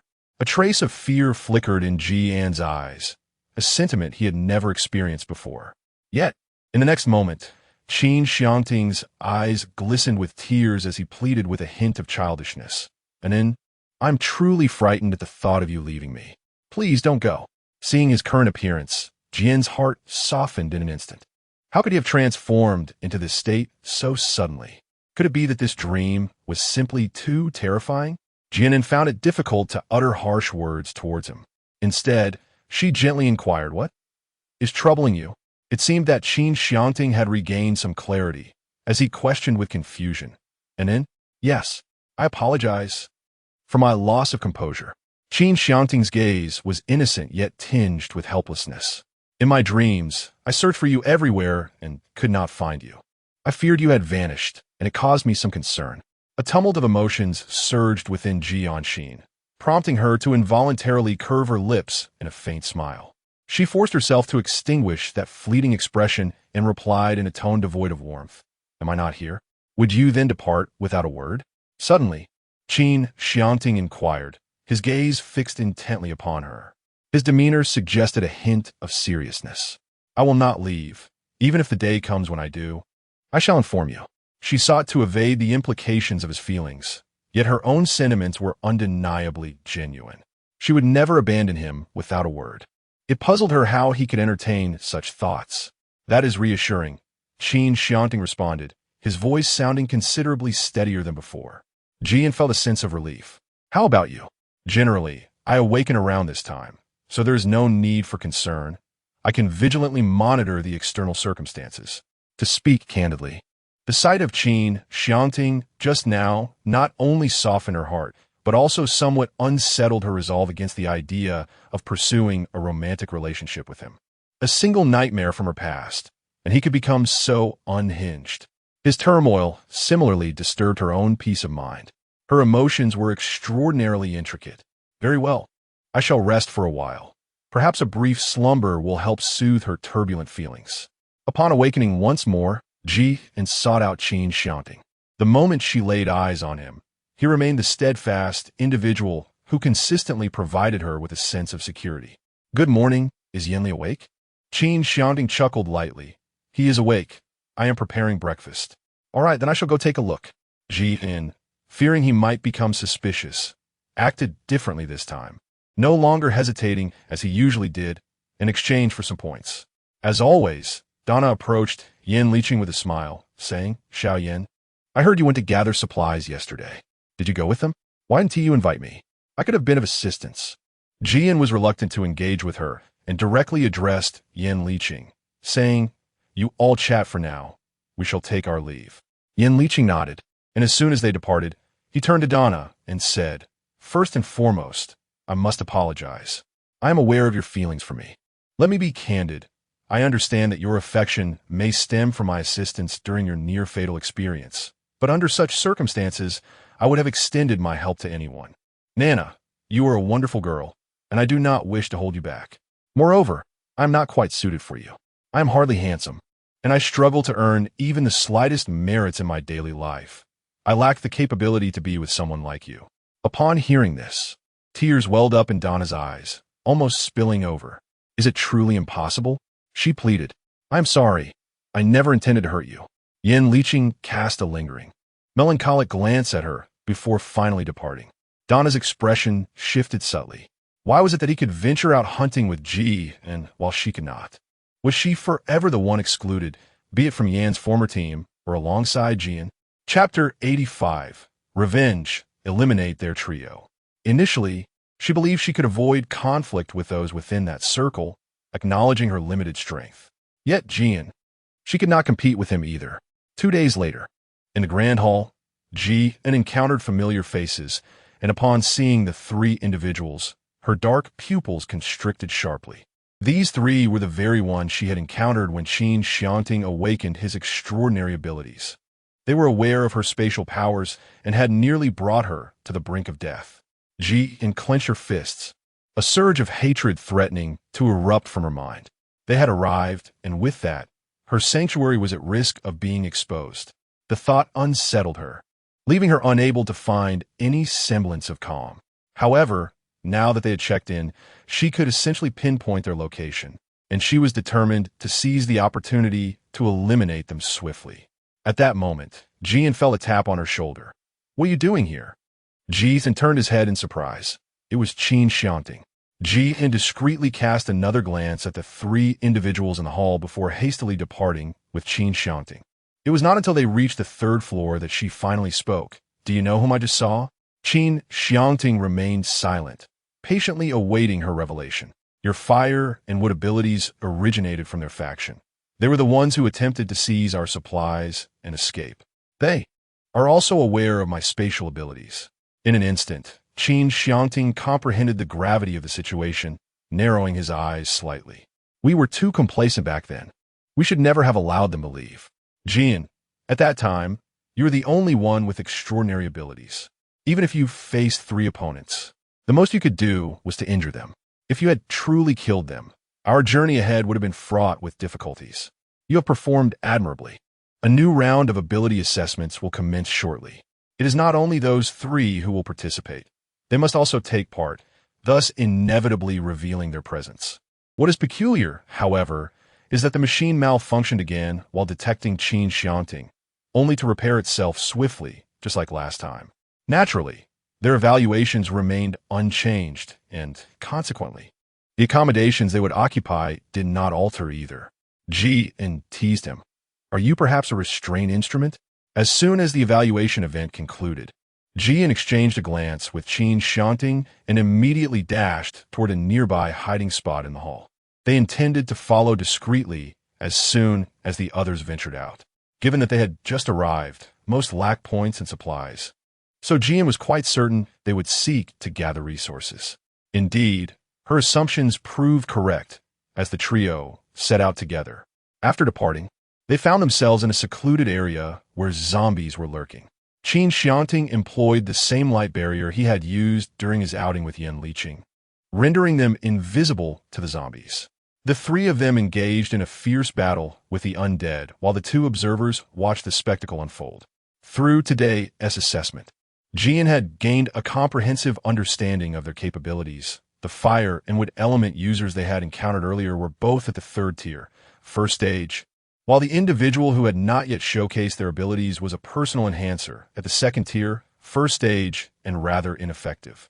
As the skirmish reached a lull and they took a moment to recuperate, Qin Xiangting dispelled the light barrier. The five of them now stood face to face. Zhang Kuei, the fire element user, was the first to speak. His words, though seemingly polite, carried an undertone of provocation. "Well, if it isn't our old friends. We just saw you at the evaluation site. What a coincidence to find you here. Could it be that you're following us?"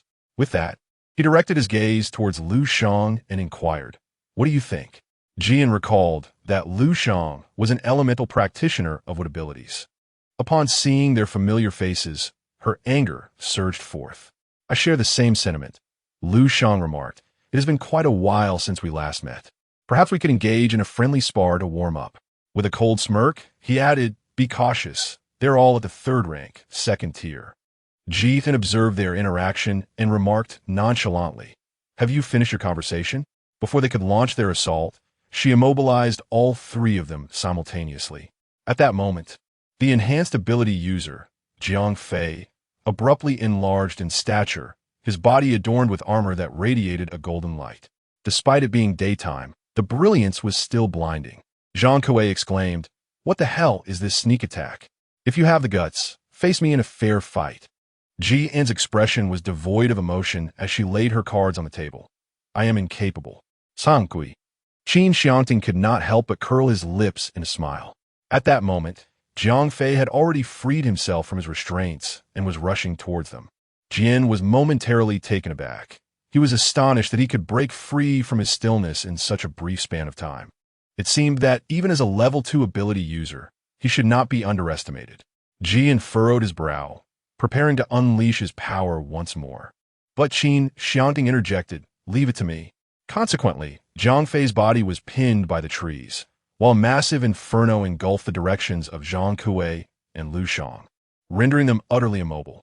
The flames grew increasingly intense, causing beads of sweat to trickle down Zhang Kuei's forehead.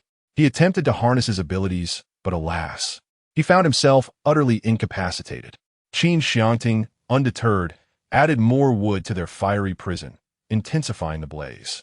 The two began to cough, overwhelmed by the acrid smoke. Zhang Kuei exclaimed, "Damn it, I'm a fire elemental, and yet I'm going to be consumed by flames." Qin Xiangting retorted, "Everything that belongs to you will be returned." At that moment, Zhang Fei broke free from the trees, his body marred by numerous wounds. Neither of them had anticipated his ability to escape. Qin Xiangting's expression shifted slightly. It seemed he had not exerted enough force. Upon seeing Zhang Fei, Zhang Kuei's face lit up as if he had encountered a savior.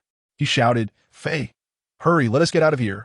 Zhang Fei, despite his injuries, fearlessly lunged into the blaze, clutching both of them as they appeared poised to break free from the fiery ring. Choking to death, Zhang Fei gasped. Qin Xiangting sneered, preventing their escape and expanding the fiery circle. The three of them began to curse in frustration as he deliberately denied them any chance of escape. The flames surged even higher, sealing off the sole area above them that could provide an exit and air, leaving them completely engulfed by fire. The stillness of Ji and was just released, yet she resorted to it once more. The three of them found themselves ensnared in an impenetrable darkness, rendering them incapable of mounting any defense. Thus, they were first rendered unconscious by the choking smoke before being engulfed by the flames.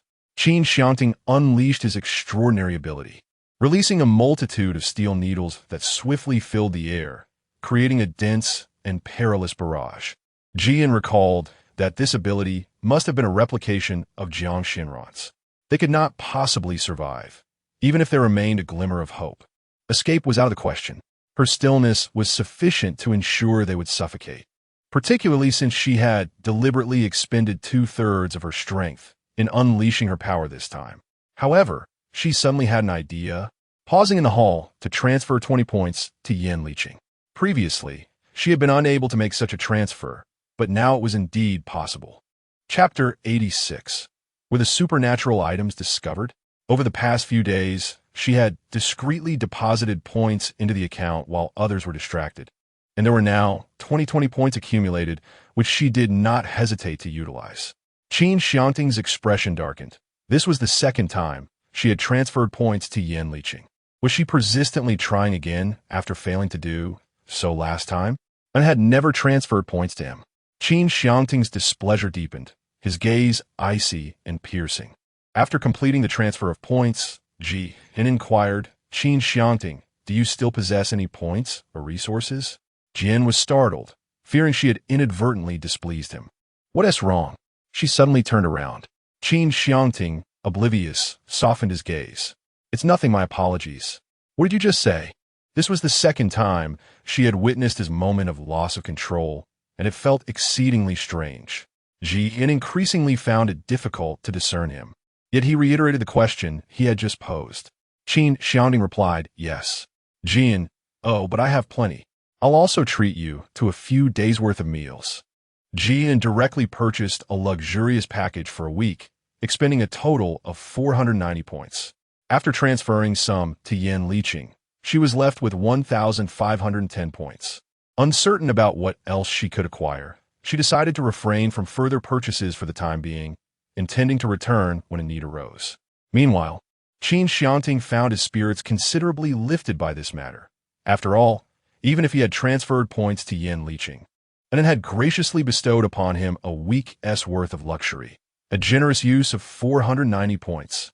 Upon reflection, he realized that visitors had been rather frequent lately, especially with Yen Liqing around, who could be considered a friend in this place. Together with Qin Xiangting, he hardly felt lonely, occasionally joining Jing Changzhou and others for leisure. Expecting a visitor, she opened the door without any defenses, only to instinctively attempt to shut it upon recognizing the person before her. The individual promptly blocked her path. Wait, I have something important to discuss with you." "I'm not joking." Recalling his previous, somewhat harassing behavior, Ji Hin was not inclined to trust this eccentric. "Leave me alone." Indeed, the visitor was he, however, was persistent, and as Jian was about to close the door, he exclaimed, "I'm not lying. It's the high-level ability users from your third floor who are looking for you. You should go." The high-level ability users from her floor? Their power was even more unfathomable. Yet, what could they possibly want from her? Jian furrowed her brow. The only thing that seemed to stir her was the notion of having killed the newcomer.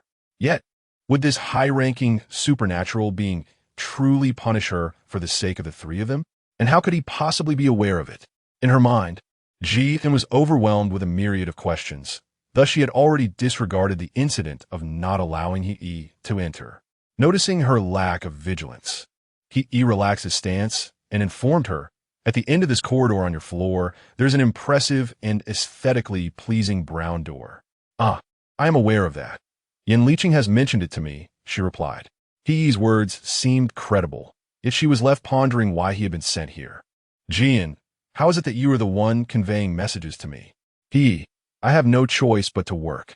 Here, being the messenger grants me around 300 points a month. I am seldom utilized, yet occasionally I get to overhear some gossip. Fortunately, I managed to secure the sole spot available. Season, very well. This is somewhat persuasive." Jian closed the door and proceeded towards the room he had mentioned. However, he soon realized that He was following her. "Jian, why are you following me?" He chuckled and replied, "I'm simply curious about what you are discussing."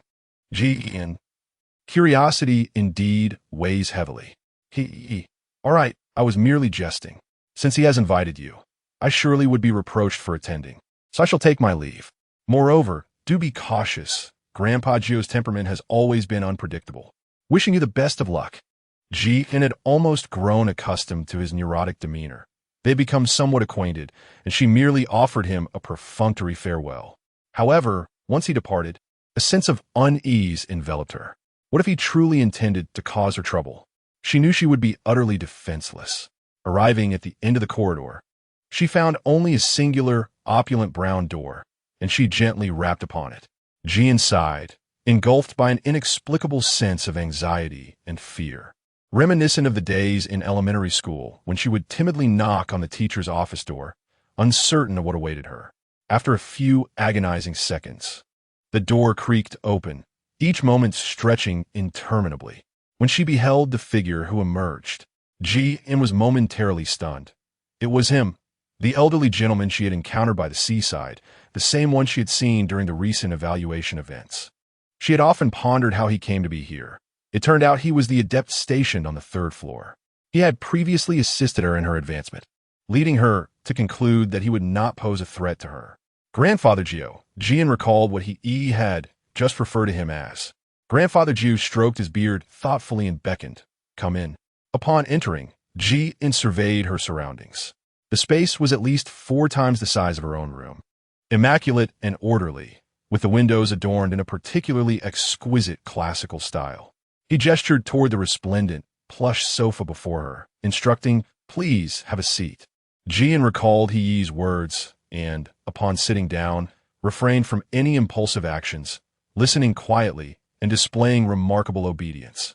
Grandfather Jiu observed her demeanor and smiled, saying, "How did you know to address me as Grandfather Jiu?" "I heard it from He," she replied.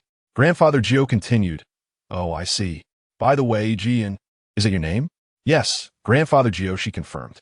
"However, your manner of addressing me so shyly and demurely is quite different from our last encounter. Young lady, what has prompted such a sudden transformation in your character?" Jian dared not speak carelessly. "No, Uncle Jiu, my personality has always been this way." This was because she was entirely unaware of the circumstances outside. One could hardly blame her for lacking discernment. After all, she was in a base for supernatural beings, and one must lower their head beneath the eaves. Uncle Jiu chuckled heartily. "You are truly amusing. Come, let us have some tea." With that, he poured her a cup and placed it before her. "Drink up." "Thank you, Uncle Jiu." Uncle Jiu continued, "All right, let's get to the crux of the matter. The reason I summoned you here is to ask you a question." Ji-An's heart raced, her hand gripping the teacup with palpable tension. Uncle Jiu's gaze, as she anticipated, grew solemn. "Is your spatial ability derived from your spatial artifact?" Ji-An shivered slightly. Could it be? How'd he know? Is he trying to seize her spatial artifact? Surely not. Uncle Jiu seemed to have sensed her thoughts and reassured her. "Rest assured, this spatial artifact belongs solely to you. No one can take it away." "I merely wish to confirm. No one can take it away?" Chapter 87. Difficult. Seeking to create a key for the extraordinary abilities. What does this mean? When Jian heard his question, he sensed that the person would not resort to theft. He truly did not strike one as that kind of individual. He spoke candidly. Indeed, the expression on his face transformed, revealing a notably pleasant disposition. Excellent. Jian was puzzled. What is considered good? However, each extraordinary artifact cannot be wielded casually. It recognizes its master. Firstly, there must be a fated connection between you and the artifact, as it chooses you before you can utilize its power. Secondly, you must share a bloodline with the creator of this extraordinary item. Furthermore, once someone has harnessed its power, it will no longer acknowledge a new master, thus alleviating your fears of others attempting to seize it. Upon hearing this, Jian felt an overwhelming sense of joy, and she surmised that she was indeed the former, perhaps destined for such a connection due to her prophetic dreams. Since this was the case, there was no longer any need for her to conceal her spatial abilities. She expressed her gratitude to Grandfather Jiu for sharing this revelation. "By the way, do you still enjoy the gift I gave you last time?" Grandfather Jiu's expression was warm and benevolent. How delightful it would be if she could be elevated to the next level. With this thought in mind, she retrieved several packets of chips from her space. "It has been quite some time. Surely your snacks have run out by now. Please enjoy these." Grandfather Jiu accepted them with a cheerful demeanor. "Wonderful. I truly appreciate it. You are such a good child." With a smile gracing his face, Jian appeared as endearing as one could be. "Does Grandfather Jiu have any other matters to attend to?" Upon uttering this, he set down his hands and let out a sigh. As Ji-On was about to offer comfort, he heard him say, "It's all right. Everything is fine. If you're busy, you may leave for now. Should you have any questions or uncertainties, feel free to come to me at any time." Jian expressed her gratitude once more before stepping out. Since she had the ability to expose her spatial realm, she needed to seek assistance in finding someone capable of crafting a lock for it. After all, there remained an abundance of vehicles within her space that were yet to be utilized. Meanwhile, within the confines of the door, Grandpa June narrowed his eyes, his demeanor shifting from the earlier kindness as he placed the hair he had just obtained into an energy orb. Ji inquired with Yin leeching about who he could approach for the car keys, only to be met with a stunned expression as Yin exclaimed, "You have a car?" Jian did not conceal his intentions this time. Well, Yin leeching held his forehead. "You should have mentioned this earlier. Had you done so, we could have driven when we went out together before." Yin. Well, it turns out he had this intention. Yin leeching puzzled. Wait, how did you move it without the key? Jian felt inexplicably guilty as he spoke the truth. I possess a space. The moment those words escaped his lips, the atmosphere seemed to freeze, enveloped in an eerie silence. Yin leeching's expression turned grave. You have a space? That implies your resources must be quite substantial. You never mentioned this before. During both evaluations, your spatial abilities were not detected. Therefore, do you possess a spatial artifact? Yin was astonished. She could anticipate that he might arrive at such a conclusion, yet she did not expect it to happen so swiftly. Indeed, in her pursuit of gaining Yin leeching's trust, she declared, "Previously, I was uncertain about the essence of your character, but now I am entirely convinced of your integrity, which is why I chose to confide in you." Yin leeching paused momentarily, taken aback. "You do not suppose that you refrained from sharing this with me out of fear that the spatial artifact might be seized by others, do you?" Yin leeching continued, "Well, I must concede there is some merit in that thought. Generally speaking, few delve into this subject. Only those with abilities of level 4 or above are privy to such knowledge. Every individual who ascends to level 4 receives a compendium of insights regarding supernatural beings. And I am aware of this due to a friend residing in the level 4 sector." Jia nodded. However, after Yin leeching's words, her concerns about someone attempting to take advantage of her dissipated. Individuals of level 3 and below, even if they doubted her claims, would not dare to covet her. Yin leeching said, "Well, let me share this with you. It will certainly be beneficial for us. On the 6th floor, there resides an individual with the ability to create, specializing in various tools and advanced technology. However, I'm unaware of their identity, so you'll need to investigate." But what? Jian inquired. Yin leeching continued, "This person will offer you terms based on the complexity of the items created. It is said that their conditions are rather peculiar. Thus one cannot predict what they might entail." Peculiar? Jian felt intrigued by his description. In any case, if it involves exchanging items, it could be said that she could acquire anything she desired. Even if it were not readily available, she was confident she could secure it, as she did not believe the individual would present her with an impossible task, especially since all she sought was a key. "All right, I understand," Yin leeching remarked. "Perhaps it is due to their status. Most individuals on the 6th floor possess somewhat eccentric personalities, and the more formidable they are, the quirkier they tend to be. In any case, good luck. I await your good news." Jian was acquainted with 2 people from the 6th floor. One was the individual who had nearly attempted to kill her in the arena, and the other was the somewhat eccentric He. Jian could only choose He, just as Yin leeching had remarked. The individuals on the 6th floor were rather peculiar. In her unfamiliarity with the others, she hesitated to inquire too freely. It is always prudent to exercise caution. Although he appeared to possess some issues, he seemed relatively normal of late, so probing into this matter should pose no significant risk. When she sought out Grandfather Jiao, he was still present. Not much time had elapsed, and he should not have strayed far. Jian suddenly recalled another method to swiftly reach him. He activated the mobile phone obtained here, located the previous friend request from He, and inquired below, "Do you know the whereabouts of the one who can create extraordinary abilities?" Jian did not wish to squander time on such trivial matters and inquired, "Can you tell me?"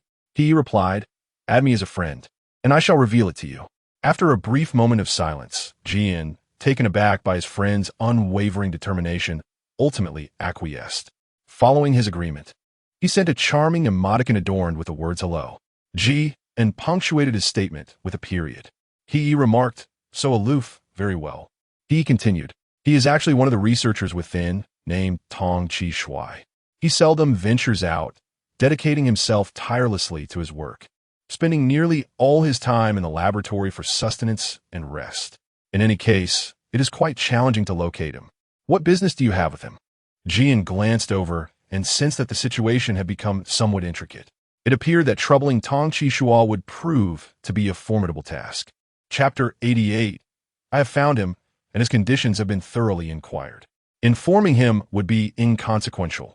He is certainly engaged in creating something. He remarked, all right, but I must remind you of one more thing.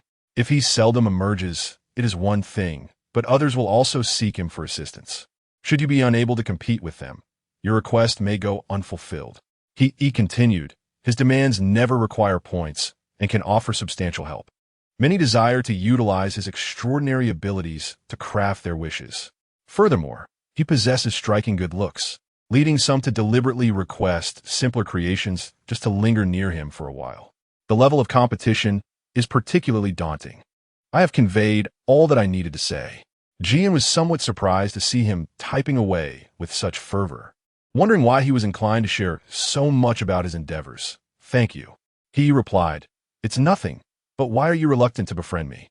Jian, your actions are indeed rather intimidating, and given our lack of familiarity, what compels you to desire friendship with me?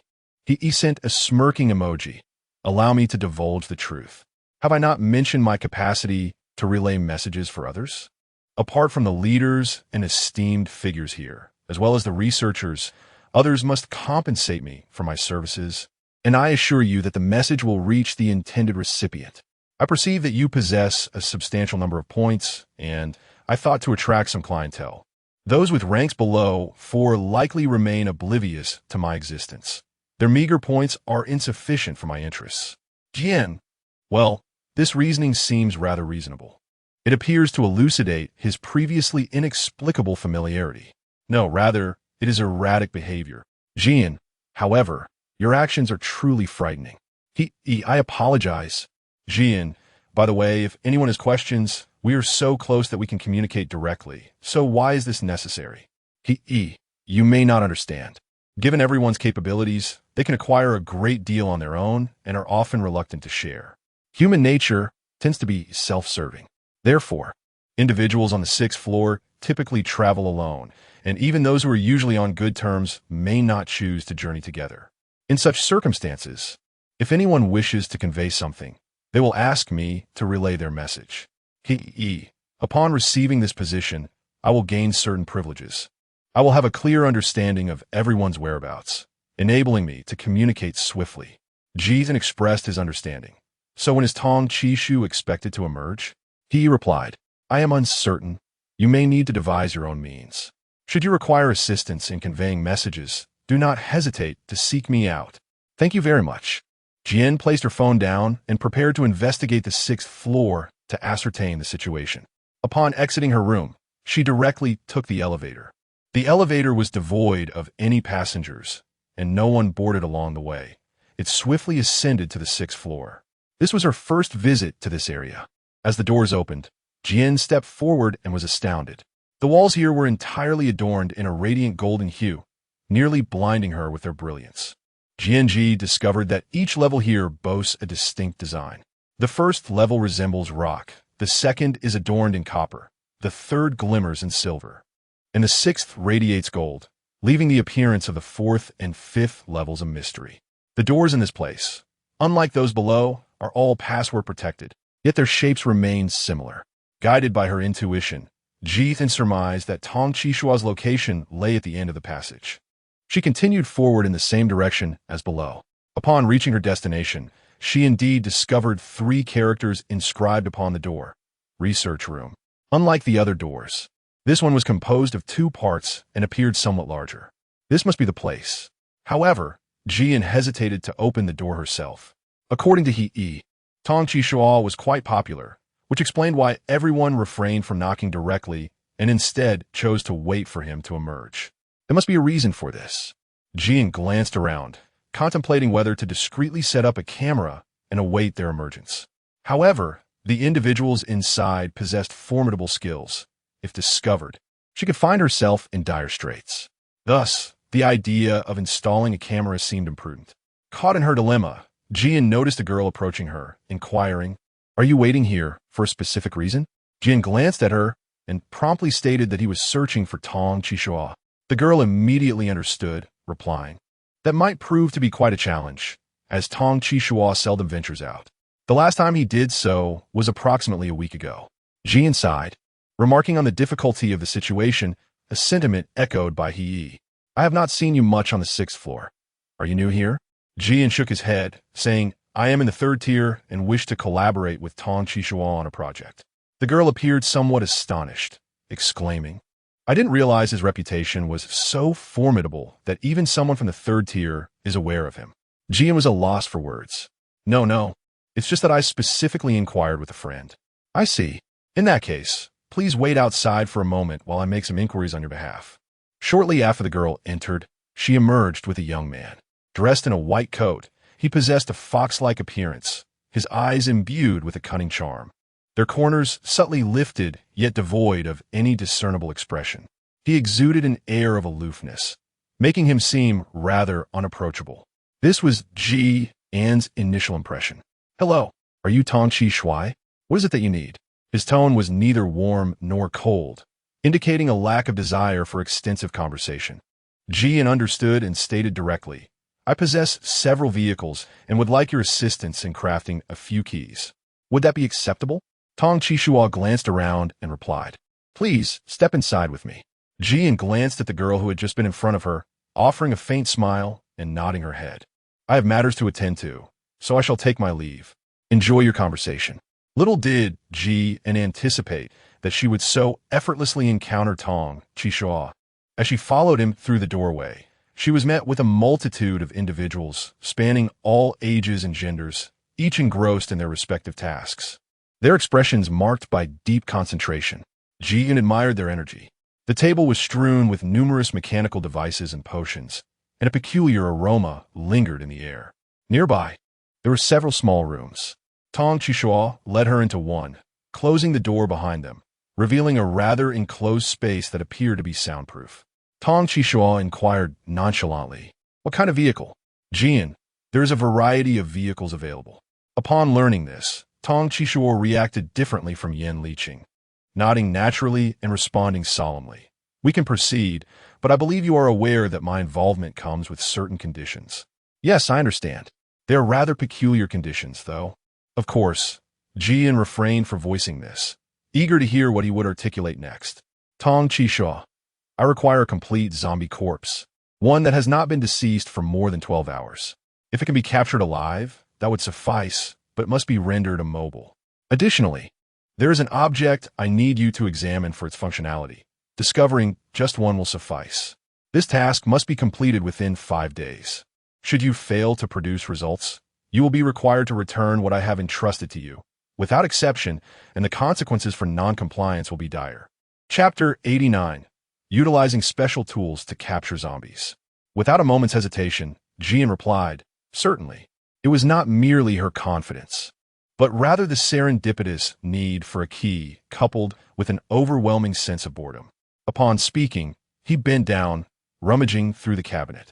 Soon, he unearthed a small blue orb, reminiscent of a light bulb, radiating a gentle glow of the same hue, appearing both exquisite and lovely. Tong Qishua presented it to her, saying, "This object is quite resilient. It won't shatter even if dropped." As he caught the item, he added, "Very well. Now that we have both the items and the conditions, you may proceed with your tasks. I have matters to attend to." "Jian, thank you. Today I feel a bit weary, and she does not intend to go out. Instead, we can first explore the purpose of that small orb. After all, capturing a zombie is quite simple. One merely needs to eliminate it and then place it into the space. There will be no complications in placing a deceased zombie inside." Jian suddenly recalled Tong Qishua's suggestion of capturing a living being. Her unique ability could not contain creatures with formidable offensive capabilities. She remembered that the hall seemed to offer a variety of special items for sale. If he desired to capture one alive, and she possessed ample points, she would endeavor to achieve the best possible outcome. Jian proceeded further, flipping to the bottommost section of the weaponry, where indeed several unique items were available, surpassing the previous offerings. Among these was an item named biological storage. This intriguing apparatus could be deployed upon a corresponding organism to facilitate a process of attraction and absorption, with the remarkable ability to retain the original form upon release. It was exclusively designed for living beings, permitting storage for a duration of 1 month, and boasted a success rate of 80. This percentage left Jin somewhat bewildered, as it implied the possibility of failure. To err on the side of caution, she resolved to purchase an additional unit, as her points were plentiful. Each item required 600 points, totaling 1,200 for 2. Jin swiftly made the acquisition, leaving her with a balance of 310 points. Upon retrieval, she discovered it to be an oval-shaped white object, featuring a seam in the center, suggesting it could be opened, and it felt remarkably lightweight in her hand. Jin decided to accumulate some points when he arrived tomorrow morning. However, on that day, no matter how he examined the small ball, he found nothing unusual. For instance, when he attempted to attack it, submerged it in water, or exposed it to the blazing sun, there was no discernible effect whatsoever. Jin felt a sense of despair as he realized how challenging the second condition was. The thought of having to research it within 5 days was indeed overwhelming. By evening, he found himself at an impasse and decided to put everything away, resolving to revisit the matter the following day. Early in the morning, Jin initially planned to venture out at 8 o'clock, but before she could prepare herself, Qin Xiangting arrived to seek her out. He had always risen early, which was not unusual. However, ever since his arrival, the atmosphere in the room had taken on a subtly peculiar quality. Aside from greeting her upon entering and engaging in a brief exchange of pleasantries, Qin Xiangting fell silent, quietly waiting for her to partake in her meal. As Jin dined, she inadvertently caught sight of him, discovering that their gazes met. She cleared her throat softly and remarked, "Do take your time while eating." Jin could no longer restrain his curiosity and inquired, "Do you not find it tedious merely watching me tidying up and eating?" Qin Xiangting's eyes appeared shrouded in a delicate haze, rendering his thoughts inscrutable. With a tone of serene indifference, he replied, "How could I possibly find it dull if I am fond of you? Just the sight of you brings me immense joy." Jin's heart raced, and with a hint of trepidation, she replied, "You are being absurd again." Qin Xiangting's gaze was earnest, his brows furrowing in seriousness. "I'm not," he asserted. Her heartbeat grew increasingly thunderous, and she began to fear that he might hear it. Jin deliberately evaded his gaze, refraining from responding. She swiftly finished her meal and took him to seek out Yin Liqing, only to discover that he was absent. "Jin, perhaps they have teamed up with someone else?" Qin Xiangting glanced at her. "Probably. With him absent, it's just the two of them venturing out together.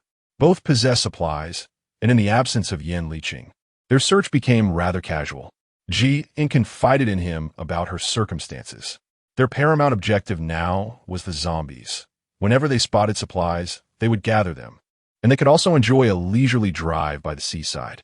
They proceeded along the most familiar route, recalling that although there were not many zombies, accomplishing her mission would be satisfactory. Indeed, it wasn't long before they encountered several zombies approaching them. They were robust in stature, with fierce gazes and an intimidating presence. What astonished Jin, however, was that 2 of the zombies could articulate human speech. Their words were clear and their tone remarkably lively, indistinguishable from a living person. Who were these 2? They appeared frail and seemingly easy to intimidate. "Don't you dare compete with me. These 2 are mine." One of the zombies growled, his voice becoming gruff, clearly irate. "You mere humans presume to speak so boldly. You truly underestimate us. I shall show you." Jin, however, remained unmoved, observing the scene as if it were an amusing spectacle. The zombie, spurred by the taunts, could no longer contain itself and surged forward with astonishing speed, intent on seizing her. In the next moment, the creature found itself immobilized, its hand mere inches from Jin, who had not anticipated such swiftness. Yet to her, it remained as insignificant as an ant. The other zombies, undeterred by the fate of their companion, grew even more fervent. for they could hardly fathom that a mere human could possess significant power. Their thoughts were consumed with the desire to outpace their fellow undead and capture her first. And they all charged forward. Nevertheless, as before, Qin rendered them all frozen in place. She murmured softly, "Tisk," truly overestimating their capabilities. It was a pity, however, that she lacked any offensive abilities. It was rather dull. Qin felt a sense of contemplation. Nevertheless, this extraordinary ability was indeed remarkable. Suddenly, she recalled a particular aspect of this power: the capacity to manipulate the bodily organs of others, effectively rendering their cardiac and pulmonary functions dormant. However, when she initially attempted to experiment with it, it proved ineffective. Perhaps it was akin to her spatial abilities, both bound by certain limitations. In this light, it seemed that she would only have the chance to ascend to a third tier to truly unlock its potential. Qin sighed and produced a peculiar artifact, twisting open the oval exterior to reveal a small object resembling a pearl within. She cast it before one of the talking zombies. A miraculous scene unfolded as the zombie was instantaneously drawn away, as if it were a mere sheet of paper. With a firm grip, she placed the object back into the oval casing. Qin collected himself and shifted his gaze to Qin Xiangting. After such a prolonged period of collaboration and battle, they shared an innate understanding. He harnessed his extraordinary abilities to eradicate every visible zombie in their vicinity. Qin smiled. "Mission accomplished. You are truly remarkable. I'm heading to that seaside house you mentioned earlier." Chapter 90. Conditions met, reporting to Tong Shua. Upon hearing her praise, Qin Xiangting's eyes curved with delight. His spirits lifted. The two of them went to the seaside house, sharing the same space. In the serene space, chilled beverages were prepared, each served in a cup for two individuals, as they sat on stools indoors, gazing at the picturesque scenery outside. Qin held a glass delicately, her fingertips raised gracefully behind it, her legs intertwined and gently swaying beneath her. She took a small sip of the drink, as though savoring a fine wine. Beside her, Qin Xiangting's gaze rested upon her. The girl's long, dark waves cascaded over her apricot-colored blouse, and under the sun's gentle illumination, her soft cheeks radiated an added warmth. Compared to her usual self, she appeared exceptionally serene and obedient. Qin Xiangting lightly traced the rim of the glass with his fingers, refraining from taking a sip. His expression gradually softened, the corners of his eyes drooping, as if she were the sole focus of his world. Qin turned her head, playfully inquiring, "Aren't you hot? Why aren't you drinking?" Qin Xiangting's gaze was fervent, as if he wished to devour the girl before him. He was utterly captivated. She resonated with him on such a profound level. How could he possibly manage his feelings? Yet, he feared frightening her away. Qin Xiangting gently grasped the glass, but his grip tightened uncontrollably, transforming his originally tender gaze into one resembling that of a ravenous wolf, barely concealing his true nature. He rose and approached her from behind, leaning over to press against the table in front of her, drawing closer to ask, "Is it so beautiful outside?" At first, Qin was oblivious to his presence, continuing to sip her drink while admiring the scenery. "Indeed, I truly relish this leisurely ambience," she remarked. "Is that so?" Qin Xiangting's tone carried a hint of chill. "Yes, why not join us?" A subtle fragrance of mint wafted from him, quite delightful. Qin suddenly realized that she had been lost in her thoughts once more. Forget. Qin's heart was in turmoil, yet the other party inquired, "What is the matter?" "Nothing," she replied, shaking her head. As Qin turned his head, he caught sight of his own arm, a posture reminiscent of embracing oneself, akin to a playful gesture at the table. This damned atmosphere of ambiguity. Qin had been murmuring to herself, wondering how a simple outing to enjoy the scenery and sip a cold drink could have led to such an inexplicable atmosphere. To make matters worse, Qin Xiangting chose this moment to intensify the ambiguity, remarking, "If only I were as attractive, then you would gaze at me endlessly." At that moment, Qin's cheeks flushed with warmth. Could he possibly refrain from teasing her? The crux of the matter was that he was far from finished. The other party continued, "I sincerely wish that an Anne's gaze could linger upon me." Qin could no longer endure. How infuriating! If it were not for Qin Xiangting's amnesia, She would genuinely believe that he was a master of romance, having charmed countless women to utter such words. Ji felt a sense of unease. Perhaps Qin Xiangting truly had an ex-girlfriend or something of that nature. In an instant, her emotions dissipated. Ji inexplicably felt anger rise within her. I've told you repeatedly, do not call me an Qin Xiangting, however, wore a face full of remorse. I apologize, but you are simply too adorable. I couldn't help myself. Oh, let this man leave. She truly found herself incapable of resisting his charm. Ji's heart raced fiercely, and the scent of mint emanating from him became even more pronounced, tightening her chest. Please be more careful next time, she said, her face flushed. Ji endeavored to divert the conversation. Would you accompany me in studying this small sphere? If I fail to accomplish it, it will be disastrous. As she spoke, she released the small ball. Qin Xiangting picked it up and glanced at it.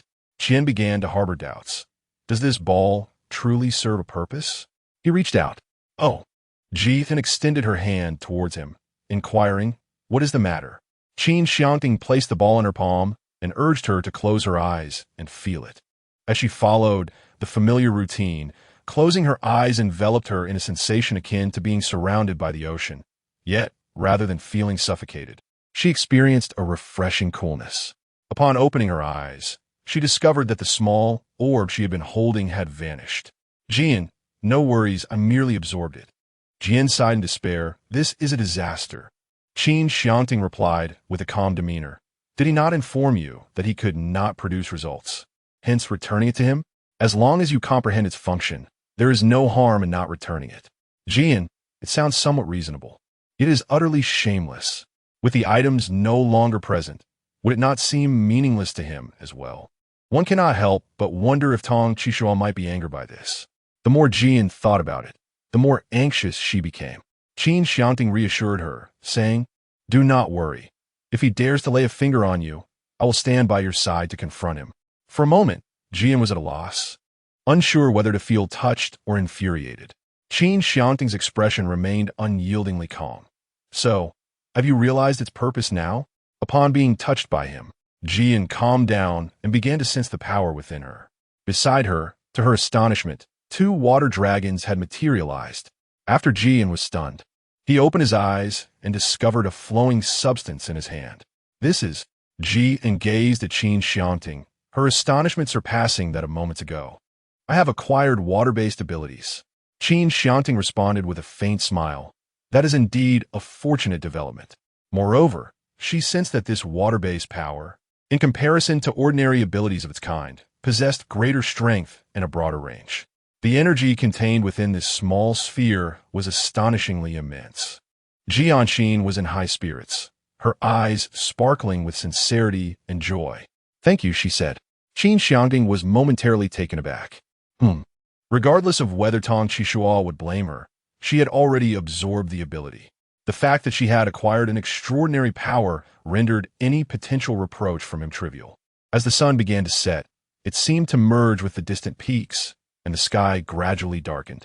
After bidding farewell to Qin Xiangting, Ji took the elevator directly to the 6th floor. Upon arriving at the research room, he felt far less timid than before and promptly knocked on the door. The researcher who opened it displayed a hint of impatience in his tone. Who are you looking for? Tong Qishua. Ah, you're the one who came yesterday. I have a vague recollection of you. Please come in. Upon entering the venue, Ji received a helpful gesture from acquaintance. Yet her gaze was immediately drawn to Tong Qishua. His height and physique were impeccable, exuding an undeniable charisma. At first glance, he was undeniably handsome, making it nearly impossible to overlook him.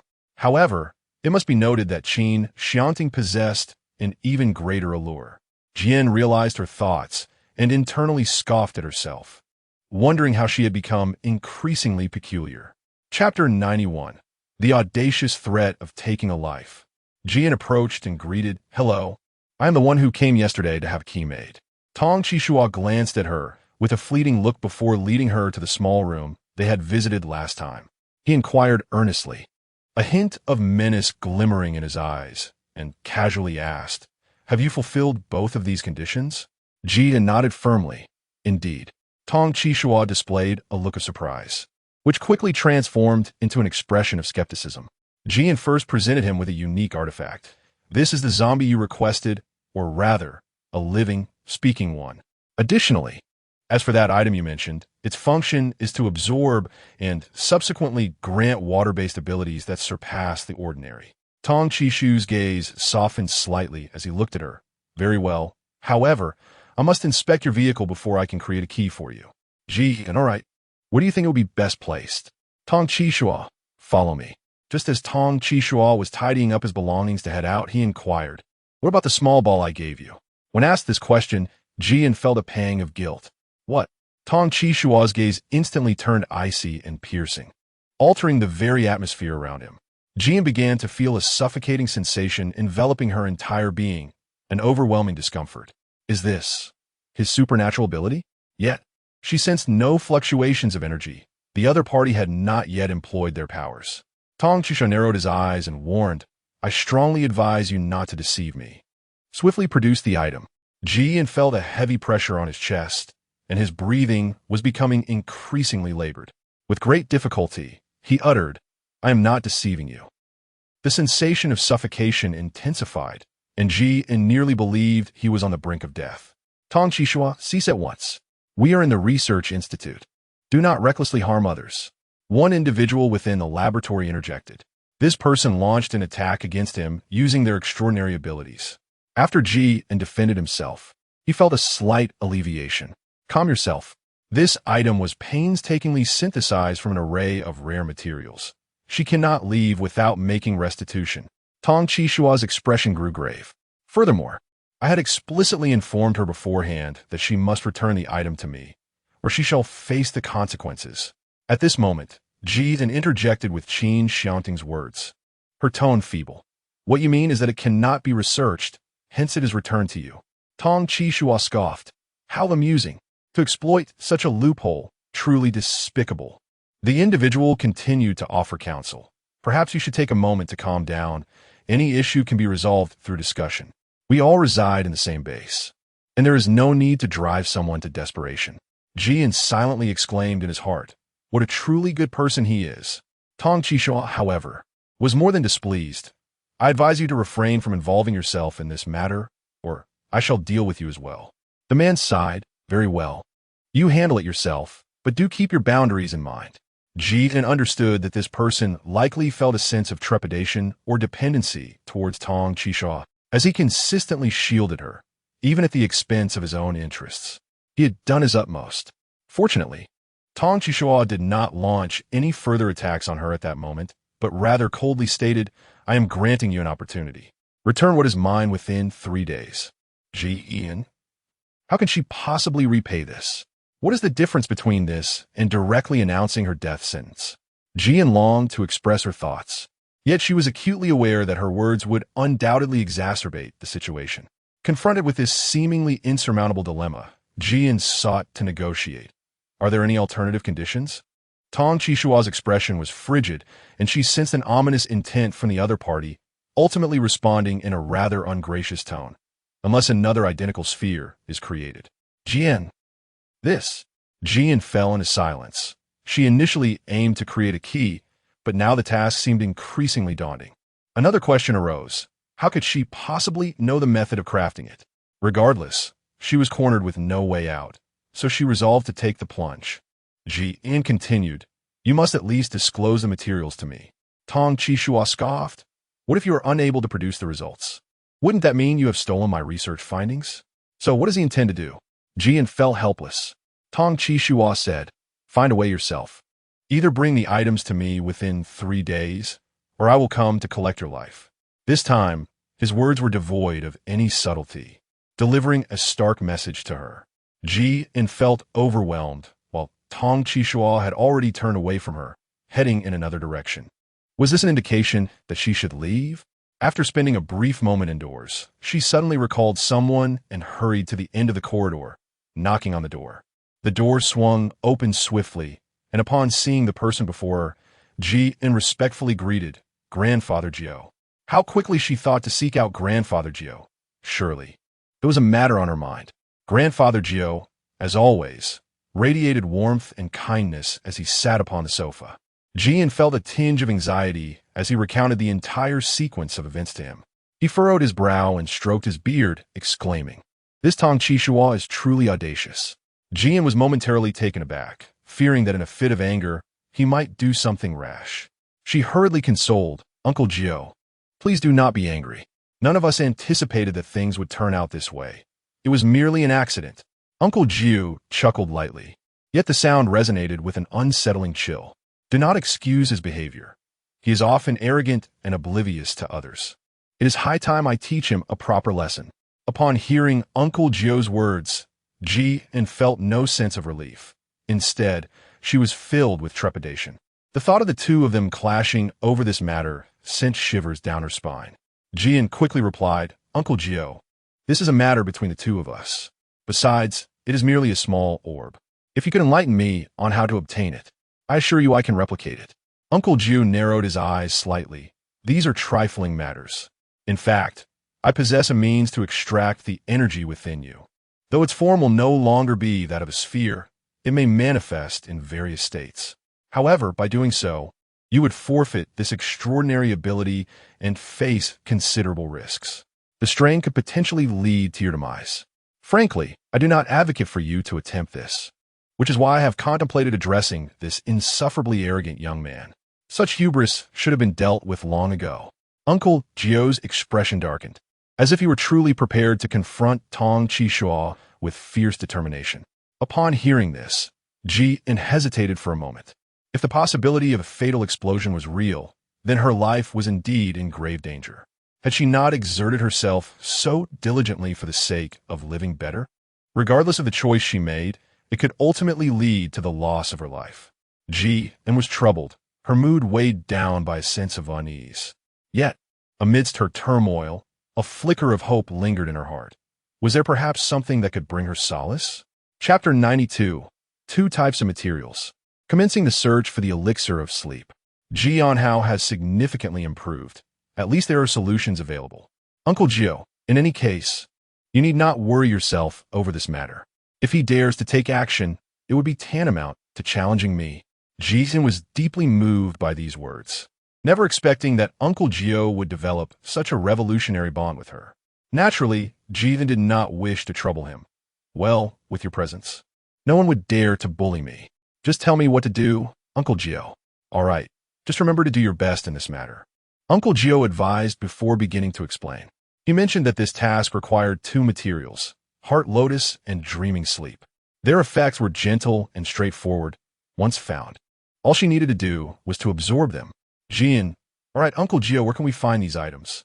"Uncle Gio, these two materials are rather elusive, but as far as I know, there are individuals within our base who possess them. However, due to their rarity, it is unlikely that they would part with them easily. Thus, you must devise a means to obtain them on your own." Jian, "Well then, does Uncle Gio know who they are?" Uncle Gio stroked his beard. "One of them is Mengyu, the person you faced in battle before. She possesses the sleep-inducing thousand slumbers." Upon hearing that name, Jian couldn't help but frown. Mengyu had inexplicably challenged her before. They were strangers to one another, yet during their confrontation, she distinctly sensed hostility emanating from her, as if she sought to wrest something from Jian, an endeavor not easily undertaken. Old Master Zhou sighed, saying, "If you ask me, it would be wiser to settle scores with Tong Qishua. As for Qingxin Lian and Anmian Qianshui, I could personally intervene to procure them for you. However, as one who holds a position of authority, I cannot resort to threats. Engaging in exchanges that are inherently disadvantageous is hardly prudent." Jian shook her head, stating, "This matter is my own." Seeing her unwavering determination, Grandfather Zhou chose not to persuade her further, saying, "Since you have made your decision, I shall refrain from saying more." Jian, "Well, then, Granduncle 9, where is the heart lotus?" Granduncle 9, "I recall that someone possesses this item, but I am truly uncertain as to whom it belongs. I can assist you in searching for it. I shall inform you once I have located it." Jian, "Then I must thank Grandpa Gio." Contemplating this, Jian once again retrieved several bags of snacks from a space and placed them upon the table. Grandpa Gio beamed at the sight, yet remarked, "You brought me some last time, and now you offer me so many again." Aren't you concerned that I might not finish them all? Jian smiled gently and reassured, it's all right. These items can be stored without concern for spoilage. Grandfather Jiao can store them with peace of mind. If there's ever a shortage, just call for me. Grandfather Jiao replied, very well, very well. Jian, then Uncle Jiao, I shall take my leave and seek out Onion Qinshui. With that, the two bid farewell. Jian, not wishing to squander any time, contemplated going directly to find Mengyu. During the previous competition, Jian scarcely remembered her room number. Even if she did, it would be of little consequence, as it was highly likely that she would not be in her room. Jian recalled that he had mentioned possessing the authority to know everyone's whereabouts. Thus, this time, she unhesitatingly sent him a message inquiring about Mengyu's location. He jestingly remarked that she regarded him merely as a tool, only reaching out when she had a need. Given his earlier comments, Jian had already discerned his intentions, and therefore, she promptly transferred him 20 points, accompanied by a note, a gift for you.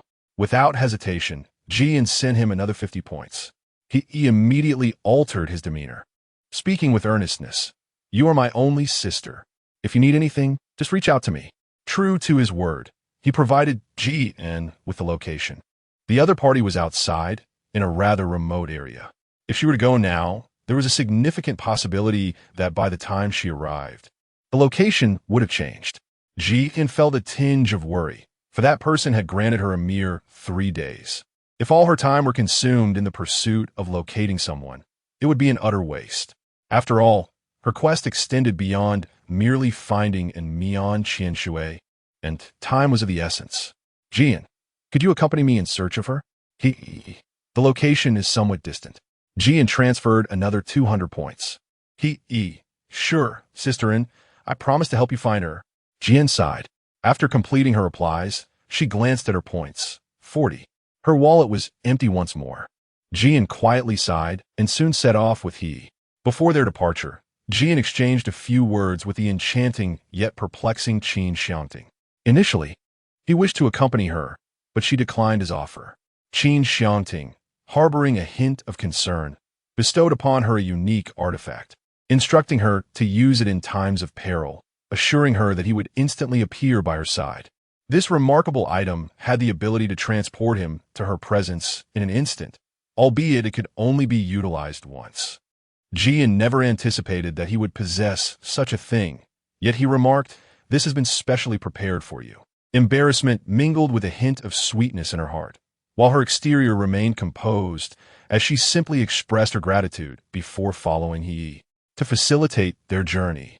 Jian promptly retrieved her car and invited he aboard, stating that she would go wherever he directed. As he settled into the vehicle, he exclaimed, having a car is wonderful. Please turn on the air conditioning and play a little tune. Jian, is this still considered a vacation to be enjoyed? Jian, let go of the trivial matters. Assist me in locating Mengyu. Your help would be invaluable, and perhaps I could even borrow a car from you later. He's eyes sparkled upon hearing this. Really? Absolutely. After all, she possesses numerous vehicles. Then let us hasten, drive swiftly. If necessary, I could take the wheel. I have a decade of driving experience. Could you not exaggerate so absurdly? You are merely 22. How could you possibly have 10 years of driving experience? What is this? I was born with an innate talent for driving. Jian remained speechless, yet he's incessant chatter made the journey far from tedious. Before long, he instructed her to halt, revealing that the person they sought resided in the house ahead. According to Mengyu occupied the ground floor, and before them stood an iron gate, through which the nearby windows could be glimpsed, albeit shattered and in disarray. He promptly opened the door, urging, get out. Get out. Jian, we have fought in the arena before, and we are not well acquainted. I remain uncertain of her opinion of me, so it would be unwise to rush in. Come on, it's merely an arena. What could possibly happen? Don't overthink it. Jian wore a skeptical expression. With such recklessness, how have you managed to survive in this apocalyptic world? He responded, hey, how can you speak like that? There were indeed a few individuals who attempted to ambush me while I was asleep, but alas, they all met their demise at my hands. Who's to blame for my formidable strength? Well, that is certainly true, Jian conceded. He reassured her, "Rest assured, I have never known defeat in battle. Even if she were to launch an attack against you, she would first have to contend with me. And should the situation become dire, we have your ability to stall for time." Chapter 93. Acquiring a material, the whereabouts of the Heart Lotus Ji, and was persuaded. The two proceeded to the door, where Jian paused and hesitantly asked should we knock? In the past, knocking would have been customary, but now it felt peculiar to do so. Typically, danger loomed. She wondered whether Meng Yu would directly assault them. As she posed the question, he disregarded her concerns and boldly shouted, "Meng Yu, are you there? I have matters to discuss." This approach, well, it certainly proved effective. The door swung open, revealing a short-haired girl with an impatient expression. As her gaze settled on Jian, it turned ominous, as if she were suppressing something. "What is it?" He replied, "Indeed." Meng Yu inquired, "What? Delivering a message?" He smiled at her. "You could say that this individual beside me is the message."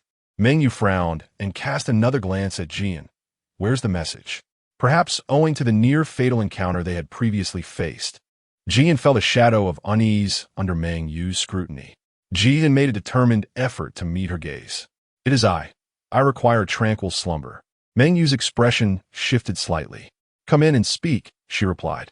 As Jian advanced, he stood hesitantly, questioning, "What about me?" Meng Yu replied, "You should join us." Meng Yu and Jian took their seats on the bench, while he reclined on the sofa, observing their conversation. Meng Yu continued, "I believe you understand the preciousness of a tranquil and deep slumber." Jian, "Indeed, but I find it particularly necessary." Meng Yu replied nonchalantly, "Since you desire it. Very well, let us engage in a symbolic exchange, ensuring that the items are not of inferior quality." Jian had not anticipated that she could be so easily satisfied. At present, the most impressive and readily obtainable asset she possessed was her points. She directly inquired, "Would 10,000 points suffice?" Meng Yu paused, momentarily taken aback. After a brief contemplation, she asked, "Where did you acquire such a substantial amount of points?" This query had perplexed her for quite some time. Was Jian truly as Donna had suggested? Recalling the man with the ability to replicate powers sent a shiver down her spine. That suffocating sensation was unlike anything she had ever experienced before. Jian casually produced 2 cups of beverages, which seemed to materialize out of thin air in Meng Yu's eyes. Jian handed her a drink, keeping one for himself as well. "As you can see, I possess spatial abilities. However, this space is merely a spatial artifact, which is why the instruments failed to detect it at that time." Jian felt no fear about exposing her space, for even if they discovered it, should she meet her demise, everything within would perish alongside her. She could unequivocally convey to Meng Yu that this was her bargaining chip. Her space, as long as it contained seeds, could yield food in an instant. For her, the points were an endless resource. Before Jian could utter another word, Meng Yu placed a blue cylindrical object on the table and said, "Take it. The soothing slumber lies within this." Meng Yu's swiftness and decisiveness took her completely by surprise. Meng Yu added, "No need. I trust you." Jian was taken aback. Just last time, she had sensed hostility, and even upon their meeting today, she could perceive that Meng Yu's mood was less than favorable upon seeing her. Meng Yu discerned her emotions and remarked, "I believe I may have misunderstood you previously. My apologies. Moreover, you mentioned that you were in need, so please take this." Jian, "What misunderstanding?" Meng Yu chuckled lightly. "Nothing, it's all in the past. I simply feel that I place too much trust in a single perspective." Jian speculated that it must have been someone who spoke of her. As for who it was, Jian recalled that her relationship here was rather poor, seemingly limited to Donna. Recently, she had not encountered Donna, and whenever she saw Yan leeching, Donna was nowhere to be found. There might have been some issues between the two of them. Jian refrained from further contemplation and took the tube containing the tranquilizer, tucking it away into her space. "Well then, thank you," she said. "And thank you as well." He responded cheerfully, "Sure thing, sis." Meng Yu, witnessing this exchange, reaffirmed his belief in Jian's integrity. After all, it was rather tedious to exchange 10,000 points here. With the items now in her possession, it was only right to uphold her credibility. Prolonged exchanges in this manner would be overly ostentatious, and soon enough, everyone in the base would recognize her. With this in mind, Jian first procured a protective shield to obscure her presence from others. Once activated, she released an array of fruits, vegetables, and grains, summoning them one by one, leading to a rapid accumulation of points. Bystanders, observing the rapidly fluctuating numbers on the device, mistakenly assumed it was malfunctioning and decided to return later for their exchanges. Thus, Jian successfully accumulated her points to a total of 149. After transferring the promised points to Mengyu, she retained the remainder for herself, leaving her with 149 points. Yet, she still sought the coveted Qingxin lotus. However, its whereabouts remained elusive. Given that it was held by those on the third floor, the likelihood of them recognizing its value seemed rather slim. Jian squinted her eyes, feeling the urgency to leave. She then proceeded to knock on the door of room 302, where a man awaited inside, a man whose face seemed strikingly familiar. Jian suddenly recalled that this person seemed to be a friend she had previously gone out with Yan Liqing. The individual appeared distracted, quietly waiting. Noticing her silence, he inquired first, "Is something the matter?" Jian, "Hello, may I ask if the heartfelt lotus is with you?" He looked utterly perplexed. "Huh? What is the heartfelt lotus?" "Oh, you mean that thing? I do recall it." Jian's eyes sparkled with anticipation. "What do you need this for?" she inquired. "If there's something you require, I can offer you something in exchange." The other party furrowed their brow. Unfortunately, this item was just given away to someone else moments ago. Jian, who did you give it to? I hope it's not someone of high status. Otherwise, it would be quite challenging to obtain it. Wait, I suddenly feel like you look familiar. Have you gone out with Yan Liqing before? Jian nodded, a gentle smile gracing his lips. That makes it simple. I have entrusted the items to Yan Liqing. You may inquire with him. Jian was pleasantly surprised. That's wonderful. Thank you. It's nothing, really. Jian waved her hand to him and then went to find Yan Liqing. Based on her understanding of Yan Liqing, she was certain he would be in his room at this hour. Chapter 94. Want to know him? Surely you don't believe he has never had a girlfriend. Jian anxiously knocked on his door, and upon seeing her, Yan Liqing's first words were, "Are we going out together to gather supplies?" Jian shook her head. "Have you forgotten that I possess spatial abilities? I even transferred some points to you earlier, and at present, I do not require any supplies." Indeed, Yan Liqing gradually adopted a more solemn demeanor, anticipating her subsequent words. "If that is not the case, then what brings you to me?" Jian directly expressed his intention. "A friend of yours residing in room 302 informed me that Qingxin Lotus is with you. I desire that item." Yan Liqing replied, "Oh, I see. The Qingxin Lotus you mentioned is the one resembling a chrysanthemum among the lotuses, correct?" The corners of Jian's mouth twitched, a most fitting description.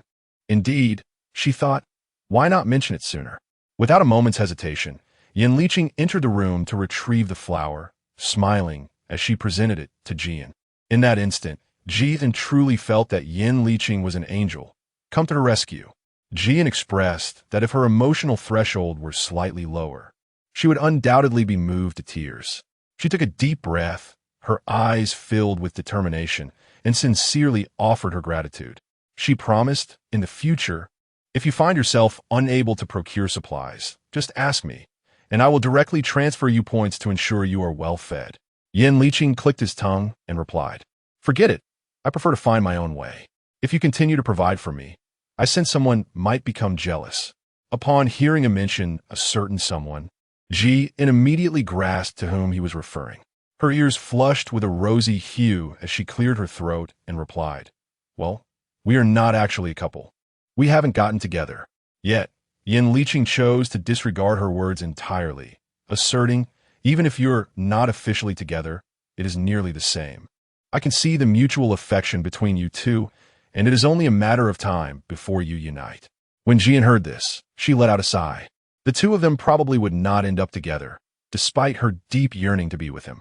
Jian merely wished to change the subject. "Regardless, feel free to ask me for anything you may need. I must express my gratitude for your assistance." Yan Liqing, noticing her unwavering determination, inquired, "Is this item truly of great significance?" Jian, I am unaware of its specific effects. I only know that it is beneficial to me and undoubtedly a good thing in my perspective. Ji then conveyed everything that Uncle Gio had mentioned to Yin Liqing. Upon hearing it, Yin remarked, "That is indeed quite significant. Now that you have gathered all the materials, you should seek him out. The sooner we resolve this matter, the better." Jian, very well. After parting ways, Ji then did not seek out Grandpa Gio immediately, but instead adhered to the words he had previously imparted to her. Before her lay an abyss of darkness, yet she could sense a gentle and comforting light within her. Remarkably, this light intertwined with the water dragon inside her, causing it to become tranquil and obedient, which in turn filled Jian with a profound sense of ease. The intertwining of the heart lotus and the sleepy slumber confirmed her belief in their wondrous nature. However, it was regrettable that while such treasures resided within her, her task was to eradicate this water-based ability. After contemplating for what seemed like an eternity, Jian absorbed both components, and upon reopening her eyes, she noticed that dusk had already descended outside. She had spent an unexpectedly long time absorbing these materials without realizing it. Aware of Grandpa Gio's advanced age, Jian decided to postpone visiting him until tomorrow. At that moment, she opened the window of her dwelling, retrieving a pot and ingredients from her space to prepare a meal. Not long after she finished dining, there came a knock at the door. It was Qin Xiangting. Upon seeing him, Jian instinctively greeted "Hi." However, Qin Xiangting's countenance was less than favorable. Ji then tilted her head and inquired, "What is wrong?" His expression softened slightly, yet concern lingered in his eyes. "I came looking for you today, but you did not answer the door. I sense your presence inside, along with another gentle aura, which led me to believe you were not in any peril.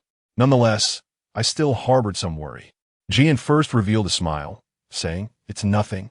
I am merely absorbing 2 types of materials which are beneficial for my body." Qin Xiangting replied, "That's good to hear." Jian suddenly remarked, "Wait a minute. Why are you able to sense the presence of others in the room while I cannot?" Qin Xiangting appeared momentarily dazed, yet maintained a tranquil demeanor as he replied, "I have replicated another's extraordinary ability." "Is that so?" Jian's tone carried a hint of skepticism as he added, "It is truly remarkable that such a power exists." "Indeed," Qin Xiangting responded, his expression unflustered and heart-steady. "Jian, by the way, what brings you to seek my company?" Jian speculated. "Could it be that he is concerned about me? Moreover, I miss you." Truly, he has a penchant for sweet words. It remains a mystery from whom he has learned such romantic expressions. The more Ji Anyua pondered, the more curious she became. "Have you regained any of your memories?" Qin Xiangting continued to feign ignorance. "No, Jian, it's truly difficult." Qin Xiangting observed her furrowed brow and leaned closer, tilting his head slightly towards her, emitting a questioning hum, his deep voice resonating with a captivating charm. Jian could faintly sense his warmth and instinctively took a step back. Qin Xiangting noted this subtle gesture, his brows knitting slightly. It appeared that it harbored some reluctance towards him. Not only did he wish to avoid neglecting her, but he also responded to her words, "What is so difficult? I would like to inquire about your previous memories." Only then did Qin Xiangting's expression soften a bit, half-jokingly remarking, "Are you interested in getting to know me?" His eyes curved like a crescent moon. "Go ahead, what if I remember something one day? Did you often have girlfriends in the past?" "Jian, you are not." Qin Xiangting was unable to provide her with proof, so he could only fabricate an explanation. Intuition. Jian, feeling helpless, remarked, "Intuition does not equate to reality. Your forgetfulness does not negate the existence of a past relationship. Your hasty denial of ever having a girlfriend makes me question whether you truly have lost your memory." Qin Xiangting found himself at a loss for words, burdened by unspoken grievances. Ultimately, he recognized the necessity of physical exercise to invigorate his body. With no further recourse, Qin Xiangting chose to depart. Jianqi rose early, but hesitated to disturb Uncle Gio, uncertain of his waking hour. Had Qin Xiangting not expressed his feelings for her, she would have sought him out to alleviate her worries. After some contemplation, she decided to visit Jing Changzhou. Their progress was swift. The initial structure was already in place, yet it lacked sufficient height and required fortification from the outside. Ji took the initiative to lend them a helping hand. Chapter 95. Extraction and Descent into the Basement. After feeling fatigued, they engaged in casual conversation, sharing updates about their recent lives. Jiang Lin smiled and remarked, "Those with spatial abilities are indeed remarkable. I imagine you are quite popular there. Once you establish yourself, perhaps you could assist us in the future." Ji curled her lips slightly and remarked, "If I succeed, I will certainly bring you all joy in the manner you desire." At present, Jiang Lin and the others could be regarded as her closest friends. Jiang Lin interjected, "By the way, my invisibility has also been upgraded. Ever since I arrived here, I have truly felt invigorated. Now I can even render others invisible alongside me." That indeed sounded remarkable. She exchanged a few words with Jing Changzhou and Jiang Xianran, and all was harmonious. It was not until Ji finished her lunch that she decided to seek out Grandpa Gio in the afternoon when she felt the time was right. Upon seeing her, Grandpa Gio's first remark was, "Not bad at all. You've quickly located and absorbed the items." His tone was particularly affirming, and Ji was astonished by his uncanny insight. "How did you know I had absorbed them?" Grandpa Gio stroked his beard, chuckling like a mischievous old child. "Ah, that's a secret I cannot reveal." "Very well then." Grandpa Gio dropped the pretense. "Once you grow stronger, you will understand. The aura you possess can be sensed." Upon hearing this, Ji's eyes flickered with a glimmer. The aura emanating from him was formidable. Ji suddenly recalled the words spoken by Qin Xiangting the day before. Could it truly be the work of supernatural abilities that he was sensing? "Very well. You have come to me now in order to extract your powers, correct? Let us commence preparations at once." Grandpa Gio instructed, "Please take a seat on this carpet, close your eyes, and relax your body, just as you did when absorbing materials previously." After casting a glance at the location he indicated, Ji seated herself and diligently followed his instructions. Before long, she sensed the rapid depletion of energy within her, though it was not excruciating. Gradually, an overwhelming sense of weakness enveloped her, as if her very essence were being drained. At last, she came to a halt. Ji collapsed directly onto the ground, her entire being rendered nearly immobile. Her complexion and lips were pallid, indicative of her poor health. Grandfather Gio placed a star-shaped object into her hand, saying, "It is this item." Ji, still panting, glanced briefly before closing his eyes and said, "Uncle Gio, I am quite weary. I shall rest here for a while. Lying down like this will suffice." Ji felt much better, albeit still somewhat fatigued. She sat up, her body swaying gently, and made her way towards a room. She clutched the star tightly in her hand. Earlier, she had been too exhausted to contemplate much, but now it appeared quite wondrous. Previously, it had been a blue orb, and now it had transformed into a yellow star.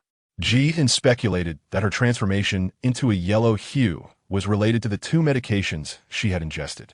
Upon returning home, she collapsed onto her bed and slipped into unconsciousness almost instantly. When she finally awoke, she had no notion of how much time had elapsed.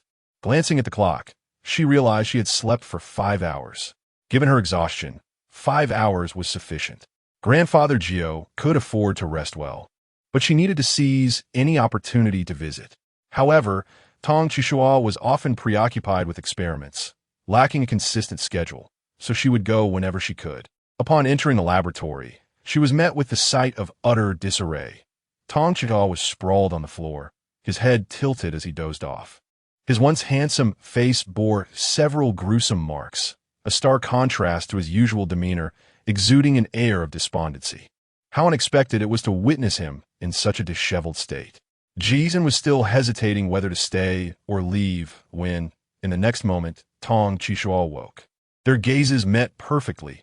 Ji discerned the displeasure in his eyes. He coldly inquired, "What is it? Did you manage to bring me what I requested?" Jizan softly replied, She retrieved a yellow star from her space and tossed it to him, intending to depart. Tong Chishua called out to her, "Is it a single object?" Recently, Jizan has been genuinely vexed by this matter, and his patience has worn thin, whether it is one and the same. "I believe you're most aware," Tong Chishua observed, and his expression shifted slightly, revealing a hint of surprise. "Indeed, it is one and the same, and it has even gained an enhancement. Well then, I shall take my leave, until we meet again. Tong Qishua. Wait, don't you still require the key? Jian, I would rather not have any further complications. It matters little to me. After all, she could simply purchase a few brand new vehicles. Tong Qishu. Should such an issue arise again, you are not obliged to provide any recompense. Aside from crafting a new key, you may also present a fresh request. A new request. Jian, are there any kinds of requests that are acceptable? Tong Qishua. Yes, any kind is acceptable. And all right, I will let you know when I need it. Tong Qishua looked at her and said, as for the car keys, I have promised you, and there is no reason not to fulfill that promise. Tong Qishua was not particularly gentle, but he was certainly different from before. Jian sensed something amiss and decided to inquire further. Why the sudden urge to have me make demands? Tong Qishua replied, you have helped me temper its energy, and moreover, you have upgraded it. Jian suddenly realized that making demands may not be as advantageous as she initially thought. It might be better to keep things to herself. However, this was inherently his possession, and the upgrade was merely a serendipitous occurrence. Given this, she ought to make the most of her request. Tong Qishu first led her to the first floor, then proceeded to the end of the corridor. There, at the corner, was a small space that could accommodate only one person. Within this space, a wooden panel was present, and Tong Qishu's fingers swiftly tapped the numbers displayed upon it before pressing the red button. With a click, the panel below vanished, revealing a staircase that descended in layers. The two of them cautiously made their way down, with Jian being particularly careful, fearing a fall, as the staircase lacked any handrails. Upon reaching the bottom, another click echoed as the stairs retracted upwards, and Jian noticed the wooden panel above sealing shut. It appeared they had entered a secret passage, where two guards awaited them. Tong Qishu retrieved an unknown token from his pocket and continued to guide her forward. Upon entering, Jian discovered an expansive area that seemed boundless. Countless vehicles were parked within, all of considerable size and uniform in a deep green hue, seemingly capable of accommodating a large number of people. Was this indeed the underground garage Tong Qishu had mentioned? It seemed overwhelmingly vast. Jian exclaimed, I truly had no idea such a place existed until you brought me here. Chapter 96. Watching the typhoon together, the feeling of home, Tong Qishua, with a stoic expression, replied, it would be quite astonishing if you were aware of it. This is a parking lot designated for the research facility, strictly off-limits to outsiders. Even if one were to gain entry, survival is not guaranteed. The guard stationed outside are all level 6 ability users, and within lie numerous mechanisms. Wandering carelessly may trigger alarms and potentially unleash attacks. Unless one of the elders stationed on each floor can withstand it, others would face immediate demise. Therefore, it is prudent to follow my lead. Upon hearing this, Jian felt a chill run through her body. Fortunately, she had not acted impulsively earlier and had only drawn a fraction closer to him. Tong Qishu, witnessing this scene, let out a cold laugh, remarking, I never imagined you to be so fearful of death. Jian cast a sidelong glance at him and remarked, every human fears death. All my efforts are directed towards living a better life. For her, nothing held greater significance than existence itself. In contrast, Tong Qishu murmured to himself, there are countless things far more precious than life. Jian did not comprehend his thoughts, nor did she intend to. Tong Qishu instructed her on where to position the vehicle, and she complied without hesitation. Once all the cars were arranged, she informed him. Tong Qishu glanced at them a few times, and with a flick of his wrist, he spun a radiant object twice. When the brilliance faded, several keys lay in his palm. Jian, filled with joy, regarded them as treasures and accepted them with gratitude. Thank you. Tong Qishu led her away, and upon reaching the first floor, Jian intended to part ways with him. Tong Qishu reminded her, if you need any assistance, remember to call me. Once she had the key in hand, she eagerly shared the good news with Yan Liqing and he. As for Qin Xiangting, they saw each other daily, so she chose not to inform him just yet. However, when mealtime arrived, Qin Xiangting came looking for her, and Jian personally prepared a meal for him. They engaged in casual conversation, the atmosphere remaining predominantly subdued, much like their usual interactions. Their silence starkly contrasted with the bustling weather outside, which heralded the arrival of a typhoon just a few days later. That morning, Jian was awakened by a cacophony of chaotic sounds, a mix of howling winds and animated discussions. The typhoon is coming. What shall we do? One glance at the newcomers revealed their inexperience. No need to panic. Our building is remarkably sturdy and of the highest quality. A mere typhoon cannot bring it down. Indeed, we reside in a place blessed by fortune, bolstered by the presence of 6-level abilities. A typhoon is hardly a concern here. The incessant noise kept Jian from slumber. She opened the window for a fleeting glance, and the wind howled ominously, reminiscent of a ghost's frenzied cries. Torrential rain and lightning followed in rapid succession. The weather outside was decidedly peculiar compared to the previous days. It was dark and gloomy. As if that were not enough, despite it being summer, a bone-chilling gust of cold air swept in, leading one to believe that winter had arrived prematurely. Jian swiftly closed the window. Driven by curiosity, she opened the door to investigate the situation outside, moving towards the source of the sound. Upon stepping outside, she found Yin Liqing crouched by a window in the corridor, surrounded by numerous others, all vigilantly keeping watch. Wasn't there a typhoon? What were they all doing here? Jian, filled with curiosity, proceeded towards their direction. At that moment, Yin Liqing happened to turn around, intending to say something to the individuals behind him when he caught sight of Jian. Upon recognizing her, Yin Liqing greeted her warmly. Jian, Gulme, join us to watch the typhoon. Jian Qi. Jian, are you not afraid at all? Why are you so excited to come and take a look?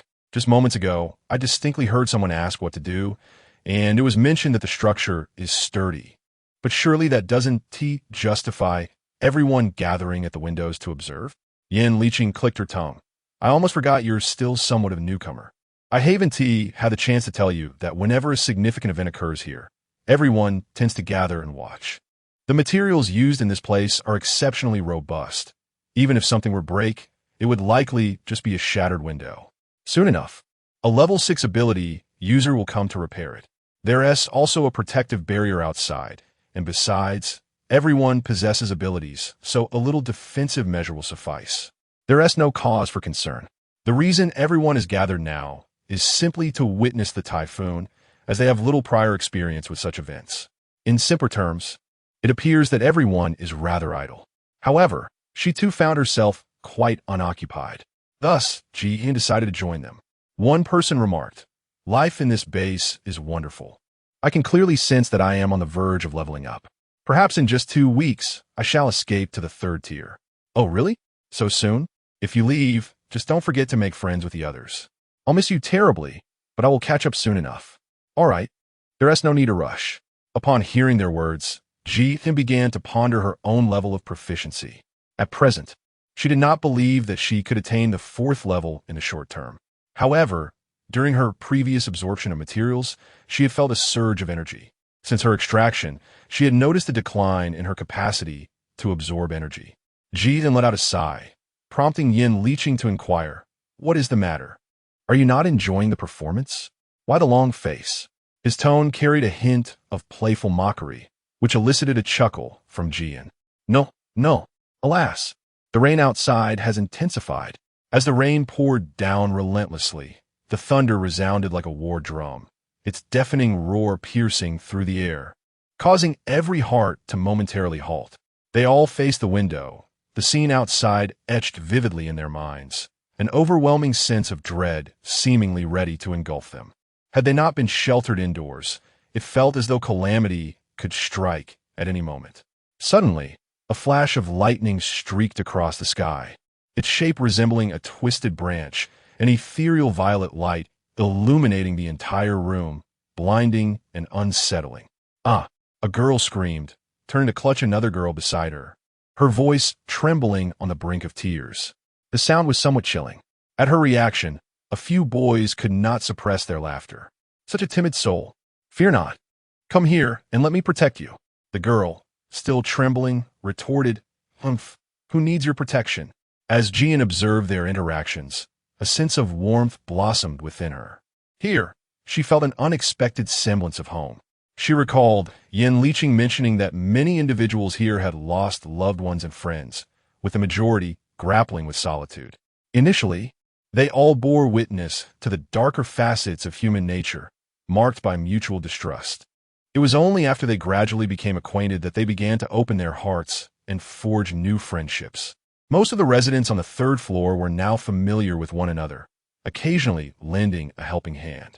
This nurturing atmosphere reassured her that her previous decisions had been wise. For a moment, the corridor was left with only Jian. Chapter 97. What is so remarkable about a small explosion? It neither hurts nor bothers. There were voices nearby, likely those who had just finished their meals emerging. Upon witnessing the scene, Jian swiftly finished her meal, preparing to venture out once more and join others. It must be said that remaining alone within the confines of her dwelling while observing the calamity outside was utterly dreary, and an unsettling fear began to creep into her heart. This time, as she glanced around, the individuals gathered here were markedly different from before. Nearly all had settled themselves into large chairs, akin to spectators at a theatrical performance, while some, if circumstances permitted, indulged in sunflower seeds and animated conversations. One of them remarked, "Oh, how could you bear to spend your points? Are you truly worried about affording a meal?" Such words, while spoken lightly, resonated with the truth that poverty touches us all. Yet, on this rare occasion, when even fate seemed reluctant to allow them outside, they embraced the opportunity to treat themselves, as if granting a brief respite. "Indeed, I shall descend to procure some chips." Another exclaimed, "Ah, fortuitously. I have 2 decks of playing cards that I collected while gathering supplies. Let us play together." "Oh, splendid idea." Jian sought the whereabouts of Yanliqing, only to discover that he had yet to emerge. Instead, she encountered someone who perpetually unsettled her tranquility. Jian swallowed hard and waved at him, saying, "Hey, you're out too?" Qin Xiangting nodded. "Yes, it was a bit stifling inside." Jian, "Oh, but there's a typhoon outside, so I can't just go out." Qin Xiangting, "I know, which is why I came to find you." "Huh? You came to find me?" Jian felt a bit bewildered. Qin Xiangting, "You should be aware that I am typically an early riser." "Yes, so. Thus, every time I wish to see you, it requires considerable restraint." Qin Xiangting's gaze deepened gradually. "I do not wish for you to perceive me as a bothersome pervert." As he spoke, his eyes dimmed, revealing a hint of loneliness that inexplicably tugged at one's heartstrings. "If you feel that my visits have become too frequent, or if I annoy you, please feel free to tell me." Indeed, it had been Qin Xiangting who sought her out consistently in recent days. Upon reflection, it did seem rather frequent. Yet, the truth was that she did not dare to reach out to him. As for feeling annoyed, in reality, she yearned to see him at every moment. "No, not at all," she blurted out. Jian spoke hurriedly, and upon hearing her own tone, she was momentarily taken aback, her cheeks tinged with a faint blush. "Well, let's join them." As she spoke, in a flurry of excitement, she hastily retrieved 2 chairs from the space along with an abundance of potato chips and sunflower seeds. Jian placed 2 chairs together behind the group, setting down the items he held onto the seats without raising his head, and said to Qin Xiangting, "Please, take a seat here." A subtle, unrecognized smile curved at the corners of Qin Xiangting's lips. The others looked on in astonishment as Jian conjured such an abundance of snacks seemingly out of thin air, exclaiming, "What a nouveau riche." Jian also sought to divert Qin Xiangting's attention from herself. The points in food were, to her, boundless. Thus she generously shared some with everyone, cheerfully exclaiming, take it, indulge yourselves." The others expressed their gratitude and invited her to join in their card game. Jian let out a sigh of relief, as the atmosphere among everyone was filled with joy and camaraderie. However, she knew it was imperative to upgrade her level promptly. Reaching level 6 might unveil numerous unknown elements and privileges. Reflecting on her previous conversation with Jianglin, her resolve to advance solidified further. If possible, she aspired to infiltrate the research facility and become a pivotal member of the team. The typhoon had passed within a day, and life returned to normal for everyone. A week later, in pursuit of her upgrade, Jian decided to join Qin Xiangting in hunting zombies, which could also be seen as a service to the community. As the saying goes, It is in perilous times that one's potential is most fervently ignited. Both she and Qin Xiangting had awakened their abilities in the face of danger, leading her to believe that venturing outside would foster significant growth. Her means of transportation were abundant, and she did not hesitate to utilize them whenever necessary. Qin Xiangting mentioned that he could sense the general location of formidable zombies, so she enlisted his help to explore.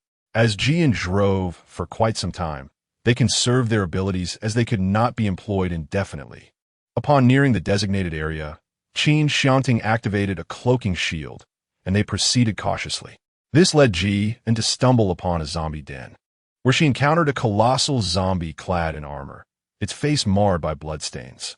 Standing at approximately 3 meters tall, it was a terrifying sight, capable of crushing humans as one would squash ants, and once it had a target in its sights, escape would be impossible. It appeared to be the leader of the pack. Surrounding it were numerous other zombies of various appearances and unknown ranks, leaving Jian astonished at the discovery of such a powerful zombie stronghold, making her hesitant to act recklessly. Qin devised a plan. Even if she could not overpower her adversaries, she would create chaos. After sowing discord, she would seek out her next target, ensuring the zombies were displeased, thereby uplifting her own spirits. Jian, if I were to attack them while you continuously deploy this hidden shield, would they be able to detect it? Qin Xiangting. No, they would not. The corners of Jian's lips curled into a smile. Indeed, he proved to be quite reliable. With that in mind, she wasted no time and produced some firecrackers, igniting them before tossing them into the horde of zombies. Bang, bang, bang. The sound of the firecrackers grew increasingly thunderous, the larger ones booming like thunder, while the smaller ones crackled and sparked, illuminating the night. The air was thick with smoke. Then came the explosion. Help! What is this madness? Each zombie was startled by the cacophony of firecrackers. Some of the more vocal undead began to shout in terror, their words unmistakably human yet distorted, sounding as if they had been gnawed by demons. Confused and frightened, they flailed about in a chaotic frenzy, oblivious to the source of their alarm. Upon witnessing this scene, Jian felt an exhilarating thrill within her. Although she lacked the capability to truly confront them, instilling a sense of fear was a task most easily accomplished. Jian observed their expressions and found it exceedingly amusing, unable to suppress her laughter. Qin Xiangting, noticing her delight, inquired, "Is it truly that entertaining?" Indeed, she replied previously, people would recoil in fear upon seeing them, but now they have finally taken their revenge. Let's be on our way. As Jian spoke, she sought to have Qin Xiangting take her away. In the next moment, the most formidable-looking zombie within the room roared, "Silence." What is a mere small explosion to be so astonished about? It is inconsequential. His voice was powerful and resonant, sending a chill through the hearts of all who heard it. At that instant, all the zombies fell silent, and the atmosphere of pressure in the air seemed to diminish. Jian listened to its words, unable to suppress a shiver coursing through his body. He had not anticipated the formidable resonance of its voice. Chapter 98, Discovery of a New Base, Commencing Reconnaissance. He observed the entity leaping nearby, his gaze ablaze with fury. As the cacophony of firecrackers subsided, he collected the remnants and ashes of the explosions, turning his head a few times to scrutinize them closely, his lips pressed into a thin line. In a sudden outburst of frustration, he stomped fiercely on the ground, causing the very earth to tremble in response, his presence exuding an air of suffocating intensity. A pack of fools. What were those explosions? Clearly, someone akin to us was hurling bombs, deliberately instigating chaos. However, this weaponry is pathetically weak, yet they managed to covertly launch projectiles at us without our realization. That poses a significant concern. No, if even I could not detect it, how could they possess such meager strength? It is highly likely they are here to provoke us. The culprit must still be in the vicinity. Search thoroughly. Jian's mind was taut, and her scalp tingled. She had never anticipated that the intelligence of this zombie would be so formidable. Just moments ago, she had been engaged in conversation with Qin Xiangting, but now she dared not utter a sound. The adversary was too terrifying. This was a sheer display of overwhelming power. The only way to conquer it was to grow stronger. Qin Xiangting cast a glance in her direction, and though his demeanor was typically composed, subtle changes flickered across his brow. It seemed he sensed her emotional turmoil, for he grasped her frail, quivering hand and quietly guided her towards the exit. Jeethan felt the warmth of his palm and, lifting her gaze to his composed demeanor in the face of adversity, her heart stirred like a droplet, creating ripples in the vast ocean, gradually enveloped by a sense of security. Though it was she who insisted on bringing Qin Xiangting along, it was he who bore the responsibility of navigating their situation, whether they were here or attempting to escape. Lost in thought, the sound of numerous approaching zombies reached her ears. One of the creatures nearly brushed against her when Qin Xiangting swiftly turned and guided her to the other side. In an instant, they were drawn close together, and she caught sight of the worry etched in his eyes. An urgency palpable yet softened by his gentle tone. "Are you all right?" Jian shook her head, feeling a twinge of panic in such dire circumstances. The protective barrier Qin Xiangting wielded was imperceptible to the naked eye, hearing, and smell. Yet it could be felt through touch. Once contacted, its true form would reveal itself. "That's good." His voice was steady and reassuring as he glanced around at their surroundings, noting that there were not many zombies amassed nearby, before continuing to lead her away. Ji-An's heart raced intensely. She was uncertain whether her accelerated heartbeat was due to anxiety or the feeling she harbored for him. As the two of them escaped from the confines, Ji-An finally felt a sense of relief. Glancing down, she realized that Qin Xiangting was still holding her hand. A blush crept upon her cheeks, and upon noticing her embarrassment, Qin Xiangting released her hand, apologizing with a hint of regret. "I apologize. I was too hasty just now." As Ji-An observed him, an unexpected pang of guilt surged within her. When had this feeling begun? He had grasped her hand to rescue her and even offered his apologies, despite his innocence in the matter. "No need to apologize," Ji-An asserted boldly, locking her gaze with his as she earnestly said, "Qin Xiangting, I appreciate your help." Qin Xiangting was momentarily taken aback, then smiled at her, replying, "It was nothing." Surely, they had fled to that location. The only nearby gathering of humans was there. No matter where they escape, they will inevitably fall into my grasp. At that moment, the leader of the zombies also emerged in pursuit. As it spoke, it issued a new command. "Let us advance together. Infect any human we can. When they cause casualties in their attempt to attack us, we will execute an emergency retreat." Upon hearing its words, all the zombies surged forward in unison toward a single direction. Jian furrowed his brow. Had it just mentioned that there were nearby areas where humans congregated? Or could that possibly be? When they arrived, there had been no sensation of energy fluctuations. Jian was perplexed but did not wish to burden others with his predicament. Thus, he exchanged a glance with Qin Xiangting and decided to follow their direction. They moved with remarkable speed, and within less than a minute, Jian found it increasingly difficult to keep pace with the frenzied horde of zombies. Seizing the opportunity to catch up, he summoned a vehicle to pursue them. Qin Xiangting maintained the energy shield as before. After remaining in the vehicle for approximately half an hour, the group of zombies finally came to a halt. Ji-Anqing felt fortunate that she had not run continuously. She had not anticipated the journey to be so lengthy. The location before her resembled the base of the ability users she had previously inhabited. The buildings appeared robust and resilient, seemingly constructed in preparation for the apocalypse. However, there was an absence of an energy shield here. Why was that? Just as she hesitated, an array of unfamiliar weapons suddenly emerged atop the structure, unmanned, automatically launching projectiles in their direction. With a swift shout of warning, Qin Xiangting exclaimed, "Be careful." He promptly teleported Ji-An away from the perilous spot. In the next moment, a deafening explosion erupted, obliterating the previous location in a massive bombardment. The corpses of the zombies lay strewn across the ground, a total annihilation. The rapidity of these events left Ji-An in a state of shock. She could hardly articulate her thoughts. Two revelations struck her with astonishment. First, that Qin Xiangting possessed the ability to teleport, and second, the sudden transformation of this seemingly tranquil place into a fierce offensive force, exhibiting an overwhelming and formidable attack. The latter revelation was entirely unexpected. The absence of an energy shield suggested a potential lack of sufficiently evolved ability users within. Yet the formidable defenses implied there was more to this place than met the eye. No wonder the zombie leader had instructed a retreat upon infection. They dared not initiate a direct assault. From an external perspective, the defenses appeared terrifyingly formidable. Advancing further could prove fatal. Qin Xiangting pursed his lips, observing, "This place is heavily fortified."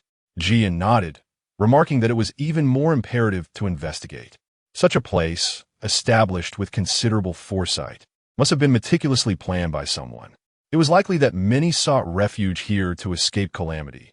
However, unlike their previous location, it appeared that most individuals here possessed no extraordinary abilities.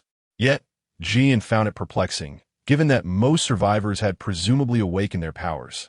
How could there be so many who had not? Ahead, the path was devoid of zombies, while those trailing behind had fled in disarray following the demise of their companions. The two moved forward with audacity, and as they approached the entrance, Qin Xiangting concealed his aura before proceeding. Upon closer inspection, Jian noticed two guards stationed at the door. As Jian observed their hesitation, he pondered how to approach without being perceived as a villain. Ultimately, he closed his eyes, made a decision, and, taking Qin Xiangting by the hand, feigned nonchalance as they strolled leisurely. Chapter 99. The second place of residence, sharing a room. Halt! Suddenly, a commanding voice pierced the air beside him. Jian came to a halt. The guard simply and solemnly stated, "You do not belong here." A jolt ran through her heart. Had she been discovered so swiftly? Realizing there was no way to deny it, she steeled herself and admitted, "Yes, what brings you here?"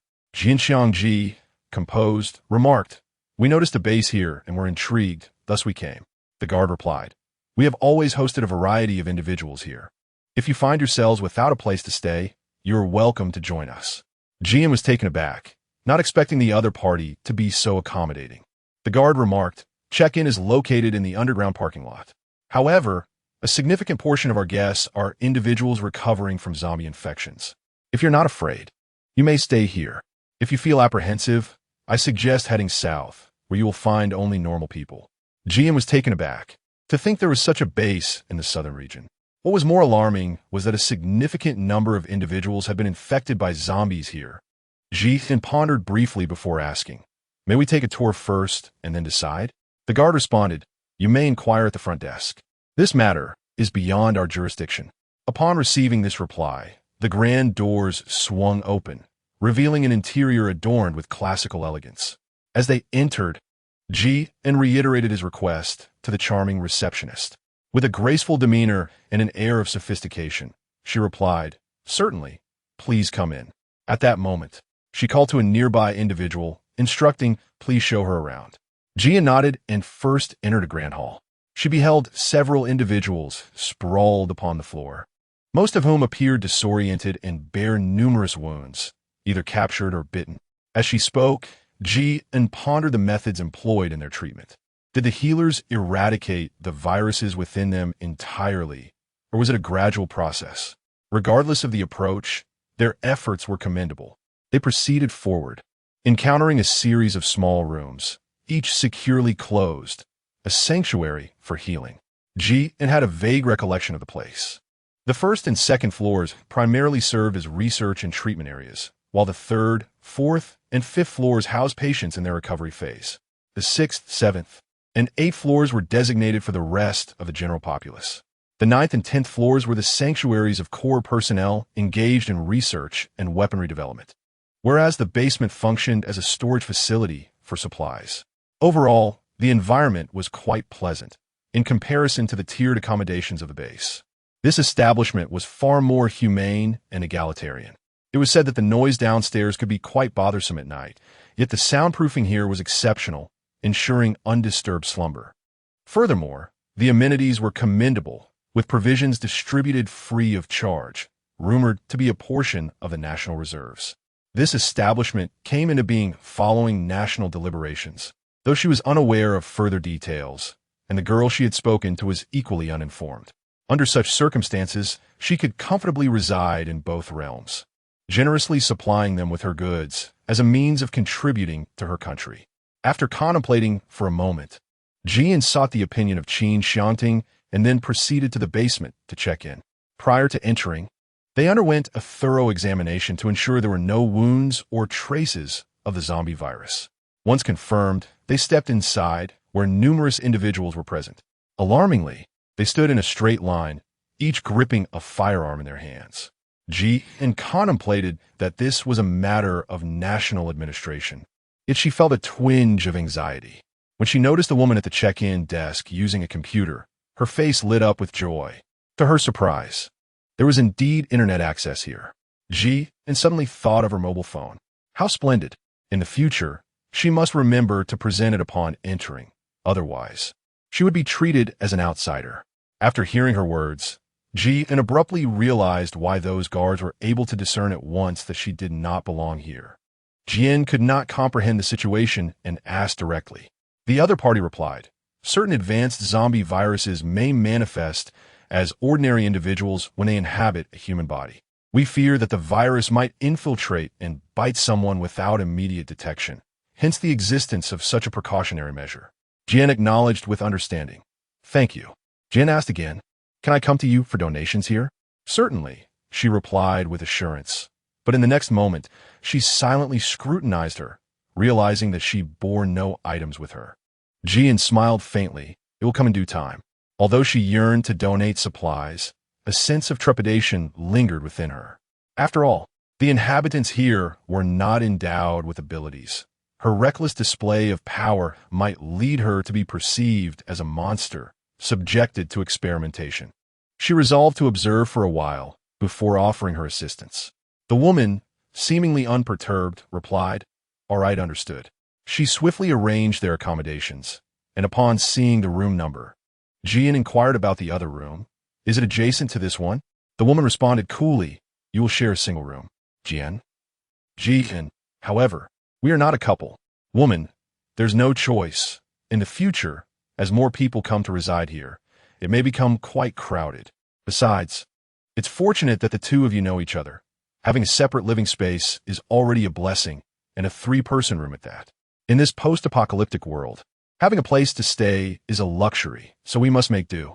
In the future, there will be more inhabitants. Well, considering the need to accommodate so many people, it is somewhat understandable. Let us proceed. Jian gazed at him.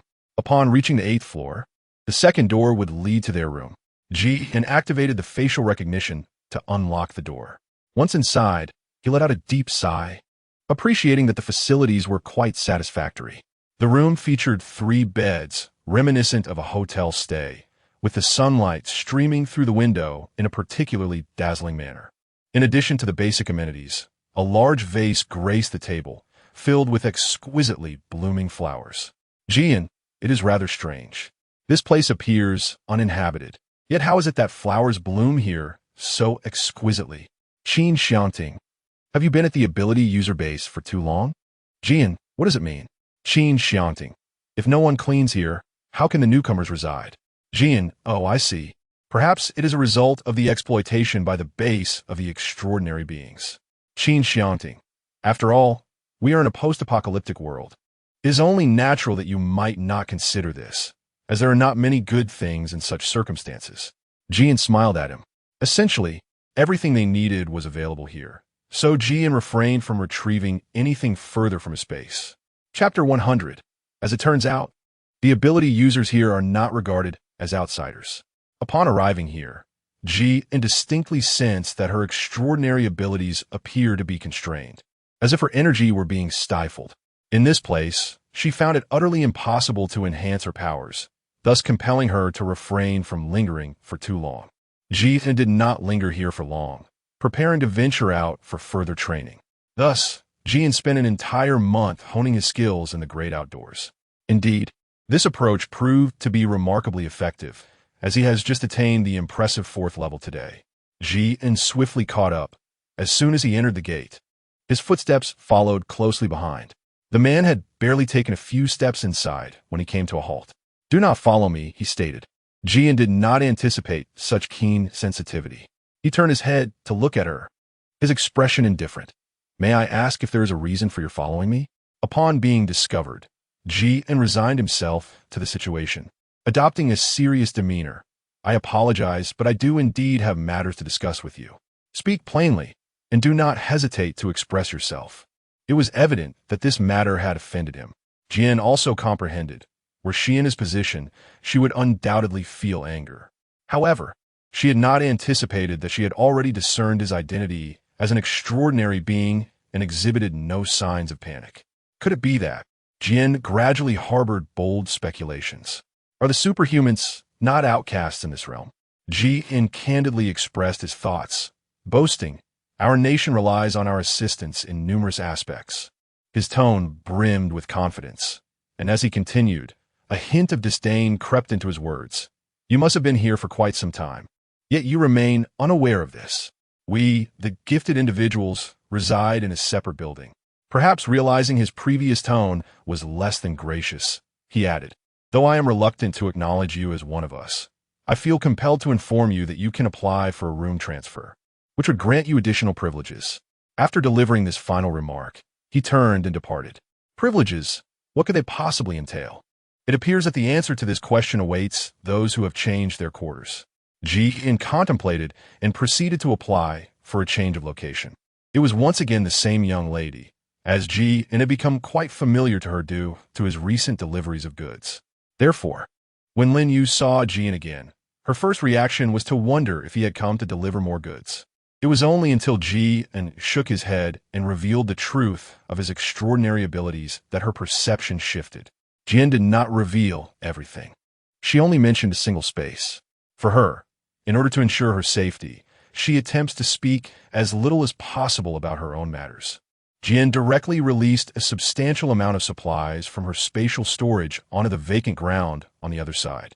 A smile graced her lips as she remarked, "I have long wished to contribute to the nation and its people, yet at the time, I was uncertain of the proper manner to do so.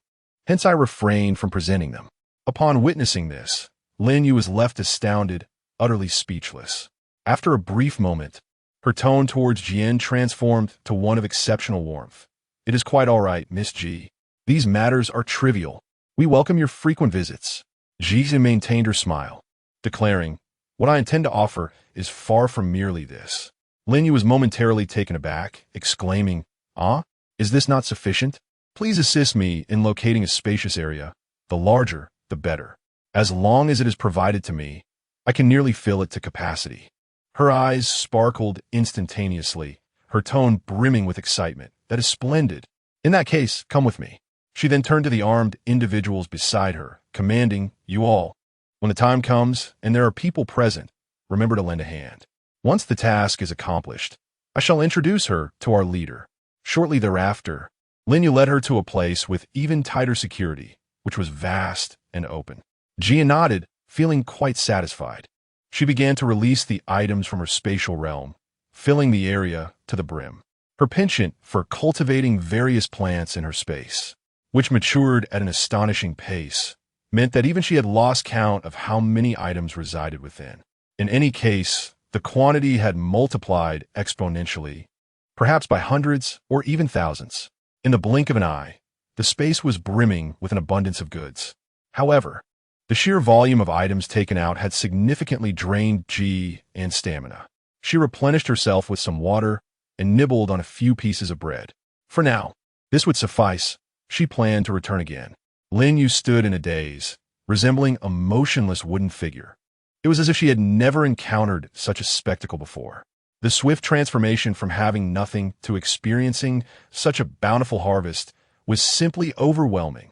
Moreover, Jian has explicitly promised that she will return, indicating that their food supply will no longer be a concern in the future.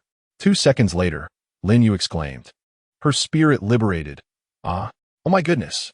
This means we won't have to worry about food so much anymore."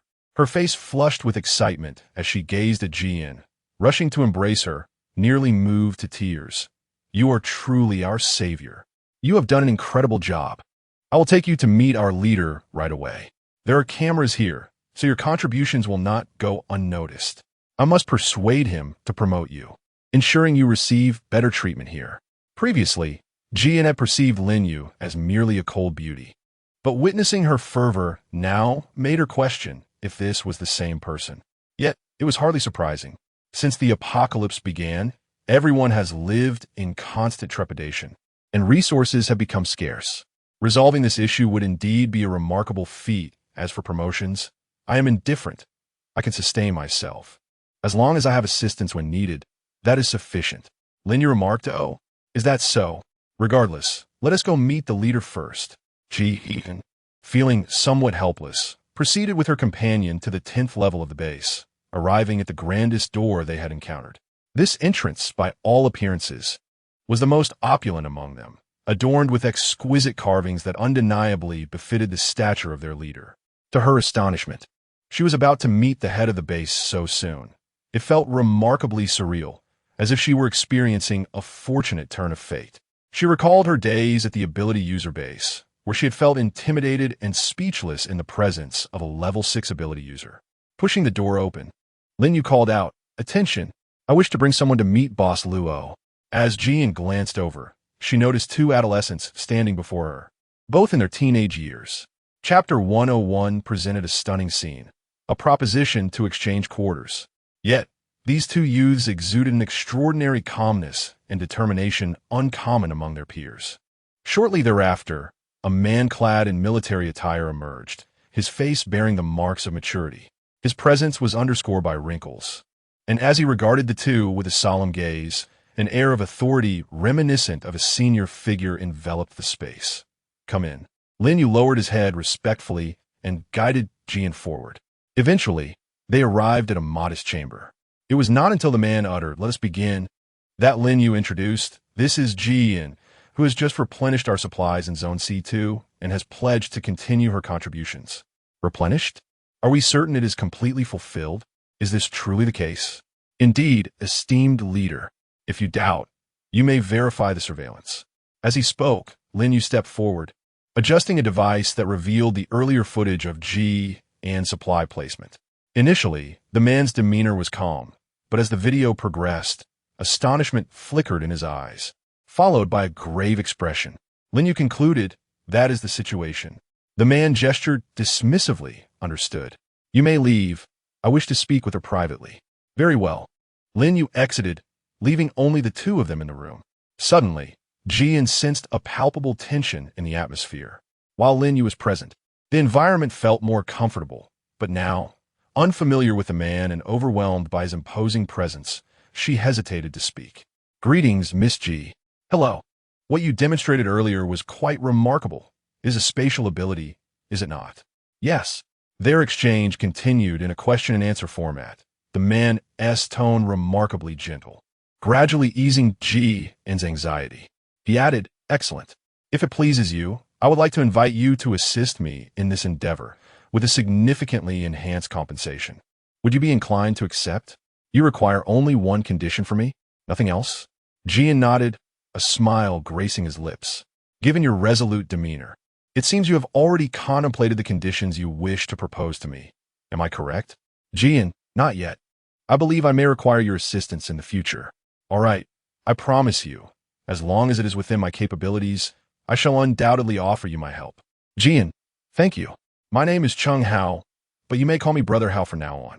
He smiled, compared to his previous demeanor, which exuded an air of untouchable maturity. He now appeared more benevolent and gentle, truly resembling an ordinary elder brother. Jian, under his influence, also smiled. "Thank you, Hao Ge." Although she holds no official power here, she feels she has gained something. Chung Hao's admiration for her is a form of privilege in itself. During their earlier conversation, they not only exchanged casual pleasantries, but he also assured her that she could reach out to him whenever she needed assistance. Furthermore, as she is an ability user, she sought to change rooms with Lin Yu after their discussion. Upon seeing her, Lin Yu's eyes sparkled with curiosity. "So, how was it? Did they promote you or offer you any benefits?" With a resigned smile, Jian expressed her deep desire for a promotion and enhanced benefits. "Yes," I declined. As I mentioned from the outset, I only asked him to agree to one condition. Oh, very well. Just as Lin Yu was about to inquire further, Jian, mindful of her purpose for being there, interrupted. In accordance with your request, please arrange for me to have a different room for the ability users, and also facilitate a change for my friend, Qin Xiangting. He too possesses abilities. Lin Yu responded, understood. Would you prefer to share a room or have separate accommodations? Jian, did you not previously mention that sharing a room between two people was quite adequate, and that everyone could just squeeze in? Lin Yu chuckled softly. Things have changed now. Consider it a little privilege I'm granting you in secret. When the time comes, I shall discreetly inform Chief Chung. He won't bother with such trivial matters. Jian gently curved his lips. Then I will need 2 rooms. Lin Yu replied, by the way, I must mention one rule that cannot be broken. As for your other friend's room, I can reserve a spot for him, but he must still adhere to the necessary procedures. He needs to demonstrate his abilities to me, and only after an evaluation can he officially take up residence. Jian, all right, I understand. After only a few days, the two of them went for another assessment, both achieving a level 4 rating. When she saw that Qin Xiangting had also attained a level 4, she found it peculiar. She had not observed him making any advancements in the past. Why, then, did he score the same as her in this assessment? Could it be that her usual demeanor was too conspicuous?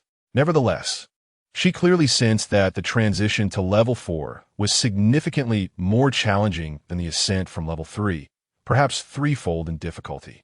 Ji then moved into a new room with Qin Xiangting once again. Upon arrival, she discovered that the walls were adorned in a refreshing shade of platinum blue. However, this time, Qin Xiangting was not situated next to her or across the hall, but rather 2 rooms apart. Upon entering the 4th floor room, Jian noticed that it was indeed more spacious than the one on the 3rd floor. The facilities in the 4th level accommodation, be it the bathroom or the bedroom, exuded a certain refinement that surpassed the previous arrangements. Notably, the showerhead had been replaced with a luxurious bathtub. Scattered across the table were unpasted wallpapers and decorative stickers, accompanied by a note. Choose whichever you like and adorn the room to your heart's desire. Unwanted items can be exchanged for instruments at the lobby on the 1st floor. Jian was pleasantly surprised by such additional perks in the 4th level room. Although they held little significance for her, they undeniably lifted her spirits. Nevertheless, as she gazed at the wallpapers, she resolved to invite Qin Xiangting to assist her with the decorations. Once Qin Xiangting arrived, the two of them began the task of hanging the wallpapers. Jian gazed at his long, elegant fingers, a wave of envy washing over her. Qin Xiangting maintained a serious demeanor, and together they swiftly hung the wallpaper. Once completed, Jian began to affix the artwork. As she admired her creation, a sense of satisfaction enveloped her. She turned to Qin Xiangting, a sudden thought crossing her mind. Would you like to try? Intuitively, Jian felt that he would likely decline, as Qin Xiangting often appeared disinterested in most things. Just as she anticipated his refusal, she was taken aback when a single word escaped his lips. Jian was somewhat taken aback. Shall we proceed then? As Jian entered his room, a subtle scent of mint wafted through the air. This fragrance was identical to that which lingered on his own person. Why does your room have such a delightful aroma? It's an essential oil, Qin Xiangting remarked, gesturing towards a charming bottle on the table, in which 3 wooden sticks were elegantly arranged. Jian, is this also a gift? Why don't I have one? Qin Xiangting chuckled lightly. What are you pondering? I purchased this with my points. Chapter 102, Assault on the Zombie Tide. Acquiring the blueprint for the divine artifact. Jian slightly awkwardly scratched his head and said, oh, I see. Well, enough of that. Come here. Qin Xiangting handed her the unpeeled wallpaper and requested, help me with this. Jian took over, and the two began to affix the paper. To do it well, they needed to be earnest, even more so than when applying it for themselves. From the side, Qin Xiangting observed her with a tender gaze, a subtle smile playing on his lips. This task consumed a considerable amount of their time, during which Jian offered him some snacks to replenish their energy. Just as they had taken only a few bites, the alarm on their floor suddenly blared. They both halted their actions, Jian holding the snacks and looking at Qin Xiangting, inquiring, what is happening? Qin Xiangting's expression turned serious. Amidst the blaring alarm, a young man's voice echoed. A wave of zombies is approaching. All level 4 abilities and above, please evacuate immediately. Jian was taken aback and gazed at him, saying, "What? Are we on a mission?" She had just arrived at the level 4 room. Qin Xiangting replied, "Yes, let us go." Ji remembered that 2 weeks ago, Grandpa Jiu had mentioned to her that after reaching the 4th level, tasks would be assigned, and participating in these tasks would earn her some points. After the 4th level, many secrets would await her discovery. As Ji began to feel a sense of anticipation, the ominous phrase from the alarm echoed 3 times, each utterance resonating like a death knell. The two of them hurriedly rushed downstairs, and as soon as they stepped outside, she was taken aback by the scene that unfolded before her. It was a breathtaking sight, an overwhelming horde of zombies charging towards them. Jian had never witnessed such a multitude of the undead, their numbers dense and formidable. Outside, numerous people had already gathered, their formation equally imposing. Jian approached the doorway and inquired of one of the sweating individuals, "Could you kindly direct me to where the level 4 ability user is needed?" His voice betrayed an evident discomfort, prompting him to add, "Please seek out an area with fewer people and proceed there." "Thank you." Ji Only immediately focused his gaze on a particular spot and, accompanied by Qin Xiangting, proceeded towards it. Ji swiftly unleashed her abilities against the approaching zombies. The two of them commenced their confrontation. She observed Qin Xiangting's resolute expression and noticed that others were also striving valiantly alongside her, compelling herself to persist. Everyone was engaged in the battle. She could not afford to surrender. Jian withdrew a firearm from the spatial realm and unleashed a barrage of gunfire ahead. Many of the advancing zombies fell beneath her relentless assault. She cast a glance at Qin Xiangting and inquired, "Are you able to endure?" Qin Xiangting nodded, signaling that he was untroubled. Jian suddenly realized that his strength far exceeded her expectations. She gazed intently at the zombies before her, continuing to unleash a barrage of bullets until her ammunition was completely expended. Yet, it seemed as though countless more zombies remained, an endless tide. Suddenly, Jian heard a thunderous explosion. A shell had detonated nearby, nearly deafening her. Moments later, she beheld a scene engulfed in smoke, with all the zombies sprawled upon the ground. Was this the end? Had the horde been vanquished? As Jian contemplated, he observed the ground nearby, marred by the scars of battle, littered with either blood or corpses. The sheer volume of blood and bodies present was rather nauseating. Soon, individuals arrived to address the situation, and he even spotted Yin leeching still in the 3rd-level building. Jian was taken aback. "Oh, how did you come down here?" Yin leeching was equally surprised to encounter her at that moment and smiled at her. "All the ability wielders related to clearing ground obstacles have arrived." "I see. Well, I won't delay any longer. I shall go lend a hand." Jian smiled gently. Grandpa Jiu, upon seeing Jian, remained as benevolent as ever. "Will you not stay to lend a hand?" Jian widened her eyes and exclaimed, "Ninth grandfather. But, may I?" The task of clearing obstacles is typically assigned to a dedicated department that assesses each individual's unique abilities before issuing notifications. Successful clearance earns points. Yet, Jian has consistently been categorized as possessing only the ability to remain stationary. Thus, she has never been nominated.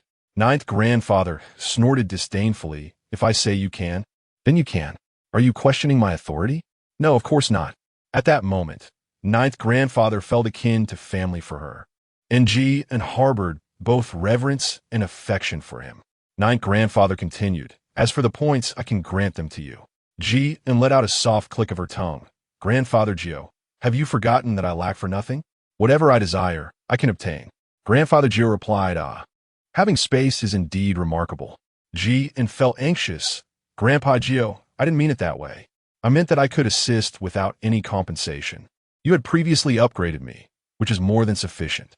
However, my space can only accommodate the zombies." Jian's voice grew increasingly faint. "If they remained in my space, it was likely to develop an unpleasant odor. When I retrieved something, it would all reek of their foul scent." Grandpa Jiu seemed to understand what she was hinting at and smiled faintly. "This is quite simple. I have an abundance of specialized deodorizers for zombies, which I have long prepared for you. Once utilized, the zombies will emit no odor within the space. and their blood will be contained, preventing it from spreading elsewhere. Grandpa Jiu tossed her a small vial. Just place this in your space, and it will evaporate. Ji and raised an eyebrow. A hint of skepticism in her expression. Is that all there is? Trust me, this is more than sufficient. Ji nodded. Very well. By the way, I must mention, I have heard that this miraculous artifact can convert the energy of zombies for one's own use. If you're intrigued, you might consider attempting it. Grandpa Joe conjured a blueprint out of thin air and handed it to her, remarking that this creation was indeed quite challenging to construct. Jian took it, glanced briefly, and then stored away in his space. He proceeded to assist others in tidying up the aftermath. Qin Xiangting followed suit. Jian glanced at him and casually remarked, "Just to clarify, if you choose to assist, there will be no rewards offered." Understood. Seeing that he remained unmoved, Jian chose to remain silent. Qin Xiangting employed the previously copied ability of yin leeching, while Jian continued to masquerade as a zombie. After returning to rest, Jian pondered over the blueprint given by her great-uncle. She scrutinized it for quite some time, feeling increasingly perplexed by its complexities. Chapter 103. Commissioning the creation of a divine artifact, Cheng Hao approaches her. This divine artifact required precise specifications measured in millimeters, along with a plethora of intricate components. The crucial aspect was that she had never encountered the metals necessary for its construction. In fact, she had not even heard of them. Even more absurdly, the artifact necessitated the creation of ammunition, with the most vital component being a type of projectile that, upon launch, would release air and energy. The materials for this ammunition were entirely unfamiliar to her. Once this divine artifact was fired, the mechanism would be instantly destroyed, thus allowing for the loading of only a single round. Jian, however, feels utterly overwhelmed. Who could possibly accomplish such a task? Jian felt that possessing something valuable would be a waste. After pondering for a while, she suddenly thought of an individual. This person might be able to assist her. Jian swiftly made his way to the sixth-floor research laboratory, knocking on the door with the intention of seeking out Tong Qishuo. Fortunately, he had always preferred to remain within the confines of the laboratory, showing no fear of his absence. When Jian sought out Tong Qishuo, she already had his location firmly in mind. Thus she made her way directly towards him. What she beheld was him engrossed in the task at hand, utterly oblivious to her presence. In fact, he seemed entirely unaware that another person was nearby. Jian was overlooked. Jian. Not long after, Tong Qishuo turned around and was momentarily taken aback upon seeing her. "What brings you here?" Jian wore a look of melancholy as she remarked, "I have been waiting for you to finish your tasks to assist me." Tong Qishuo replied, "I apologize. When I engage in my work, I tend to be quite diligent and may not pay attention. In the future, if you need anything from me, please feel free to approach me directly without waiting." Jian let out a sound of acknowledgement, handing over the blueprints he had clutched for quite some time. "I intended to ask you to create this for me. Do you think you can accomplish it?" Before even examining the designs, Tong Qishuo interjected, "Are you doubting my abilities?" Jian, "Very well. I trust you." Tong Qishuo's gaze was indifferent, but the moment he laid eyes on the blueprint, a noticeable shift occurred in his expression. Jian sensed something amiss. "What is the matter? Surely, you can't be saying you can't do it?" Tong Qishuo replied, "What are you talking about? Of course it can be done. It just requires a bit more time." Jian appeared skeptical, yet replied, "Very well.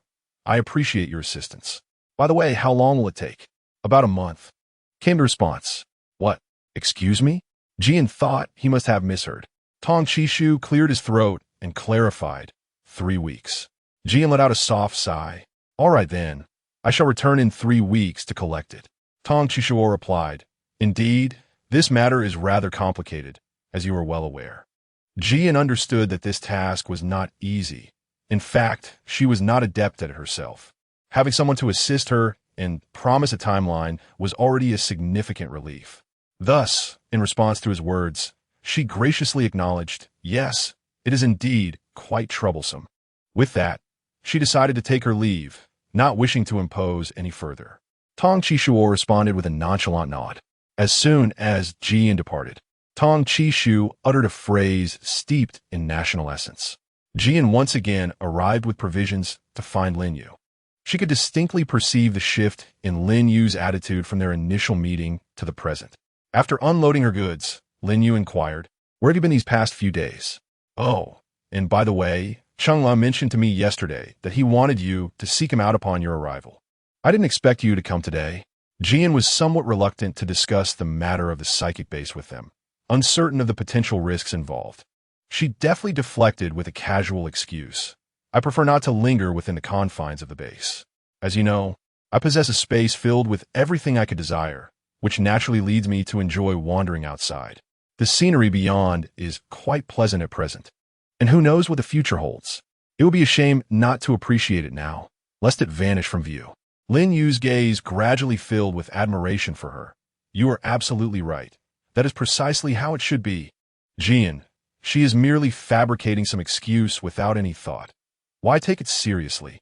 Of course, I can only vent my frustrations internally, too afraid to voice them aloud." Jian swiftly shifted the conversation. "In that case, I shall seek out Hao, your esteemed leader." Lin Yu interjected, "Very well. Should I accompany you on this venture?" "No need. You may attend to your own affairs," Jian replied. "Then I shall heed Miss G's advice and make haste."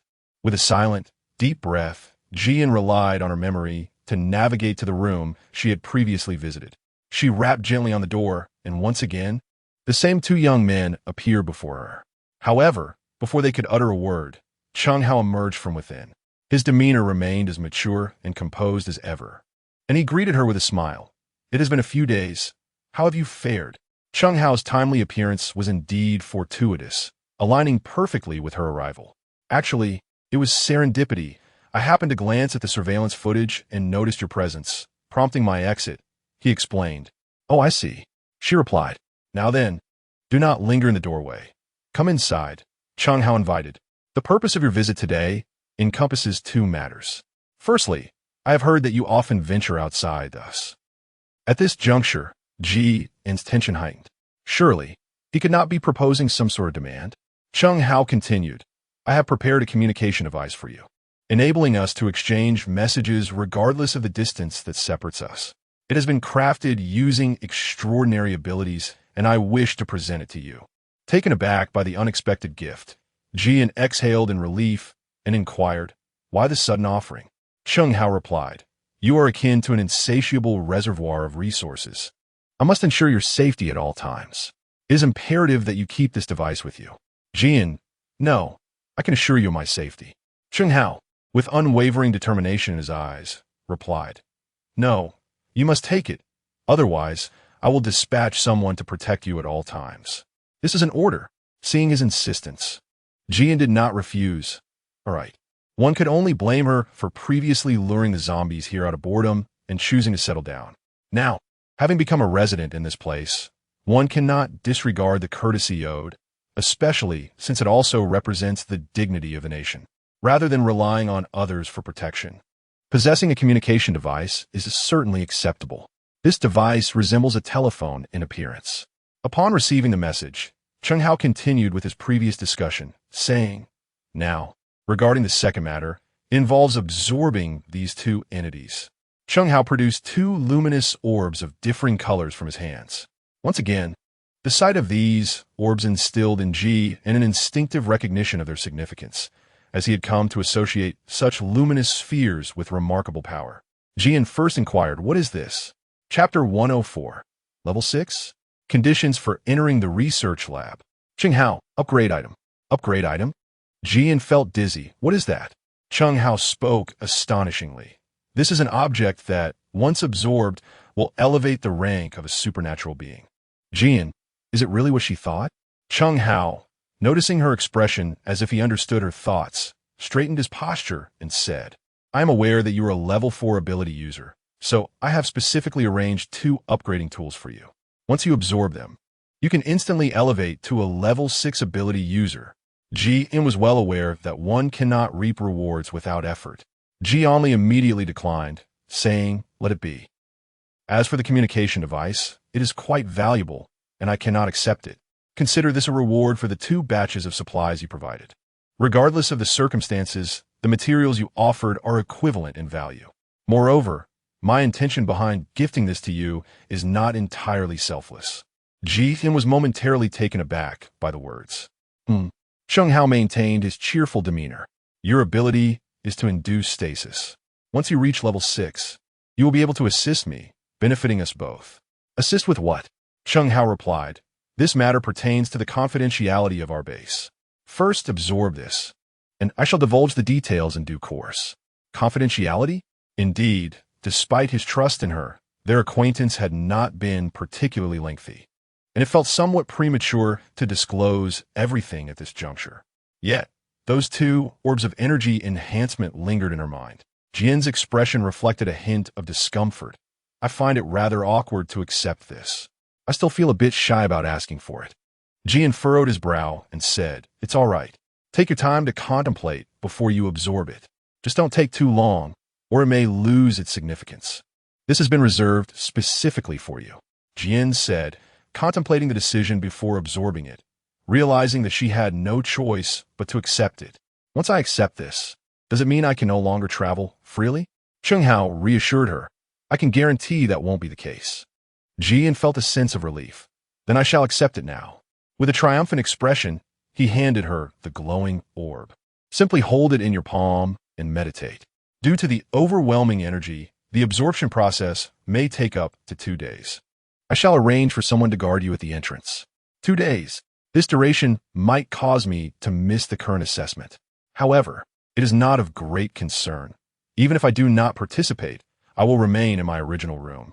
Only after failing to attend more than 3 times will I be required to check in anew. After Jian consented, he also said to Cheng Hao, Please ask someone to inform Qin Xiangting. I fear he might worry. Cheng Hao's eyes twinkled with curiosity. Is it the one who has been by your side all along? Jian, do you know?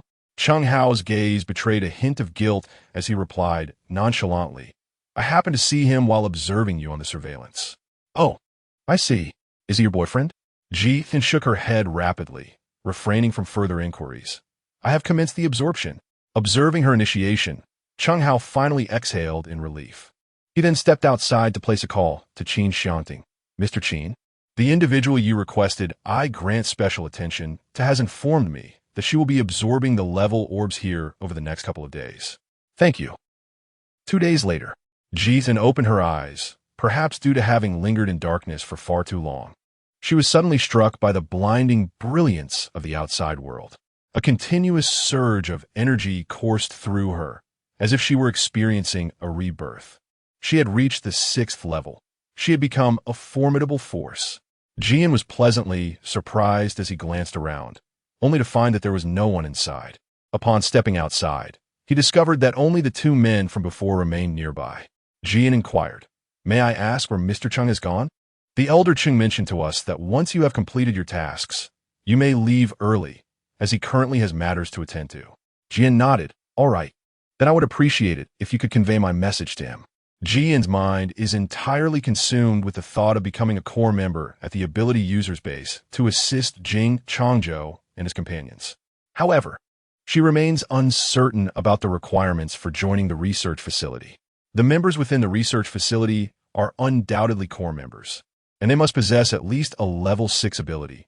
Beyond that, she is completely in the dark. Nonetheless, Cheng Hao has advised her not to be away for too long, as they still require her assistance with the tasks at hand, although that moment has yet to arrive. Upon receiving Jian's agreement, he remarked that if she still had concerns, she could simply give him a call. Cheng Hao smiled in response, almost forgetting to provide her with a communication device. Additionally, it is worth noting that she has yet to advance to the 3rd tier. Progressing to the 3rd tier is indeed quite challenging, as her energy levels indicate a considerable journey ahead before reaching that milestone. Although consulting Grandpa Geo would alleviate some of the burden from his mind, it is more prudent to inquire with Tong Qishua, who is a member of the research facility, as he would possess a clearer understanding. Upon encountering Ji and once more, Tong Qishua's movements halted, his gaze turned somewhat frosty, and he languidly stated, I was referring to 3 weeks. Ji immediately understood that he was referring to that artifact. You are mistaken. I did not come to retrieve that. Tong Qishua raised an eyebrow. Then what brings you here? I wish to inquire about the requirements for entering the research laboratory. Oh, So you aspire to become my colleague? Jian, indeed. Tong Qishuo. This is quite challenging. It requires not only the proficiency of a 6th-level 3rd tier, but also the ability to pass trials. Ultimately, a collective vote will determine the outcome, and one must at least showcase one's unique attributes to the audience. Jian was taken aback, surprised by the numerous demands. What kind of trial is that? Tong Qishuo replied. It is an instrument specifically designed for selecting members of the research lab. Once inside, there will be tests related to 1S abilities. The trials for offensive powers may prove fatal, and the risks involved are quite significant. Jian felt a twinge of anxiety, yet remembering her mastery of control, she resolutely nodded and declared, I understand. I shall strive to do my best. The presence of so many individuals who had managed to enter was a clear indication that opportunities abound. Very well, then, best of luck to you. Tong Qishuo's response was somewhat dismissive, as he continued to fidget with the object in his hands. It was evident that he was engaged in crafting precisely what she desired. After Ji An's departure, she felt as though her responsibilities had multiplied. Initially, she was elated to achieve level 6, believing that it marked a sufficient threshold. She never anticipated that she would be required to reach the 3rd tier. Chapter 105. Yanliqing injured, redefining goals. As Ji An descended the stairs, a sense of despondency enveloped her. Upon reaching the 4th floor, a familiar voice resonated, and she beheld Qin Xiangting waiting for her at the stairwell. Jian sighed. They require a 3rd-tier ability user. It's all right. You are currently at level 6, so reaching 3rd tier should be quite swift for you, isn't it? Jian feigned nonchalance as he replied. Indeed. The two ventured outside together, continuing their training to elevate their levels. Shortly after stepping out, Jian beheld Yanliqing, battered and bruised, staggering towards them before collapsing. The sight alone was enough to evoke a sense of pain. Jian. What has transpired? Jian gazed at Qin Xiangting, seemingly inquiring about what to do. In the next moment, a wooden plank materialized beneath the individual, suspending their body in midair. After all, this was someone who had always cared for them. It was unthinkable to abandon them without assistance. Ji An contemplated Qin Xiangting's obsession with cleanliness. Just let him stay in my room. It was uncertain what prompted his indifference, as he coldly remarked. It is sufficient for him to stay in my room. Ji An. Very well. If Qin Xiangting is indifferent, then she has no reason to retain it. His injuries were quite severe, but fortunately, Qin Xiangting possessed healing abilities, and she could also channel some inner strength, allowing Yanliqing's wounds to fully heal. After merely 5 minutes, Yanliqing suddenly opened his eyes, filled with a murderous intent, instinctively ready to attack. Jianbi exhibited a remarkable agility compared to before, sensing the energy and employing her abilities for defense. Consequently, she was struck with considerable force, yet fortunately remained unscathed. However, she was taken aback, exclaiming, What is the matter with you? It was evident that she could perceive something amiss with Yanliqing. He shook his head, a look of bewilderment clouding his eyes, and upon regaining clarity, his tone turned rather indifferent. I apologize. Just now, my mind was filled with images of fighting zombies, and I mistakenly thought I was still there, which led me to react. Yanliqing continued, I was preparing to gather supplies when I was besieged by zombies on the way. And then I saw something not far off. At this point, he paused abruptly. Ji An sensed something amiss. His gaze shifted, filled with animosity, as he declared, I have seen the corpses of several individuals not far away. I shall not attempt to flee any longer. Instead, I am prepared to engage in a life-and-death struggle against these detestable zombies. Upon hearing this, Jian remarked, It is commendable to act bravely in the face of injustice, but do not stake your reputation on it. Yanliqing shook his head, replying, No, you fail to comprehend. I harbor a profound loathing for zombies. They deserve to perish. My parents and my family were all infected before my very eyes, and I was powerless to intervene. My family urged me to end their suffering, yet I could not bear to do so. Hence, they all chose to take their own lives, their blood flowing before me, piercing my heart with agony. How I wish I could bear this burden alone, yet I cannot.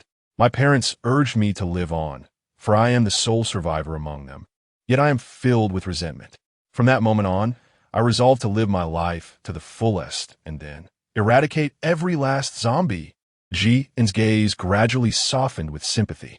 No wonder she initially perceived Yen Liqing as irritable, yet so warm-hearted towards others, as if they were not the same person. It turned out this warmth was solely directed towards the zombies. Yen Liqing caught her gaze and conveyed silently, "Do not pity me. There is nothing to be pitied."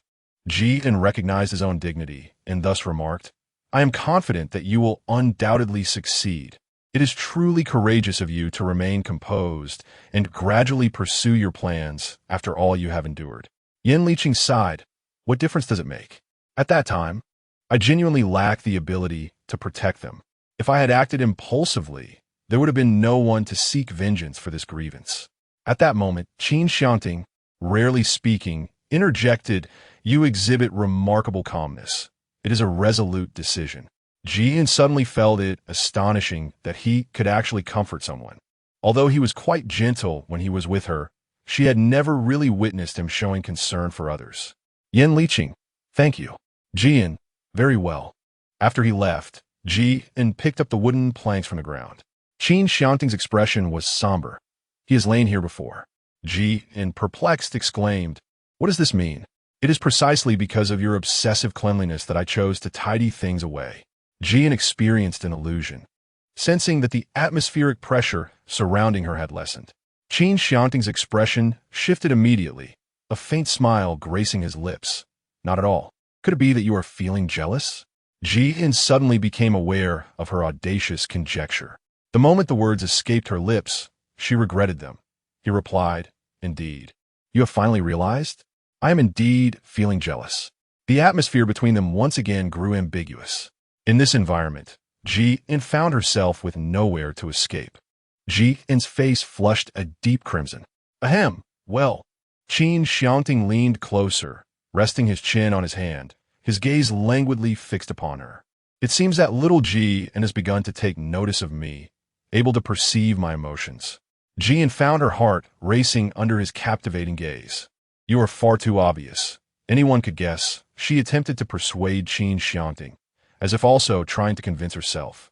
The endearing term "little G" stirred something within her, laden with ambiguity. The dynamic between the two now bore a resemblance to that of young lovers. Could it truly be so? Ji on Qin's side. "Indeed, I can perceive it. It is undoubtedly too evident. However, I choose to interpret it as your increased concern for me." "Well, feel free to think as you wish." Qin Xiangting closed his eyes, then opened them, speaking ambiguously. "Listening to your words, I shall think as I please." "You say? What you have said is true. I do care for you more." Jin felt her cheeks flush, utterly bewildered. How could one possess such unwavering confidence and indulge in wild imaginings? Qin Xiangting chuckled softly. "All right, I was merely jesting. Of course. I sincerely hope your sentiments towards me are truly as I just articulated. I eagerly anticipate the day when we can share moments together." His tone grew even gentler, revealing his earnestness. "Enough of that. Shall we venture outside for some training?" She recalled Yen Liqing's earlier words. It seemed everyone had their own aspirations, be it him, Jing Changzhou, or Tong Qisha. Aside from her desire to assist Jing Changzhou by rising through the ranks, perhaps she could establish a new goal. Chapter 106. Gifted and infusing energy into weapons? The simplest ambition was to contribute more to the nation, ensuring that no one faced hunger or hardship. If possible, she would extend her help in other areas as well, such as eradicating all zombies, as Yen Liqing had suggested. While she might not experience the profound affections others did, being able to protect others was commendable in itself. Soon, it was time for the level assessment, and Jin stepped directly into the 6th level room. Qin Xiangting had also advanced to level 5, residing just below her. Despite being a tier beneath him, she found it peculiar and inquired, "How did you level up so swiftly?" Qin Xiangting replied nonchalantly, "No matter how fast I progress, it pales in comparison to your ascent to level 6. Jin. Well, this energy I am absorbing is specifically intended to enhance my level. Even if she had not absorbed it, she would likely only have advanced to the early stages of the 4th level by now, whereas he has progressed so swiftly. Is it truly a matter of extraordinary talent? They have essentially trained together. So how is it that he levels up so rapidly? Qin Xiangting. I don't know, perhaps he's just lucky? Jian, I shall tidy up my room first, and I will see you shortly. After bidding farewell, Jian ascended to the 6th floor. This visit elicited a unique sensation within her. Previously, she had gazed at this place with an air of unattainability, even feeling a twinge of trepidation. Yet now, by a stroke of serendipity, she found herself among its ranks. Upon her arrival, someone recognized her and greeted her warmly. "Hi, you must be Jian. It's a pleasure to meet you. Your progress has been remarkably swift. How impressive." Jian was met with a wave of compliments. She recalled the words spoken by He, who had once remarked that people are inherently selfish. Even in close relationships, they seldom travel together. During the previous group chat, she had always felt that the ambience on the 6th floor was delightful, until He uttered that statement. Thus, when faced with the flattery from the young lady before her, she maintained an air of indifference inwardly while greeting her with a smile. Just as the thought of He crossed her mind, she spotted him rushing towards her from a distance. "Hey, Injia, do you need help with your luggage now that you've arrived on the 6th floor?" Jian raised an eyebrow. "I have the space and no baggage. I merely wish to lend you a hand." "Jian, no need. I will take my leave now." As Jian entered his room, his mouth formed an astonished O. The space was equivalent to the size of an ordinary apartment, with walls adorned in gold. The windows were designed with sophistication, embellished with various ornaments, exuding a European aesthetic. The bed and other furnishings were plentiful, each piece radiating opulence. The bathroom featured both a showerhead and a spacious bathtub, stocked with essentials such as hand soap, shampoo, and towels, all conveniently categorized for men and women.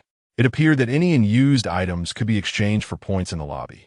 Those residing in such a luxurious suite were essentially hidden affluent individuals, and in times of need, could even sell a few possessions.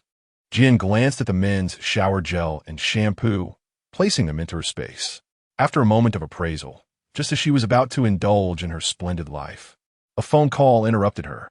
With a sense of resignation, Jian first ascended to the 5th floor to retrieve the men's shower gel and shampoo she had taken for Qin Xiangting.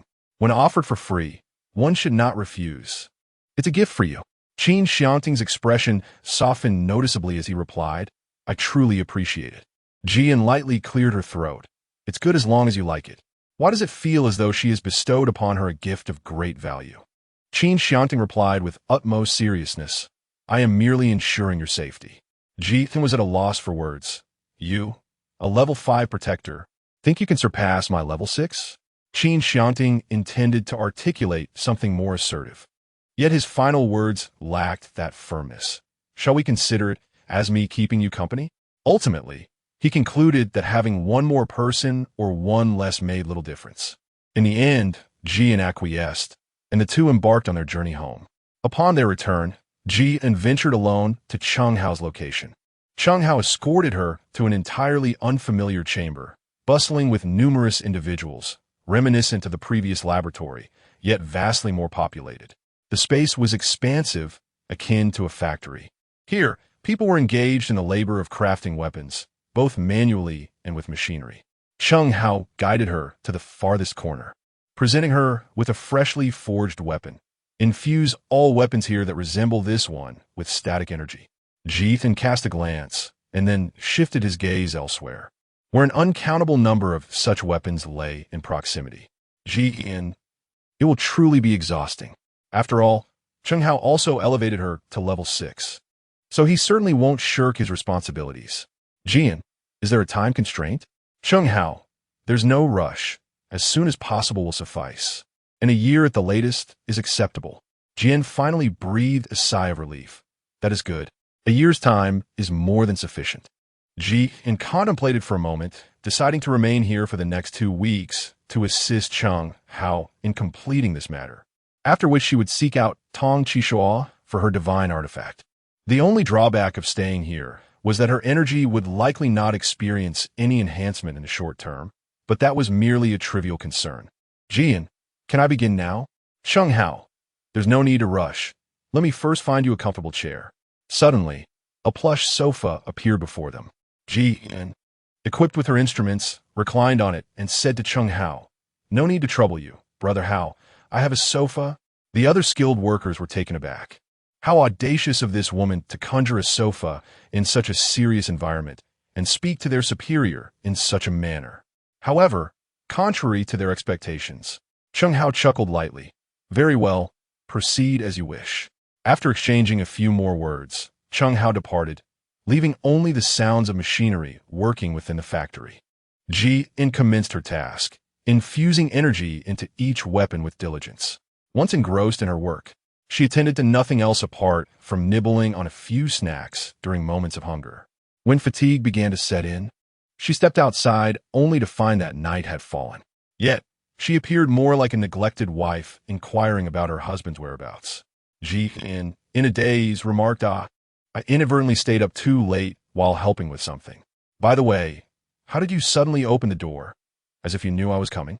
Qin Xiangting's expression remained indifferent. "I can sense your energy from here." In the 107th chapter, titled Infusing Energy into Weapons, Dispelling Doubts, Jian returned the following day. This time, she stayed for merely half an hour, yet she sensed the presence of someone nearby, lingering for quite some time without departing. Jian was about to inquire if he had something to discuss, but upon turning her head, she found it was Qin Xiangting. She was taken aback and asked, "What brings you here?" Qin Xiangting replied softly, "I applied to be here with Cheng Hao." "Jian, can this be applied for as well?" The more Jian pondered, the more she felt something was amiss. "What reason did you use to apply?" Qin Xiangting replied with an innocent expression, "I told them you were my girlfriend, and I wished to pay a visit." "Jian, really?" "False." Jian finally breathed a sigh of relief, grateful that he still possessed some principles. "So how did you gain entry? Additionally, how did you come to know his name?" She blinked, her expression earnest as she regarded him. Qin Xiangting replied, "I slipped in discreetly. As for his name, isn't it displayed outside?" "Don't jest," she retorted skeptically. With a more serious tone, Qin Xiangting continued, "I made a deal with him. As for his name, it is indeed visible outside, and he even wears a name badge." "Oh, I see. But what kind of deal did you strike with him?" "I possess the ability to replicate powers, so I offer my assistance in exchange." As for why he agreed, perhaps it was out of consideration for you. This rationale held a degree of credibility. Jian, "All right, since you are here, do not cause any trouble." Qin Xiangting, with a gentle expression, "Your serious demeanor is truly endearing. I shall accompany you." "Jian, this is all my responsibility. You need not assist." He did not utter a word, which conveniently allows you to take a moment to rest, does it not? Jian felt that it was unnecessary to persist any longer, so the two of them decided to tackle the task together. When Jian began to feel fatigued, she gently tapped her shoulder. Upon noticing this, Qin Xiangting offered a brief massage, saying, "I have learned this type of massage. You should relax for a moment." "It's all right. I felt the same way yesterday," she replied. "That was because I wasn't present yesterday." Ultimately, Qin Xiangting's massage proved to be remarkably effective, and Jian felt considerably more at ease. Subsequently, she resumed channeling her energy, while Qin Xiangting retrieved some biscuits from the space and offered them to her. Jian was deeply engrossed in the matter at hand, and upon sensing something near his lips, he instinctively took a bite. After that bite, he immediately realized what he had done. Having already taken a morsel, he decided to consume the entire piece, then feigned nonchalance as he inquired, "How did you come by these biscuits?" "I bought them especially for you." Jian initially intended to consume the item he offered, but upon hearing his words, she could no longer contain herself and coughed twice. In a state of panic, Qin Xiangting conjured a bottle of mineral water, swiftly unscrewing the cap and presenting it to her. Jian approached and took a hearty sip, calming her nerves. Jian shook his head, reassuringly stating that he was fine and feeling much better now. They resumed their energy replenishment as Qin Xiangting expressed further concern. Jian nodded obediently. Cheng Hao remarked, "I truly admire individuals like you. Keep up the good work." After encouraging them, he proceeded to observe the progress of others nearby. However, upon reaching the others, he found their artistic styles to be entirely dissimilar to those he had just seen. "What pace are you all maintaining? Hurry up and get to work. Are you asleep? What is your situation?" Have you not eaten? The meals I provide are quite commendable, are they not? Much of this was filled with Chung Hao's admonishments. His voice held a commanding presence, instilling fear in Jian. She had never anticipated that the gentle persona he displayed before her, complete with thoughtful gestures, could be so contrasting. Of course, had he not been stern, the others would not heed his words, which was entirely justifiable. Jian secretly marveled at the advantages of possessing spatial abilities, which afforded him an extraordinary treatment.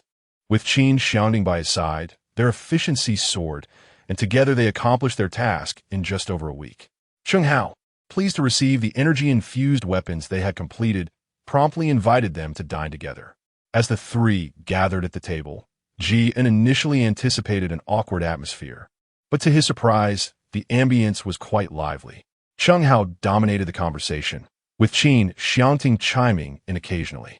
Chung Hao remarked, "You have worked hard today. Do you require any form of compensation?" Qin Xiangting replied, "No, I am merely assisting her. You have already given her what is due." Reflecting on the valuable items Chung Hao had provided, Jian felt hesitant to let Qin Xiangting accept anything further. Indeed, there is no need, should he desire anything. I have an abundance of resources at my disposal, and he possesses spatial abilities as well. Consider this meal as a treat. After exchanging some casual banter, Jian suddenly remembered a pressing question. "By the way, Brother Hao, why are there so few ability users here, with many seemingly lacking abilities? I often feel as though my own abilities are restricted whenever I arrive." To avoid revealing the issue regarding the base of ability users, Jian added, "When I began my search for supplies, I encountered numerous individuals, all seemingly endowed with abilities, as if they were on the verge of upgrading. Could it not be that ability users are abundant, but ordinary people simply refrain from venturing out, rendering them unseen?" Chung Hao responded, "It is truly astute of you to notice such subtle details. The inhabitants of the base lack abilities due to the differing magnetic fields from the outside world, which have facilitated the creation of weapons designed to purify the zombie virus. These are similar to the weapons you assisted in crafting. The energy continuously dissipates into the air. Yet such weapons also impede the manifestation of abilities, thus rendering those who remain here largely devoid of powers." So that is the explanation. The doubts that had lingered in Ji Anxin's mind were finally dispelled. Chung Hao gazed at her and continued, "We have been diligently researching a weapon capable of purifying all zombies. It will restore consciousness to those who have only recently been infected, while those who have fully evolved into zombies will possess no offensive capabilities. We firmly believe that one day, we will eradicate all zombies." His expression grew increasingly earnest, and the tone of his voice resonated with unwavering conviction. Jian nodded, harboring a fervent hope for success in such endeavors. She felt a sense of gratitude for her ability to contribute. "Let us strive together, Hao Ge. Should you encounter anything akin to this in the future, do not hesitate to call upon me." Chung Hao curled his lips into a smile. "Excellent. Now that business is settled, let us hasten to our meal. Otherwise, the dishes will surely grow cold." Chapter 108. Ascending to the third tier and gaining new abilities in the days that followed. Jian took a brief respite before replenishing supplies for Chung Hao. Indeed, today marked the completion of her treasured artifact. Fearing any errors might occur, she deliberately delayed her visit by a day. Upon her arrival, Jian distinctly noticed the dark circles under Tong Qishua's eyes. Just as she intended to express her concern, he handed her the item with a detached demeanor. "You know where the switch is and how to operate it, right?" To be frank, Jian examined the device and found herself utterly perplexed. Its design resembled a circular ring, devoid of any visible launch port, let alone a switch. Jian's eyes widened in disbelief. "How could you possibly know that I am unaware of the switch's location?" This device was, after all, a gift from Tong Qishua. He allowed a cold laugh. "Someone like you could never have devised such a complex blueprint on your own. Its significance is immense. Typically, it would be meticulously preserved and securely kept, which naturally implies that you would be oblivious to the whereabouts of the switch." Jian was captivated. "Very well. Indeed, he possesses remarkable skills." Tong Qishua commanded, "Come a bit closer." No. She leaned a little closer to him, and Tong Qishua touched one side of the artifact. There is a sensor here. After activating it, a switch visibly emerged. Simply press here. The launch point is at the very center of this circular ring, aimed at what you wish to absorb, while the other side corresponds to your body. Remember, the direction with the red circular hole must face the zombie. Otherwise, you may inadvertently transfer your energy to the zombie. Tong Qishua provided these admonitions. Ji-in understood. Ji-in still expressed her gratitude to him. After leaving, she did not use it immediately, but instead placed it in her space. Her space was already overcrowded with zombies, and there was certainly insufficient room to absorb it within the house. Absorbing it in batches was out of the question. It could only be utilized once. The process of energy absorption was also quite slow, and absorbing it outside would be perilous, as there were undoubtedly many zombies nearby. Jian had spent several days training alongside Qin Xiangting and participating in the ability rating assessments. However, she remained perplexed as to why one would still need to partake in this process after reaching level 6. She inquired with Grandpa Gio, who explained that there had been instances of individuals impersonating level 6 by temporarily boosting their energy levels before reverting to their original state. Nonetheless, the assessments for level 6 were somewhat more lenient. While other levels were evaluated weekly, level 6 was assessed every 3 weeks at a minimum. By attending weekly evaluations, one could accumulate points. If a level 6 ability user remained there for over a year, they would be exempt from participation. Given that the apocalypse had only unfolded a few months prior, the thought of not earning points after a year motivated everyone to actively participate during the ratings. Upon arriving at this realization, she felt a sense of relief and promptly informed Cheng Hao of her intention to absorb energy. Cheng Hao led them to a basement, distinct from the previous one, as it appeared to have been specially renovated, with a pristine floor. Not far off, there was a large area adorned with a substantial carpet. Cheng Hao explained that this space was typically where the cleaning staff would rest, making it an ideal spot for her to absorb energy. Jian bestowed upon him a gentle smile, to which Cheng Hao, with his crescent-shaped eyes, declared his intention to depart. Jian casually seated herself on the carpet and began to release the zombies she had previously contained. However, her actions startled a nearby cleaner. What on earth are these creatures? They are so frightening, resembling the deceased. With that, she retrieved a divine artifact from her space. Mimicking the activation method that Tong Qishua had previously taught her, she aligned the red circular aperture towards the zombies and pressed the launch button. A projectile was fired, obliterating the mass of zombies, which transformed into a stream of green light. The radiance diminished gradually and then surged towards Ji-in, directly invading her body. Ji-in felt a surge of energy approaching her, and beside her, Qin Xiangting activated an enormous protective barrier to safeguard her. Ji-in felt a warm current coursing through her body, yet there remained an indescribable tingling sensation. How peculiar! Ji-in ceased her thoughts, allowing her body to empty itself and fully absorb the energy. When she reopened her eyes, she felt as though she had been reborn, her body resonating with a renewed vitality. Her spatial and temporal abilities had all significantly enhanced. She could distinctly perceive their transformations. The spatial dimension had expanded, now capable of accommodating living zombies, while her temporal prowess could precisely manipulate the internal organs of others. After fully absorbing the energy, Ji-in discovered that her level had astonishingly ascended to the 3rd tier. Moreover, she seemed to have acquired a new ability, one that served a supportive role, enabling her to extend the range of both attacks and healing. Just as she was still enveloped in her astonishment, she turned around and noticed Qin Xiangting, whose complexion appeared haggard, with dark circles and bags under his eyes, exuding an aura of a fragile beauty. Ji-in inadvertently furrowed her brow, a glimmer of concern flickering in her eyes as she blurted out, "How could you?" Qin Xiangting, as if nothing had transpired, withdrew his hand and inquired, "Do you feel any discomfort?" His immediate focus was on his own condition, demonstrating his care for her well-being. Ji-in's expression grew more intricate, her brows furrowing into a displeasing frown. Qin Xiangting also furrowed his brow in concern, gently brushing his fingers across her forehead before inquiring, Are you unwell? Where does it hurt? To let me know. Ji then immediately shook her head, her heart aching as she inquired. What has happened to you?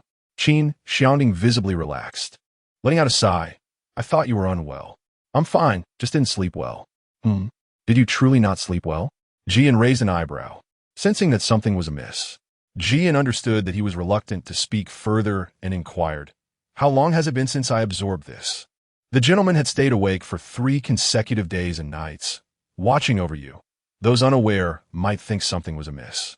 As she spoke, she stifled a yawn. Well then, I shall take my afternoon rest as well and commence my duties. Jithan cast a glance at Qin Xiangting, a hint of irritation in her voice. Why aren't you getting proper rest? I worry that something might go awry.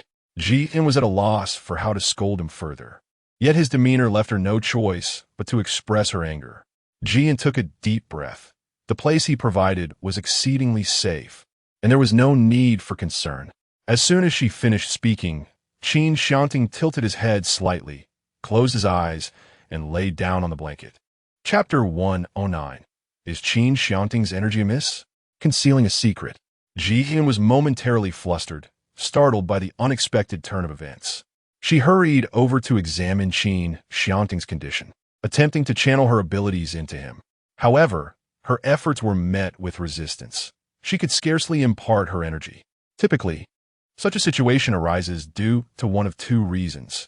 Either the individual has sustained severe injuries and is on the brink of collapse, or they are, in fact, entirely unscathed. Jian felt a surge of fear. He cautiously reached out to touch his nose, discovering no unusual signs, which allowed his heart to finally settle. It must merely be weariness from a poor night's sleep. Ji Anxin felt a twinge of emotion as she gazed upon his sleeping visage, a mixture of exasperation and tenderness enveloping her. It was truly difficult to be gentle with him, yet equally challenging to adopt a stern demeanor. She simply could not bring herself to scold him harshly. He consistently performed numerous small, heartfelt gestures for her, often neglecting his own health in the process. Earlier, in a state of panic, she had not fully grasped the situation, but now, as calmness washed over her, she recalled the peculiar energy she sensed within Qin Xiangting while imparting him vitality. This energy was formidable, unmistakably familiar to her. It was the potent essence of a level 6, tier 3 ability user, and even seemed to surpass her own in strength, as if deliberately concealed. How could he possess such energy? Jian felt a sense of unease, suspecting she had made an error, and resolved to attempt once more. The opposing force repelled her energy. This time, she could distinctly perceive the formidable strength of the other party. Indeed, it was confirmed. Qin Xiangting was a level 6, tier 3 supernatural being. The power within him was deliberately concealed. But why would he choose to shroud it in secrecy? Jian was perplexed. It was highly probable that his level had existed long before, but at that time, her abilities were insufficient to detect it. Now that they were of the same rank, she could sense it. It was quite possible that he had been a level 6, tier 3 ability wielder back then. Or perhaps, even earlier, for instance, when Qin Xiangting claimed to possess powers, or perhaps, when they first met. Additionally, there were some abilities of Qin Xiangting's that she had never witnessed. He had mentioned they were replicated when he was not in her presence, yet she had an instinctual feeling that they had always been his. As certain truths began to surface, Jian felt increasingly agitated. When she gazed at Qin Xiangting this time, an indescribable emotion welled up within her. If his rank was a Fa Ade, could it be that his alleged amnesia was also a deception? How else could he have concealed the fact that he was a level 6 ability wielder from the very beginning? However, if his amnesia was fabricated, why would he pretend to be forgetful? Was it with the intent to eliminate her? Yet, given his capabilities, did he truly need to feign anything? If he wished to kill her, he could do so directly. Regardless of the circumstances, he always exhibited such gentleness and consideration towards her. Yet he kept secrets from her. What, then, was the purpose of his actions? Jian's mind was awash with a myriad of questions, leaving her inexplicably despondent. She resolved to bury these concerns within her heart, waiting for a more opportune moment to engage in a serious conversation. As she gazed at him in slumber, Fully aware of the numerous secrets he concealed from her, she nonetheless softened her heart and draped a blanket over him.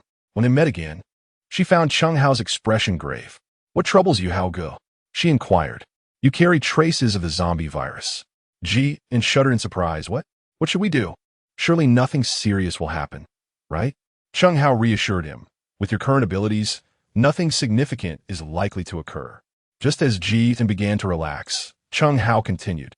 However, if something were to transpire, it would undoubtedly be a major event. Why can't he just finish his thought in one breath? Ji, what should we do then? Cheng Hao chuckled. There must be a solution, so there's no need to worry, and the remedy is quite straightforward. Besides, I specialize in the eradication of zombie viruses. Can you not feel reassured? Ji's lips twitched. Just moments ago, he had appeared so terrifying that one might have thought she was on the verge of transforming into a zombie. Truly, a single remark had stirred the tumultuous waves of her emotions multiple times. Ji reluctantly followed, and Cheng Hao handed her a particularly peculiar instrument. It was remarkably large, almost the same size as herself. It seemed that the more bizarre the object, the more powerful it was. In the next moment, Cheng Hao set it down and awkwardly remarked, "Oh, my apologies, that's not the one." Jian observed as Cheng Hao retrieved another instrument, identical in appearance, yet twice the size of the previous one. Jian, though I may silently criticize in my heart, my initial reaction upon seeing it was, "How on earth do you manage to lift such a colossal object?" Cheng Hao clarified, "This? In truth, it is quite light. It merely appears heavy on the outside." Jian let out a long sigh. "Oh, let us commence." Cheng Hao, without further ado, instructed Ji to assume the proper posture for meditation. Whoosh! A gust of wind brushed past Ji's ear, and her body was once again invaded by the unknown, compelling her to immerse herself in the sensation. Radiant white light enveloped her, and each time she absorbed energy, it felt akin to dreaming, as though upon awakening. The absorption was complete. Yet this time, her perception was strikingly vivid. It felt as if something surged forth from within her, inexplicably igniting a thirst for blood. This overwhelming sensation was quickly suppressed, only to be replaced by thoughts of slaughter. Just as she teetered on the brink of losing control, these malevolent thoughts vanished in an instant. Jian slowly opened her eyes. This sensation felt rather peculiar. However, she could surmise that only about 5 minutes had elapsed. Is this it? She remained somewhat skeptical. Cheng Hao could not tolerate her doubt. No questioning. This was the first time he had addressed her with such seriousness. And Jian quickly nodded in compliance. She was adaptable. "I trust you. I am certain I am already well." Though these words were intended to reassure Cheng Hao, they were also heartfelt. She genuinely believed in him, perhaps out of a sense of respect. Jian, well, Hao Ge, I shall take my leave now. I am going to check on Qin Xiangting. After all, it is because of her that I have been unable to sleep for so long, and I feel a twinge of guilt. All right, go ahead. Seeing him sleeping so peacefully, the burden in my heart remains unlifted. When he awakens, in what tone and with what demeanor shall I address him? Having felt deceived, Jian realizes that she cannot revert to their previous rapport. It is highly likely that she will initially adopt a distant approach until everything is fully clarified. Jian was in a state of inner turmoil, yet ultimately resolved to first rein in her emotions. Upon witnessing Qin Xiangting awaken, she presented him with the meal she had just prepared, forcing a smile that resembled a grimace. "You're awake? Come, let us eat." Chapter 110. Engaging in the first trial. Her demeanor seemed to convey an unspoken message, akin to saying, "My dear, it's time for your medicine." Qin Xiangting sensed something was amiss. "What is wrong with you?" Jian continued to smile and said, "I am fine. I merely noticed you looked exhausted, and seeing you awake made me want to offer you some food." Qin Xiangting bluntly remarked, "You appear quite peculiar." Jian could no longer maintain his composure. He ceased to smile and wore an expression of indifference. "Eat," he said. This is much more normal." Only then did Qin Xiangting take the items from him. Jian, had she known earlier, she wouldn't have gone to such lengths to feign her behavior. It was quite arduous. However, this tactic proved effective, as Qin Xiangting would perceive her merely as eccentric, oblivious to her shift in demeanor. In just a few days, Ji prepared another ample supply of resources for Cheng Hao, readying herself for yet another departure. Ji let out a cough, feeling a twinge of guilt. Alas, is this not a passion for nature? Fortunately, Cheng Hao did not press further, yet there lingered a sensation of being watched from behind as he departed. As was customary, Ji instructed Qin Xiangting to wait elsewhere. She sought out Tong Qishua once more. Despite possessing ample capability, she felt hesitant to engage with the other individuals in the research room, remaining a stranger to them all. Ji inquired, "Whom should I approach to apply for joining the research lab?" Tong Qishua responded, "What? Have you reached the 3rd level?" His eyes were filled with disbelief and a hint of jest. Ji nodded. Tong Qishua's pupils widened in disbelief. "Your rate of growth is truly astonishing." Ji had anticipated praise from someone who usually seemed rather aloof, but instead, the other remarked, "You possess my style." Ji, and how had she not noticed this narcissistic side of him before? His mood swings were swifter than the turning of pages. She might as well call him the chameleon man. Tong Qishou led Ji into the small room they had visited before and pointed to what appeared to be a massage chair. "Simply don the device and recline. The injuries you endure within will have repercussions in reality." "Jian, is this the one?" Tong Qishou. "Yes, there are many such instruments in the research lab, and some are located in the basement. Each one can lead to the path of trials. Once you decide, just put on. I wish you good fortune." Without hesitation, Ji donned the apparatus and reclined, entering the trial. Upon opening her eyes once more, she discovered herself amidst desolation and ruins, with an imposing city wall looming behind her, while the expanse ahead stretched infinitely. Beside her stood a slender, unfamiliar woman, her identity shrouded in mystery. Jian asked, "Is this my trial?" The woman looked at her with a puzzled expression, her voice ringing out clear and bright. "What are you talking about?" Suddenly, a throng of unknown creatures appeared before them, rushing towards the two with menacing claws and fangs. Jian instinctively sensed a looming crisis, his stance shifting to one of vigilance. The woman beside him exclaimed, "Jian, prepare for battle." "Yes." Jian responded to her command, unexpectedly raising his voice with fervor. Jian unleashed her ability to remain still, complemented by diffusion. Remarkably, despite wielding such formidable powers, she felt little exhaustion, clearly demonstrating the true strength of her 6th level. 3rd-tier abilities. All the unknown creatures, akin to a raging flood, came to an abrupt halt. The woman beside her also manifested her powers, sending a massive cluster of boulders crashing down in that direction. The sound resonated like an earthquake, prompting Ji to cover her ears. All done quite effortlessly. The woman remarked, flashing a smile at Ji in excellent teamwork. "Jian, what is your name?" The woman, puzzled, replied, "No way. We are merely out here together to vanquish a monster. And you have already forgotten my name? Oh, I see. You must be engaging in some sort of cosplay with me. Please hold on for a moment." The woman cleared her throat. "Greetings, I am Luo Xiaoxi. And what might your name be?" "Jian." She truly had no idea the other party was genuinely engaging with her. However, it seems they must be quite familiar with each other.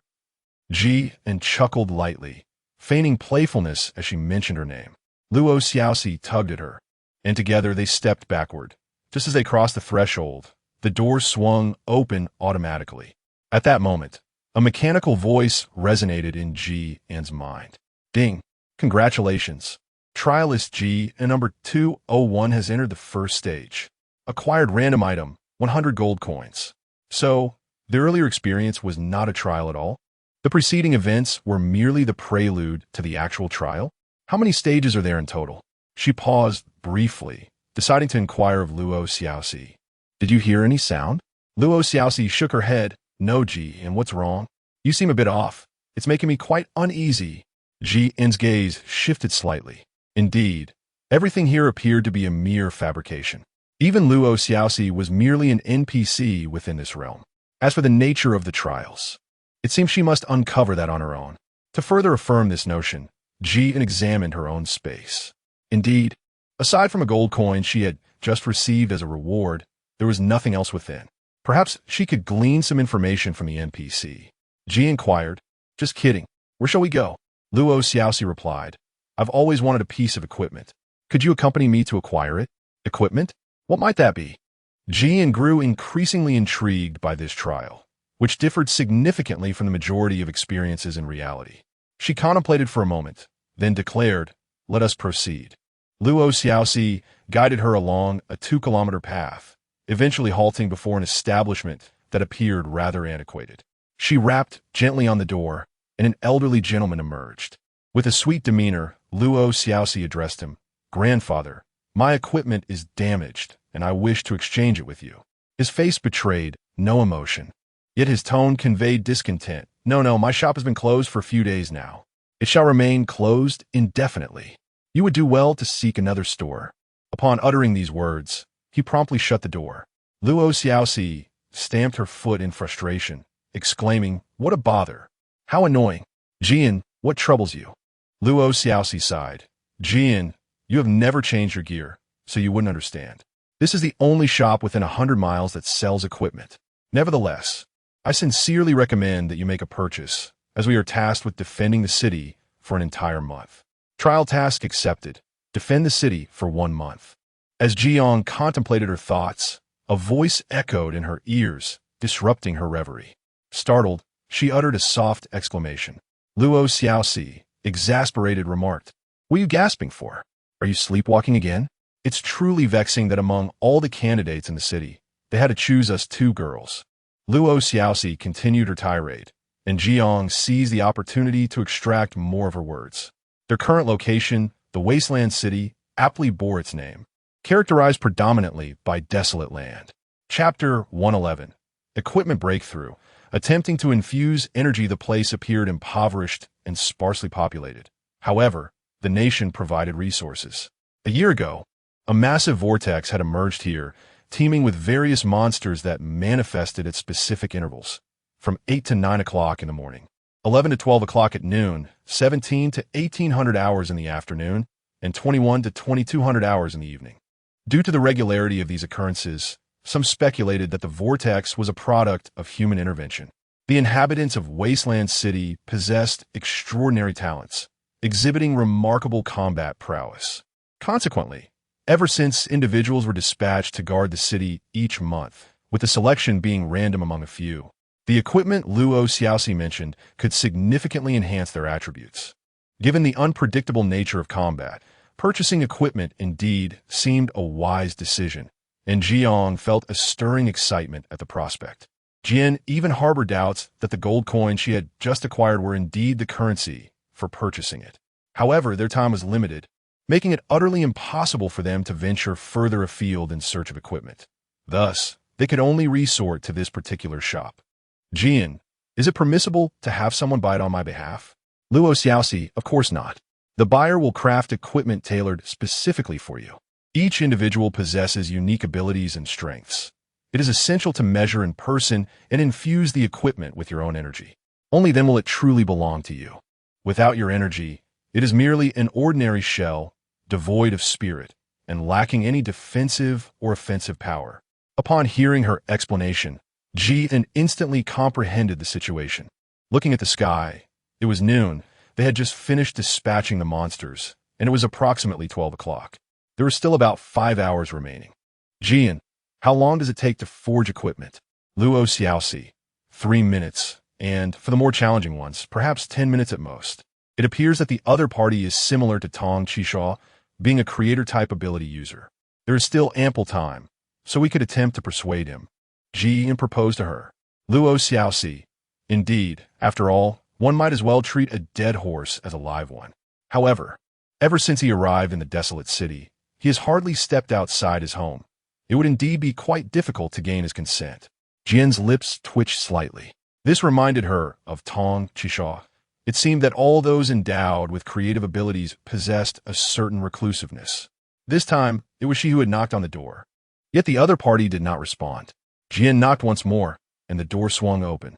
Upon seeing the 2 young ladies, his tone remained impatient, exuding an air of urgency.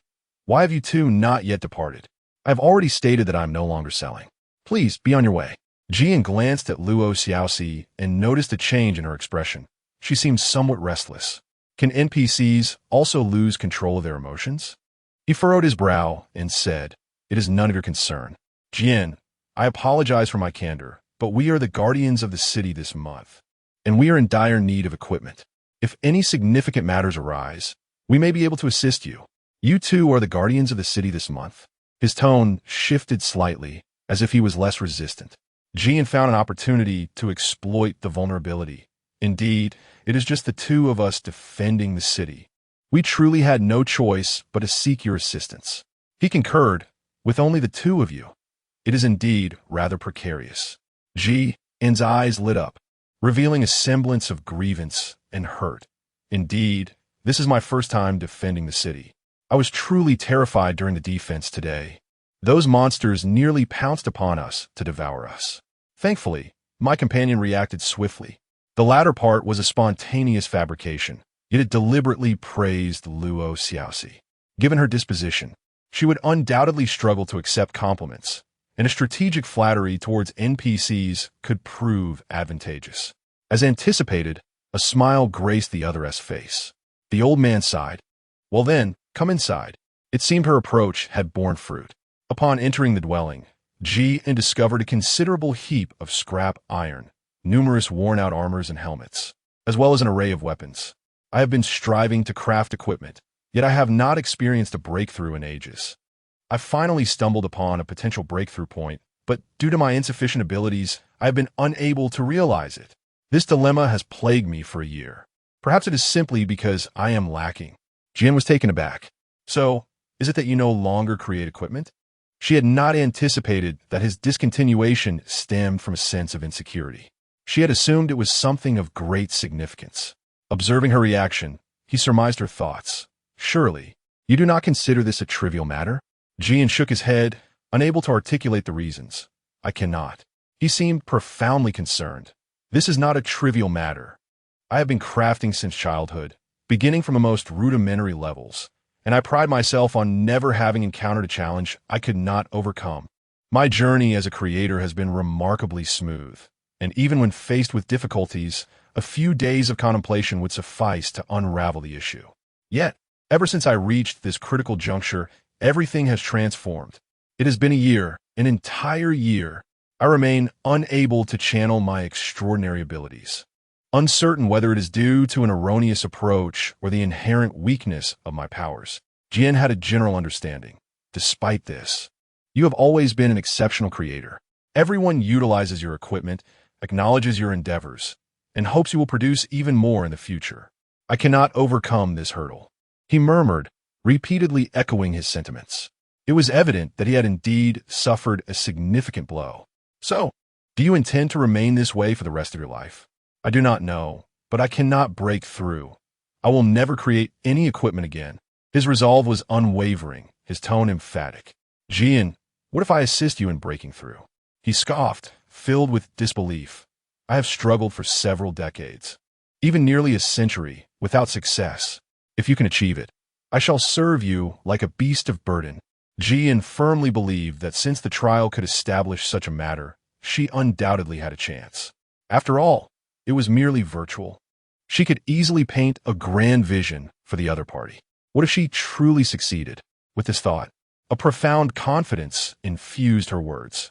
"There is no need for me to toil relentlessly. All I require is for you to craft a piece of superior equipment for me and my friends." "Ah, that is what you proclaimed." The elder produced a sword and placed it upon the table. "You may try this first. It is an equipment that can undergo a breakthrough. Simply infuse it with energy." "Can any ability be infused?" "Indeed. As long as you can channel your energy into this weapon, it shall belong to you." "Very well," Jin replied, contemplating her approach. As she directed the energy beam into the weapon, just moments later, she was ensnared by an overwhelming force. She found herself repelled, unable to move. Jin furrowed her brow, her previous efforts rendered futile as she broke free. The sword appeared unchanged, still an ordinary weapon. Chapter 112. This time, I also observe the trial. "Ha! I told you if I cannot achieve it, how could you possibly succeed?" The old man chuckled, shaking his head. Everything transpired too swiftly, prompting Ji into resolve to attempt once more. As she channeled her energy again, The outcome mirrored the initial scenario, resulting in a backlash that rendered her immobile. The old man sighed at the sight. Never mind, never mind. It seems you were merely boasting. I am indifferent to it. Well then, let us disperse. It was evident that the old man had entirely given up on her. Jian gazed at him intently, her eyes filled with earnestness. May I come to try often in the future? The old man placed the sword into her palm, saying, Thus, I bestow this sword upon you. You may practice with it daily, and if you succeed, you shall be able to wield it. Jian was taken aback for a moment. Don't you need it? The old man laughed as if he had heard an amusing joke. What are you talking about? I desire equipment, and what can I handle? In any case, I have no intention of crafting equipment anymore, so consider this a gift for you. Perhaps you might achieve it in your lifetime. In this lifetime? That seems exceedingly long. Her first trial lasted merely a month. Then I shall express my gratitude to grandfather. Jithan stowed the sword away, contemplated for a moment, and then spoke up. If I were to achieve a breakthrough within a month, could you craft equipment for me and my friends? The elder, taken aback by her deep fixation on this matter, replied, Certainly, no problem at all. Jin finally felt at ease. Very well. I shall seek you out once I achieve my breakthrough. Upon exiting, Luo Xiaoxi smiled and remarked, You are truly kind to me, Jian. Jian, it's a trivial matter. I do all this for the sake of our city's defense. Luo Xiaoxi, don't think I'm unaware of your insincerity. Upon hearing this, Jian found the NPC rather imaginative and quite endearing as well. Luo Xiaoxi exclaimed, Let's go have lunch together. As soon as she spoke, she enthusiastically grabbed his hand and whisked him away to another location. Perhaps influenced by the trials, he genuinely felt a pang of hunger. Jian ultimately arrived at a quaint wooden cottage, which appeared rather ordinary and unremarkable at first glance.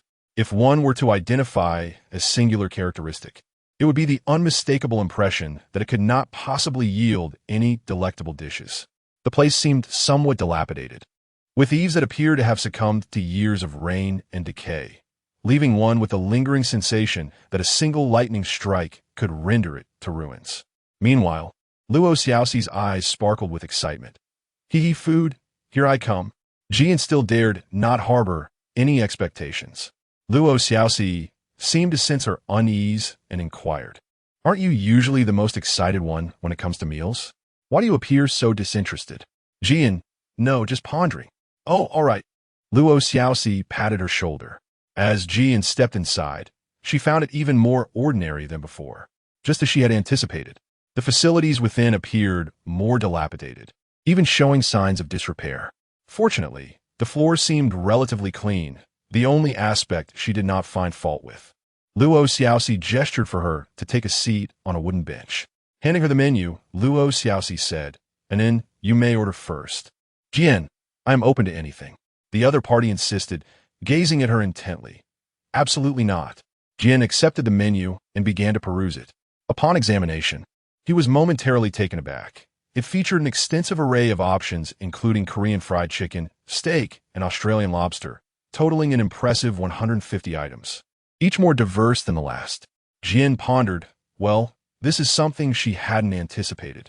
Wasn't it said that this place was quite impoverished? Now, apart from the sparse population and dilapidated houses that lend an air of poverty, the equipment, the capabilities of the people, and the quality of the meals are all remarkably exceptional. Could it be that the resources provided by this nation are abundant? After all, this is a trial, and Jian found herself contemplating the instruments. She could not fathom the designer's intentions. Ji casually selected 2 of her favorite dishes and handed them to Luo Xiaoxi. She ordered a plethora of items. Can we possibly consume all of this? Ji inquired. As the words left her lips, she suddenly became aware of the monetary concern. With merely 100 gold coins to her name, would suffice? Just as this thought crossed her mind, Luo Xiaoxi cheerfully declared, Today, the treat is on me. Feel free to indulge.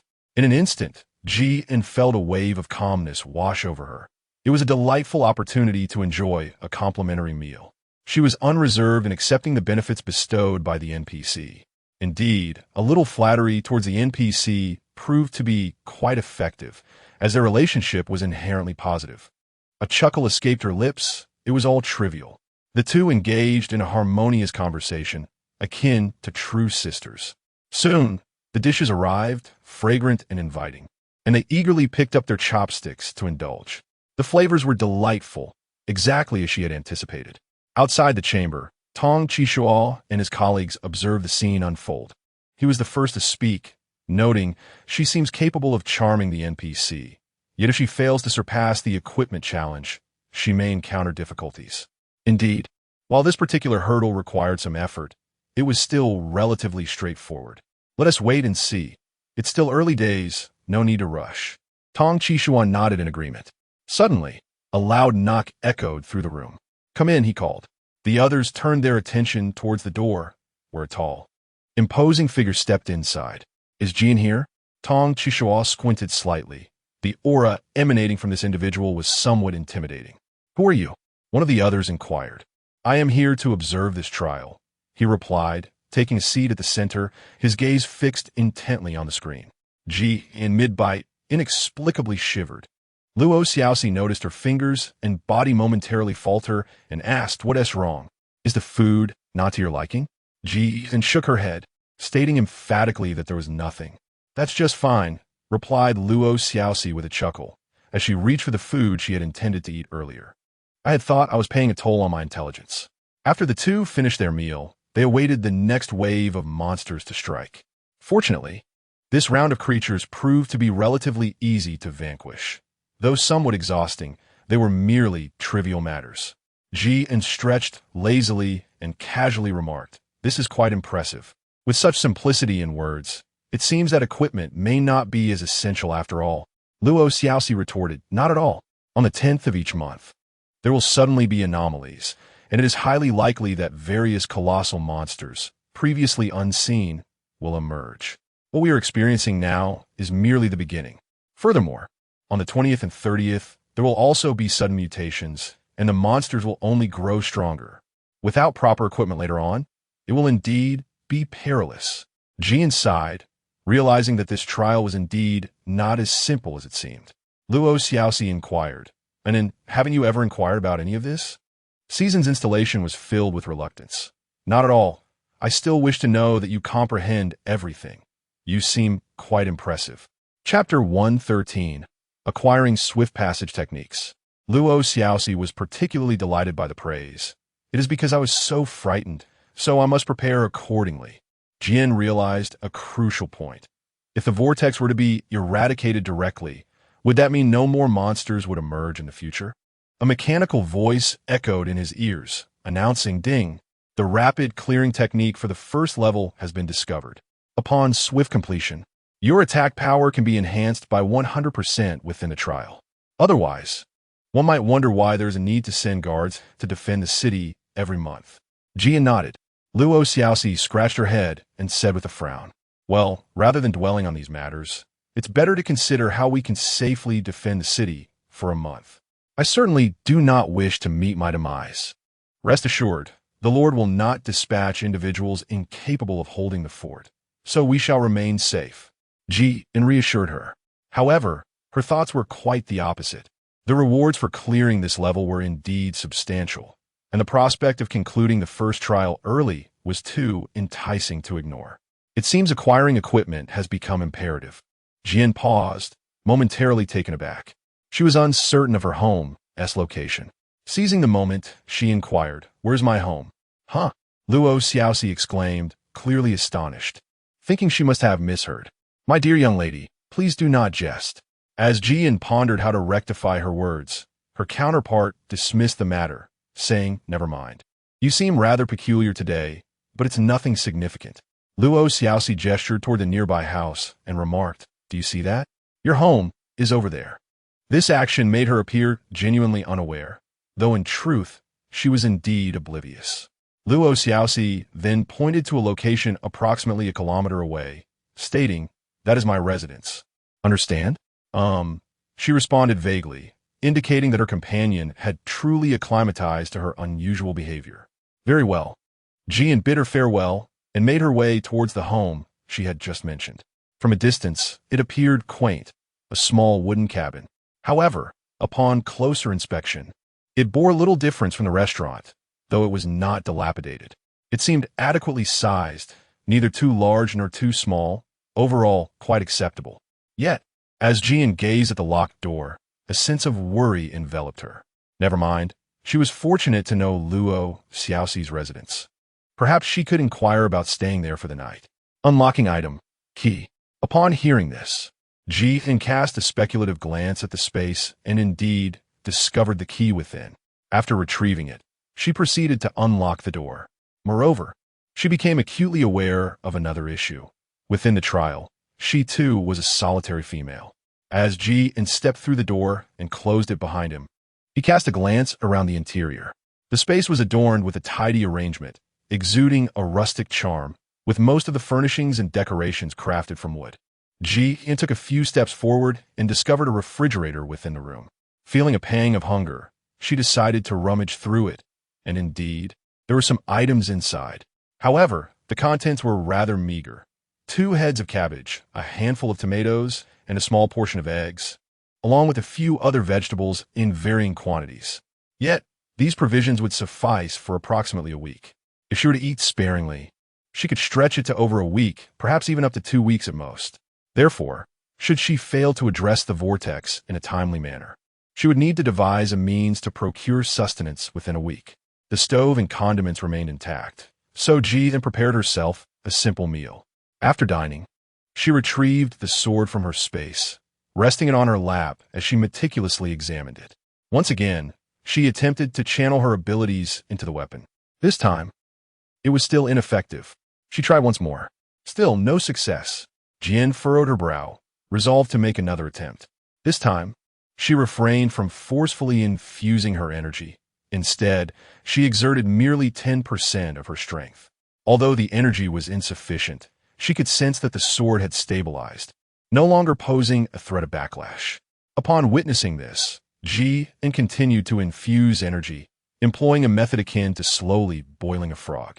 Gradually, the sword began to emanate a radiant glow, its shimmering light seemingly conveying the essence of a soul awakening within. Jian's face lit up with joy as she began to sense the subtle fusion with the sword. Success was within her grasp, just a final step away. However, in the next moment, a resounding thud echoed as the sword clattered to the ground. She was met with a backlash of energy. A metallic taste flooded her mouth, and she violently expelled a stream of crimson liquid onto the ground. Jian felt a wave of dizziness wash over her, as if the very world were spinning around her, causing her to collapse onto the sofa. She gasped for breath, striving to inhale every last bit of air. It felt as though she were on the verge of succumbing.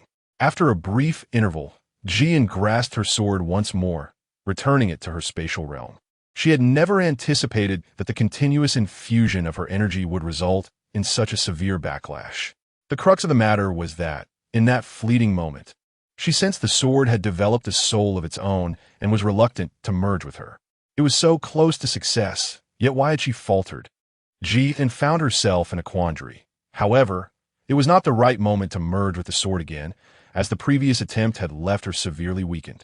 The sword seemed to regard her as an adversary, and a forced breakthrough would undoubtedly inflict even greater harm upon her. Given her current condition, she could only withstand a couple more of such potent backlash. Failure on the last attempt could very well lead to her being absorbed by the sword. As dusk settled, she observed that the wooden cabin contained 2 rooms. Exhausted and unwell, she had lost the inclination to scrutinize her surroundings in detail. So she made her way to the room filled with various items. Spotting an alarm clock by the bedside, she sighed in relief. Setting it for 7 o'clock, she lay down to sleep. The following morning, Jian awoke feeling considerably better. Although her energy had not fully replenished, her prior experience defending the city had equipped her with an understanding of the monster's combat capabilities, rendering her well prepared for the day's challenges. As it approached 7:45, Luo Xiaoxi came to seek her out. Breakfast was once again resolved with food from the refrigerator. Thus, for an entire week, Jian lived a monotonous routine, until the night of the 9th, when she mustered the courage to infuse her powers into the sword for a second time. If she did not act swiftly, she risked failure in her quest and the possibility of losing her life here, along with the opportunity to secure the rewards for a swift completion. And took a deep breath, gradually infusing energy as he had done last time. Before long, he reached that pivotal moment once again. And was overwhelmed with anxiety, a cold sweat beginning to bead on his forehead. It was imperative that he succeeded, as he once again merged with the soul of the sword. This final moment felt markedly different from the last. The intensity of the force connection was greater, compelling him to summon all his strength to converge into one. And coughed up several mouthfuls of blood again. Yet this time she was not met with a backlash. Chapter 114. Successful Equipment Breakthrough. Power Unleashed. A singular thought consumed her mind. I can hardly hold on any longer. Qin Xiangting observed the scene within the live stream, his fists clenched tightly. Tong Qishua caught a glimpse and remarked, "Sir, even if you possess the highest authority token equivalent to that of Leader Chu Chun, interference in the trial is strictly prohibited." The hostility in Qin Xiangting's eyes was nearly uncontainable, an aura of frost enveloping him, as if the very ground were on the brink of shattering. Sensing the imminent danger, Tong Qishua uttered one final statement. "You should choose to trust her, should you not?" Qin Xiangting gazed at the girl within the screen, the ferocity in his eyes gradually subsiding. At last, the vast space was devoid of the chillingly eerie atmosphere, yet it remained eerily silent, leaving an air of trepidation. In the image, and gritted her teeth. The sword suddenly floated in the air, radiating a brilliant white light. This sword seemed to be an extension of her own being. In that moment, all of N's wounds healed, brimming with newfound energy. Excellent. She had succeeded. N's mood has significantly improved, and for the first time, she experiences such tranquility in her sleep. The following day, the two set out to defend the city together. The initial wave of monsters posed little challenge, their attack power not markedly different from before. However, as the second wave approached, Jian began to sense their increasing strength. Luo Xiaoxi, observing the creatures, exclaimed, "They are formidable. If this continues, my powers will be severely depleted."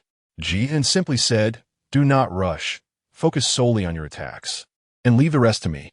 Luo Xiaoxi nodded. "Although we possess nothing, I have faith in you." And she was uncertain whether she should feel moved. She resembled someone painting a grand vision, yet the other party genuinely believed in such illusions. As before, Jian first employed her temporal abilities, followed closely by Luo Xiaoxi's assault. In the subsequent formidable waves, she adeptly controlled their hearts with her temporal powers, while utilizing her spatial abilities to transport the more potent adversaries into a confined space of her own creation, rendering them captive. Since this was her own domain, she required only a fraction of her powers to manipulate it at will, placing various hazardous entities within and directing their attacks. However, the limitations of her stamina soon became apparent, and she found herself struggling to maintain the exertion for long. And drew forth the sword. Though it was her inaugural use, and she was still somewhat unpracticed, infusing it with her extraordinary power, she sensed the energy pulsating within. With a gentle flick towards the direction of the creature, a brilliant light sliced through the air, and before she could fully comprehend the effect, all beings, regardless of their strength or frailty, succumbed to the ground. And was utterly astonished, never expecting such formidable damage from her equipment.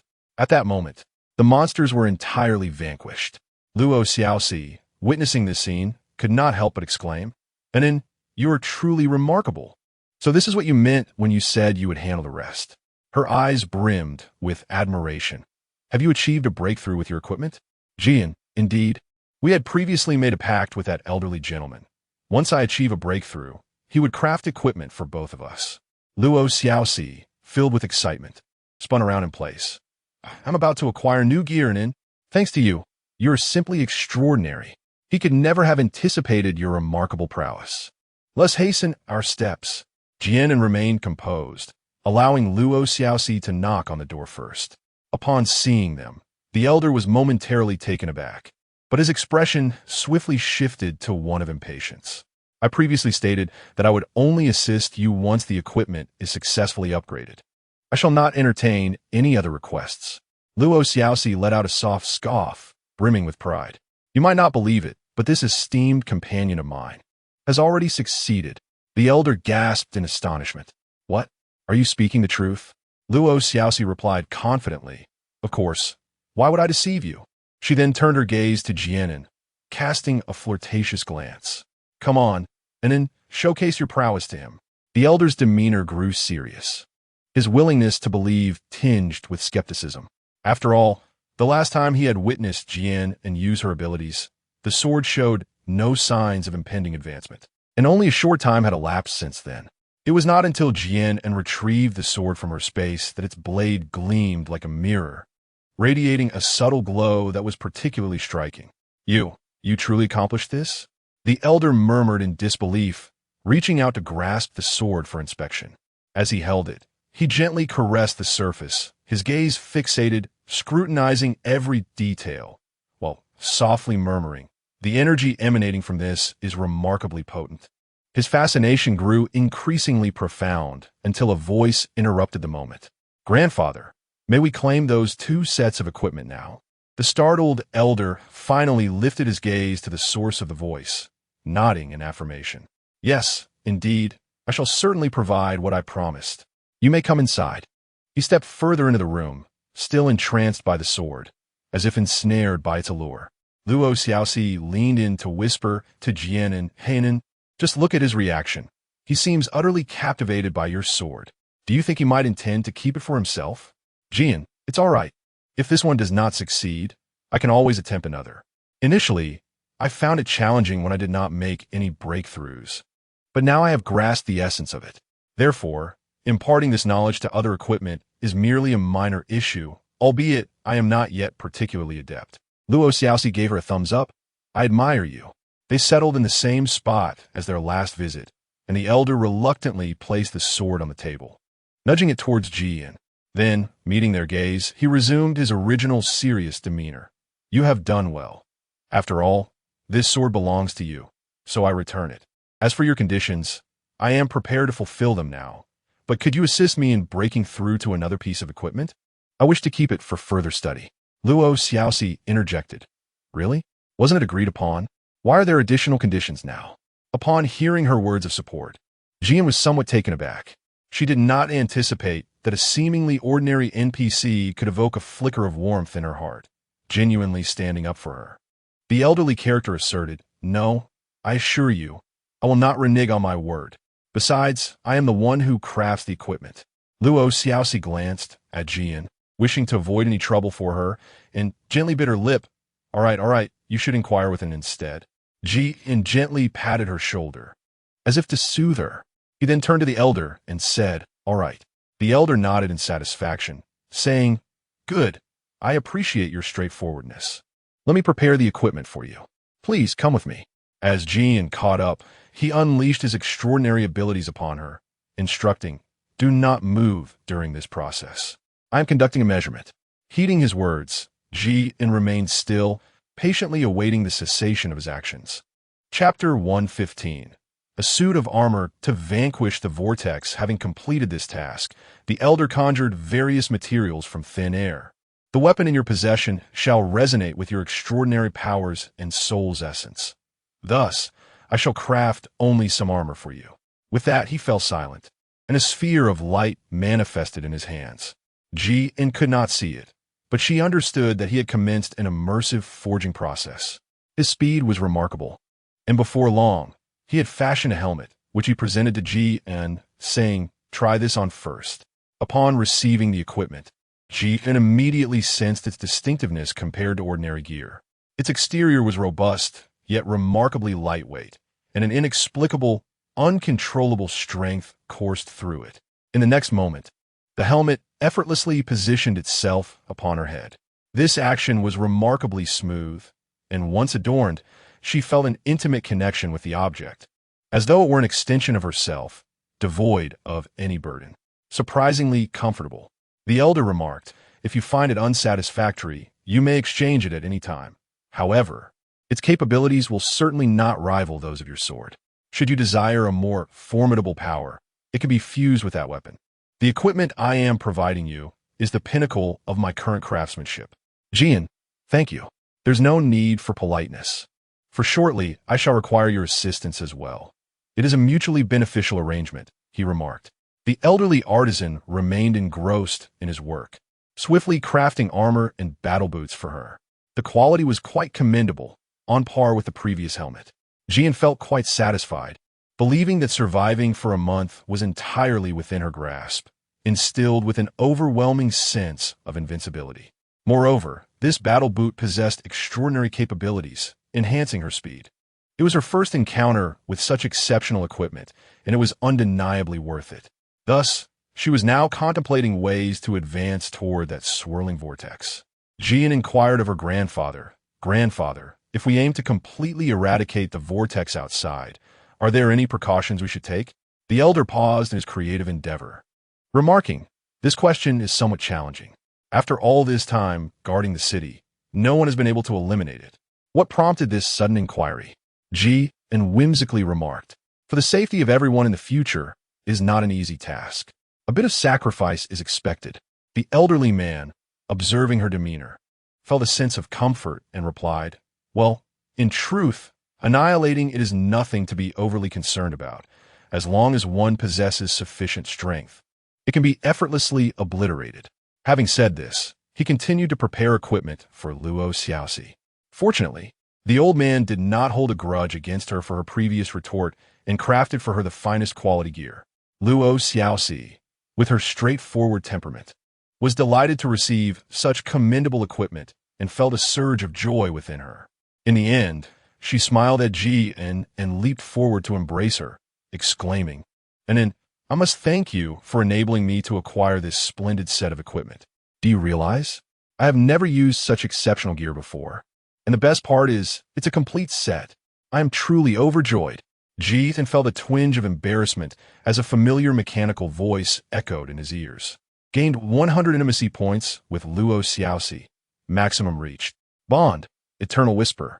Tip. In the second stage, I can fight alongside you. Fight alongside? Jian never anticipated such an operation. The fact that the individuals from the first level could follow her to the second level was quite astonishing. However, what exactly is this eternal honeyed words? It is something she had never heard of before. Jithan ceased to ponder. Perhaps the answers would reveal themselves upon reaching the second stage. Luo Xiaoxi felt elated and offered a respectful bow to the elder, expressing her gratitude. "Thank you for your hard work." At this moment, Jian's mind was predominantly occupied with thoughts of how to dispose of the repugnant individuals within the vortex. Observing their leisurely demeanor, she felt an urge to act swiftly and inquired with the elder about the equipment needed for a breakthrough. The elder, without hesitation, provided her with the armor, a smile gracing his face as he said, "Then I shall leave it to you." Jian once again infused energy into it in the same manner as yesterday. As the moment of fusion approached, she spoke, "You are needed here." The elder understood and effortlessly initiated the soul-merging process. Soon they succeeded. He donned the item, unable to conceal his elation, but ultimately removed it and placed it upon the table. The elder gazed at Ji and with profound gratitude, saying, "Thank you, young lady. I am truly grateful. I will study this first. I am confident that I shall soon achieve a breakthrough in my equipment." Jian was also pleased for him, but when he recalled the matter of the whirlpool, a hint of anxiety crept in. "Well then, I shall take my leave, grandfather. I have some pressing matters to attend to." Upon hearing this, the elder inquired immediately, "What could be so urgent that you must depart at this very moment?" Jian was reluctant to speak, finding it troublesome. In an instant, she suddenly conjured a perfect excuse. "This matter pertains to my privacy and is rather inconvenient to discuss." This strategy proved effective. Although the old man was somewhat reluctant, he ultimately acquiesced. "Very well then, please do come again next time." Ji painted a grand vision. "It shall certainly come to pass." Regrettably, the exertion of energy had been excessive that day, thus for the present. Only a breakthrough of the helmet could be achieved. In a matter of days, Ji successfully executed enhancements on the entirety of her equipment to ensure preparedness. She also performed upgrades on Luo Xiaoxi's gear. With all arrangements meticulously in place, Ji conferred with her companion, and together they set forth to confront the swirling vortex. The trial appeared somewhat benevolent towards Luo Xiaoxi, Upon her suggestion, the opposing party hesitated merely for a moment before acquiescing. When the time arrived for the monsters to emerge, the two, as seamlessly as ever, dispatched the waves of attacks. Discovering no immediate threats and still brimming with vitality, they approached the very brink of the vortex together. Qin swiftly struck with his sword. At the very moment of his swing, the vortex began to whirl rapidly, seemingly unfazed. An overwhelming sensation of weightlessness engulfed him, as though his body was being drawn in. This is dire. Jin's nerves were taut, her heartbeat racing, ensnared by an inexplicable dread that evoked a sense of suffocation. She endeavored to regain control over her own body, while beside her, Luo Xiaoxi erupted into a frantic scream. Anin, I can't hold on any longer. In the next instant, as she was being drawn into the vortex, Qin seized her foot at the last moment. Anin, don't worry about me. The pull within is too powerful. Hurry and flee. With that, she vigorously shook her leg. Qin clenched tightly, beads of sweat forming on her forehead as she shook her head vehemently. No. Although she was merely an NPC, the other party had bestowed upon her genuine emotions, and she could not bear to witness her demise. Furthermore, she found herself in a predicament. Even if she attempted to flee, the chances of escape were uncertain. It was better to take a gamble. Ultimately, when Qin could no longer hold on, Luo Xiaoxi completely merged into the abyss. Jianwei was momentarily taken aback, a wave of inexplicable sorrow washing over her. There was no alternative. Given the circumstances, she had no choice but to devise a means of rescuing herself. Chapter 116. Having passed the first hurdle, she ventured into the dilapidated building. In desperation, Qin had no choice but to wield her weapon once more. She swung her sword to strike at the vortex, only to find its pull had intensified. This time, Qin could no longer withstand it, and she was swiftly drawn into the depths. Was this the end for her? Qin was prepared to face the judgment of fate. As the world spun around him, he opened his eyes to discover that he was not dead.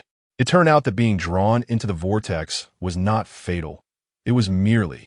Qin lifted her gaze to behold the peculiar creatures rushing in from all directions, their vigilant eyes fixated upon her. Jianwei was taken aback, and she noticed Luo Xiaoxi, who had just fallen to the ground and was attempting to rise. "And you've come in too. It's all my fault," she said, a hint of guilt lacing her words. "Qin, I do not blame you. Since we are here, let us swiftly devise a means of escape. Let us adjust our mindset and prepare to launch our counterattack." Luo Xiaoxi, all right. She invigorated herself and hastily rose from the ground. The remaining monstrosities, disregarding the exchange between the two, charged forward. Some bared their teeth, seemingly intent on devouring and tearing them apart, while others unleashed ranged assaults. The seasoned security department wielded a sword to block. This sword possesses distinct advantages in both offensive and defensive capabilities.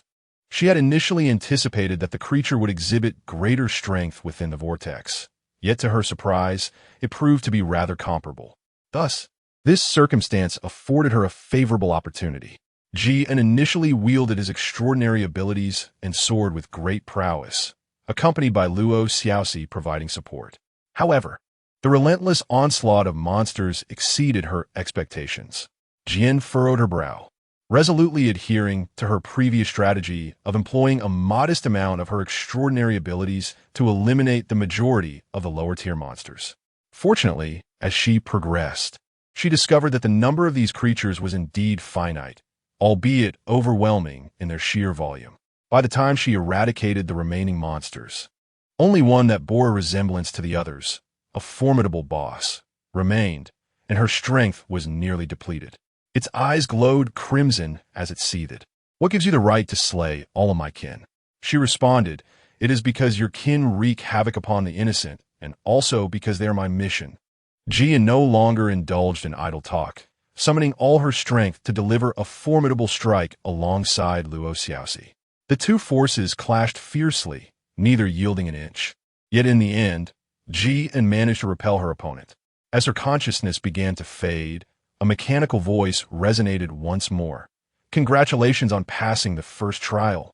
Utilizing the rapid clearance method, Your reward is a 100% increase in attack power.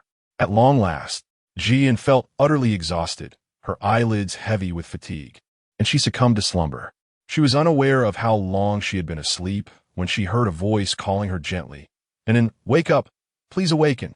As Jian opened his eyes, the first sight that greeted him was a black sky illuminated by a flash of lightning.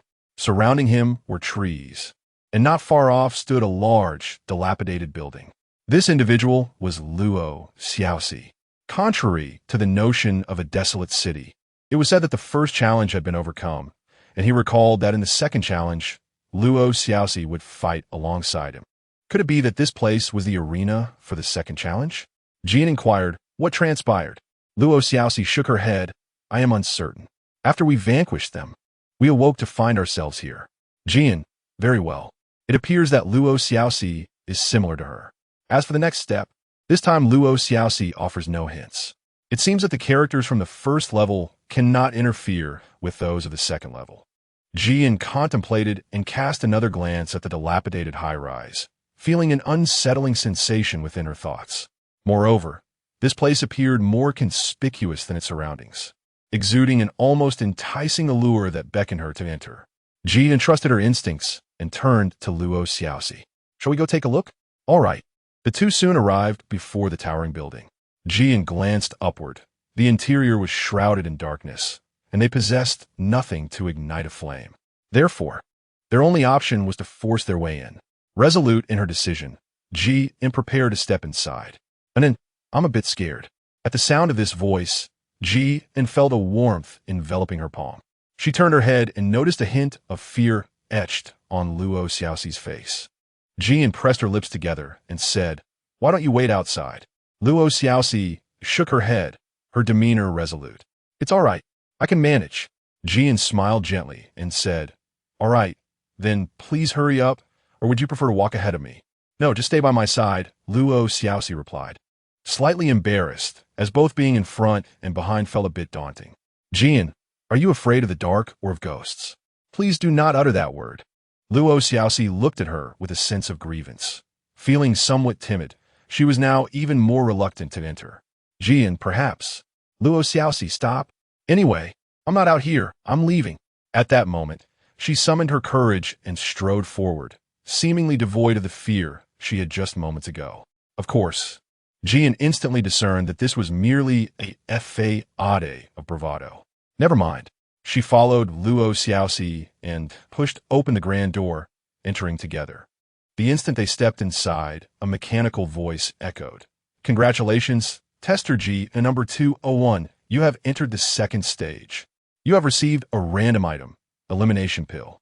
In the next moment, a dark sphere materialized in her space, reminiscent of the bitter pills from her childhood.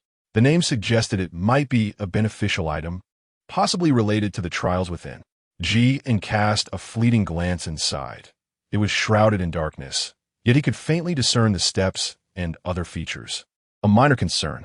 Jian felt a sense of helplessness when, suddenly, a series of sounds emerged from beside them. Thud, thud, thud.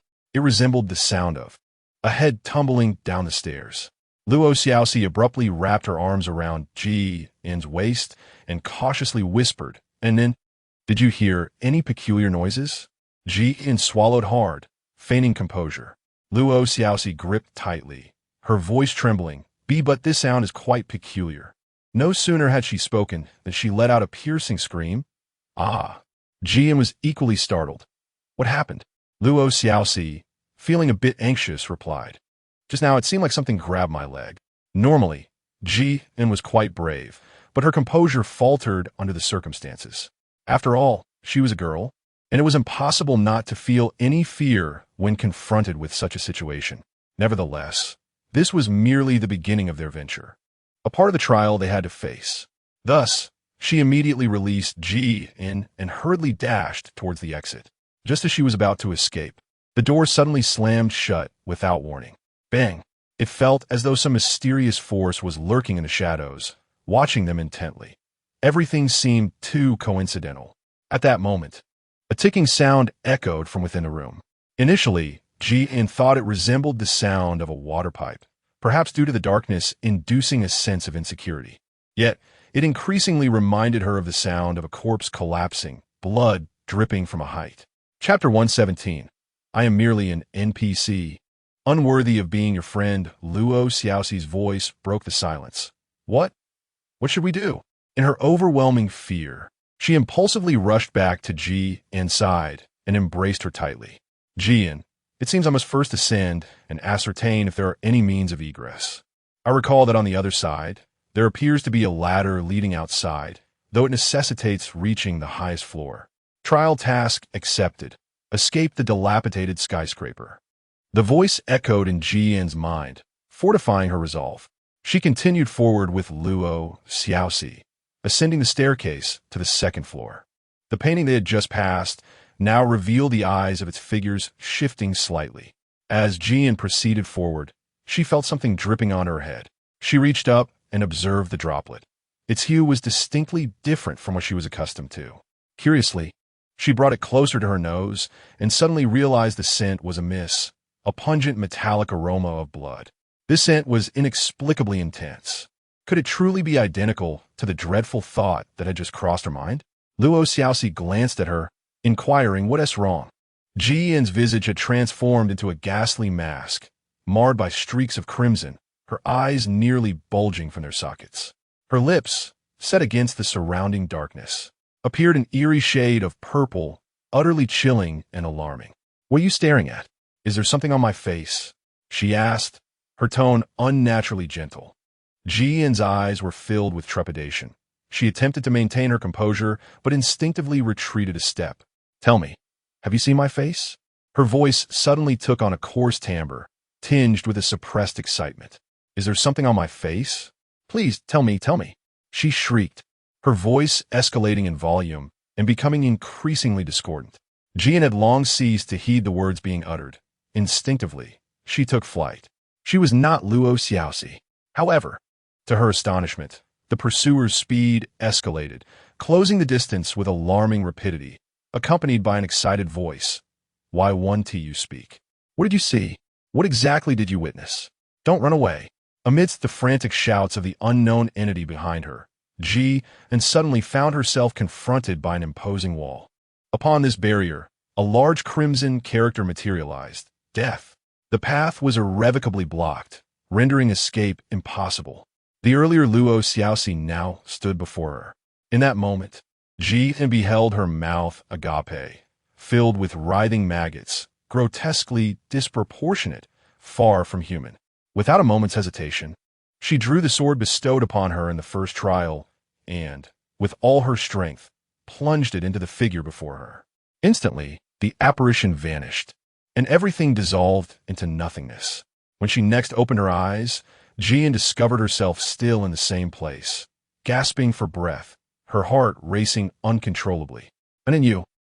Upon hearing that familiar voice, Jian realized that Luo Xiaoxi was still beside him, and he instinctively took a step back, his heart racing. He swiftly retrieved his sword from the spatial pocket, his gaze filled with hostility. Who are you, truly? He demanded. Luo Xiaoxi blinked innocently, and then it's me, Luo Xiaoxi. Surely you jest. You wouldn't be causing a scene again, would you? It's been a month since that incident. And while we may not share the same feelings as before, we still possess a bond of camaraderie, do we not? Just moments ago, I held you close as we conquered challenges together. Jian hesitated for a moment. At that instant, she truly resembled Luo Xiaoxi. She slightly lowered her guard, reassuring herself that it was nothing, just a peculiar incident that had occurred moments ago. What strange occurrence? She inquired, swiftly approaching Ji and sighed. Oh, please don't stand so far away from me. It frightens me. Jian, no. Could you please tell me what just transpired? Luo Xiaoxi. We just ascended the stairs together. Once we reached the top, you lingered for a moment. I called out to you, but you didn't respond. Then, out of the blue, you asked me who I was, which I found quite perplexing. The rest of the events have unfolded as we are experiencing them now. While Luo Xiaoxi continued to chatter away, Jian furrowed her brow. She realized that within this building, illusions existed. She stepped forward slightly, and the sound of dripping water persisted. This time, she caught the drop, observing its color, which appeared to be transparent. Unsure, she even took a whiff. It bore no scent. Thus, The blood from earlier was merely droplets of water. As for the prop from before, it was likely a life-saving tool, one that could not be utilized until the crucial moment arrived. G and led her up to the third floor. Let us go. Fortunately, there was nothing amiss at that moment, and they ascended to the fifth floor. The fifth floor was unlike the others. One of the rooms was illuminated. This bedroom exuded an atmosphere of tranquility and serenity, lulling one into a false sense of security. However, G&S intuition warned her that something was amiss, prompting her to disregard it and continue upwards. Just as she prepared to depart, she suddenly realized that Luo Xiaoxi had vanished from her side. Upon turning around, she discovered that Luo Xiaoxi was already making her way towards the illuminated bedroom. Despite calling out several times, there was no response from her companion. Jian sighed and had no choice but to catch up and enter the room, insisting on taking her along. Upon entering, Jian gently tapped her shoulder, saying, "We are leaving. Why didn't you respond when I called you earlier? Do not leave without my consent. Do you not realize how perilous this place is?" Luo Xiaoxi turned to her and smiled. "Yes, I understand that you care for me. So let us hurry and depart." She added, "But I do not wish to leave just yet." "Jian, what does it mean?" "Luo Xiaoxi, I understand that in your eyes, I am merely an ordinary NPC, unworthy of being your friend, and I am nothing exceptional. Perhaps remaining in this trial is my finest fate. You may leave. I shall manage my existence here alone." Jian furrowed his brow. "What exactly are you saying? If I merely regarded you as an NPC, I would not have contemplated rescuing you during that tumultuous moment in the vortex." Luo Xiaoxi replied, "Never mind. Let me be candid with you. If you depart from this trial, I too shall vanish automatically. Furthermore, once you leave this place, I will forget you entirely. I will be rebooted, and next time, I shall assume the role of an entirely different NPC. We shall never meet again. So please go. This is the finest sanctuary I have." Jian was suddenly perplexed. "Why did you never mention the trials to me in the beginning?" "It was due to the constraints of the trials that I was unable to disclose such information at the first stage." "Is that so? Then why did I experience another illusion in Chapter 118, and why was it the rooftop?" Jian let out a cold laugh, plunging the sword into her body. Blood began to flow from the heart of Luo Xiaoxi as she incredulously exclaimed, You wish to inquire why I would slay you, correct?" Her tone was resolute. The other party fell silent, their eyes wide with disbelief. Even if Luo Xiaoxi were merely an NPC, she did not align with her character's essence. Were she would undoubtedly utilize the remnants of her time to accompany me, perhaps even withholding such distressing truths to spare me sorrow. She was simply an NPC devoted entirely to fulfilling her role, employing every means to ensure my happiness. She would not exhibit the selfishness and arrogance you do. If she were truly capable of such a decision, I would never have forged a friendship with her in the first place. Even if she were indeed that kind of person, confronted with such a predicament, I would resolutely abandon her. Therefore, you may disappear now." In the next moment, she saw Luo Xiaoxi standing before her, cradling a charming teddy bear, smiling gently. "And why are you daydreaming again? Do you think this doll is beautiful? It's all right. Let's stop playing and continue on our way." She smiled back. Luo Xiaoxi promptly set the bear down, eagerly walking over to wrap her arms around Ji An's, exclaiming, Yes, I shall follow your lead." Ji An observed him by her side, feeling quite pleased. Yet, Ji An's eyes suddenly deepened, tinged with a hint of sorrow. She recognized that Luo Xiaoxi was merely an illusion, yet the words spoken were not entirely fabricated. Luo Xiaoxi was an NPC. If she vanished after the trial, would she truly feel sorrow at their parting? They would never meet again. Outside the screen, Qin Xiangting observed this scene, his brow furrowed. The atmosphere as frigid as before. Tong Qishu remarked, "You can't possibly be jealous of that girl, can you?" Qin Xiangting fixed his gaze upon him. Tong Qishu fell silent, his expression devoid of emotion. Qin Xiangting resumed, watching the live stream. Inside the game, Jian had already ascended to the 6th floor with Luo Xiaoxi. Having previously encountered illusions, she remained more vigilant. This place was deceptively easy to fall into a trance, which was quite unsettling. Upon her arrival, she surveyed her surroundings. Suddenly, a light above flickered on, casting a blinding radiance that illuminated the entire floor. She noticed a figure standing not far from her. It was an elderly man, making his way toward her. Jian understood that the other party was merely an illusion, and instinctively drew his sword. However, the old man did not cease his advance, continuing to walk forward. His voice was composed and assertive.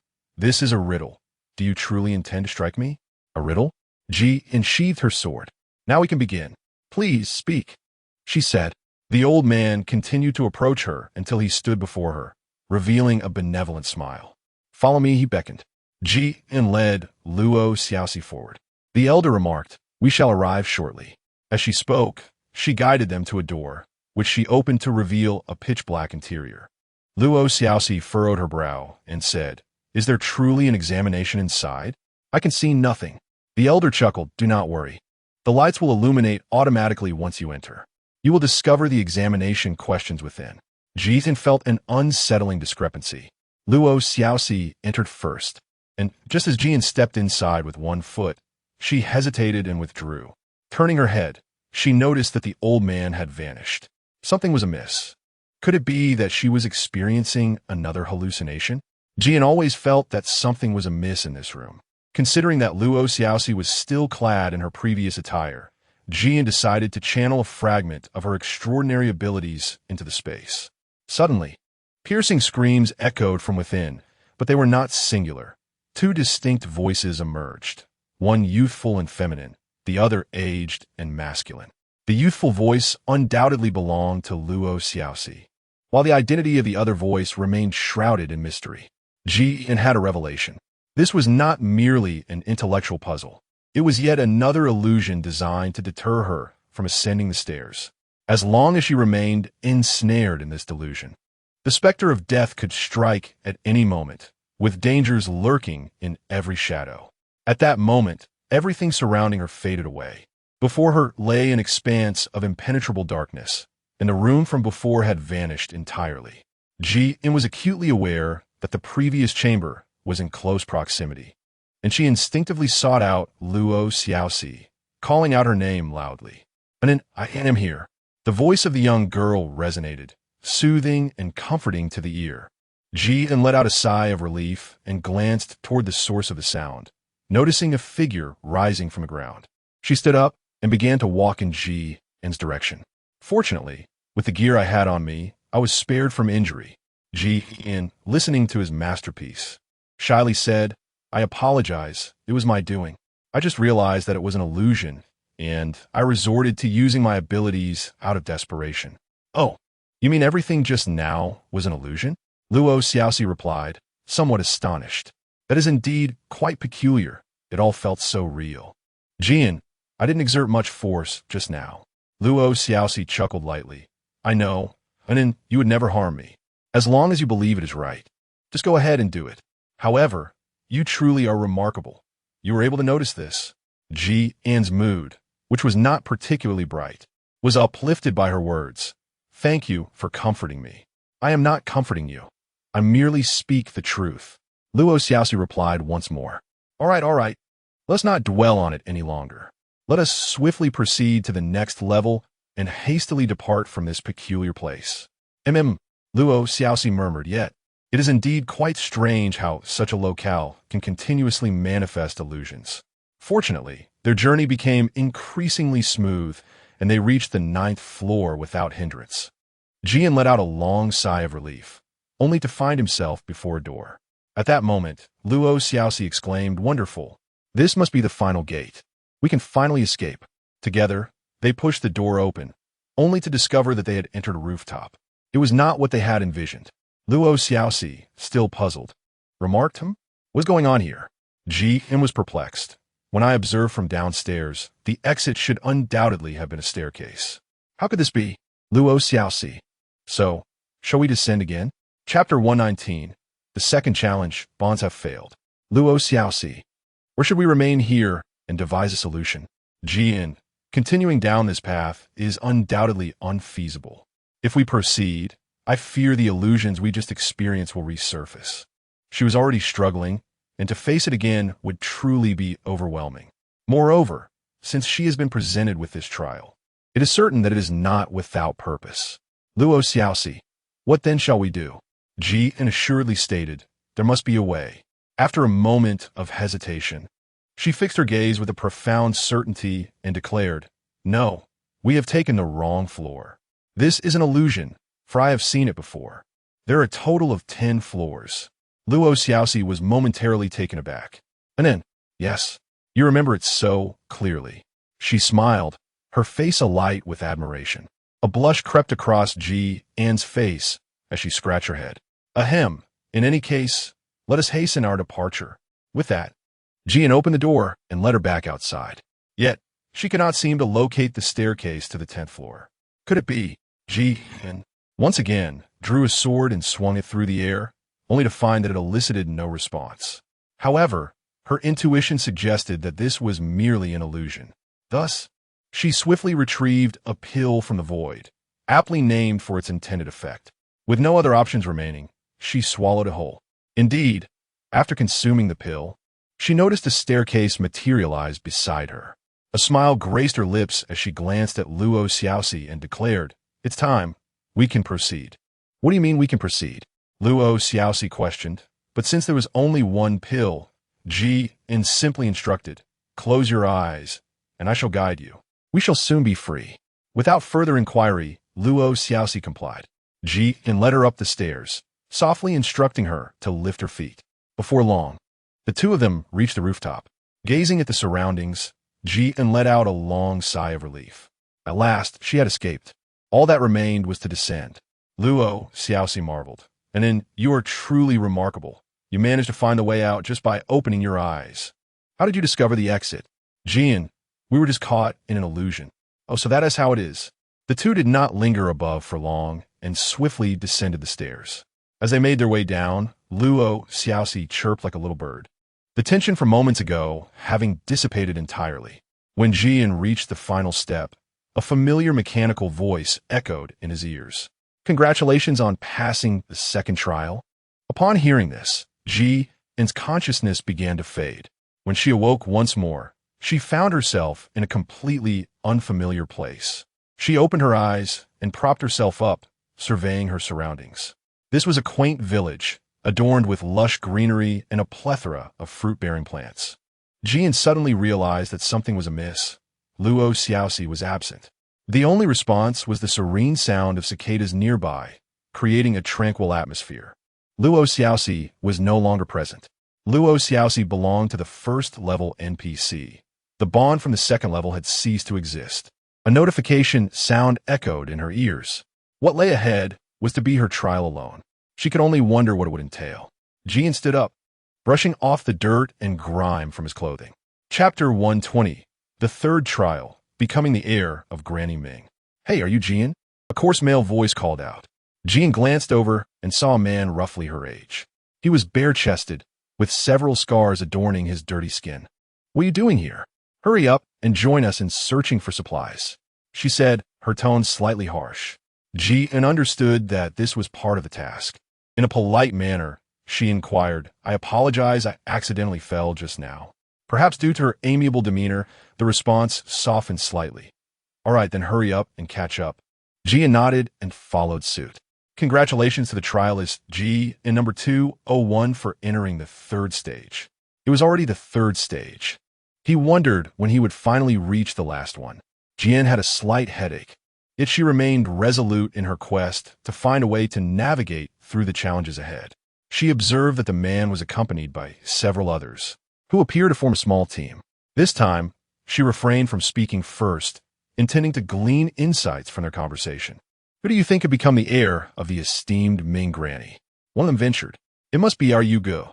He has made significant contributions here. Another chimed in. I too believe it is Yugo. The way Ming Granny looks at him suggests she has already entrusted him with the inheritance. At this juncture, the leader of the group, a man in his 20s, interjected, let's not speak carelessly. She has always been fair and just. Since we all have a chance, we are all equal. Yugo, we are not speaking out of turn. This opportunity is truly yours alone. Everyone knows that among us, your talents are unparalleled, and you learn the quickest. Another voice echoed. Indeed, I am merely waiting for Yu Ge to become the heir, so we can all enjoy the finest delicacies.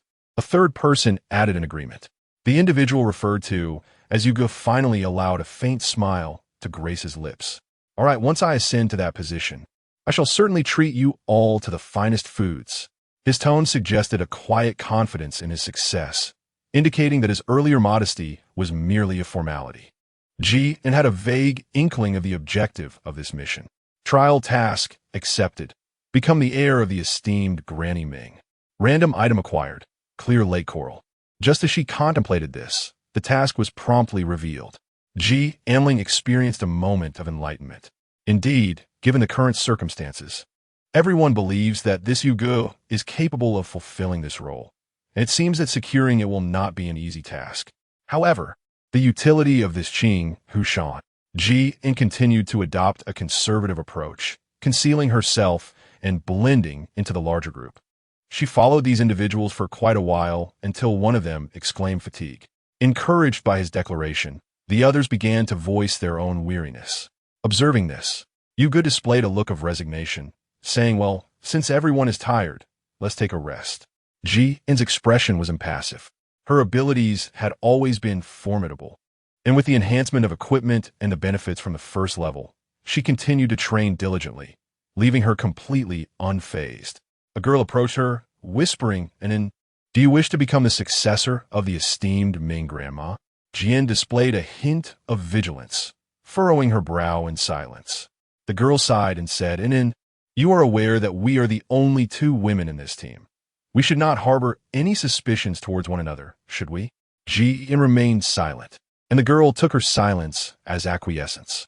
I believe we all initially sought to vie for the inheritance rights of the esteemed matriarch. Yet under the present circumstances, we find ourselves in a position of vulnerability, compelled to outwardly comply with their authority. Among them, there are certainly those who harbor dissent, and I have come to you with the intention of inquiring whether you would be willing to collaborate with me to bring down Yu Ge. Faced with such a proposition, Ji naturally hesitated to respond. She had only just arrived in this trial, still struggling to comprehend the intricate web of relationships, let alone the idea of forming alliances to undermine others. However, her silence felt conspicuously out of place. At that very moment, Ji suddenly conceived her own thoughts. It is better to have an unknown adversary as a teammate than to begin by opposing everyone. This way, there is no need to guard against her. Just as she was about to speak, the girl released her. Never mind. Why don't you take some time to ponder it? Decide in a couple of days, but not too long. Otherwise, Yu Ge will have already become the heir to the illustrious Lady Ming. Jian, very well. There's no advantage in falling out with her now. It's better to delay things. But where on earth is Qin Xiangting? This is proving to be exceedingly difficult. Didn't old Madame Ming mention that if one desires it, they must seek it beneath the largest and clearest lake nearby? Hey, it's evident you haven't been paying attention to old Madame Ming's words. This isn't about indulging in luxury with Yu Ge. I merely need to know what it is, and who would concern themselves with where to find it. As he listened to their conversation, Jian suddenly grasped the significance of a crucial term. Qin Xiangting. Isn't that the random item meant for her? Jian reflected on the significance of the matter at hand and turned to the girl from earlier. She began, but before she could finish, the other party's eyes widened in surprise. You agreed? No. Oh. The change in the other person's expression indicated a distinct lack of interest. Jian, what purpose does Qin Xiangting serve? The girl's face displayed a look of astonishment. Surely, you cannot be serious? You genuinely do not know? You're not pretending, are you? Jian shook her head, her expression one of innocence. The girl found her demeanor quite convincing. Forget it. I initially thought we could collaborate, but now it seems you're utterly unaware of this. You must not have been paying attention. It appears hope is lost. Nonetheless, allow me to elucidate. Qin Xiangting is a type of material. Granny Ming requires 3 distinct materials in total. Qin Xiangting, Qin Xiangyu, and Luo Qianhua. As long as one can procure sufficient materials in time and excel in the trials, they may become her successor. Granny Ming stated that acquiring even one type of material would permit an audience with her for the trials. This implies that the earlier one gathers the materials. The sooner they can undertake the trials, and those who trial earlier have a higher probability of success. Jian, I see. As she listened, a smile began to grace her lips. At this moment, she possessed a certain material that placed her significantly ahead of them. Upon reaching this point, the girl cautiously added, "Moreover, do not even think about revealing our alliance discussion to Yugo. If you dare to speak of it, I will go to great lengths to ensure your demise." Jian did not expect her to be so audacious. "Very well, rest assured. I promise I will not inform Brother Yu." She scoffed coldly. Jian is now somewhat disturbed by the materials she had acquired in advance. Each random item bestowed during the trial proves to be remarkably useful. Contemplating her options, Jian's first instinct is to discreetly slip away. However, just as she rises, someone inquires, "Where are you going?" Chapter 121. Participating in Granny Ming's trial. Reality? Women are indeed troublesome. The person who had asked earlier continues. The atmosphere hangs in silence for a brief 2 seconds before someone suddenly exclaims, "Do you think she intends to secretly abandon us and seek the materials on her own?" This remark invigorates the others, for such a possibility is not entirely out of the question. Jian was already somewhat anxious, and the atmosphere surrounding her, along with their words, only heightened her tension. Could it be that she would be discovered right from the start and subsequently targeted? Surely not. What could a girl like her possibly uncover? This place, after all, was home to terrifying beasts under the cover of night. The tone of that person was particularly disdainful, laced with a hint of mockery. "Jian, indeed, is my sister Jian truly unwell? If you were to leave, there would be no one to safeguard you. Yes, we possess little capability." Although she harbored a dislike for the other's words, a certain aspect achieved his aim. At last, the attention of others was diverted away from her. Jian disregarded their so-called good intentions. After speaking, she maintained her previous posture and turned to leave. Observing this, one of the others remarked, "Are we really just going to let her walk away like that? What if something dangerous happens? To hell with it. If you're so concerned, why don't you go help her? There are countless dangers here. Who would dare to stray from the group?" She was unaware of the exact location of Granny Ming, but she was certain it was in the vicinity. Without the burden of their watchful eyes, Jian ran swiftly until she beheld the largest and most exquisite house in the area. According to their accounts, Granny Ming was a formidable individual, and she surmised that she must be within. Without a moment's hesitation, Jian knocked on the door, only to be greeted by a middle-aged man. Taken aback, she inquired, "Good day. Might you know where Grandma Ming is?" "Right here," he replied sternly. "What business do you have with her?" Jian straightforwardly stated, "I seek her for a matter of importance, and I have brought the materials she requires." The other party pondered for a moment, then suddenly realized, "You must be her candidate, am I right?" Jian hesitated, then replied affirmatively. The other person allowed her entry, guiding her to the door of a seemingly ordinary room. He knocked gently and announced, "A visitor seeks you, Madam Ming." An aged voice, trembling with age, replied from within, "Come in." The man opened the door for her and then departed. As Jian entered, he was greeted by the sight of an elderly individual clad in a floral robe, with a mixture of black and white hair and adorned with round spectacles. "Good day, Grandma Ming. Have you located the materials I requested?" The old man's expression was rather stern, exuding an air of strictness. Jian, indeed. She produced the Qinghu Shanju, lowered her head, and respectfully presented it to the elder. Externally, it appeared to be an ordinary piece of coral, yet possessed the extraordinary ability to expand and contract at will, exuding a refreshing energy that enveloped her. Only after the elder accepted it did she raise her gaze, revealing a candid smile. In truth, Jian felt a twinge of anxiety within. By handing over the Qinghu Shanju to the elder for the trial, she knew that those who arrived later would undoubtedly turn their scrutiny upon her. However, having come this far, there was no turning back. Jian and his companion entered a modest chamber, illuminated by sunlight streaming through the window. The room contained a bed of just the right length, with nothing else to be found within its confines. Jian, filled with confusion, heard the elder speak, "You shall lie upon it." Jian, proceed as instructed. "Now, prepare to face your trial," she said. "Very well." Jian closed her eyes. In the next moment, A sharp pain coursed through her head. Upon opening her eyes, she found herself before her adoptive parents, Yuan Jing and Ji Qiu. Everything appeared so vividly real. Ji furrowed her brows, perplexed by the unexpected encounter during her trial. How could it be that they were here? Moreover, had they not perished? Just as doubts lingered in her mind, Yuan Jing, with a frigid expression, remarked, "You're not dead, are you? I truly never anticipated that you could survive in this apocalyptic world." Ji pondered, how peculiar. Is this before me also a trial? Yet, why does it feel so remarkably real? Ji found herself in a quandary. In the presence of Yuan Jing, she was uncertain whether to extend a modicum of respect based on their past or to treat her with indifference. "Yikvu repeatedly, lamenting. After all these years of raising her, it is truly a pity that we have treated Qian poorly."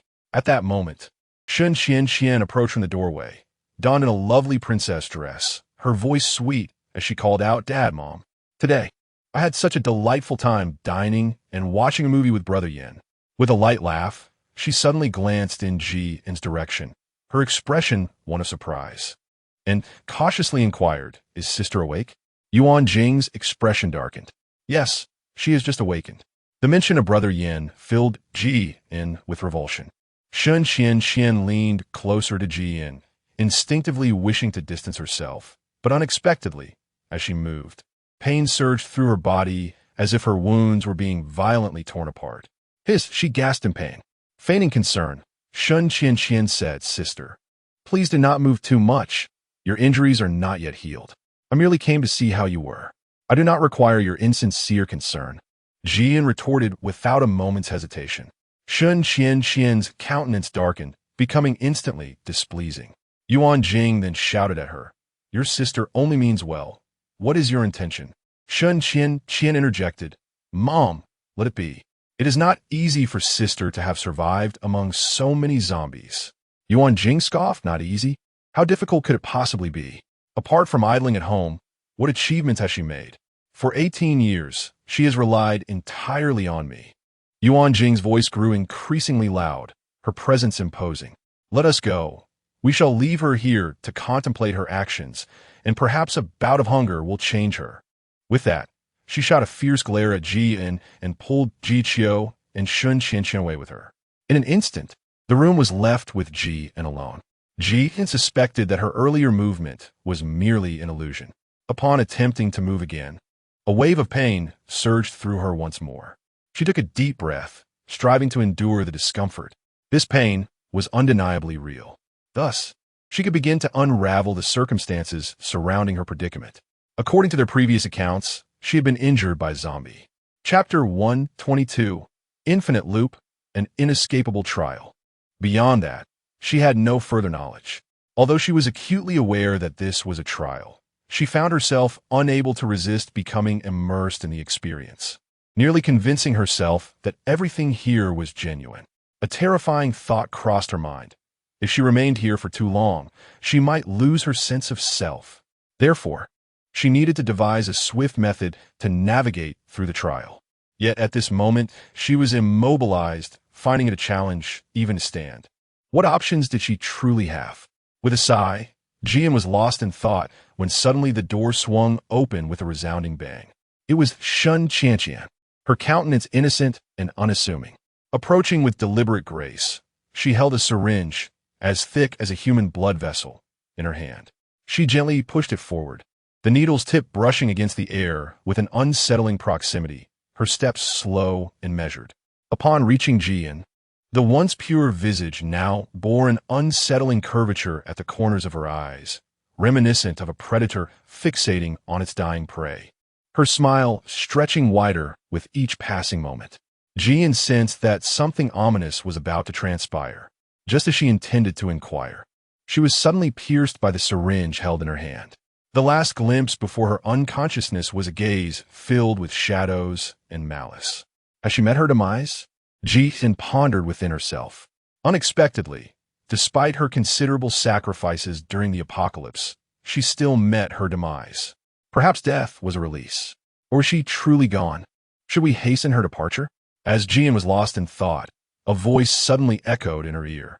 She was taken aback. not because she believed she had perished, nor out of fear from the words spoken, but rather because the voice belonged to Yuan Jing.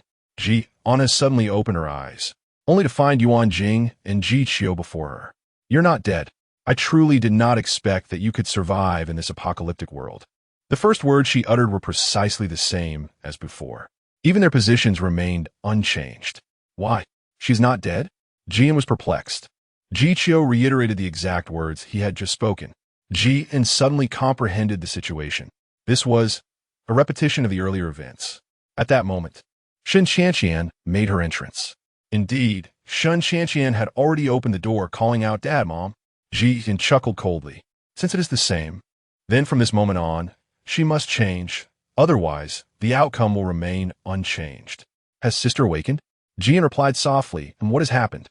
Qin Xiangting's expression shifted slightly. Jian curled the corners of his mouth and said, "Thank you, Mom." Yuan Jing was momentarily taken aback, her tone less sharp than before. "No need to thank me. Just rest well here." "Wait," Yuan Jing said impatiently. "What is it?" "Mom, what is the situation outside now?" Jian, obedient and well-behaved, nodded in agreement. Subsequently, they departed once more. Jian gazed at the oppressive atmosphere, once again collecting her thoughts. Now, she possessed one more piece of knowledge. Yet the method to navigate the challenges remained elusive. As she pondered this, the door swung open once more, revealing Qin Xiangting with a sullen expression and a sinister smile playing at the corners of her lips. Caught off guard, Jian felt the prick of a syringe, plunging her into unconsciousness once again. Upon awakening, she found herself beset by dizziness, momentarily unable to grasp her surroundings. "You're still alive. I never imagined you could survive in this apocalyptic world." Those words sounded hauntingly familiar. No, it couldn't be. She had already endured 2 such experiences, and the events were beginning to fade from her memory. Jian awakened, wary of her surroundings. This time, she must escape from here. Otherwise, she would once again fall victim to Qin Xiangting's merciless hand. After experiencing death twice, Jian felt an inexplicable dread. The notion of perishing repeatedly, yet never truly dying, possibly forgetting everything, and being trapped in this eternal cycle was profoundly terrifying. Jian's reaction upon facing Yuan Jing remained unchanged from before. However, after their exchange, just before leaving, Jian mustered the courage to plead, "Mom, could you take me out for a moment?" Yuan Jing appeared somewhat reluctant, responding, "You're already injured. What purpose would serve to go out?" "Jian, I have been in a stupor for far too long. I wish to see what the world outside looks like now." Yuan Jing, with a hint of impatience, regarded her with a touch of disdain. "Very well. Just do not complain about the pain." Jian was assisted to her feet by a servant from her household. At this point, she had grown indifferent to Yuan Jing's opinions. Jian's gaze lowered slightly. The process of being helped up was particularly painful. Yet she dared not utter a sound, gritting her teeth in determination, fearful of any change of heart. At the very least, by stepping outside now, she would no longer be at the mercy of Qin Xiangting. Jian soon arrived at the door. Everything here remained exactly as she had envisioned, unchanged. Her family brought her to the balcony. Yuan Jing looked at her and said, "Why don't you stay here for a while and let your sister keep you company?" As Jian beheld Qin Xiangting's innocent and harmless visage, an unsettling recollection of her previously chilling gaze suddenly emerged in his mind. To be frank, he found himself somewhat apprehensive. "Mom, may I accompany you?" Yuan Jing, with a stern countenance, replied, "Have I been too lenient with you, leading you to believe that all your requests are entitled to my approval?" Yuan Jing. Such words offered no grounds for outright refusal, and the usually unsmiling Yuan Jing displayed a flicker of patience, albeit briefly. "Very well, Mom." A flash of malice crossed Qin Xiangting's eyes, and her hands, resting at her sides, clenched into fists. Although this Yuan Jing did not evoke the true essence of her adoptive mother, her demeanor was strikingly similar. Thus, in the presence of this false Yuan Jing, she found herself wholly immersed in the role. Jianxin sighed silently, her body still racked with pain and rendered immobile. At this juncture, the sole threat to her existence was Qin Xiangting, who might very well eliminate her to clear the challenge. However, the notion of waiting until she fully recovers to confront her was nothing short of fanciful. Setting aside when her recovery might occur, Qin Xiangting had always been perilous, making survival an arduous endeavor. She remained utterly at a loss. Yet, inevitability looms on the horizon. Chapter 123, Through the Trials of Granny Ming. In search of the Qin Jade not long after, Yuan Jing addressed the two, saying, "I must step out for a while to go shopping with a friend." Qin Xiangting replied with a radiant smile, "Understood, Mom." Yuan Jing, rarely smiling, responded warmly, "All right, then I entrust you, Xiangting, to take good care of your sister." Qin Xiangting's expression bore profound significance as she assured, "I shall look after my sister well, Mom. You need not worry." Ji closed her eyes, listening to the sound of footsteps fading away. Go to hell. Her inability to see heightened her auditory sensitivity, causing her body to tremble involuntarily. Suddenly, she opened her eyes and found herself face to face with Qin Xiangting, who was holding a knife and mercilessly thrusting it towards her abdomen. "Why? Are you trying to kill me?" Taking advantage of a moment to catch her breath, Ji posed a question. Her inquiry was not directed at Qin Xiangting, but rather at the trial itself. The adversary sought her demise, seemingly without reason, ready to strike at the slightest opportunity. "You cannot escape your own darkness." Her own darkness? Jian fainted once more. What does that sentence mean? Upon regaining consciousness, she heard Yuan Jing's voice again, uttering the same words. Wait, she needs to pass the trial. There is no necessity to eliminate Qin Xiangting. Jian opened her eyes wide, as if she had suddenly come to a profound realization. The phrase dark side spoken by Qin Xiangting referred to the discontent and concern that lingered within her heart. Perhaps, if she could liberate herself from the shadowy obsession that resided within, she would deem her trial successful. Was it because she was too preoccupied with these matters in her innermost being? Ji no longer awaited their words. Resolutely addressing Qin Xiangting, "It is impossible for me to entirely renounce my darker side. However, I shall not remain perpetually ensnared by such emotions." Upon uttering these words, the surroundings dissolved into nothingness, leaving only the silhouette of Qin Xiangting amidst the encompassing darkness. "You have transgressed the rules." Ji narrowed her eyes and said, "You never mentioned any rules." "Of course, because here I am the rule." She laughed heartily. "You can't escape.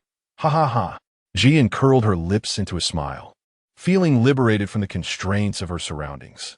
Without hesitation, she unleashed her extraordinary powers upon her. The other person's expression turned to one of astonishment as she instinctively defended against the onslaught. "How dare you?" Ji softly stated, "There are fundamentally no rules. This trial merely tests the fears that reside within the heart." Qin Xiangting, in disbelief, asked, "How could you possibly know?"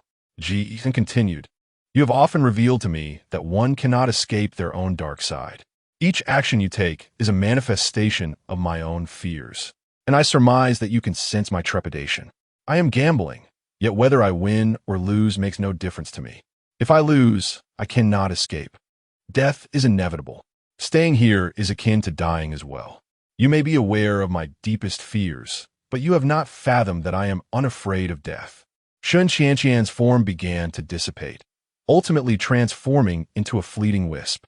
She sighed, relieved to no longer endure that harrowing trial repeatedly. The sensation of being trapped was one she never wished to experience again.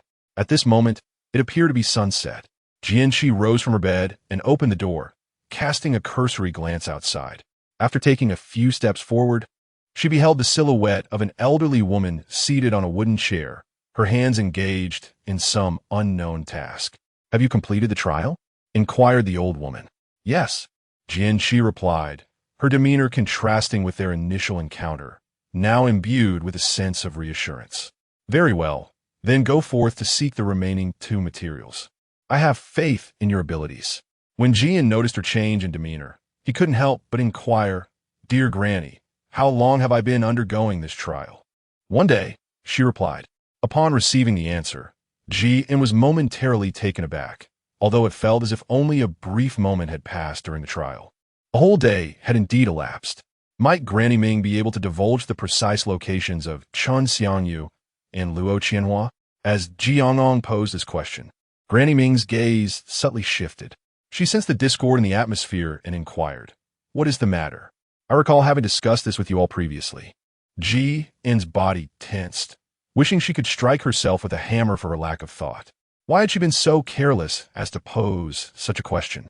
"I apologize. I still recall some details, albeit not very clearly. I would like to confirm." Ji In hastily sought an excuse to cover her blunder. Fortunately, the old woman did not seem to mind too much. "Very well. I shall repeat myself. Qin Xiang can be found at the foot of the mountains to the south, where numerous caves abound. Generally, it can be easily located scattered across the cave floors. Its exterior is a grayish-brown, smooth to the touch, exuding a unique scent of agarwood. As for Luo Qianhua, it thrives in the western forests, home to the ancient evergreen trees, the most visually pleasing and comfortable among them, with the flowers of Luo Qianhua adorning its branches. Take heed to be cautious along the way." After departing, Jian journeyed towards the southern mountains, encountering an array of peculiar flying creatures that circled around her, none of which she had ever seen before. Yet, they were quite ferocious, attacking her at the first sight. Fortunately, her quick reflexes allowed her to navigate the path, leaving behind a trail of their lifeless forms. She was unable to reach her destination that day, having rested here overnight. At dawn the following day, she set out once more, and by afternoon, she finally arrived at the foot of the southern mountains. Ji In, following the instructions of his mother-in-law, casually entered a nearby cave. As he stepped inside, he was suddenly greeted by the voice of a child behind him, saying, "Hey, what are you doing?" Ji In turned her head and discovered a child, approximately 10 years of age. She understood that everything before her was a trial and had no intention of acknowledging him. Based on her experience, such encounters typically heralded misfortune. Yet, the child persisted, clinging to her. "Sister, why are you ignoring me?" Jian had no choice but to turn away. "I'm searching for a stone." "What stone?" "Jian, are children nowadays truly this curious?" Jian, "A stone of remarkable uniqueness." "Oh, is this it, sister?" He extended his hand and revealed a smooth, grayish-brown stone. At first glance, Jian perceived it to be quite different. Nevertheless, she needed to ascertain her impression. She took a moment to inhale its essence. "Very well." He handed the stone to her. As Jian moved closer, a faint fragrance, distinctive to that particular type of wood, wafted through the air. Indeed, this was it. Just as her gaze grew increasingly earnest, the boy snatched it away once more. "All right, have you savored the scent?" Jian, "This is mine. If you want it, go find it yourself." He lifted his head. Jian, she truly need not contend with a child over a mere stone. She resolutely continued her search in the cavern. After an extensive search, she still found nothing, and Jian sensed that something was amiss. Chapter 124, Trial Materials Obtained. Granny Ming had mentioned that this item was easy to locate, yet at this point, there were no signs of discovery. Jian was perplexed. "Stop searching. That voice sounds eerily familiar. It belongs to the boy from earlier." Jian did not anticipate his return, nor was she aware of what business he might have. Upon the completion of his next sentence, she was rendered speechless. "All the stones identical to this one have been collected by my servants and placed in my grand collection box. You shall not find them." Jian raised an eyebrow in confusion and asked, "What do you intend to do with all these stones?" The boy, with an earnest demeanor, replied, "They are beautiful." Well, it was an irrefutable reason. However, with all the precious agarwood jade in his possession, the situation became somewhat complicated. Indeed, it seemed that being sought after without cause in the trial was never a good omen. She was merely waiting here for a fate to unfold. Jian could only turn to him for help. "Could you provide me with one?" Fortunately, he was affable and readily agreed, of course. In the next moment, she realized she had spoken too soon. "However, you must assist me with a favor." "Jian, speak up. Accompany me. To play games for 2 hours." He said, his face flushed. Jian was convinced she had misheard, her eyes wide with disbelief. What do you mean? I have no one to play with here. I merely wish for your company." Jian suddenly felt like teasing him. "What makes you think that a mere stone could keep me entertained for so long?" The boy fell silent for a few seconds, then replied, "Well, then, you need not accompany me." Jian did not anticipate his unconventional approach. "Very well, I shall accompany you." "All right, then come over here." The task, in truth, posed little difficulty. Jian obediently followed his lead, leisurely indulging in his company for 2 hours. Their bond deepened into a camaraderie of sorts, and as she departed, the boy reluctantly waved her goodbye. After 2 days of travel, as Jian was nearing the place where the flowers fell like rain, he unexpectedly encountered the girl from his previous group. He had never anticipated seeing her here. She appeared equally surprised and greeted him with a seemingly warm enthusiasm, exclaiming, "What a coincidence! I never expected to run into you here." Jian gazed at her, slightly furrowing his brow, and, as usual, responded with a neutral mm. He truly did not anticipate that after departing from the team, she would arrive here. Jian sensed that there was a hidden meaning in her words and preferred not to engage in a guessing game. "Speak plainly." The girl's expression instantly contorted into a terrifying grimace. "Ha, you are rather astute. You took advantage of our ignorance to stealthily venture out and seek materials for yourself, all in the hope of claiming the inheritance from the esteemed old lady. Am I right?" Jian's expression was indifferent, yet she did not hesitate to undermine the situation. "Aren't you alone now as well? Spare me the trivialities," she shouted, her eyes brimming with animosity. Coldly, she continued, "Don't think for a moment that I am unaware of your trials at the hands of old Lady Ming, nor of the fact that you have obtained the Qinghu coral. I never imagined you so fond of playing the part of the unsuspecting fool." As she spoke, an enigmatic black liquid materialized in her hand. Jian instinctively sensed that she was about to be attacked, and had already fortified her defenses. Without a moment's hesitation, her adversary hurled a mass of liquid upon her, declaring, "Only when you are dead can I continue to carry out the tasks assigned by the witch. I shall be the rightful heir." Jian's gaze was icy. "Oh, I must apologize then. This trial, she is determined to overcome." Jian exerted control over her liquid, which then dispersed across the ground like scattered objects. The surface became engulfed in black, extending further and further away. The areas affected by this spread were now corroded. The adversary's supernatural ability was poison. However, Jian remained unfazed, observing the liquid on the ground inching towards her position, yet she halted it effortlessly. The girl, witnessing her abilities rendered useless before Jian, gazed on in terror and uttered, "The game is over." Jian struggled to control the frantic beating of her heart as the figure approached, an overwhelming sense of suffocation enveloping her, rendering her nearly incapacitated. Summoning the last vestiges of her strength, she pleaded, I beg you. You just said that only my death would suffice. I was merely speaking in jest." Jian's gaze was icy. It was too late. She struck without mercy, causing her opponent's consciousness to gradually fade, ultimately collapsing to the ground. Jian stepped forward, treading upon her body, departing with an expressionless demeanor. In the face of those who sought her demise, she would never show an ounce of mercy. How lamentable! Jian continued towards the direction abundant with the materials of the thousand blossoms. At long last he arrived. The surrounding trees appeared to embellish the scene, as if in homage.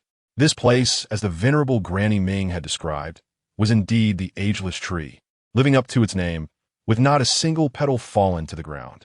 Yet, while it was undeniably beautiful, the task of obtaining it proved to be a formidable challenge. Jian furrowed her brow, uncertain of the best approach.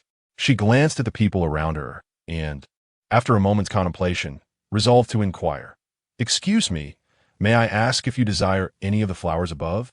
The person responded directly. Jian nodded immediately. "Indeed, if you wish to pick one, that would be impossible.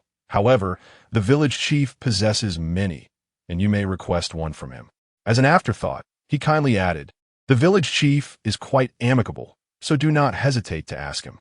"Jian, thank you."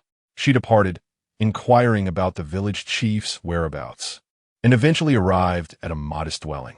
She knocked gently on the door.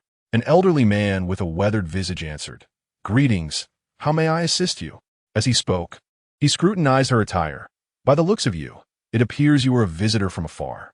"Jian, hello, may I request a flower from you?" Are you referring to the falling thousand flowers? Yes. Suddenly, the village chief paused, taken aback. You? What's the matter? Are you perhaps the chosen heir of Mingyan? Mingyan?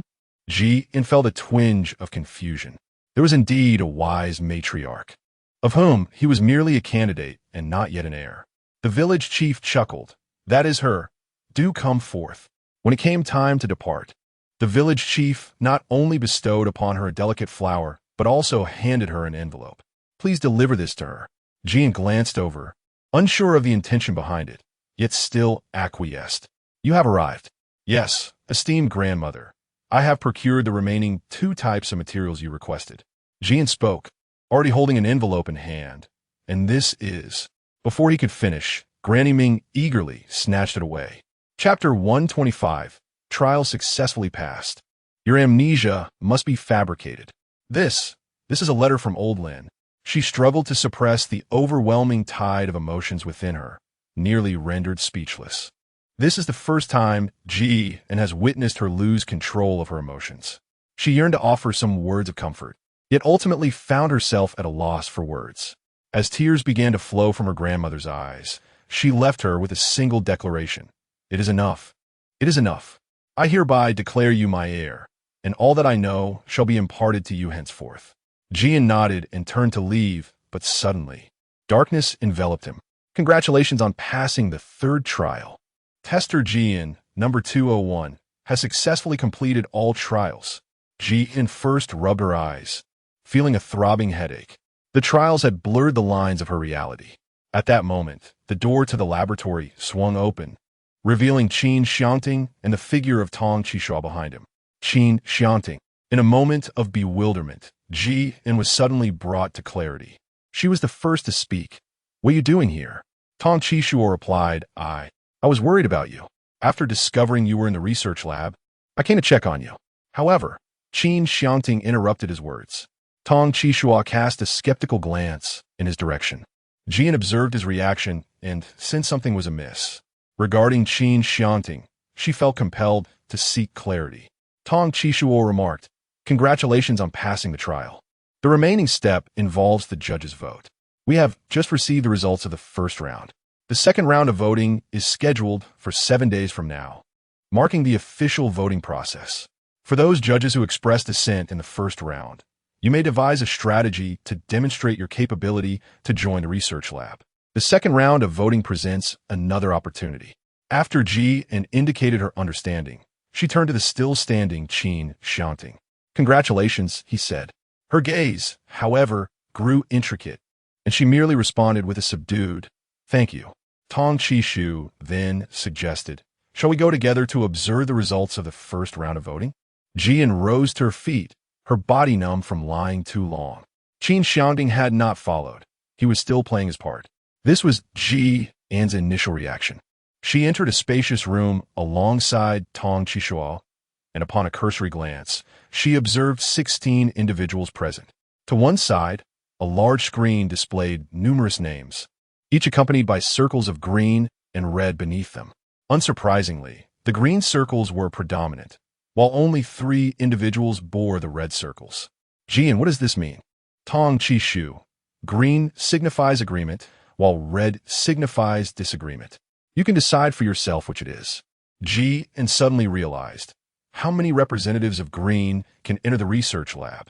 Tong Qishua, you are already sufficient. As long as you can maintain this number of votes in the 2nd round, it will be adequate. Ji-in, what if that assurance cannot be guaranteed? It seems we must leave it to fate. Such words flow easily, yet the 3 dissenting votes have genuinely piqued Ji-in's curiosity regarding their rationale. Simultaneously, she harbors a fear that those who agreed in the 1st round may change their stance in the 2nd. What if in the subsequent round, she is met with a shocking twist, with 3 votes in favor and the rest in opposition? Tong Qishua, rarely one to offer comfort, reassured her, Do not worry. Those who change their votes are quite few. Suddenly, Tong Qishua adopted a serious demeanor, his voice resonating. I hereby declare the conclusion of the 1st round of voting. The count of votes in favor of Ji-in's inclusion stands at 13. Following this announcement, applause erupted around them. Once the voting had concluded, Ji-in's immediate thought was of Tong Chishua's earlier statement. Find a way to persuade the dissenting judges to acknowledge her capabilities. Ji-in took note of the 3 individuals who did not cast their votes for her. She initially approached one at random, a seemingly ill-tempered young man named Yi Changhe. "Oh, you wonder why I did not vote for you?" He replied, "It is simply because I find you rather displeasing." Ji-in's initial feeling was one of anger. How could personal emotions dictate her trials? Moreover, she had inexplicably become the object of disdain. Ji-in felt that it was impossible to continue this interaction and decided to seek someone else. As she turned to leave, the man, unfazed, remarked, "Oh, giving up so soon? Aren't you curious about the reason?" "Not necessary," she retorted. "All right then, the wretched connection." He said it lightly, as if it were a casual remark. "Connection? What do you mean by that?" Ji-in regarded him with a steely gaze. Yi Changhe scoffed. "You know the truth well enough." "Be more explicit," Ji-in replied, his expression growing equally frigid. "I have never had any connections. Everything has been a matter of merit." Yi Changhe remarked, "Indeed. How could those with connections ever acknowledge such a reality? Relying on another's tokens to engage in romantic entanglements, they believe they can act with impunity." "Tong Qishua? You are mistaken. I share no relation with him." "Oh, did I mention him?" Ji-in furrowed her brows in distress. "I am referring to the other person who sought you out. It is truly disheartening that, despite receiving help from someone else, you do not even acknowledge his identity." As soon as he finished speaking, the familiar silhouette of Qin Xiangting immediately emerged in Ji-in's mind. He had already departed from the laboratory. How many secrets had he concealed from her? Ji-in let out a long sigh and said to Yi Changhe, "I apologize, but my relationship with him is solely that of friendship. If you believe I have relied on connections, feel free to test me until you are satisfied." "No need. You will never obtain my vote," Yi Changhe replied with a smile, before departing with a sense of pride. After Ji-in refrained from pursuing, her first course of action was to seek out Qin Xiangting. To be candid, she felt a tinge of anger at that moment. Ji-in, guided by her instincts, descended the stairs and approached the door of his room, knocking gently. Upon seeing her, Qin Xiangting's face illuminated with a tender smile. "What brings you here?" he inquired. His smile was captivating, yet Ji-in felt no flutter in her heart as she typically would. Her expression remained stern. Noticing the dissonance, Qin Xiangting asked, "What is the matter?" "Ji-in, I believe we should have a serious discussion." Her demeanor was earnest, prompting Qin Xiangting to wipe away his smile and adopt a solemn expression. "Shall we move to my room?" he inquired. She did not decline. Upon entering, Qin Xiangting sensed an unusual tension in the atmosphere. He seated himself, awaiting her words. Ji-in took a seat beside him, their gazes locking in an intense exchange. "Why did you deceive me?" she inquired. "Deceive you about what?" He responded, puzzled. Ji-in took a deep breath and said, "You're a level 6, tier 3 supernatural being, yet you have persistently refrained from disclosing this to me, even as you assisted me in the laboratory, though I remain unaware of the specifics." As her words lingered in the air, a profound silence enveloped the room for a few seconds. Qin Xiangting inquired, "How did you come to know this?" Ji-in cast him a fleeting glance and swiftly remarked, "It was during my ascension to the 3rd tier." Qin Xiangting fell silent once more. "Moreover, your amnesia is but a fade, is it not?" The subtle shift in Qin Xiangting's gaze did not escape Ji-in, leaving her with a tinge of disappointment. "Indeed, I ought to have known better than to inquire." Chapter 126, Together at last, preparing for a date from the moment we met, you have been deceiving me. What compels you to weave such falsehoods? As Ji-in's tone grew increasingly assured towards the end, Qin Xiangting found himself at a loss for words. This was his first experience with such a situation. Ultimately, he uttered only 3 words, "I am sorry." These words bore the weight of his acknowledgement. Ji-in was aware that he had deceived her, and a tinge of sorrow lingered in his heart. "I never intended to deceive you," Qin Xiangting blurted out. Ji-Qin's heart momentarily skipped a beat as she awaited his continuation. Qin Xiangting's Adam's apple bobbed subtly. "Initially, I noticed you due to your spatial abilities. I contemplated whether to invite you into my team, yet I feared alarming you. At that time, everyone harbored their own ulterior motives, always holding something back. Hence, I feigned amnesia." Ji-in nodded, displaying understanding. Later, Qin Xiangting pressed his thin lips together, gazing at her with profound affection. Ji-in felt flustered under his gaze, her body trembling slightly. I never anticipated that you would stir such emotions within me. Since my childhood, you have been the very first person to evoke this sensation. You once mentioned that I had flirted with numerous girls, and at that moment, I truly wished to convey to you that it was not the case. From the very beginning, my heart has belonged solely to you. Ji-in felt her face gradually heat up as she listened to his words. Initially, she was somewhat angered by his deception, yet now, his remarks seemed to resonate deeply within her, as if she could fully comprehend his sentiments. Was she truly so easily swayed by him, so readily captivated? Well, her voice was barely above a whisper, as delicate as a feather brushing against one's heart. Qin Xiangting, who had been somewhat tense, finally relaxed his expression. With utmost seriousness, he inquired, and then previously when I confessed my feelings, you stated that you didn't know me well enough. If I were to ask you now, would you be willing to be with me? Ji-in remained silent, still in contemplation. Qin Xiangting's expression darkened. And then, I shall reveal everything to you. I have always retained my memories, and I am resolute in this belief. Would you consider it once more? Ji-in's expression was unnatural. Then please share your matters with me first. Ji-in gently closed her eyes and placed a tender kiss upon his cheek, leaning in to whisper softly in his ear, "You foolish one, what do you think?" Qin Xiangting was momentarily taken aback. He gazed in the direction of her departure, brushing his fingers against the spot where her soft lips had just brushed against his skin, a faint smile curving at the corners of his mouth. "You stir my heart. There shall be no escape for you henceforth." Ji-in ran hurriedly, and after his heart raced moments ago, he now leaned against the door, breathless. Once he regained his composure, his mind was flooded with images from earlier. His face, exquisite, particularly up close. Ah, how captivating! Ji-in covered her face, unable to bear the thought of the scene she had just witnessed. She had a boyfriend now. It was truly a wondrous sensation. Ji-in took a moment to compose herself before joyfully retrieving the phone she had purchased at the base. Upon opening it, she discovered yet another friend request. Curiously, she clicked on it and found a message that read, "I am Qin Xiangting." Ji-in, slightly taken aback, agreed and immediately inquired, "Where did you find my number?" Yet, beyond her surprise, she felt a sense of joy at the realization that he actually possessed her contact information. Qin Xiangting replied, "Is it really so difficult for me to obtain your number?" Ji-in, Qin Xiangting, I possess a modicum of authority here. Upon hearing this, Ji-in was intrigued and promptly inquired about the matter. After Qin Xiangting elaborated, he also disclosed the entirety of his background. Ji-in also shared some of her thoughts with him. After conversing for a while, Qin Xiangting suddenly inquired, "Have you decided when to visit your boyfriend again? He mentioned that he misses you dearly." Ji-in, have you ever asked yourself how long it has been since I just left? Qin Xiangting sent a cute emoji.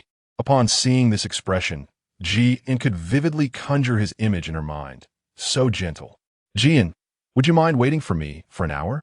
There are still 2 individuals who have not given their consent, and I shall inquire with them.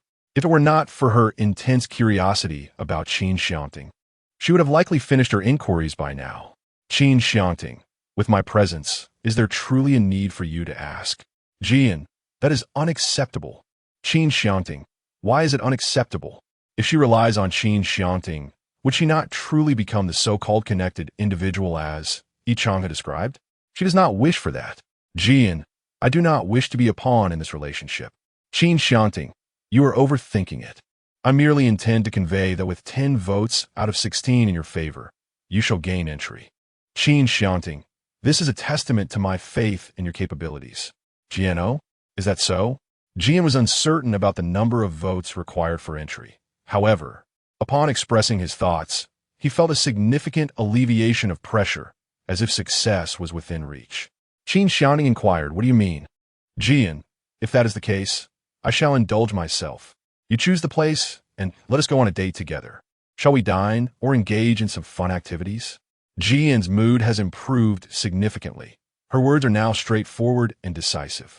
She did not anticipate that everything would unfold so smoothly. Jian felt perplexed and sent him a question mark. Knock, knock, knock. Upon hearing a knock at the door, Jian opened it to reveal the strikingly handsome face of Qin Xiangting, whose presence was so captivating that it rendered one breathless. His eyes were filled with tenderness as he said, "You have arrived." As Jian gazed at him, it felt as though he had touched upon a tender part of her heart, the corners of her mouth curling slightly upward. "Oh, you arrived so swiftly? You did mention wanting to go on a date, and I certainly wouldn't want to keep you waiting." Jian lightly bit her lip and said, "Then wait for me. I'll put on some makeup." "All right." Qin Xiangting chuckled softly, observing her demeanor. He had never felt this joyful before. At that moment, Jian suddenly realized that something was amiss. She had no cosmetics. A hint of embarrassment colored her cheeks. In truth, she rarely adorned herself. But the mere thought of facing Qin Xiangting instinctively stirred a desire to present her best self. When going on a date with her boyfriend, it was only natural to wish to look exquisite before stepping out. She had forgotten that they were now living in an apocalyptic era, a far cry from times past when she could simply reach for what she desired at a moment's notice. Moreover, since the onset of the apocalypse, she had not stockpiled any beauty products. Each day was consumed with thoughts of how to procure more delectable food and secure a comfortable place to rest, leaving her little time for personal grooming.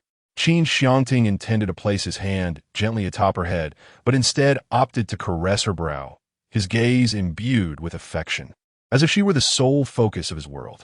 "It matters not," he reassured her. "In my eyes, you're the most beautiful." Jian's heart was filled with sweetness, yet she responded nonchalantly, "Is that so?" Chapter 127.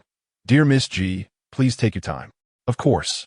I shall also go purchase some cosmetics, but I won't keep you waiting. We shall save that for next time. Jian remembered that the items here were quite comprehensive and frequently updated, suggesting there were indeed goods for sale. Qin Xiangting nodded in agreement, his gaze unwavering throughout. "Very well. I shall defer to you." The gentleness he exuded made Jian's cheeks flush. Normally, he would occasionally display such tenderness.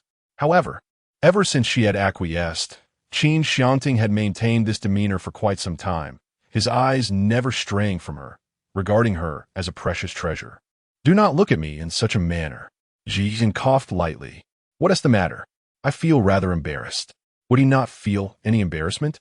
Upon hearing this, Qin Xiangting couldn't help but chuckle. His laughter was soft yet melodious. However, it was beyond his capacity, for I hold a deep affection for you. Jian's heart raced with an escalating rhythm, akin to a mesmerizing chemistry between two substances merging. She cupped her face with both hands before letting them fall, feigning composure as she urged, "Stop speaking nonsense.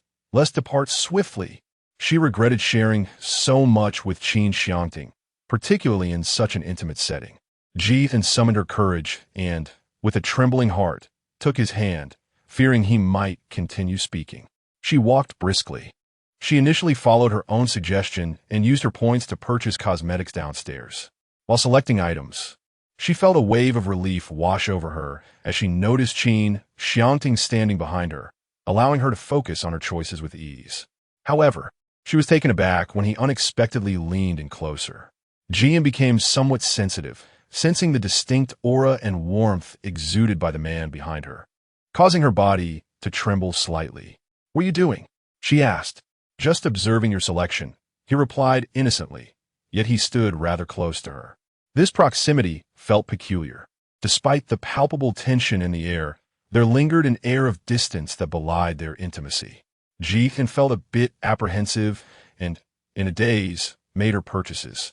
After stowing her items away, she took a few steps forward, finally shaking off the suffocating ambiguity. "Where are we going?" she asked, attempting to appear nonchalant. Qin Xiangting replied coolly, "Do you prefer to stay here or venture outside?" Jian, in this location, there exists an exquisite observation deck, complemented by a dining area, all set within a splendid environment where one need not fear the presence of zombies. This place serves as a clandestine refuge, meticulously prepared for me by the individuals in charge here. A secret base? One that is exclusively reserved for Qin Xiangting. The mere absence of zombies is already sufficiently enticing for her. Jian's curiosity was suddenly piqued. Take me there. I am eager to discover what lies within. Very well, Qin Xiangting replied, his eyes betraying an undeniable tenderness. The pair ventured down a path that Jian had never traversed before. After only a few steps, her thoughts drifted back to his earlier expression, a flicker of regret surfacing within her. She had initially hoped that stepping outside would dissipate the suffocating atmosphere of ambiguity. Yet now she found herself willingly plunging into the very depths of it. Her curiosity was indeed insatiable, but the prospect of him uttering something unforeseen filled her with trepidation. There lingered a faint glimmer of anticipation, just a hint. Before them stood an impressively grand door, which appeared rather unremarkable from the outside, resembling that of a warehouse. With a mere wave of his hand, Qin Xiangting summoned the door to open unexpectedly, rising with an almost magical grace. Beyond it lay another door, entirely dissimilar to the first. This one was a masterpiece of craftsmanship, adorned with an array of delicate petal decorations, exquisitely intricate and constructed from rich brown glass. From the outside, one could glimpse the elegant simplicity of the interior design, exuding a unique charm. Jian sighed. How beautiful. She took a few steps forward, arriving at the entrance. Qin Xiangting followed suit, retrieving a key from his pocket to unlock the door for her. Upon entering, Jian glanced around, noticing the spaciousness of the place. Qin Xiangting took her hand, guiding her further inside. As they stepped in, Jian was momentarily taken aback. The interior was vast, adorned with exquisite lighting and accompanied by melodious music. A few individuals, seemingly staff members dressed in matching uniforms, stood at attention upon their arrival. Qin Xiangting nodded slightly before turning his gaze to Jian, his tone gentle. What would you like to eat? Huh? Jian's eyes widened in astonishment. Is it truly that miraculous? Qin Xiangting offered her a gentle smile. What would you like to eat? I shall prepare it for you. Jian widened her eyes, a hint of anticipation evident. Then I shall have. Just as she was about to place her order, she suddenly paused, seemingly at a loss for what to choose. Qin Xiangting, familiar with her character, quickly grasped her dilemma. How about this? I shall prepare something at random for you to try first. Jian swiftly replied, all right. After reaching an agreement, Qin Xiangting released her and proceeded to another location. As Jian was about to catch up, he spoke with a teasing tone. What's this? Are you reluctant to part with me? Keeping so close? Jian's face flushed instantly. There are still others here. Please refrain from speaking carelessly. Qin Xiangting's eyes curved with amusement. I was just teasing you. What I meant was for you to find a place to sit down. No need to accompany me to the kitchen. Jian let out a soft sigh before gradually retreating to a different spot, casually selecting a place to sit. As she gazed at his departing silhouette, a lingering blush adorned her cheeks. If one were to consider his words, accompanying her to the kitchen indeed seemed to reflect a sense of reluctance. After a short while, Jian found herself feeling rather bored. She turned her gaze towards the individuals nearby, who had melded into a lively group as they approached. One among them shouted exuberantly, and then they formed a neatly organized line, dancing in unison. Jian observed that everything appeared quite delightful. The only aspect that felt somewhat awkward was the way they surrounded him. Nevertheless, overall, he felt a profound sense of joy. They danced to two lively tunes, only to come to an abrupt halt. As Jian was about to inquire about the situation, a voice resonated behind her, and then she turned around to find a man clad in a pristine white chef's uniform, exuding an air of sophistication and grace. In his hands, he carried two plates, each holding familiar ingredients. Yet the presentation was unlike anything Jian had encountered before, appealing to the eye. Qin Xiangting placed them upon the table, leaving her with the words, Dearest Miss Ji, please enjoy. Chapter 128. The sweet interaction between the two Jian couldn't help but chuckle at his unexpectedly serious demeanor. You look... No, it's quite endearing. Qin Xiangting curled his lips into a smile. It's truly rare for you to compliment me. And then, why not take a taste and see for yourself?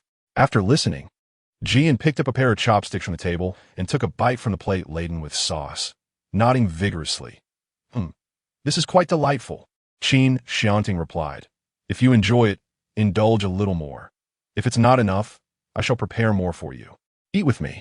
Jean responded. That will have to wait until I finish preparing. I fear you might go hungry, so please do eat first. Enjoy for a while, and I shall join you soon, all right? Ignoring the peculiarities that might follow, Jean mustered her courage and declared, I shall accompany you to the kitchen. I too find myself somewhat bored.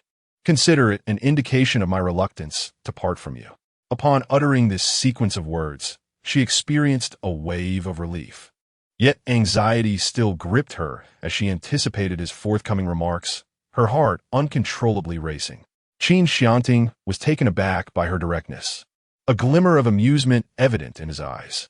Very well, then, accompany me, he replied. They proceeded to the kitchen together, with Jean standing just behind him.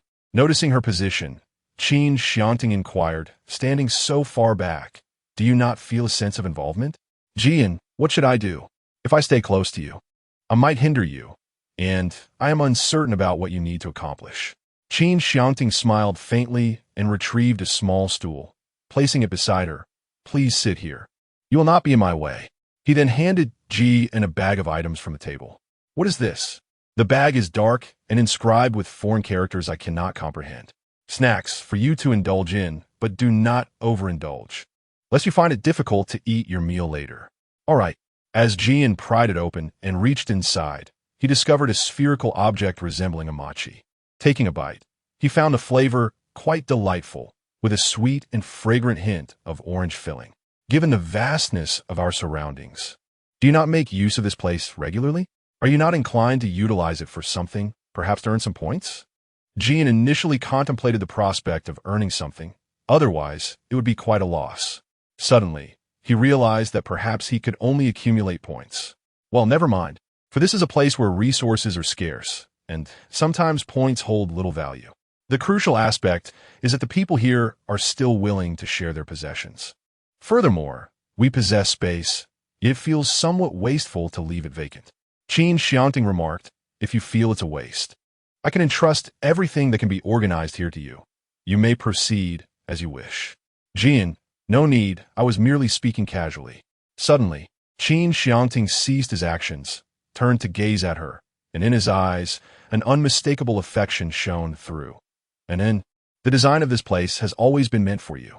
I simply could not find the appropriate moment to bring you here, nor did I dare to reveal my circumstances, fearing that you might leave and I would never see you again. I had envisioned your joyful presence here long before, but I never imagined it would feel like a dream come true. Is this truly meant for her? Thank you. Before long, Qin Xiangting completed his preparations, and they sat together, indulging in a meal that belonged solely to the two of them. The surrounding individuals remained, but Qin Xiangting dismissed them. At last, this moment was genuinely theirs alone. When alone with Jiani, an inexplicable sense of tension enveloped her. This anxiety rendered her somewhat reticent, and thus, throughout their meal, Jiani remained in a state of profound silence.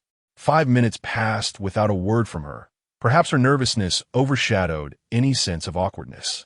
Qin Xiangting, however, took the initiative to break the peculiar atmosphere that hung between them, playfully inquiring, is it because the food is so delightful that you find yourself at a loss for words? Jean coughed lightly and replied, yes, indeed. It was only upon his reminder that she became aware of the issue. Qin Xiangting served her some dishes, saying, eat slowly, don't choke. Yet, Qin Xiangting smiled and added, you are quite lovely. Jean let out a light hum. There are many who are far more beautiful than I. Yet you remain the most beautiful in my heart. Jean, enough of the chatter, let us eat. Qin Xiangting often utters such phrases. She must learn to build immunity against them. Qin Xiangting had her seated on a wooden chair, awaiting his attention. Earlier, she had been captivated by the aesthetics of the space, oblivious to its true purpose. In this vast room, she remained uncertain of its function. Soon, she observed Qin Xiangting busily preparing what seemed to be coffee beans.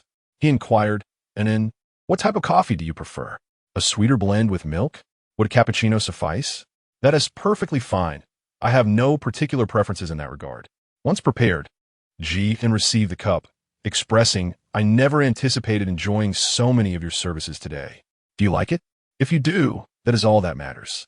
I shall be at your service whenever you desire. Jianxin felt a delightful sweetness within her heart. Sure. Soon, Qin Xiangting brought her a cup of coffee. He had one for himself as well, but it appeared dark and bitter at first glance, although she was not particularly discerning. The color of his beverage made her frown slightly. Does that taste good? She inquired. Qin Xiangting replied, would you like to try? Jianan immediately shook his head, remarking that it looked unpalatable. Qin Xiangting chuckled softly, responding, indeed, it does appear quite unappetizing. Yet, would one still indulge in such a drink? Jian cast a puzzled glance, unable to comprehend why some individuals might derive pleasure from suffering. Qin Xiangting understood her implication. It was merely that consuming bitterness could invigorate one's senses, and over time, one becomes desensitized to it. Oh, I see, she acknowledged. Nevertheless, Jian urged, now is not the moment to seek stimulation. Perhaps we could indulge in something sweet to alleviate our spirits. Indeed, that is a valid point. You go ahead and have some first, Qin Xiangting observed her. Jian found his gaze fixated, somewhat perplexed, yet instinctively took a sip. After tasting it, a hint of a smile graced her lips. This is quite sweet and rather delightful. Is it? Certainly. He blinked innocently, looking at her. Indeed, it is quite sweet. Jian, well, I truly did not anticipate this. So, was it for this reason that he had himself drink first? Jian suddenly realized. A flush of warmth spread across her face. Chapter 129. The ambiguous gestures in the cinema. Jian gazed at the coffee cup on the table, momentarily uncertain whether she should continue drinking. Initially, she felt a twinge of hesitation, but upon reflection, she realized that he was already her boyfriend, and it seemed unreasonable to decline. Moreover, she pondered that such an action might lead him to believe that she was dissatisfied with him, which would undoubtedly cause him great sorrow. As Jian contemplated, she nonchalantly picked up the drink and took a sip. Observing this, a warm sensation blossomed within Qin Xiangting's heart. It was only when Jian turned her gaze towards the window that she realized the weather had shifted. The sun was obscured, casting a gloomy pall over the scene outside. Jian sighed, let us arrange a meeting. This weather is rather disheartening. Fortunately, we did not venture outdoors. Qin Xiangting reassured her. Weather is inherently unpredictable, especially in this apocalyptic era where disasters may strike at any moment. True, Jian replied. Qin Xiangting continued, it matters not. We can still find joy indoors. There is a cinema here. Let us enjoy our coffee and then watch a film together. Sound good? Jian said, her mood brightening instantly. However, a thought struck her. I hope there won't be just the two of us in that cinema. Qin Xiangting hesitated momentarily. Are you hoping for a larger crowd? Not exactly. I was merely inquiring. But having a larger group wouldn't be undesirable. Although everyone may not engage in conversation, there is a certain warmth in the company that feels quite lively. Indeed, I share that sentiment. Jian nodded in satisfaction. Without warning, Qin Xiangting rose to his feet and gently stated, please wait a moment. I just remembered something. Yes. What is it? It's a minor matter. I will take care of it and return in 2 minutes. Jian smiled and said, all right, there's no rush. Just handle your matters and accompany me. Thus, Qin Xiangting departed leisurely, making his way back to the room from which they had just emerged. He picked up his phone, seemingly engaged in sending a message. Though the contents remained unclear, Jian speculated that the locals must have shared something with him, and they were to assist one another. They then proceeded to a large venue, a place Jian had seen before, yet had never visited. Qin Xiangting remarked that this was indeed the cinema of the area. Jian suddenly realized, so, when I was unaware before, did I miss out on many intriguing experiences? Qin Xiangting replied, I'll take you there now. It is not too late. She laughed. Indeed, are there any other delightful spots? Please share them all with me. Despite having been here for quite some time, there were still numerous places she was unfamiliar with. Qin Xiangting chuckled softly. In fact, this location was a spontaneous choice. When I invited you, I wasn't entirely sure myself. I see. No matter. We have plenty of time to explore in the days to come. They entered the cinema, where the staff inquired about their film choice. Jian opted for a spy thriller she had never seen before. Strangely, they did not request any of their belongings. Jian assumed that they would need a considerable amount of points. The two of them smoothly entered the cinema where they were to watch the film. Inside, it was shrouded in darkness, yet the atmosphere was quite similar to what she had envisioned. There was still a fair number of people, as if the apocalypse had yet to arrive, and everything remained so tranquil. Jian, I find myself increasingly enamored with this. It closely resembles my ideal life. Qin Xiangting, witnessing her joy, felt a surge of happiness within and wholeheartedly echoed her sentiments. Among the gathering, two individuals began to whisper softly. Could it be that this is the esteemed Qin and his companion? One look at her demeanor, and it's evident. I assent it. I never anticipated such extravagance. To indulge in this grand spectacle simply because his girlfriend delights in vibrant atmospheres. He has spent points to invite so many to the cinema. Indeed, and with complimentary popcorn and beverages to boot. I have never experienced such joy. Sigh, it's clear that people are simply different. I too yearn for a boyfriend like that. Enough talk, let's watch the movie. Meanwhile, Jian and Qin Xiangting had already settled into their chosen seats. Jian retrieved juice from the space and placed some previously stored popcorn in their designated spot. It was enough for two, and they both had their share. Qin Xiangting glanced at it and remarked, "No wonder you didn't take the set meal when I mentioned it earlier. It seems you were already prepared." Jian chuckled lightly. Primarily, in comparison to cola and various beverages, I find myself gravitating more towards fruit juice. As for their popcorn, I believe it would be better to reserve the provisions for others, considering my infinite capacity for consumption. Furthermore, we have already indulged quite a bit earlier, and I'm feeling rather full. It has now become more of an ornament to me. As long as you are happy, that is what truly matters. Jian shook his body slightly, and his head followed with a couple of nods. His good mood was visibly apparent to the naked eye. Indeed, Jian sits upright, patiently awaiting the commencement of the screening. The film has already begun.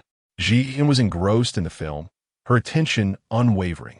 Qin Xiangting felt somewhat neglected and decided to pop a piece of popcorn into her mouth. In such a focused state, she was unlikely to refuse any gesture from him. Thus, Jian accepted the offering. Observing the effect, Qin Xiangting found amusement in the way her cheeks moved as she chewed, prompting him to feed her a couple more pieces. He then picked up the juice and held the straw to her lips. Jian took a sip, and as Qin Xiangting prepared to offer more, she suddenly turned her head. Qin Xiangting raised an eyebrow. Jian earnestly declared, "I shall not partake in any food. I wish to immerse myself in the film." Very well, he acquiesced. Jian thought he would no longer exhibit such harassing behavior. Yet Qin Xiangting began to inquire again. Is it beautiful? It's acceptable. Then why are you watching so intently? Why does that phrase sound so familiar? Jian did not ponder for long. This is the first movie in the apocalypse. I must cherish it. Very well. Shortly after, Qin Xiangting inquired, "Aren't you going to discuss the plot with me?" Completely overlooked, Qin Xiangting was left in silence. At that moment, Jian instinctively reached for the popcorn. But Qin Xiangting seized her hand and took the popcorn from her grasp with his mouth. "Thank you, and in for the offering." Jian, filled with confusion, responded, "Huh? What?" Jian did not turn her head to glance at him, thus genuinely believing that her proximity was the reason he thought she was offering him food. She paid no mind to it and prepared to take another piece to eat. Qin Xiangting's gaze this time carried a sense of pity. Jian, must she still feed him? Gazing into Qin Xiangting's eyes, she inexplicably felt a sense of guilt welling up within her, making it difficult to consume the popcorn in her hand. Jian once again brought the popcorn to his lips. What on earth? Yet, Qin Xiangting appeared utterly innocent, having shifted his gaze to the large screen, engrossed in the film. Chapter 130. Encounter with the Supreme Ruler of the Base, Jian Yus. Jian.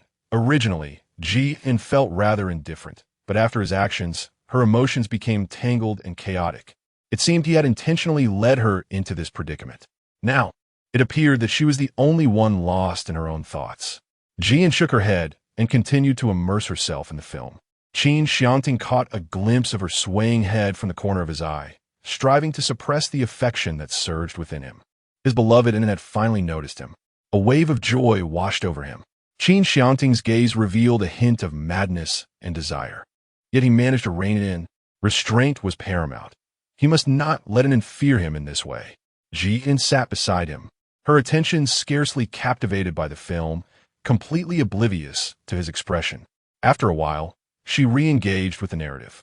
Upon concluding the movie, they emerged from the cinema hand in hand. As they stepped outside, a gentle rain had begun to fall.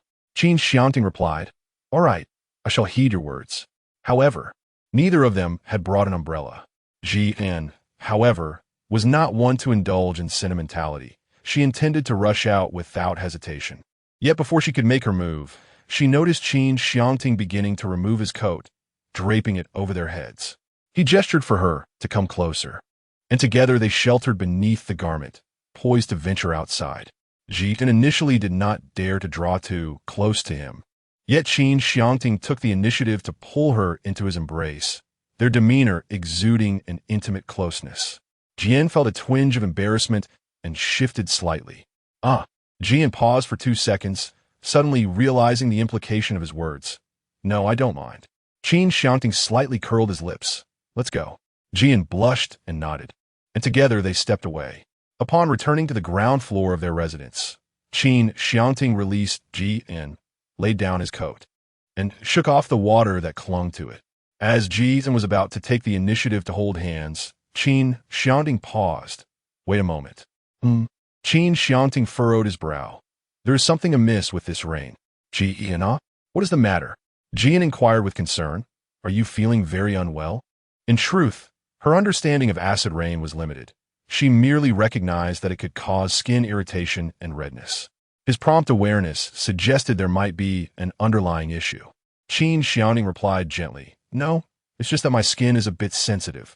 His gaze was unusually soft as he acknowledged her concern. Before departing, he playfully remarked, "I never imagined I would one day experience such care from you." Ji-in, slightly displeased, retorted, "What are you talking about? I am your girlfriend. This is only natural." Perhaps it should be said that she had never anticipated he would become her boyfriend, offering such unreserved concern for her well-being. "Jian, all right, hurry up and wash up. No need to say more." "Okay, I'm off." Qin Xiangting fixed his gaze upon her, unable to avert his eyes. Upon reaching the 6th floor, she opened the door and was met by a tall man exuding an overwhelming presence. Ji-in could keenly sense a formidable pressure emanating from him. Beside him stood 3 others. Who could this be? Jian was taken aback, and after pausing to scrutinize, she felt that the individual seemed somewhat familiar. Her mind raced, and it suddenly dawned on her why he appeared so recognizable. His brows and eyes bore a striking resemblance to her own. Just as she intended to depart, he unexpectedly intercepted her with a hand. "Hold on," he said, his icy gaze fixed upon her. Jian realized he was conversing with himself, a sudden jolt of apprehension coursing through him. Speaking to her, had she committed some transgression? It was entirely understandable for her to ponder such notions. The other party exuded an intimidating aura, undeniably fearsome. What was amiss? Jian steadied his nerves, presenting an unperturbed facade. His tone was deliberate and measured. "I strongly advise you to reconsider your decision to join the research lab. There is still time to withdraw." "Why?" The question seemed absurd to him, prompting a frown. Ji-in was rendered speechless. Ji-in believed him to be a person of authority and order, yet to her astonishment, he inexplicably requested her to withdraw from the research group upon their first encounter. Is there something amiss with this individual? It is no wonder that the majority of those residing in the 6th-level dormitory are rather peculiar characters. Jian said, "I apologize, sir, but my participation in the research lab follows the proper protocol. Even if I were to withdraw, it would be at their behest. Furthermore, I do not know you, and my involvement in the lab seems unrelated to you, does it not? Since you are unwilling to resign on your own accord, I shall assist you in your departure." Ji-in felt utterly bewildered. It could hardly be described as mere confusion, for the person before him was nothing short of insane. Ji-in decided to ignore him and turned to leave. "Do you still not comprehend my meaning? With just a single sentence, I could render you disqualified," the other party remarked. Ji-in turned his head. "What does that mean?" "Let me reintroduce myself. I'm the supreme ruler of this base, Jian Yu's." "Supreme ruler?" Ji-in felt as though her head might explode, convinced that she must have misheard. How could this be possible? Even though she sensed an air of charisma about the person before her, Hearing it uttered from his own lips left her in disbelief. Jian recognized the incredulity in her gaze. Are you truly astonished? Who could possibly believe such a thing? Jian could only calm his emotions, apologizing. I beg your pardon for my earlier rudeness. Yet I believe anyone would be taken aback in such a situation. Do you now feel that my behavior was inappropriate? Jian remained silent. I am indifferent, but just remember to cancel your participation in the research lab, as I mentioned. Jian did not comprehend his actions, nor did she wish to acquiesce to them. How could she, after toiling so long and investing such effort to pass the trial, simply withdraw at a whim? Yet, the other party appeared particularly intent on her withdrawal, as if it were an absolute necessity. Perhaps further negotiation could be pursued. Is it truly imperative to cancel? The unwavering gaze of the other party suggested otherwise. As the sense of control gradually slipped away from Jianxin, she mustered the courage to assert, but I must have a reason. You know, the trials were far from easy, and I barely managed to succeed. Is it truly reasonable to abandon everything so effortlessly? Are you implying that I should compensate you? Very well, I possess everything, she retorted. That is not my intention, he replied. Then what do you desire? Jian inquired, adding, if you wish for compensation, any form will suffice, provided it leads to cancellation. Any request is acceptable. Though the words sounded appealing, she could hardly voice her true desires. You have articulated your position quite clearly. All I seek is a reasonable explanation. Very well. If I were to say it was for your safety, would you then withdraw? Chapter 131. I advise you to harbor no improper thoughts. Her safety? What relevance did that have to her own well-being? Jian was perplexed. Her second reaction was, how was her safety related to him? Jian quickly thought of Qin Xiangting. He and Jian must be acquainted, otherwise there would be no such token. Could it be that Qin Xiangting had previously cautioned him about his safety, and then Jian misinterpreted it? The more Jian pondered, the more convinced he became that his speculation was accurate. He directly posed his inquiry. Mr. Jian, has someone perhaps advised you regarding my safety? Jian felt hesitant to engage in conversation with him, as she could not decipher his personality. What did he mean by that? Was it an agreement? Jian contemplated that it would be wise to acquiesce for the moment, buying herself some time. All right, I understand, Jian replied. After their farewell, Jian took out her phone and texted Qin Xiangting. I just encountered Jian. Are you two acquainted? Jian. Earlier, he insisted that I withdraw from attending the laboratory, and I was at a loss as to why. When I inquired further, he mentioned that someone had expressed concerns for my safety, which led me to wonder if it was you. Qin Xiangting. He compelled you to forego participating in the laboratory? Jian. Indeed. Could you kindly convey to him not to let me cancel? Earlier, he persistently pressured me, and fearing it might affect your relationship, I acquiesced. Jian. His perception of safety may differ from yours. Jian unconditionally believed that Qin Xiangting would never allow him to withdraw from participating in the research lab. Thus, he was convinced that there had been a misunderstanding on the other's part. Upon seeing those three characters, Jian's heart suddenly found solace, and he felt a surge of happiness. Jian, if not, then you should hurry and wash up. Otherwise, it will become even more uncomfortable later. Jian, moreover, should you feel particularly unwell, do not hesitate to call upon me. I possess an array of medicinal remedies in my space for us to consider. Qin Xiangting. I was just tidying up and was about to wash up when I heard the sound of my phone ringing. Jian. Do you usually pay attention to messages? Qin Xiangting. Only your notifications ring. Whenever my phone chimes, I instantly know it is your correspondence. Jian's heart raced uncontrollably once more. How remarkable this is. Jian. All right, no more talking. You should hurry. Qin Xiangting, MHM. The next day, Qin Xiangting expressed his intention to personally seek out Jian. They walked together to another building. This matter could only be addressed face to face, and Jian understood this, so she waited downstairs as Qin Xiangting instructed. Before leaving, he gazed at Jian and, almost uncontrollably, placed a kiss on her forehead. He revealed a faint smile. Wait for me. Once I am done, we shall depart together. All right. Jian's heart had never raced so swiftly, nor had she ever felt such a surge of anxiety. After Qin Xiangting departed, It seemed as though she could still faintly sense the lingering imprint of his kiss upon her forehead, a tingling sensation that sent shivers through her. Inside Jian's heart, there was a sweet sensation. After Qin Xiangting entered, he encountered Jianyu's and conveyed the matter to him. However, Jianyu's response was far from what he had anticipated. He coldly stated, "For your sake, she may enter the research room, but her role will be merely nominal. She shall not possess any authority within, including any tasks that require her participation." Qin Xiangting cast a sidelong glance at him and spoke leisurely. "What do you mean by that?"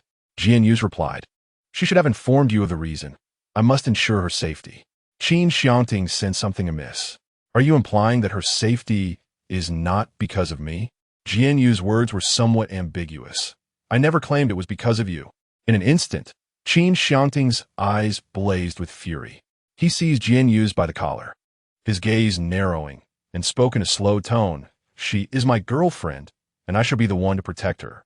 I advise you to abandon any improper thoughts. Unbridled, release our leader Jian." The others brandished their weapons at him, poised to strike at any moment. Jianyu's raised a hand in a gesture of restraint, saying, "Stand down." They exchanged glances, hesitating to alter their stance. "Did I stutter when I said to lower your weapons?" Jianyu's glared at them. Upon his command, they reluctantly lowered their arms, yet remained vigilant. Jianyu's turned his attention back to Qin Xiangting. "Qin, such emotional outbursts are rare for you." Qin Xiangting's gaze remained filled with hostility, as if he longed to tear him apart. "You seem to have misunderstood. I harbor no intentions toward her," Jianyu's clarified. Qin Xiangting furrowed his brow, not immediately releasing him, revealing a degree of distrust. Jianyu's continued, "I genuinely intend to ensure her safety, though I am not ready to disclose the reasons to you just yet. Perhaps there will come a day when you will understand. Rest assured, having another person to protect her is advantageous. If you are willing to trust me, let us proceed in my manner." Qin Xiangting scoffed, releasing his grip from the disheveled collar. "You had best refrain from any tricks, or the consequences will be yours to bear." Jianyu's instinctively took a step back, licking his lips. "That suffices. You should now be clear on what you wish to inquire of me. Convey this to her." As Qin Xiangting departed and encountered Jian, he presented a quintessential gentleman's smile. "How'd it go? Was everything made clear?" Jian also smiled, her eyes sparkling with anticipation. Qin Xiangting gently ruffled her hair. "It has been clarified, though the outcome may leave you somewhat disappointed." "Ah." Jian's expression dimmed, and she spoke with a hint of regret. "Couldn't you have conveyed it on my behalf?"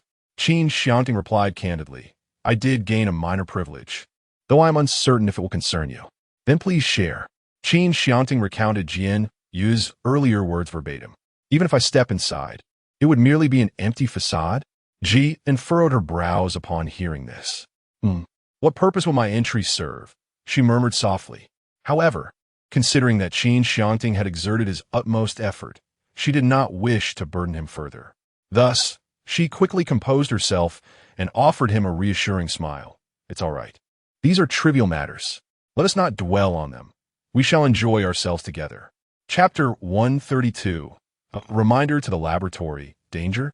At worst, she could devise another plan. Although she genuinely felt a hint of regret for the speed of her progress, which had come at a considerable cost, she had now reached the 6th level and 3rd tier, becoming remarkably strong. She could accomplish numerous tasks to fulfill her own desires. In due course, she would visit Jing Changzhou and the others. Providing them with some supplies would also be quite commendable. Qin Xiangting, however, remained remorseful. "I am truly sorry," and then Jian blinked and quickly waved his hand, saying, "You have done nothing wrong. Why apologize? It is clearly that Jian something oil's fault."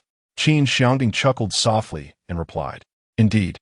Jian curled her lips and said, "Then let us go out." As the two departed, Qin Xiangting specifically cautioned her, "In the future, keep your distance from Jianyu's." All right," Jian readily agreed, adding, "I don't particularly like him anyway." Unbeknownst to her, Qin Xiangting had his reasons for advising her thus, and besides, this Jian fellow gave off an uncomfortable vibe. Even though she was aware that his initial peculiar behavior stemmed from Qin Xiangting, it still left her feeling uneasy. And then he spoke again. Why are you so eager to enter the research lab? There's nothing much to it. Primarily, I thought I could assist some friends here. And part of my desire to join now is to avoid wasting my efforts. Qin Xiangting replied. So, you're more interested in the power this place holds? One could say that, she acknowledged. That is manageable. I will inquire further for you later. Ji tilted his head in confusion. Huh? Wasn't my initial inquiry unsuccessful? Do I still need to ask? If the first attempt proved futile, then persistence would prevail until he acquiesced. Moreover, do you doubt my capabilities? The words spoken by Qin Xiangting exuded a profound sense of security. Ji Anyang remarked, good. With your words, I feel much more at ease. Though it may pose some complications. Your happiness is my priority. I fear no inconvenience. Speaking of which, the place that currently brings her the utmost comfort is indeed that very spot. She can do as she pleases. And Cheng Hao is more than willing to offer her abundant assistance, far superior to that trifling affair here. The disparity between individuals is indeed vast. The two of them ventured outside, vanquishing a number of zombies. Their prowess was remarkable, and the combat felt almost like a playful pastime, adding a touch of amusement to their lives. After a brief respite on a sandy beach, Qin Xiangting raised an invisibility shield, and together they indulged in drinks while basking in the sun, relishing the tranquility. Before long, Qin Xiangting furrowed his brow and sat up. Jian looked at him, stood up, and stifled a yawn. What is the matter? Is someone here? Jian glanced around, puzzled. Could it be? I don't see anyone. And with your remarkable ability to conceal yourself, how could anyone possibly enter? Suddenly, Jian paused mid-sentence. Before them, an individual materialized out of thin air. It was a familiar, benevolent elder. Upon his appearance, Jian exclaimed in astonishment, Grandpa Gio? Grandpa Gio nodded and gestured toward them. Qin Xiangting, standing nearby, also inclined his head slightly. Young man, we met last time. Grandpa Gio directed his gaze toward him. Qin Xiangting offered a faint smile and replied, Greetings, Grandpa Gio. Jian respectfully said, Grandfather Gio, I am grateful for the divine blueprint you provided me previously. I have successfully advanced to the 3rd tier. Grandfather Gio stroked his beard and replied, This is all your own ability. There is no need to thank me. Jian nodded and inquired, Grandpa Gio, your sudden and unexpected appearance has truly startled me. Grandpa Gio chuckled softly, his aged voice imbued with a certain warmth. Well, did you not anticipate this? He replied, Indeed.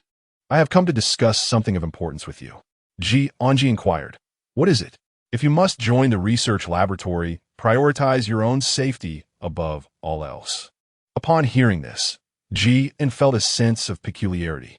The matter concerning the research facility and the advice to safeguard her own life had been brought to her attention by 2 individuals. The first could be dismissed as mere hearsay. Yet after spending considerable time with Grandpa Gio, she was acutely aware that he would not utter such words without reason. Jian's expression grew serious. Grandfather Gio, what does this mean? Are we to believe that entering the research facility poses a significant risk to our lives? Grandfather Gio sighed. Jian, is there really a danger to life? At this moment, Qin Xiangting, who had remained silent, glanced over with a serious expression. Ninth Grandfather, it is not merely the entry into the laboratory that poses a threat to life. What then is the reason? Ninth Grandfather refrained from revealing more. In any case, I advise you against going. It is best if you do not. Jian. In the next moment, the figure of Grandpa Gio vanished. Has he departed? Hey, is it reasonable to leave in the midst of a conversation? Jian looked at Qin Xiangting, inquiring, What on earth is happening? Qin Xiangting replied, I am unsure. However, as soon as he uttered these words, he added, I will investigate this matter. He was determined to ensure Jian's safety. Thus he felt compelled to comprehend the situation fully. Jian Yu's and Grandpa Gio both had advised against Ji and entering the laboratory, yet neither provided a reason for their caution. Their reluctance to disclose the truth to Ji and was utterly perplexing. Jian hesitated once more. Do you think I should still go to the research lab? Qin Xiang's gaze was resolute. If you are willing to heed my advice, I sincerely hope you refrain from going. I must admit, I am somewhat selfish. I do not wish for any threats to your safety to exist. However, if you truly yearn to go, I shall not stand in your way. Your choice is of utmost importance. Upon hearing these words, Ji-in felt deeply touched, her gaze shimmering. Thank you, Qin Xiangting. However, I may not be able to fulfill your wishes. Did not Grandfather Jiu mention that entering the research facility does not guarantee danger? So do not worry. I will surely be fine. Qin Xiangting responded, but in this case I have my conditions. Any requirement from Qin Xiangting was something she would strive to meet. Speak your mind. After all, I cannot help but be concerned for your well-being. My condition is... He paused, his tone earnest. When you visit the research facility, I must remain nearby. Should anything happen, I can rush to your aid immediately. All right, no problem, Jian readily agreed. After all, it was for her safety, and his request was not unreasonable. Chapter 133. A different address, Brother Qin? Qin Xiangting's eyes gleamed with satisfaction. That is acceptable, and there's one more thing. He produced an enigmatic device from his belongings. This is a portable surveillance device, a tool of extraordinary ability. As long as you are within a 100-mile radius, I will be able to observe the situation within this device. When the time comes, place it in your research facility room so I can precisely track your location. Jian accepted it and directly stored it in her space. This request for her safety is not too excessive. All right, I agree to this as well. Qin Xiangting, there is one more matter I wish to discuss with you. Is there yet another matter to deliberate upon? Jian, puzzled, spoke. Qin Xiangting's expression shifted slightly as he gazed deeply at her. And then, he said, don't you think it's time for you to bestow upon me a new title? Jian did not anticipate such an abrupt shift from a serious matter to this topic. He had yet to acclimate to the change. What? The name Qin Xiangting, when uttered from your lips, has become tiresome to my ears. Ji's cheeks instantly flushed. The words he spoke, coupled with his melodious tone, were undeniably enough to evoke a sense of shyness. Could you perhaps call me something else? What would you like to call me? Ji inquired cautiously. To be honest, it felt somewhat awkward for them to still be addressing each other by name despite being together. Shouldn't this be something N herself could contemplate?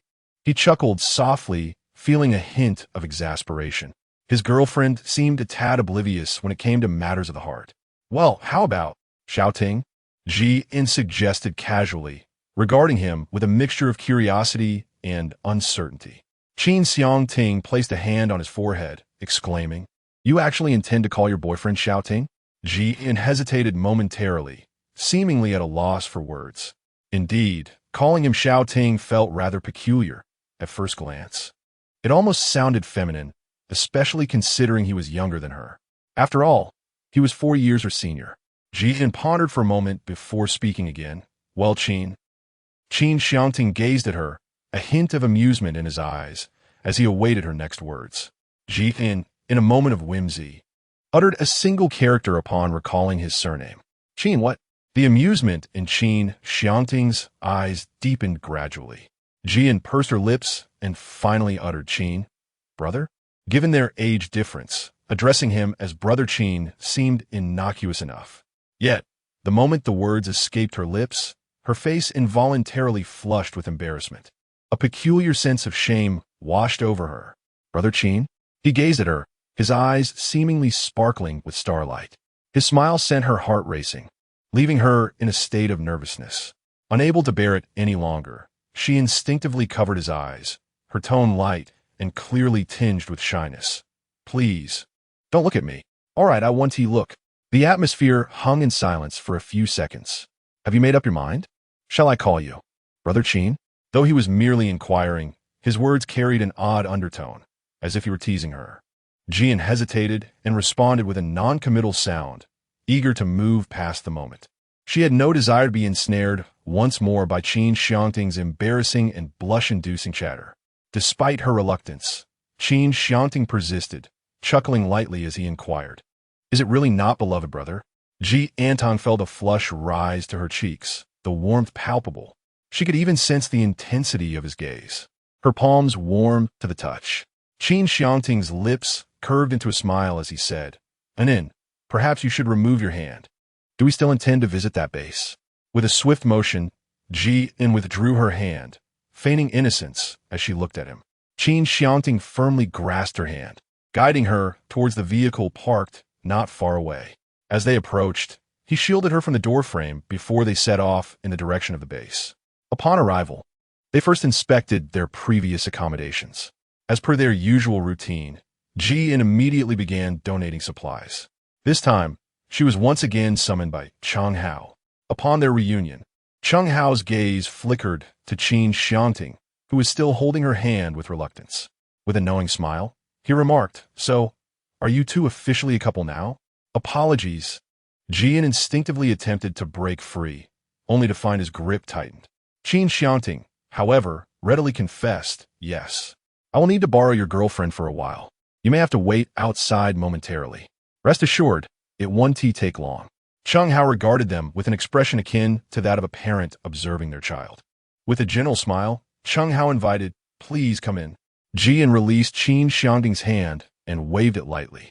Upon entering, Cheng Hao greeted her, saying, "It's been a while. Last time, your supernatural ability had reached the 3rd tier, correct?" Jian. "Indeed." Cheng Hao shook his head with a sigh. "Since your abilities have already reached the 3rd tier, I suppose it is time for me to divulge my secret to you. After all, given your current capabilities, we find ourselves in considerable need of your assistance." Jia nodded. "All right, how go? Please go ahead. How may I assist you? I am certainly willing to help." He shared a great deal with her. Their nation had long been concealed in a larger, more secure location, and this base was merely the tip of the iceberg for their people gathering together.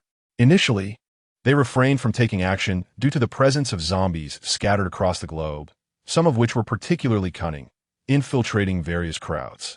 Engaging artillery and firearms would incite panic among the populace and lead to losses in certain areas. Furthermore, some weapons possessed such immense power that they could potentially annihilate all citizens. If they were to send individuals to root them out one by one, it would require substantial human resources. Moreover, certain zombies had evolved, posing the risk of deceiving normal individuals before attacking them. Thus, they opted to establish a larger base, gradually seeking out and rescuing people. It was important to note that there were multiple bases for those with extraordinary abilities. The National Treasury's food reserves were insufficient to sustain such a large population during the apocalypse, making the establishment of bases for rescue the most prudent approach. This particular base was dedicated to purifying the virus, while other locations housed ordinary citizens, powerful weapons, and even bases for those with special powers. At this point in the conversation, Ji N's eyes flickered, prompting her to ask again, "A base for those with special powers?" Her gaze toward Cheng Hao was earnest. Observing her reaction, Cheng Hao elaborated, "Yes, in that place, everyone possesses extraordinary abilities. It can be said that they had anticipated such a catastrophe long ago. Hence the establishment of resource points in hidden locations, driven by the fear of encountering danger one day, a preparation made for survival before the onset of the apocalypse." Suddenly, Ji In recalled the location previously discovered by Qin Xiangting.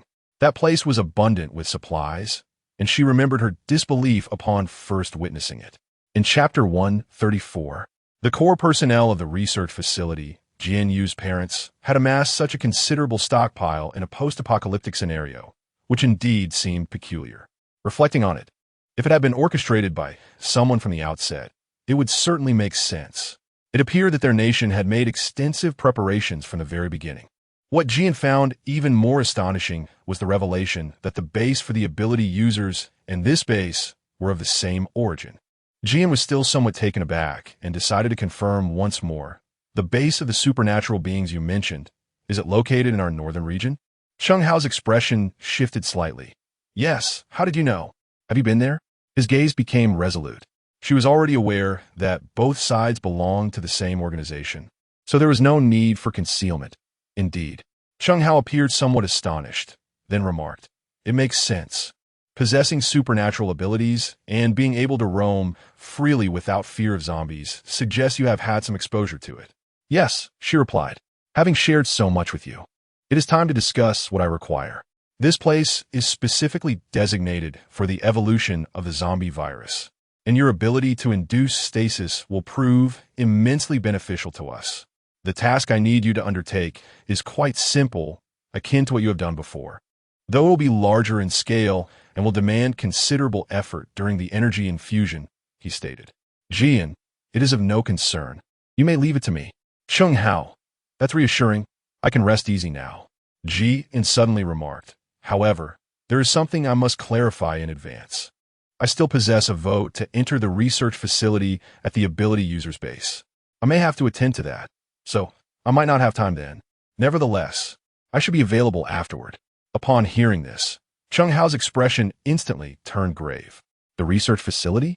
Jian often feels as though he possesses some knowledge regarding that place. Jian shook his head, feeling a sense of helplessness. Ah, Brother Hao, you are unaware of the situation. Initially, I held the same belief, but reality seems to tell a different story. How so, you ask? I have successfully completed all my trials. I was merely awaiting their final vote. Yet in the end, I was forcibly withdrawn by their leader. Cheng Hao's expression turned to one of surprise. Why is that? Haven't you already met their requirements? It makes no sense for the leader to intervene. Jian sighed, expressing a longing to uncover the true reasons behind her predicament. Was it not unjust? After all her efforts, she found herself merely bearing the title of a member of the research team, devoid of any real authority. Participating in the vote seemed little more than a gesture of self-soothing. Yet, possessing a title was certainly preferable to having nothing at all. Moreover, who could say what other opportunities might arise in the future? Jian, no, it is my friend who is there. I wish to offer him more assistance. You may bring him to me as well. Cheng Hao noticed that she did not elaborate further nor inquire again. All right. Such a talent, what a pity. When Jian emerged, she felt an inexplicable uplift in her spirits upon seeing Qin Xiangting. In an instant, her expression transformed from sorrow to a faint smile, rendering it utterly impossible to discern what had transpired moments before. Jian cheerfully remarked, now that our conversation has concluded, let us ponder what we shall do next. There is an undeniable sense of ease when I am in the company of Qin Xiangting. Very well, he replied gently, what brings you such joy? Has he bestowed upon you some delightful advantage? Jian was no longer as hesitant as before. No, I'm simply happy to see you. Qin Xiangting was momentarily taken aback, not expecting her to express such sentiments so suddenly. A smile crept onto his lips. Is that so? You are that happy? As they exited the room, Qin Xiangting remarked, being with me, you will continue to find happiness. Jian, for reasons unbeknownst to him, instinctively brushed against his shoulder, resembling a docile little kitten. Very well understood. A few days later, Jian visited the research lab to participate in the voting process. The outcome yielded 12 votes, a decrease of 1 compared to before. This, however, was of little concern. She could clearly observe the cold expression on Yichang's face. Yet, the thought of her association with Qin Xiangting made her feel somewhat guilty. Although she had not engaged in any acts of bribery, Jian mentally reassured herself. After the voting concluded, Tong Qishua unexpectedly displayed a smile and cordially remarked, congratulations. Welcome to our team. Thank you, she replied, though regrettably, she would not be collaborating with them. It seemed he was still unaware of this matter. Since you have joined, I shall introduce you to our core members. Tong Qishua interrupted her thoughts. He led her to the innermost part of the research lab, knocked on the door, but received no response. 2 minutes later, still no one answered. Jian looked at him in confusion, while he maintained an expressionless demeanor, as if he had grown accustomed to it. They often became so engrossed in their experiments that they forgot to open the door or simply could not hear it. Tong Qishua knocked once more, and after a half-minute delay, the door finally opened. Inside stood an elderly couple, one of whom wore spectacles. Upon seeing Tong Qishua, they leisurely inquired, what is it? Tong Qishua introduced Jian to them, saying, hello, Uncle and Aunt Jian. This is our laboratory's newest member, Ji, and strangely, Jian felt an inexplicable warmth upon first laying eyes on the couple. Upon hearing Jian's introduction, their expressions shifted noticeably, yet they quickly donned a facade of nonchalance. Aunt Jian responded, all right, understood. Jian glanced at Tong Qishua, momentarily at a loss for words. Aunt Jian and Uncle Jian, we are leaving. After bidding farewell, Jian casually remarked, their surname is Jian? What else could it be? In Jian's mind, the image of Jian Yu's inexplicably surfaced, and he shook his head, uttering a soft "oh." They are the parents of Jian Yu's, the supreme ruler of our base. Jian was taken aback. Indeed, a woman's intuition is remarkably accurate. Tong Qishua cast her a glance. Your expression. Is there anything to be astonished about? Is she truly overreacting? Tong Qishua continued. Never mind. It seems that this matter is indeed known only within the research lab. It is quite normal for you not to be aware of it. Chapter 135. Cooking together, brother steals a kiss from sister in Jian. Well, is this considered a well-known secret? Tong Qishua, with a calm demeanor, replied, You have been here a few times and are already familiar with the surroundings. There is no need for further observation. Is there? The position or small room you desire has yet to be arranged. This matter still requires approval from a superior. Which superior? Jian. Jian. Perhaps it is best that you refrain from inquiring further. I sense that he is unlikely to permit me entry into the laboratory. What does this signify? Jian recounted to him the matter involving Jian Yu's previous visit, as well as the issue regarding the laboratory's inability to wield real power. Tong Qishua remarked, Impressive. To think that Jian Yu himself would personally decline to seek you out. Jian expressed a tone of helplessness while recounting a profoundly tragic matter. Do you think I want this? How pitiable. Jian, feeling troubled, rubbed his temples and said, All right, if there is nothing else, I shall take my leave. Very well then. Tong Qishu paused in his steps until we meet again. After departing, Jian sought out Qin Xiangting and Jing Changzhou. The base they had constructed was already completed, and it was not inferior to this place. The architecture appeared more refined, with commendable defensive capabilities. The only notable difference was its smaller scale compared to this location. After leading them around, Jing Changzhou immediately assigned them a prestigious title within this establishment. Ji and Qin Xiangting are both allowed to participate in their significant decision-making processes, and they have been assigned rooms on the highest floor. Jing Changzhou observed the peculiar glances exchanged between the two and surmised. They are together. Should I arrange a single room for them? Ji An's face flushed crimson, and her instinctive first glance was directed towards Qin Xiangting. However, he merely smiled with a hint of amusement and said, Let's heed An's words. Ji An promptly replied, Then I shall require 2 rooms.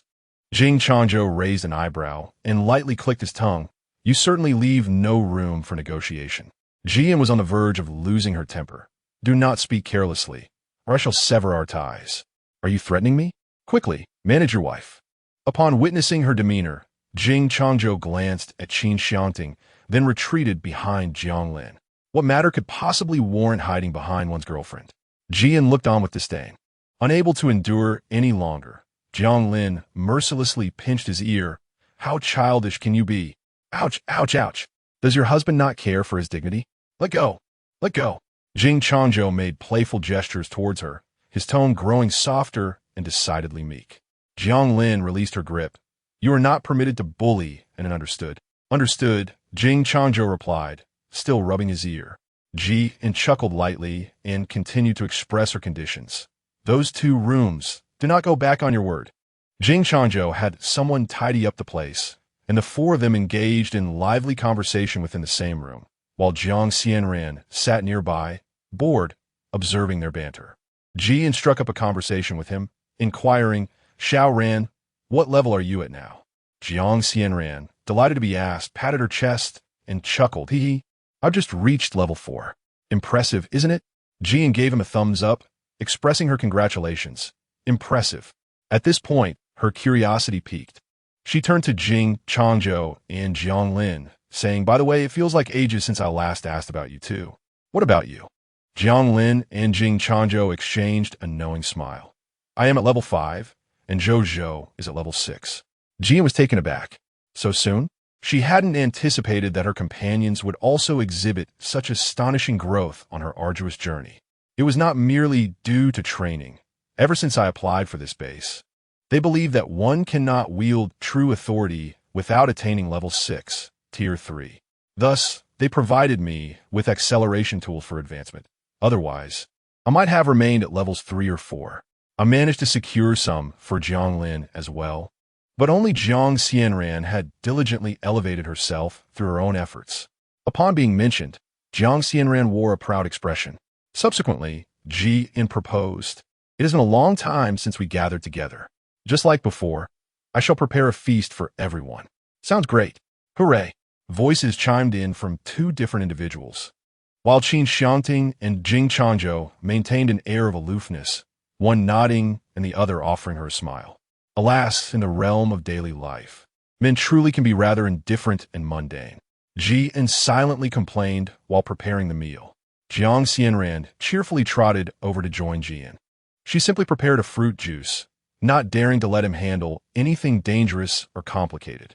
Jiang Xianran was delighted to be by her side. Upon seeing this, Qin Xiangting also approached, leaning in close to her and whispering, "I wish to accompany you as well." As Ji-in listened to his voice, she felt a slight tickle in her ear and a touch of shyness. "All right, then let's do it together. You help me wash the vegetables." "Sure," he replied. Thus, Qin Xiangting earnestly assisted her in washing the vegetables. As Ji-in casually glanced over, she observed a somewhat harmonious scene between the two individuals. Seizing the moment while she was preoccupied with chopping vegetables, Qin Xiangting gently pressed his lips against her cheek. After being kissed, Ji-in was momentarily stunned. Her eyes widened like brass bells, gazing at him in disbelief. Qin Xiangting smiled at her. Ji-in quickly realized and whispered, "What are you doing?" "I'm kissing you." Ji-in felt her face flush and her heart race at his candid words. "What are you saying? Don't be so bold. There are children around." "All right, then we shall share our affection when we're alone," he teased. "I adore you so much that I can hardly contain myself. Will you forgive me?" Qin Xiangting chuckled softly. "I knew you were the best." And then suddenly, Ji-in's mind jolted awake, and he hesitated to meet his gaze. What on earth was happening?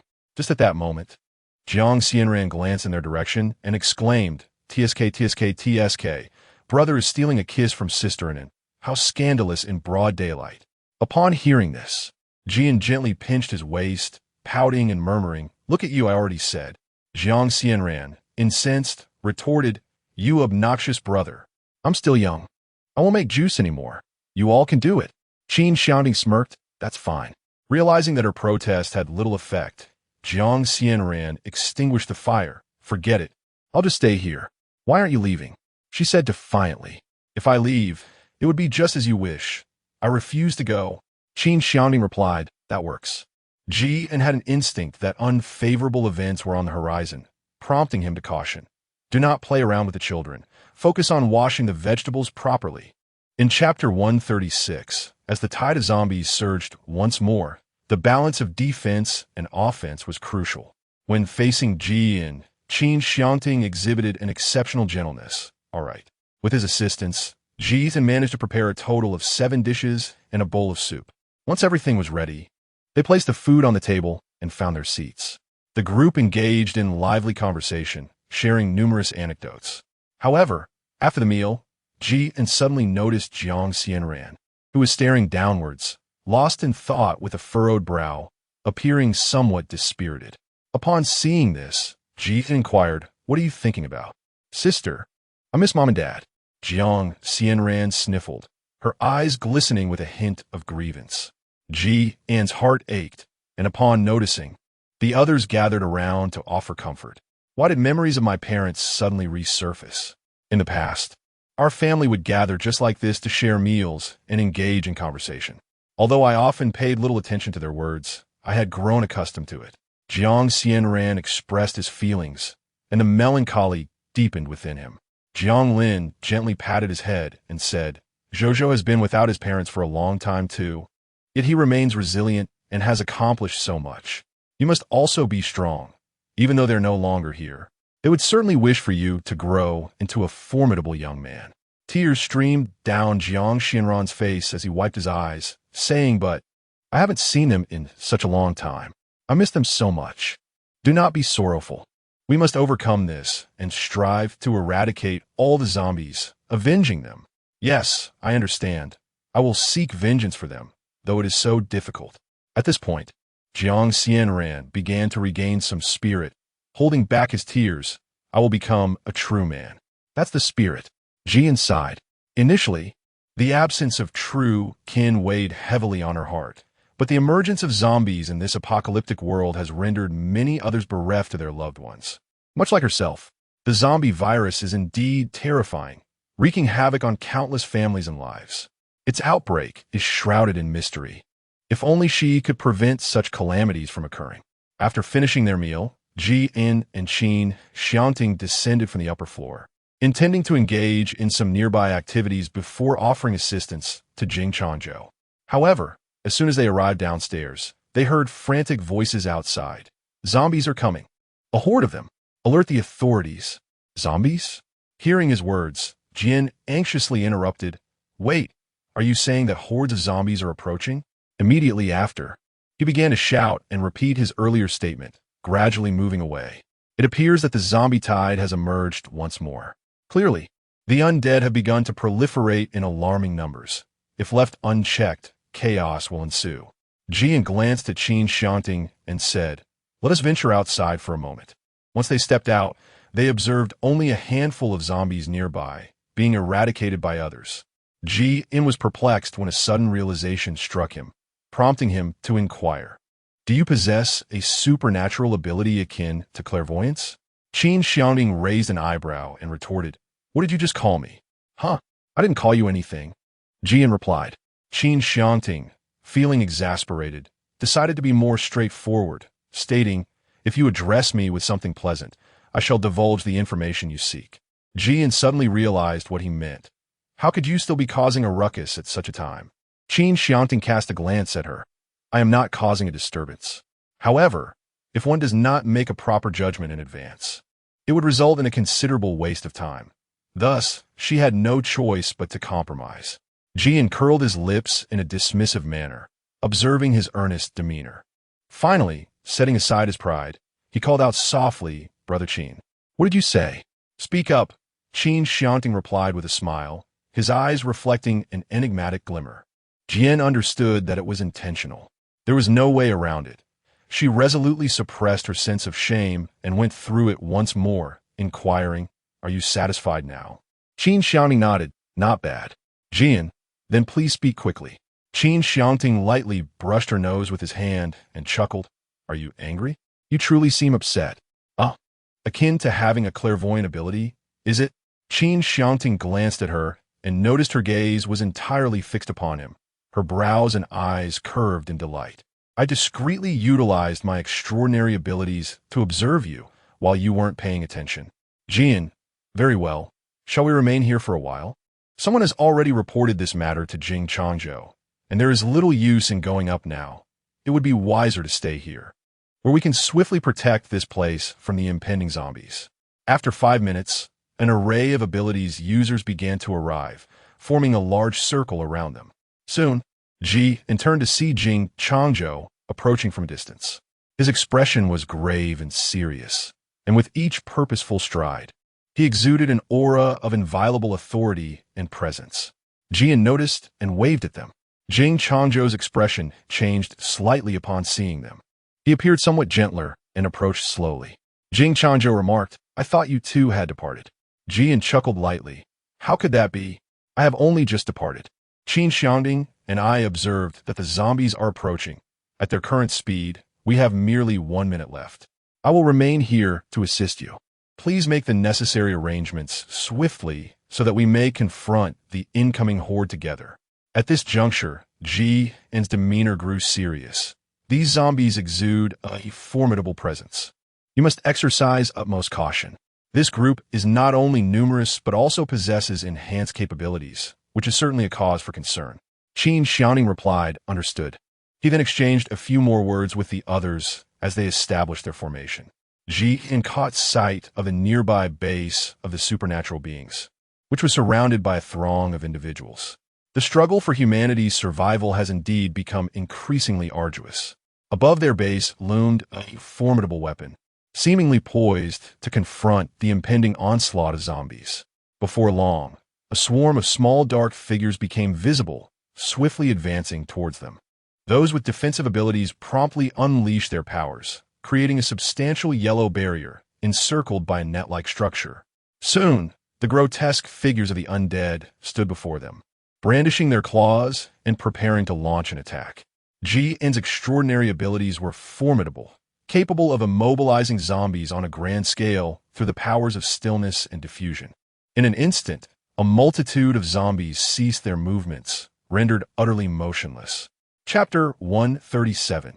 Do you wish to know why I locked the door? They resembled prisoners bound by shackles. This astonishing scene left onlookers in a state of disbelief, as murmurs of confusion filled the air. A booming voice commanded, "Silence. Initiate the assault." Upon hearing this, the group's spirits soared, and they unleashed a barrage of attacks. Caught completely off guard, the zombies could scarcely withstand the relentless onslaught.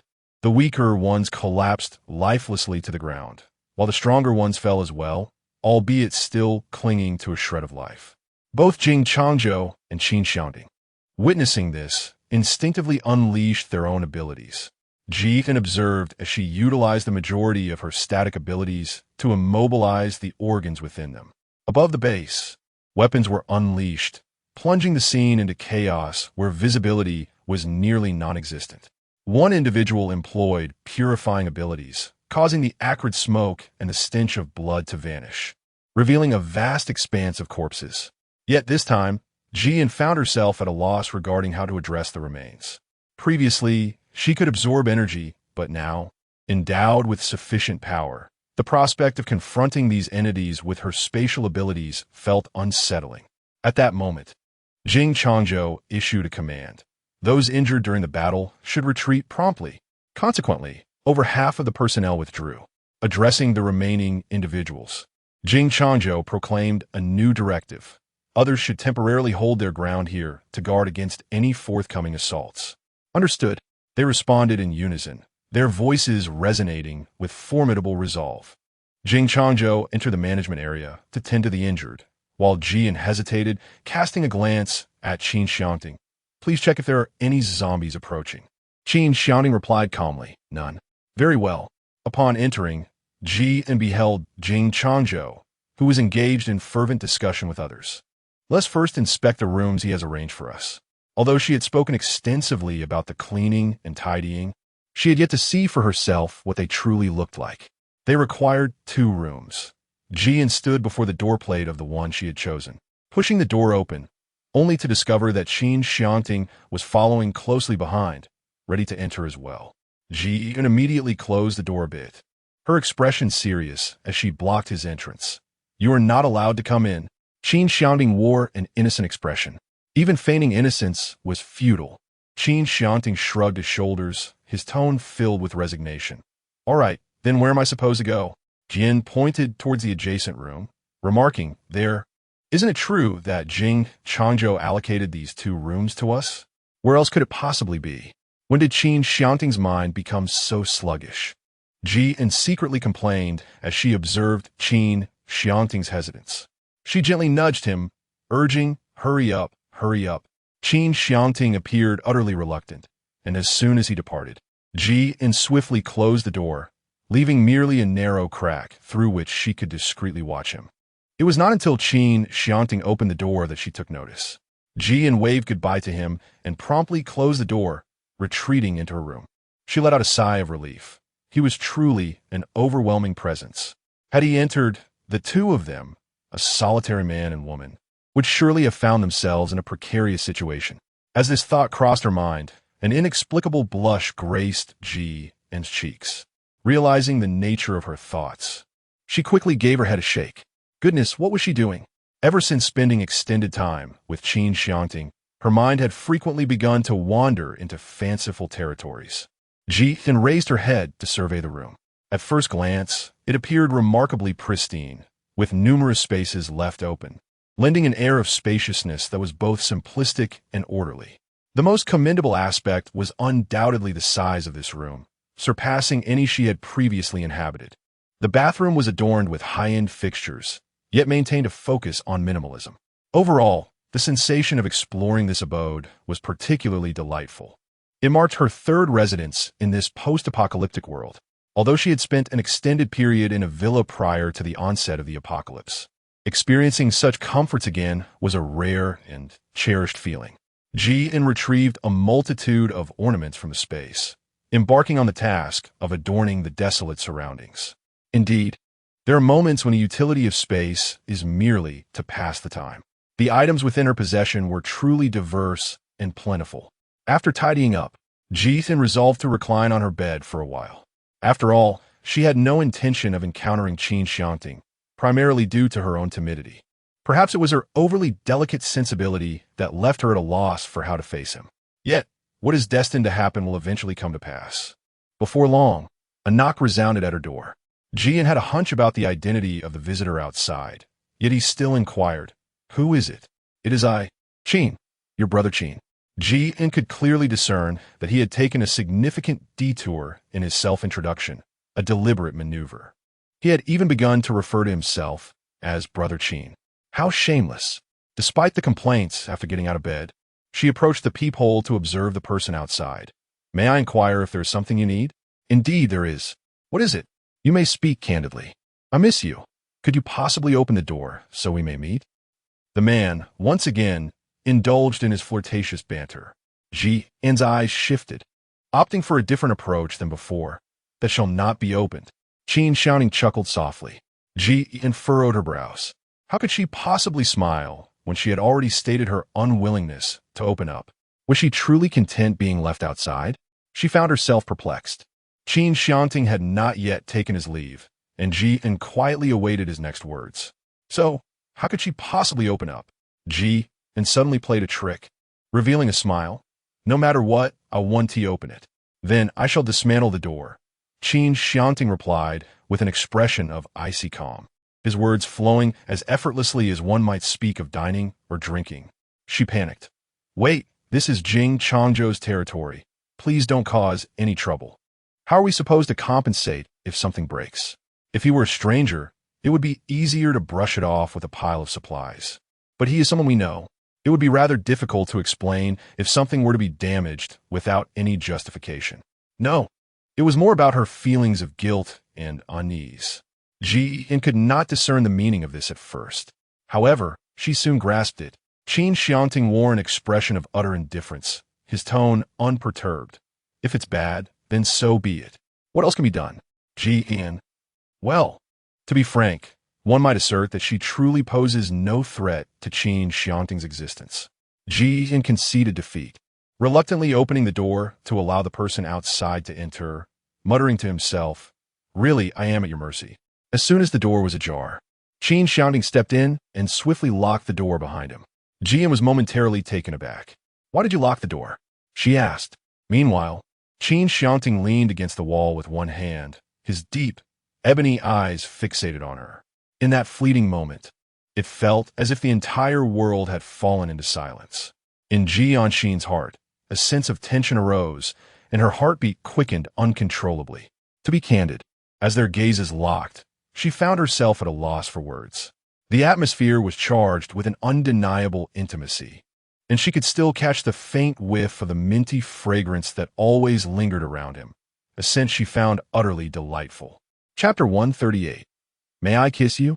Do you wish to know why I locked the door?" His gentle laughter drifted to her ears as he said, "And then, I wish to kiss you. Is that permissible?" Qin Xiangting forcefully lifted her chin, locking eyes with her, his gaze imbued with deep affection and sincerity. Jian could hear her own heartbeat, which reverberated like a thunderous drum. How could he, with such a serious gaze, utter those words to her? Truly a brazen man. "You, shameless," Jian blurted out, her tone a scolding one, yet laced with a delicate sweetness that made one yearn to kiss her. "Seeing you, I no longer care about my dignity." Qin Xiangting's pupils abruptly constricted, his mind momentarily blank. After regaining composure, he cradled the back of her head, delving deeper than before. Due to his inexperience, he accidentally bumped their teeth together. The room was filled with the sound of their mingling breaths, heavy with unspoken tension. In mere seconds, they parted, both their faces flushed with a soft hue. Qin Xiangting no longer teased her as he had in the past. Instead, he held her hand with an unusual awkwardness, and, after a brief pause, whispered, and it has become bolder. "Do you like it?" Jian asked, her voice tinged with uncertainty. "Ido," Qin Xiangting replied, noticing her bashful demeanor. He returned to his usual playful self. Shall we try again? I wasn't quite prepared before. Regardless of his readiness, she was more than prepared. Jian let out a light hum of refusal, saying no, thank you. Qin Xiangting displayed a face full of regret, exclaiming, TSK. I suppose we shall have to wait until next time. Jian was somewhat incredulous to see that he had let her go. What's wrong? Having second thoughts? Qin Xiangting raised an eyebrow and remarked, It's all right. I accept your change of heart.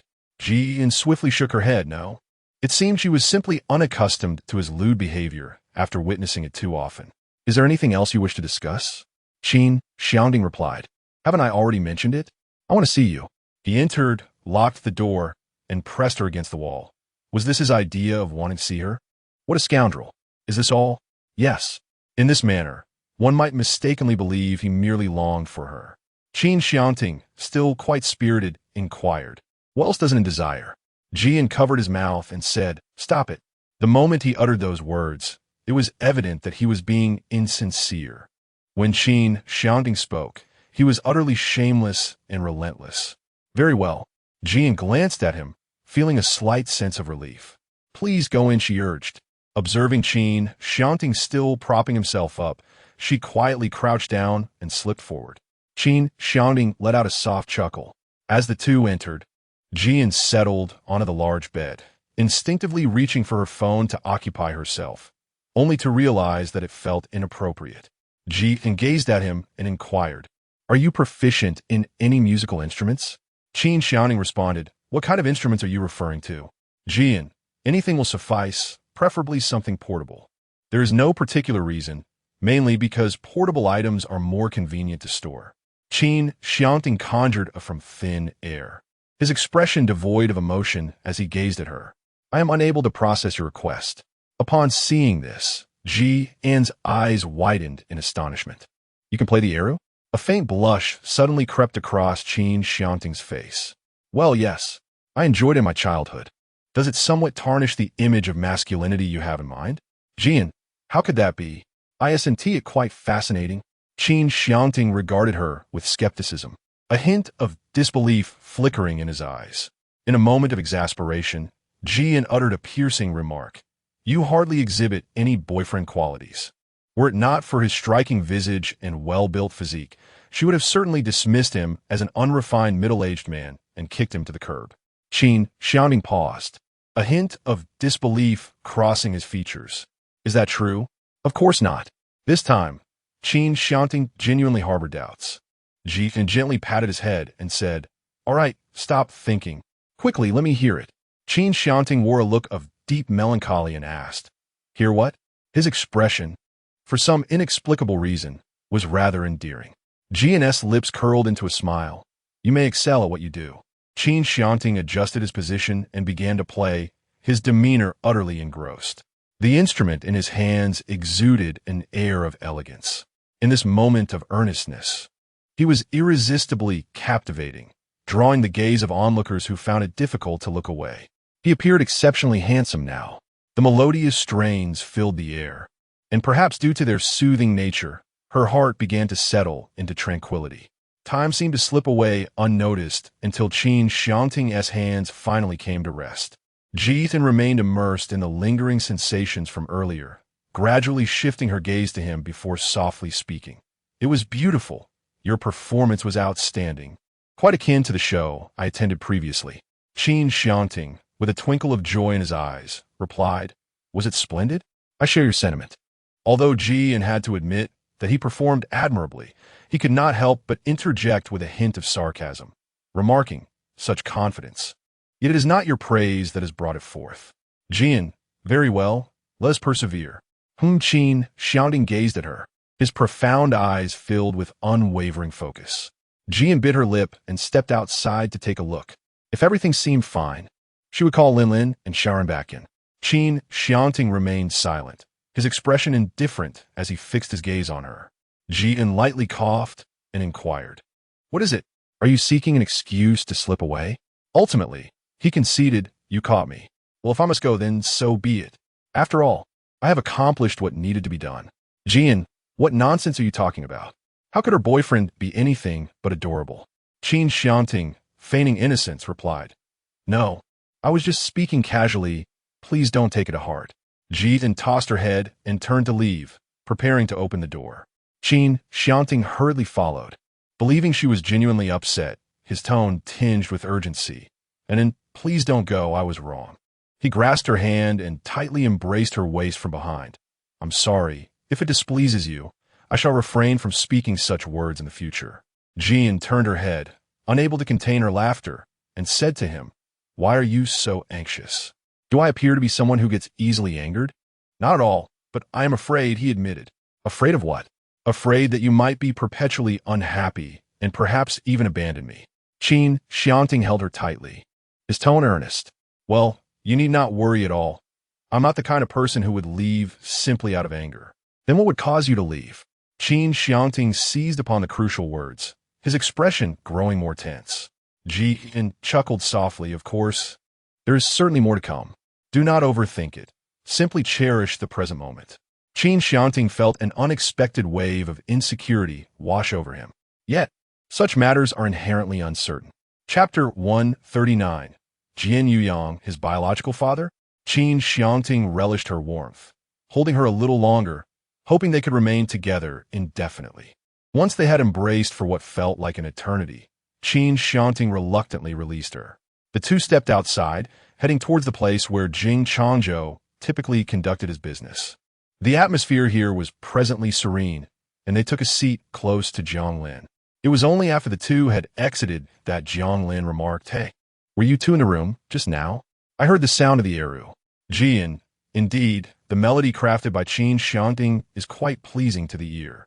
Jian scratched his head. "It's Qin Xiangting." I inquired whether he plays any musical instruments, but to my surprise, the soundproofing here is inadequate. I could hear everything. "I shall refrain from practicing in the room henceforth." Jianglin replied, No, it was merely a faint sound. I only caught a glimpse of it while passing by with Xiaoran." Upon our arrival, Xiaoran and I overheard two individuals mention that the zombies seem to have vanished. Yet they have discovered a considerable amount of zombie energy in various secluded locations. This indicates a significant increase in the zombie population, and upon further investigation, it appears that their numbers are proliferating and growing stronger. If this trend continues, humanity may find it exceedingly difficult to endure. The use of artillery and similar weaponry could exacerbate the surrounding environment, and the ground may become tainted by nefarious influences. With so many zombie corpses littering the ground, it is drenched in decay, rendering it impossible to purify, and thus incapable of sustaining agriculture. We must also guard against various disasters and the viruses they spawn. Humanity could face extinction. We must devise a strategy to confront this menace. Jiang Xianran interjected, "If that's the case, I won't be able to avenge my parents." After hearing these words, Ji An's eyes glimmered, just as she had suspected. The zombie threat was indeed escalating. We must find a way to eradicate them, though I'm uncertain what effective methods might exist. Perhaps Jing Changzhou has an idea? Jing Changzhou furrowed his brow, massaging his temples, appearing somewhat troubled. This matter requires the assembly of more leaders from various bases to deliberate, for it poses a danger to the lives of all people. Jian, I think I might inquire with someone to see if it's possible to develop a weapon that can completely suppress the zombie virus, contributing my humble efforts to the cause. For now, I shall visit the base of the supernatural beings. Jing Changzhou remained troubled and silent. Qin Xiangting appeared somewhat reluctant, responding with a simple, Upon encountering Grandfather Jiu once more, Ji initially intended to address the current matters at hand. However, reflecting on the previous incident, he couldn't help but first bring up that topic. "Grandfather Jiu, what did you mean by what you said during our last conversation?" Grandfather Jiu, unlike before, appeared stern and unfamiliar, the literal meaning. "Do not inquire further." Jian understood that he would likely gain no further information from him, so he said, "The zombie virus has become more potent recently. Do you have any blueprints similar to the last weapons? I will see if I can devise something. This matter falls outside your purview, so it would be best not to concern yourself with it. We shall find a way." After listening, Ji furrowed his brow and asked why. I could overlook the previous remarks, but why is it that even assisting others, even in a small capacity, is out of the question. This is utterly perplexing. I have regarded your words as those of a life mentor. Yet these two matters are rather incomprehensible. Moreover, they are actions that would benefit the people without causing any harm. Why must I refrain from taking any action? I understand your feelings, but these decisions are beyond my control. Be obedient, and do not put your great uncle in a difficult position, he replied, perhaps unable to withstand Jian's inquiries and feeling unable to impose strict measures. With a sigh, he spoke candidly. Jian was perplexed, yet his demeanor was unmistakable. He would utter not a word. She resolved to refrain from inquiring further and to seek the answers on her own. Jian feigned compromise, all right. After speaking, she prepared to leave, only to inadvertently catch a glimpse of a piece of paper on the table behind Grandfather Gio. It was a DNA test report. Who was Grandfather Gio testing? His granddaughter, perhaps? Jian pondered for a moment. He recalled that he indeed had a granddaughter. Furthermore, it appeared that her name was inscribed above, along with. Jian squinted her eyes to examine the situation closely. Jin Young? Could it truly be confirmed that he was Jian's biological father? Uncle Gio noticed her gaze drifting to the side. Upon turning his head, he appeared to have stumbled upon an unspeakable secret, his expression filled with terror and panic as he swiftly concealed it behind him. What are you looking at? Hurry, hurry. Uncle Gio began to usher people away, his demeanor starkly contrasting with his usual self. Jian sensed that something was amiss, yet she resolved to conduct her own investigation. Thus, she feigned ignorance and, with remarkable composure, stated, "Goodbye, Uncle Gio." The response she received was a rather perfunctory one. After departing, a whirlwind of thoughts swirled in Jian's mind. Is she truly the only individual named Ji in the entire base of supernatural beings? Even if there were another, could they possibly be related to Uncle Gio? And who, pray tell, is that individual named Jian Yuyang? She had never even heard of such a person. Jian pondered for a considerable time. It was not only Grandfather Gio who had been acting peculiarly towards her these days, but also Jian Yu's. Jian Yu's shares the same surname, Jian. Furthermore, the rationale behind their refusal to allow her access to the research room remained consistent. Grandfather Gio generally treated her well. Yet in this particular matter, neither of them had taken any action against her, which at the very least indicated their lack of malice, suggesting that their reasons might indeed be genuine. The most perplexing aspect was that it indicated he was her father. Jian's pupils suddenly constricted, and an inexplicable tension gripped her heart. It was a sensation that defied description. She had never known the identities of her biological parents. Now, with this newfound clue, she found it all too astonishing. Could this person named Jian Yuyang truly be her biological father? Jian felt a glimmer of insight. All that remained was to investigate the identity of Jian Yuyang and ascertain her own identity, and the truth would be revealed. Perhaps the concealed matters regarding Grandfather Gio could be the key to uncovering this mystery. I thought you were going to forget about your husband. Jian coughed lightly, feeling disordered each time she heard him speak. She endeavored to disregard the rapid beating of her heart. After all, they were not yet married. This time, it was not mere foolishness. It seemed that Nin had already acclimated to the thought of being my future wife. Truly, still so irreverent. Chapter 140. Her boyfriend is utterly foolish. After her internal musings, Jian, of course, remembered the serious matters at hand and had no intention of continuing their playful banter. Jian said earnestly, "Qin Xiangting, could you possibly call me brother?"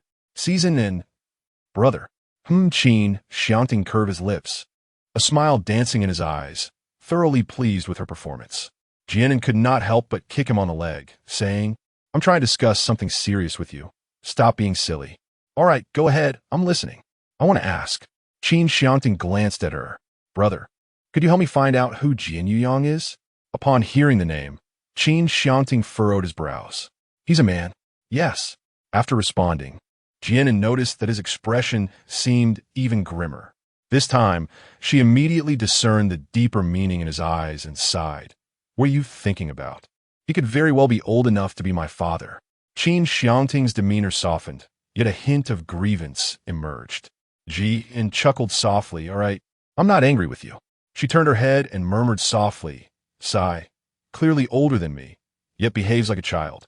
When she looked back, she saw him smiling lightly. I'll help you investigate.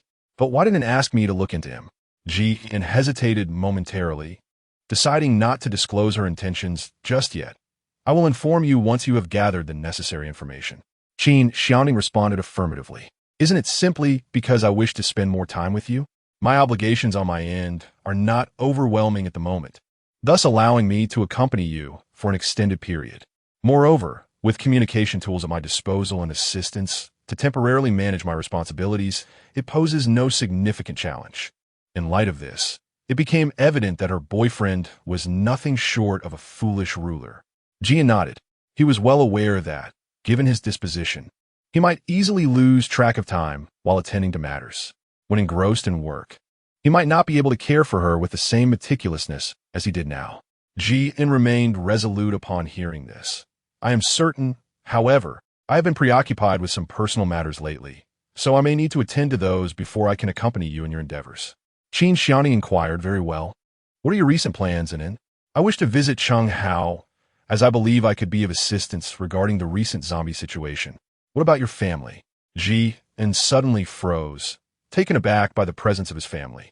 It was indeed a bit unexpected. While there was nothing particularly concerning, the primary thought that lingered was it too soon to meet them? Qin inquired with a hint of apprehension. She felt unprepared, uncertain if her arrival would seem too abrupt, and had not even contemplated how to conduct herself.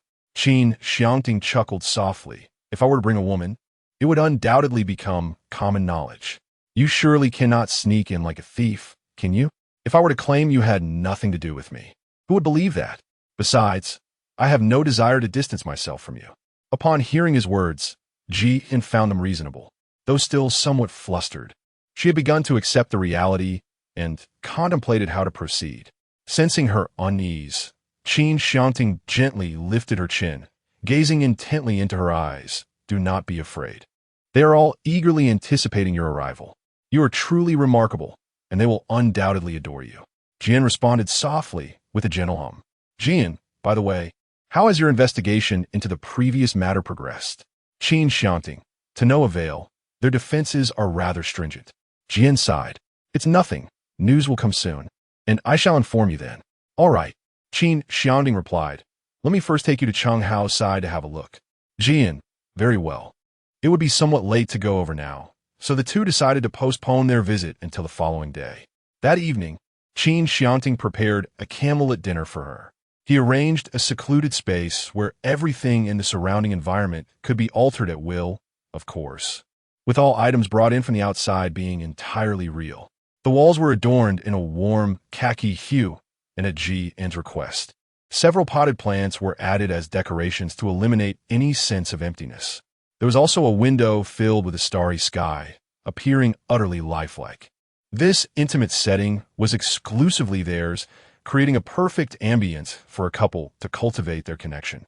Qin Xiangting meticulously sliced the meat for her and gently pushed it towards her.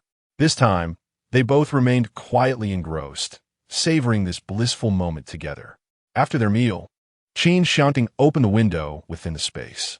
As it swung open, they were greeted by a breathtaking night sky, with twinkling stars that seemed tantalizingly close, yet paradoxically distant. It felt as though they could reach out and touch them, yet nothing could be grasped. They sat upon the surface of a celestial body, breathing freely. How is this even possible? Qin was astonished. Qin Xiangting replied, this ability I have replicated allows you to witness any scene you desire. So are you happy? Qin gazed at him, a smile she could hardly contain gracing her lips, filled with joy. Qin Xiangting gently wrapped his arm around her neck, allowing her to rest her head on his shoulder. Together, they gazed upward for an extended period. Qin Xiangting softly called out, Anin. She closed her eyes, as if she had drifted into slumber. He carefully laid her upon the bed he had prepared, then summoned another bed to place nearby, and they both succumbed to sleep. The following day, the remnants of yesterday vanished entirely. Upon opening her eyes, they were greeted by the brilliance of sunlight. Together, they made their way to another base, directly seeking out Changhao. After exchanging greetings, they proceeded to a room as usual. Changhao remarked, It's rare for you to seek me out with a matter at hand. After politely smiling at him, Jian began earnestly, "How good? I believe you are aware that the zombies have become increasingly formidable and numerous of late. Indeed, everyone has been noting this," Chung Hao replied languidly, "and my expertise lies specifically in the study of purifying zombies. Jian, I merely wish to inquire if there is any way in which I might assist. The weaponry here is notably advanced, and I aspire to contribute to the best of my abilities. Chung Hao, I have previously assigned you simpler tasks, and indeed, these matters do not require your contemplation. However, if you are eager to know, I can certainly elucidate the current situation for you." Jian nodded fervently. "All right, Hao Ge, please proceed." Chapter 141. Meeting the parents in truth, I have heard of a formidable weapon capable of driving away all zombies. However, that weapon resides within the base of the ability users. It is said that certain conditions must be met to activate this weapon. The base of the ability users? Jian listened patiently. Chung Hao, thus, we need not worry excessively about the zombies. If there comes a day when humanity can no longer withstand the onslaught, I believe there will be individuals willing to take action. However, it appears that thus far, no suitable candidates have been found, or perhaps no one is willing to risk themselves in such an endeavor. Jian regarded him with a look of confusion. Chung Hao, to activate that weapon, the conditions must be fulfilled, and once completed, that individual will be reduced to nothingness, ceasing to exist.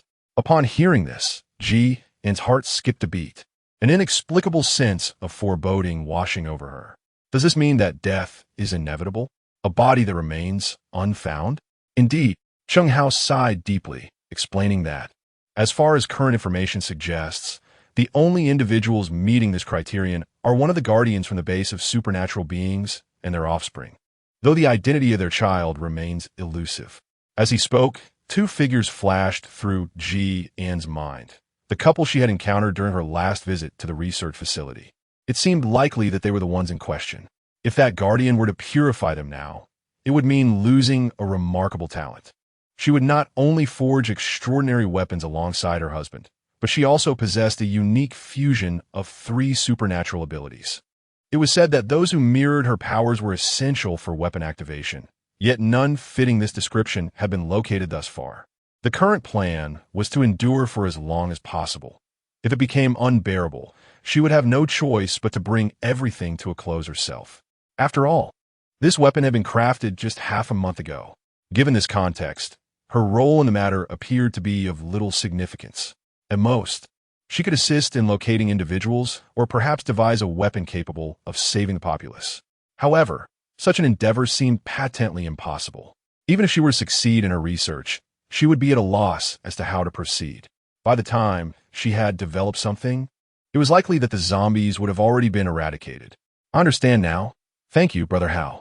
The immediate priority is to ascertain the identity of Qin Xiangting, and, of course, to address matters concerning Qin Xiangting. Chung Hao smiled warmly. Yes, but if you are willing, you could still assist me with a few minor tasks.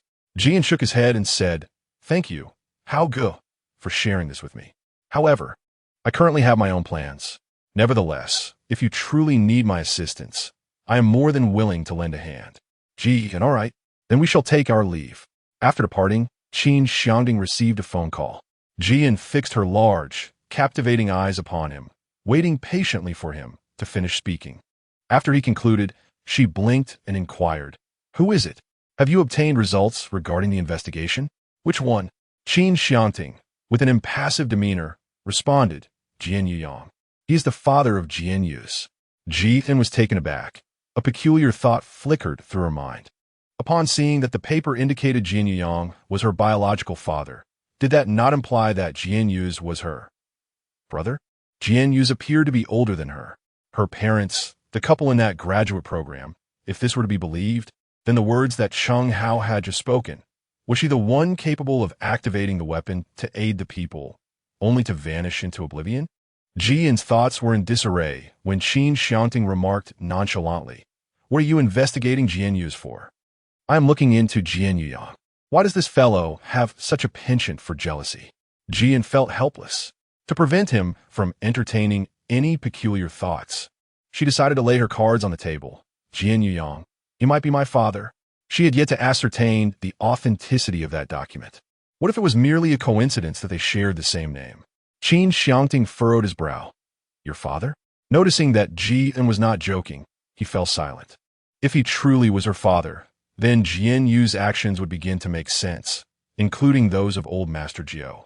Regarding the matter of the zombies, they were unwilling for her to be involved, fearing for her life. Under such circumstances, if she were to inquire about her connection to Jin Yang, they would certainly deny it. Therefore, she needed to ascertain the truth for herself. Jian, this is merely a conjecture. Could you assist me in conducting a DNA test with them? Qin Xiangting, we require either blood or hair. Ji furrowed his brow and gazed at him.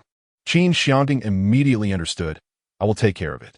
Ji gently pressed his lips against her cheek. Qin Xiangting responded, my home? Of course, I promise you. He held her close, saying, all right, I will pay special attention to my phone in the coming days. As soon as I receive any news, I will inform you. The location they were headed to was separated from here by an entire province. When Jian beheld this magnificent edifice, he was profoundly shaken within. This location, comparable in both area and height to the base of the superhumans, predominantly showcased a golden exterior, adorned with accents of silver and blue, exuding an air of grandeur and sophistication. Jian was astonished. Is this your headquarters? Indeed, Qin Xiangting replied in a calm tone, his gaze filled with affection as he earnestly regarded her. Do you like this place? Absolutely. Qin Xiangting noticed her apprehension and sought to reassure her. Do not be nervous. Whether to enhance the persuasiveness of his words or for another reason, he earnestly added, upon meeting them, even if you were clad in a sackcloth, they would still welcome you. Though somewhat exaggerated, his words struck a comforting chord within her. Jian chuckled softly and strode forward alongside him. Upon entering, they found the interior heavily guarded, with numerous sentinels stationed. The facilities mirrored those outside, maintaining a consistent aesthetic. As they traversed the halls with Qin Xiangting, many bowed in their presence. Eventually, they arrived at a quaint courtyard, reminiscent of a traditional Sihiyuan. The surroundings were enchanting, featuring a picturesque stream with crystal-clear, pristine waters. Ji could discern the pores on her face through the shadows within, an assertion that is by no means exaggerated. Upon entering, she even caught sight of two individuals outside, her grandparents. Both were basking in the sunlight, eyes closed in tranquil repose, reclining on lounge chairs, with willow trees overhead providing a soothing shade. Their lives appeared to be quite comfortable and content. Jian glanced at Qin Xiangting once more. He called out, Grandpa, Grandma, as they rose to their feet. At that moment, Qin Xiangting took her hand and declared, I have brought my girlfriend to meet you. Jian called out to them, Grandpa, Grandma. Grandma patted her shoulder and, upon taking a closer look, became increasingly pleased. Well, you've grown beautifully, truly radiant. Jian felt a tinge of nervousness, but sighed in relief upon hearing this. Fortunately, it was just a matter of appearing somewhat youthful. As soon as these words escaped her lips, Jian's tension returned. Chapter 142, Jian's True Identity. Could it be that they were dissatisfied? She heard the other party glance at Qin Xiangting and say, do not bully her. He merely nodded in acknowledgement. Grandmother then turned her gaze towards Jian, beaming with delight. Come, my dear, let us dine together and have a good chat. Turning to Qin Xiangting, she added, call your parents over. All right. Thus, Qin Xiangting informed Jian, I shall take my leave now. You can converse with Grandpa and Grandma first. Jian was momentarily taken aback. Well, that is fine then. Be good. I shall return shortly. Indeed, she felt a slight flutter of nerves. Upon entering the room, Jian was met with a few inquiries from her grandparents. They did not probe excessively, but instead offered her some pastries and tea. Despite her nervousness, the atmosphere felt quite comfortable. After calling out to the crowd, Jian discreetly pinched Qin Xiangting's finger. He turned to her, his head leaning close to her ear, and asked softly, what is the matter? Jian wished to express something, yet the words eluded her. Ultimately, Qin Xiangting, using a tone meant for only the two of them, inquired, are you toying with me in matters of intimacy? Jian's face instantly flushed with embarrassment, caught off guard by the unexpected tension.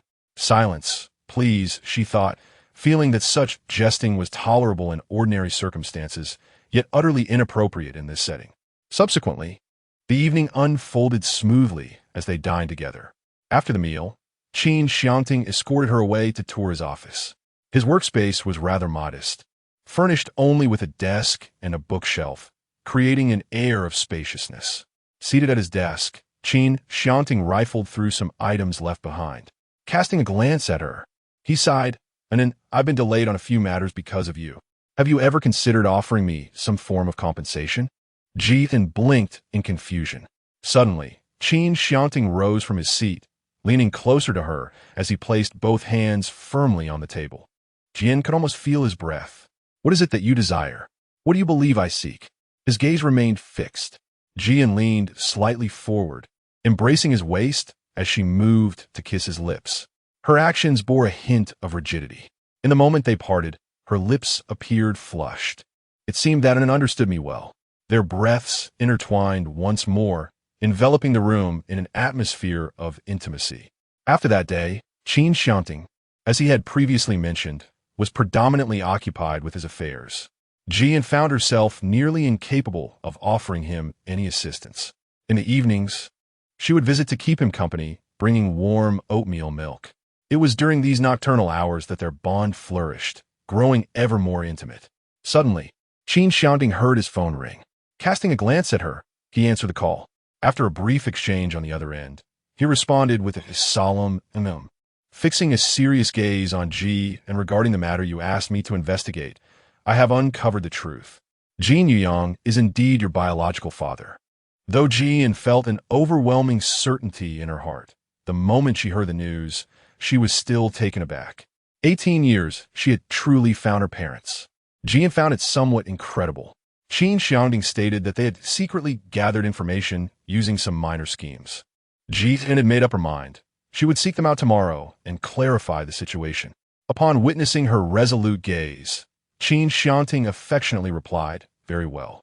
Since my arrival here, I am unable to accompany you for the time being, but I can arrange for some individuals to keep you company." Jian shook her head.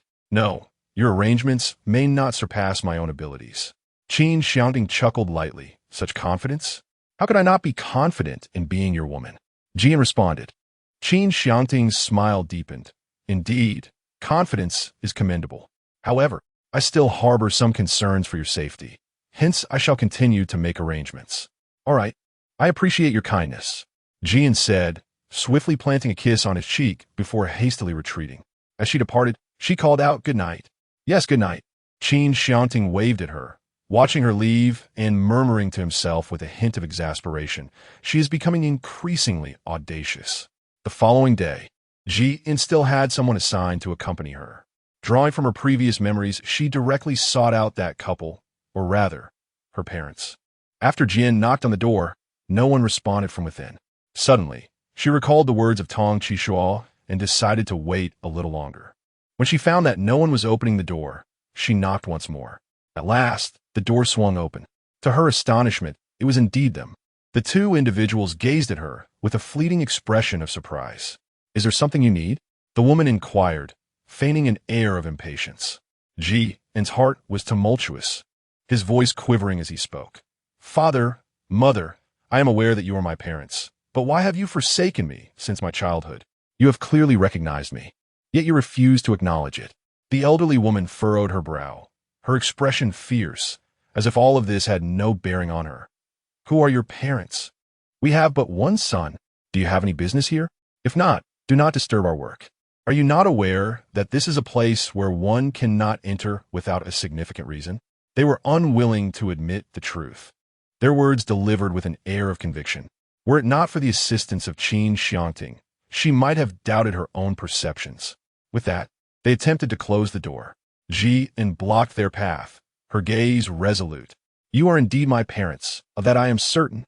I have seen the DNA test report bearing my name, and I even went so far as to collect your hair for a second analysis.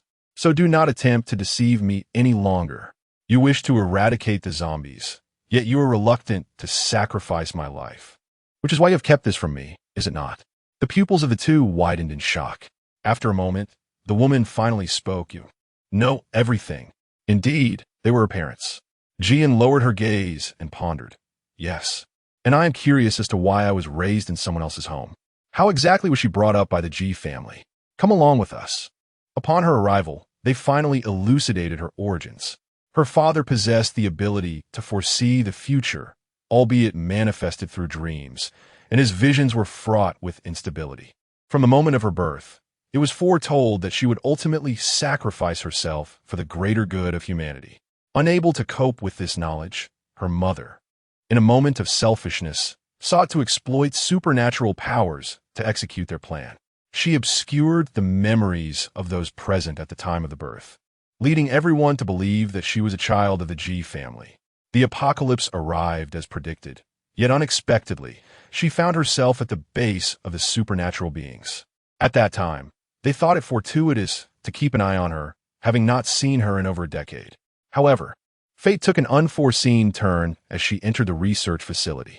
The suspicion regarding her identity arose from her mother, Mo Hui, who possessed abilities related to space, stasis, and diffusion. She was uniquely capable of employing spatial artifacts. Previously, Grandfather Gio had mentioned that recognition of ownership and blood relation to the Creator were paramount. Little did she know, she believed herself to be merely fortunate. Chapter 143. She was so proactive, bidding farewell so gracefully.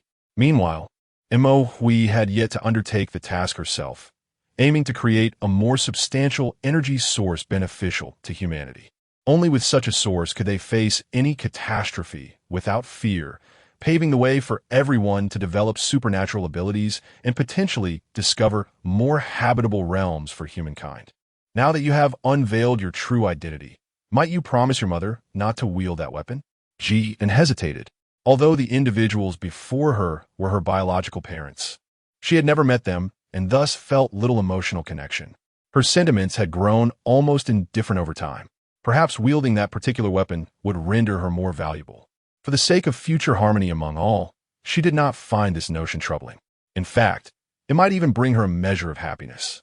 Yet, she feared that should she decline their demands, encountering that weapon would prove exceedingly difficult, thereby thwarting her ability to accomplish her objective. Jian hesitated for a moment, his expression gradually turning serious.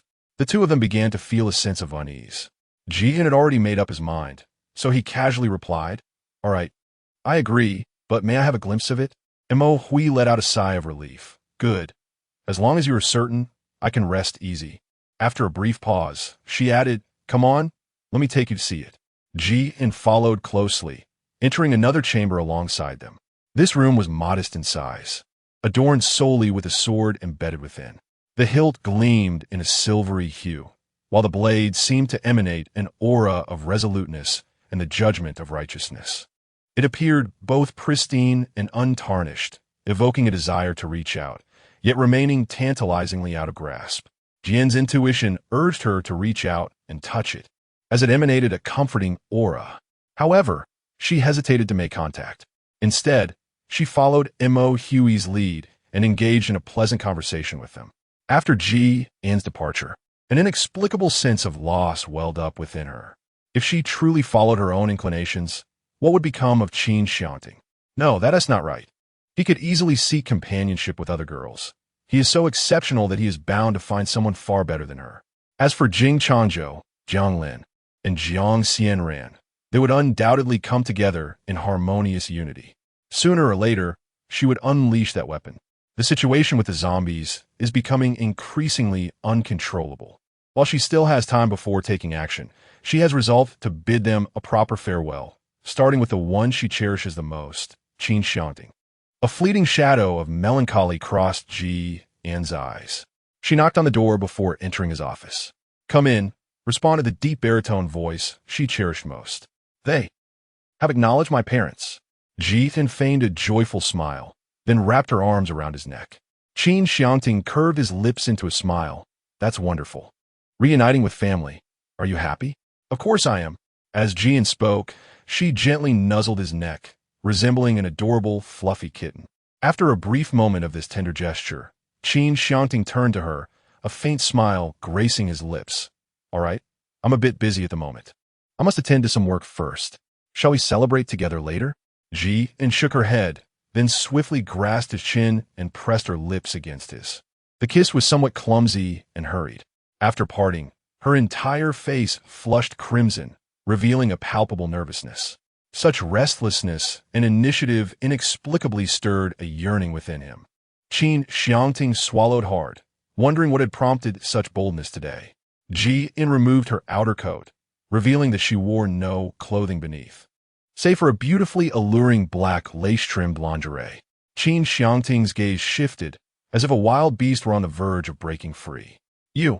Her cheeks flushed crimson, and she acknowledged that this was the boldest act she had ever undertaken in her life. Jian, with an unnatural expression, inquired, "Do I look good?"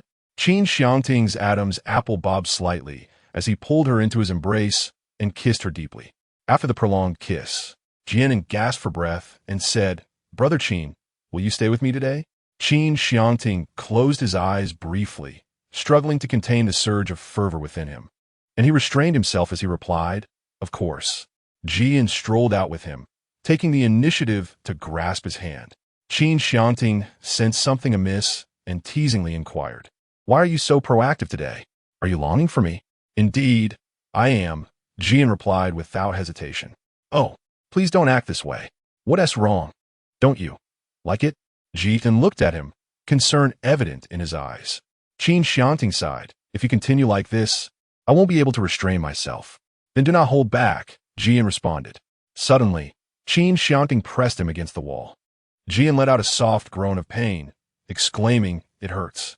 Qin Xiangting's gaze had transformed from its original tenderness to one filled with an intense and fervent desire. He simply stared at her in silence. Jian felt an inexplicable sense of panic under such scrutiny. That gaze seemed unfamiliar, as if it were a first encounter. He took a deep breath and said, "Please refrain from speaking to me in such a manner today.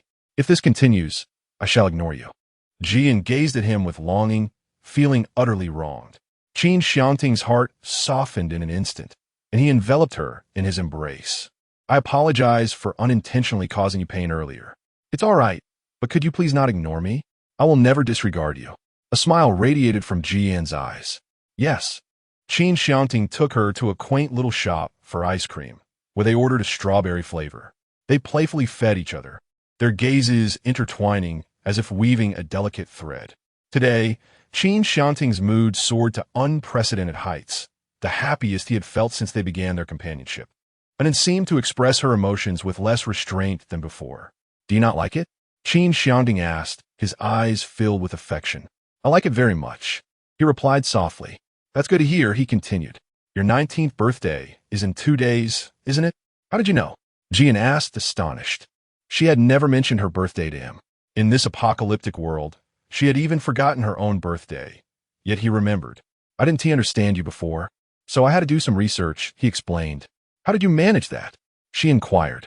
"The internet is closed off, and I imagine all the records from the previous hospitals have been lost." Qin Xiangting hesitated slightly.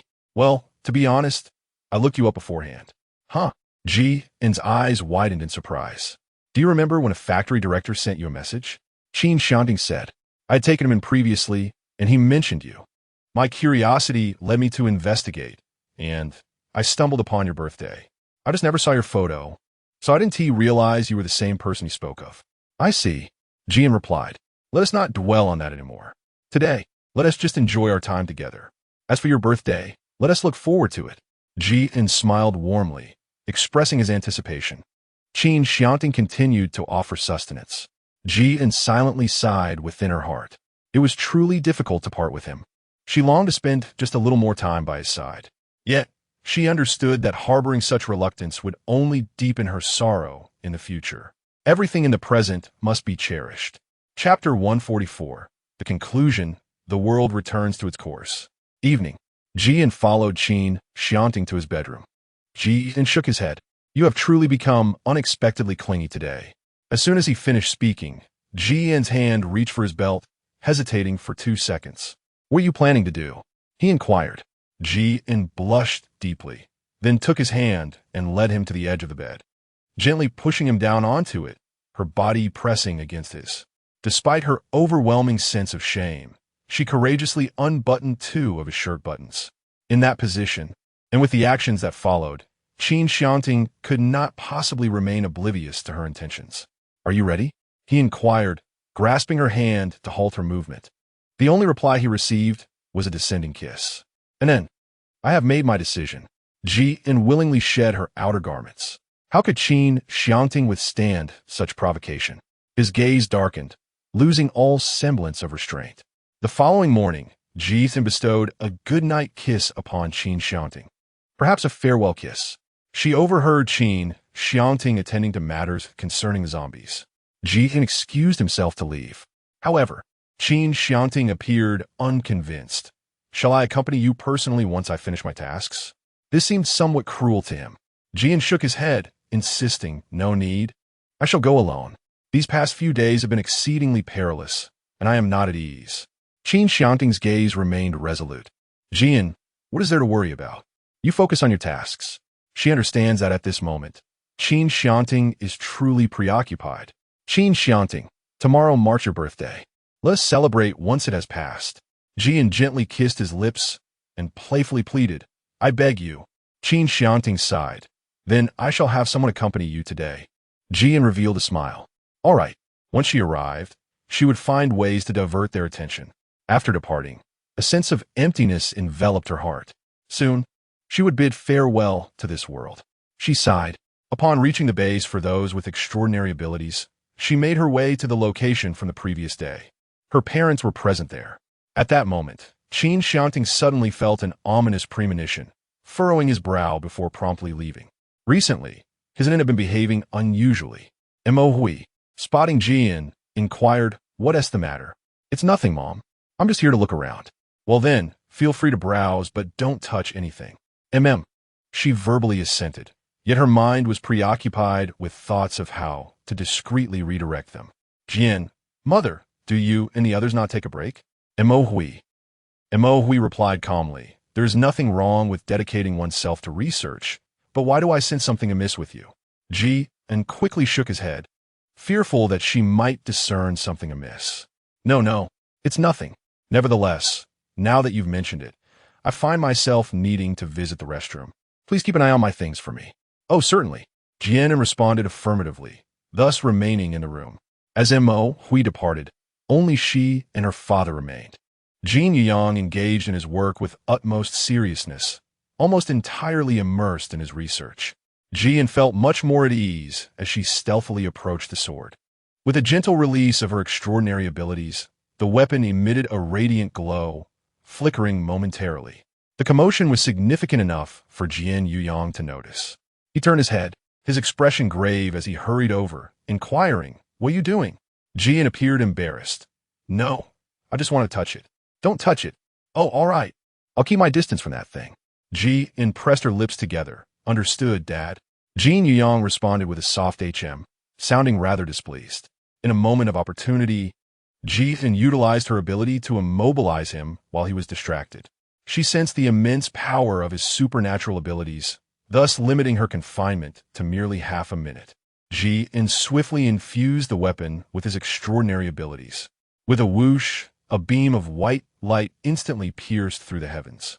Jian's body levitated, and she felt an unsettling discomfort, as if her energy had been completely drained.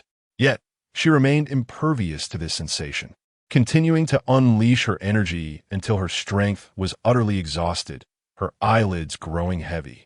Suddenly, the door to the laboratory burst open with a resounding crash, and Jian beheld the face of Qin Xiangting. Is this heaven? How else could she be seeing Qin Xiangting? Was he not supposed to be at his office? His crimson gaze was filled with an unprecedented loss of control as he unleashed all of his extraordinary abilities, yet to no avail. And then, "Qin Xiangting, you must live well." The form of Jian gradually dissipated, ultimately transforming into ashes. She had completely vanished. Qin Xiangting yearned to embrace her, yet he found himself frozen, staring at the empty air before him, as if his heart had ceased to beat. Words eluded him. His body felt utterly drained of strength, and he collapsed to his knees. It was no wonder he had sensed something amiss within these past few days. While on the road, He suddenly recalled the words spoken by Cheng Hao, and, upon connecting them to her father, Jin Yuyang, he comprehended the entirety of the situation. But with it gone, what was he to do? A tempest of fury and sorrow surged within Qin Xiangting, rendering him no different from a madman. He directed the orb of light towards the very spot where Ji and had vanished and unleashed a barrage of attacks. Boom, boom, boom, like the roar of cannon fire. His power seemed boundless. Stop. Do you wish to dismantle the entire base of ability users, rendering all that my daughter accomplished futile? Why didn't you intervene? Qin Xiangting's eyes blazed with rage, his rationality all but extinguished. This was his true self, rarely revealed in the presence of Jian. I try to stop her, but perhaps this is fate. From a young age, they selfishly sought to shield her from anything related to abilities, yet they could not avert a tragic end. They had orchestrated many plans for her, yet still failed to escape this destiny. Time passed, though how long it was he could not tell, until the beam of light finally faded. Qin Xiangting gazed at the sword before him, torn between hatred and reverence, cherishing it like a treasured relic. Meanwhile, the zombie virus outside had completely dissipated, and the infected regained their consciousness, as though nothing had ever transpired. 50 years later, Qin Xiangting approached the statue of Ji and cast a glance at it. Nearby, a mother and child passed by, with the child pointing at the statue and asking, "Mom, who is that?" "That is a great hero from the apocalypse." Qin Xiangting cradled the sword from those bygone days, gently brushing his fingers along it, his face etched with the lines of time. And it had become the great hero for all. As for him, he had mourned her for 50 years. And then, I have lived my life well, just as you advised. With a sigh, Qin Xiangting suddenly noticed a flicker of light emanating from a sword. Could it be abilities?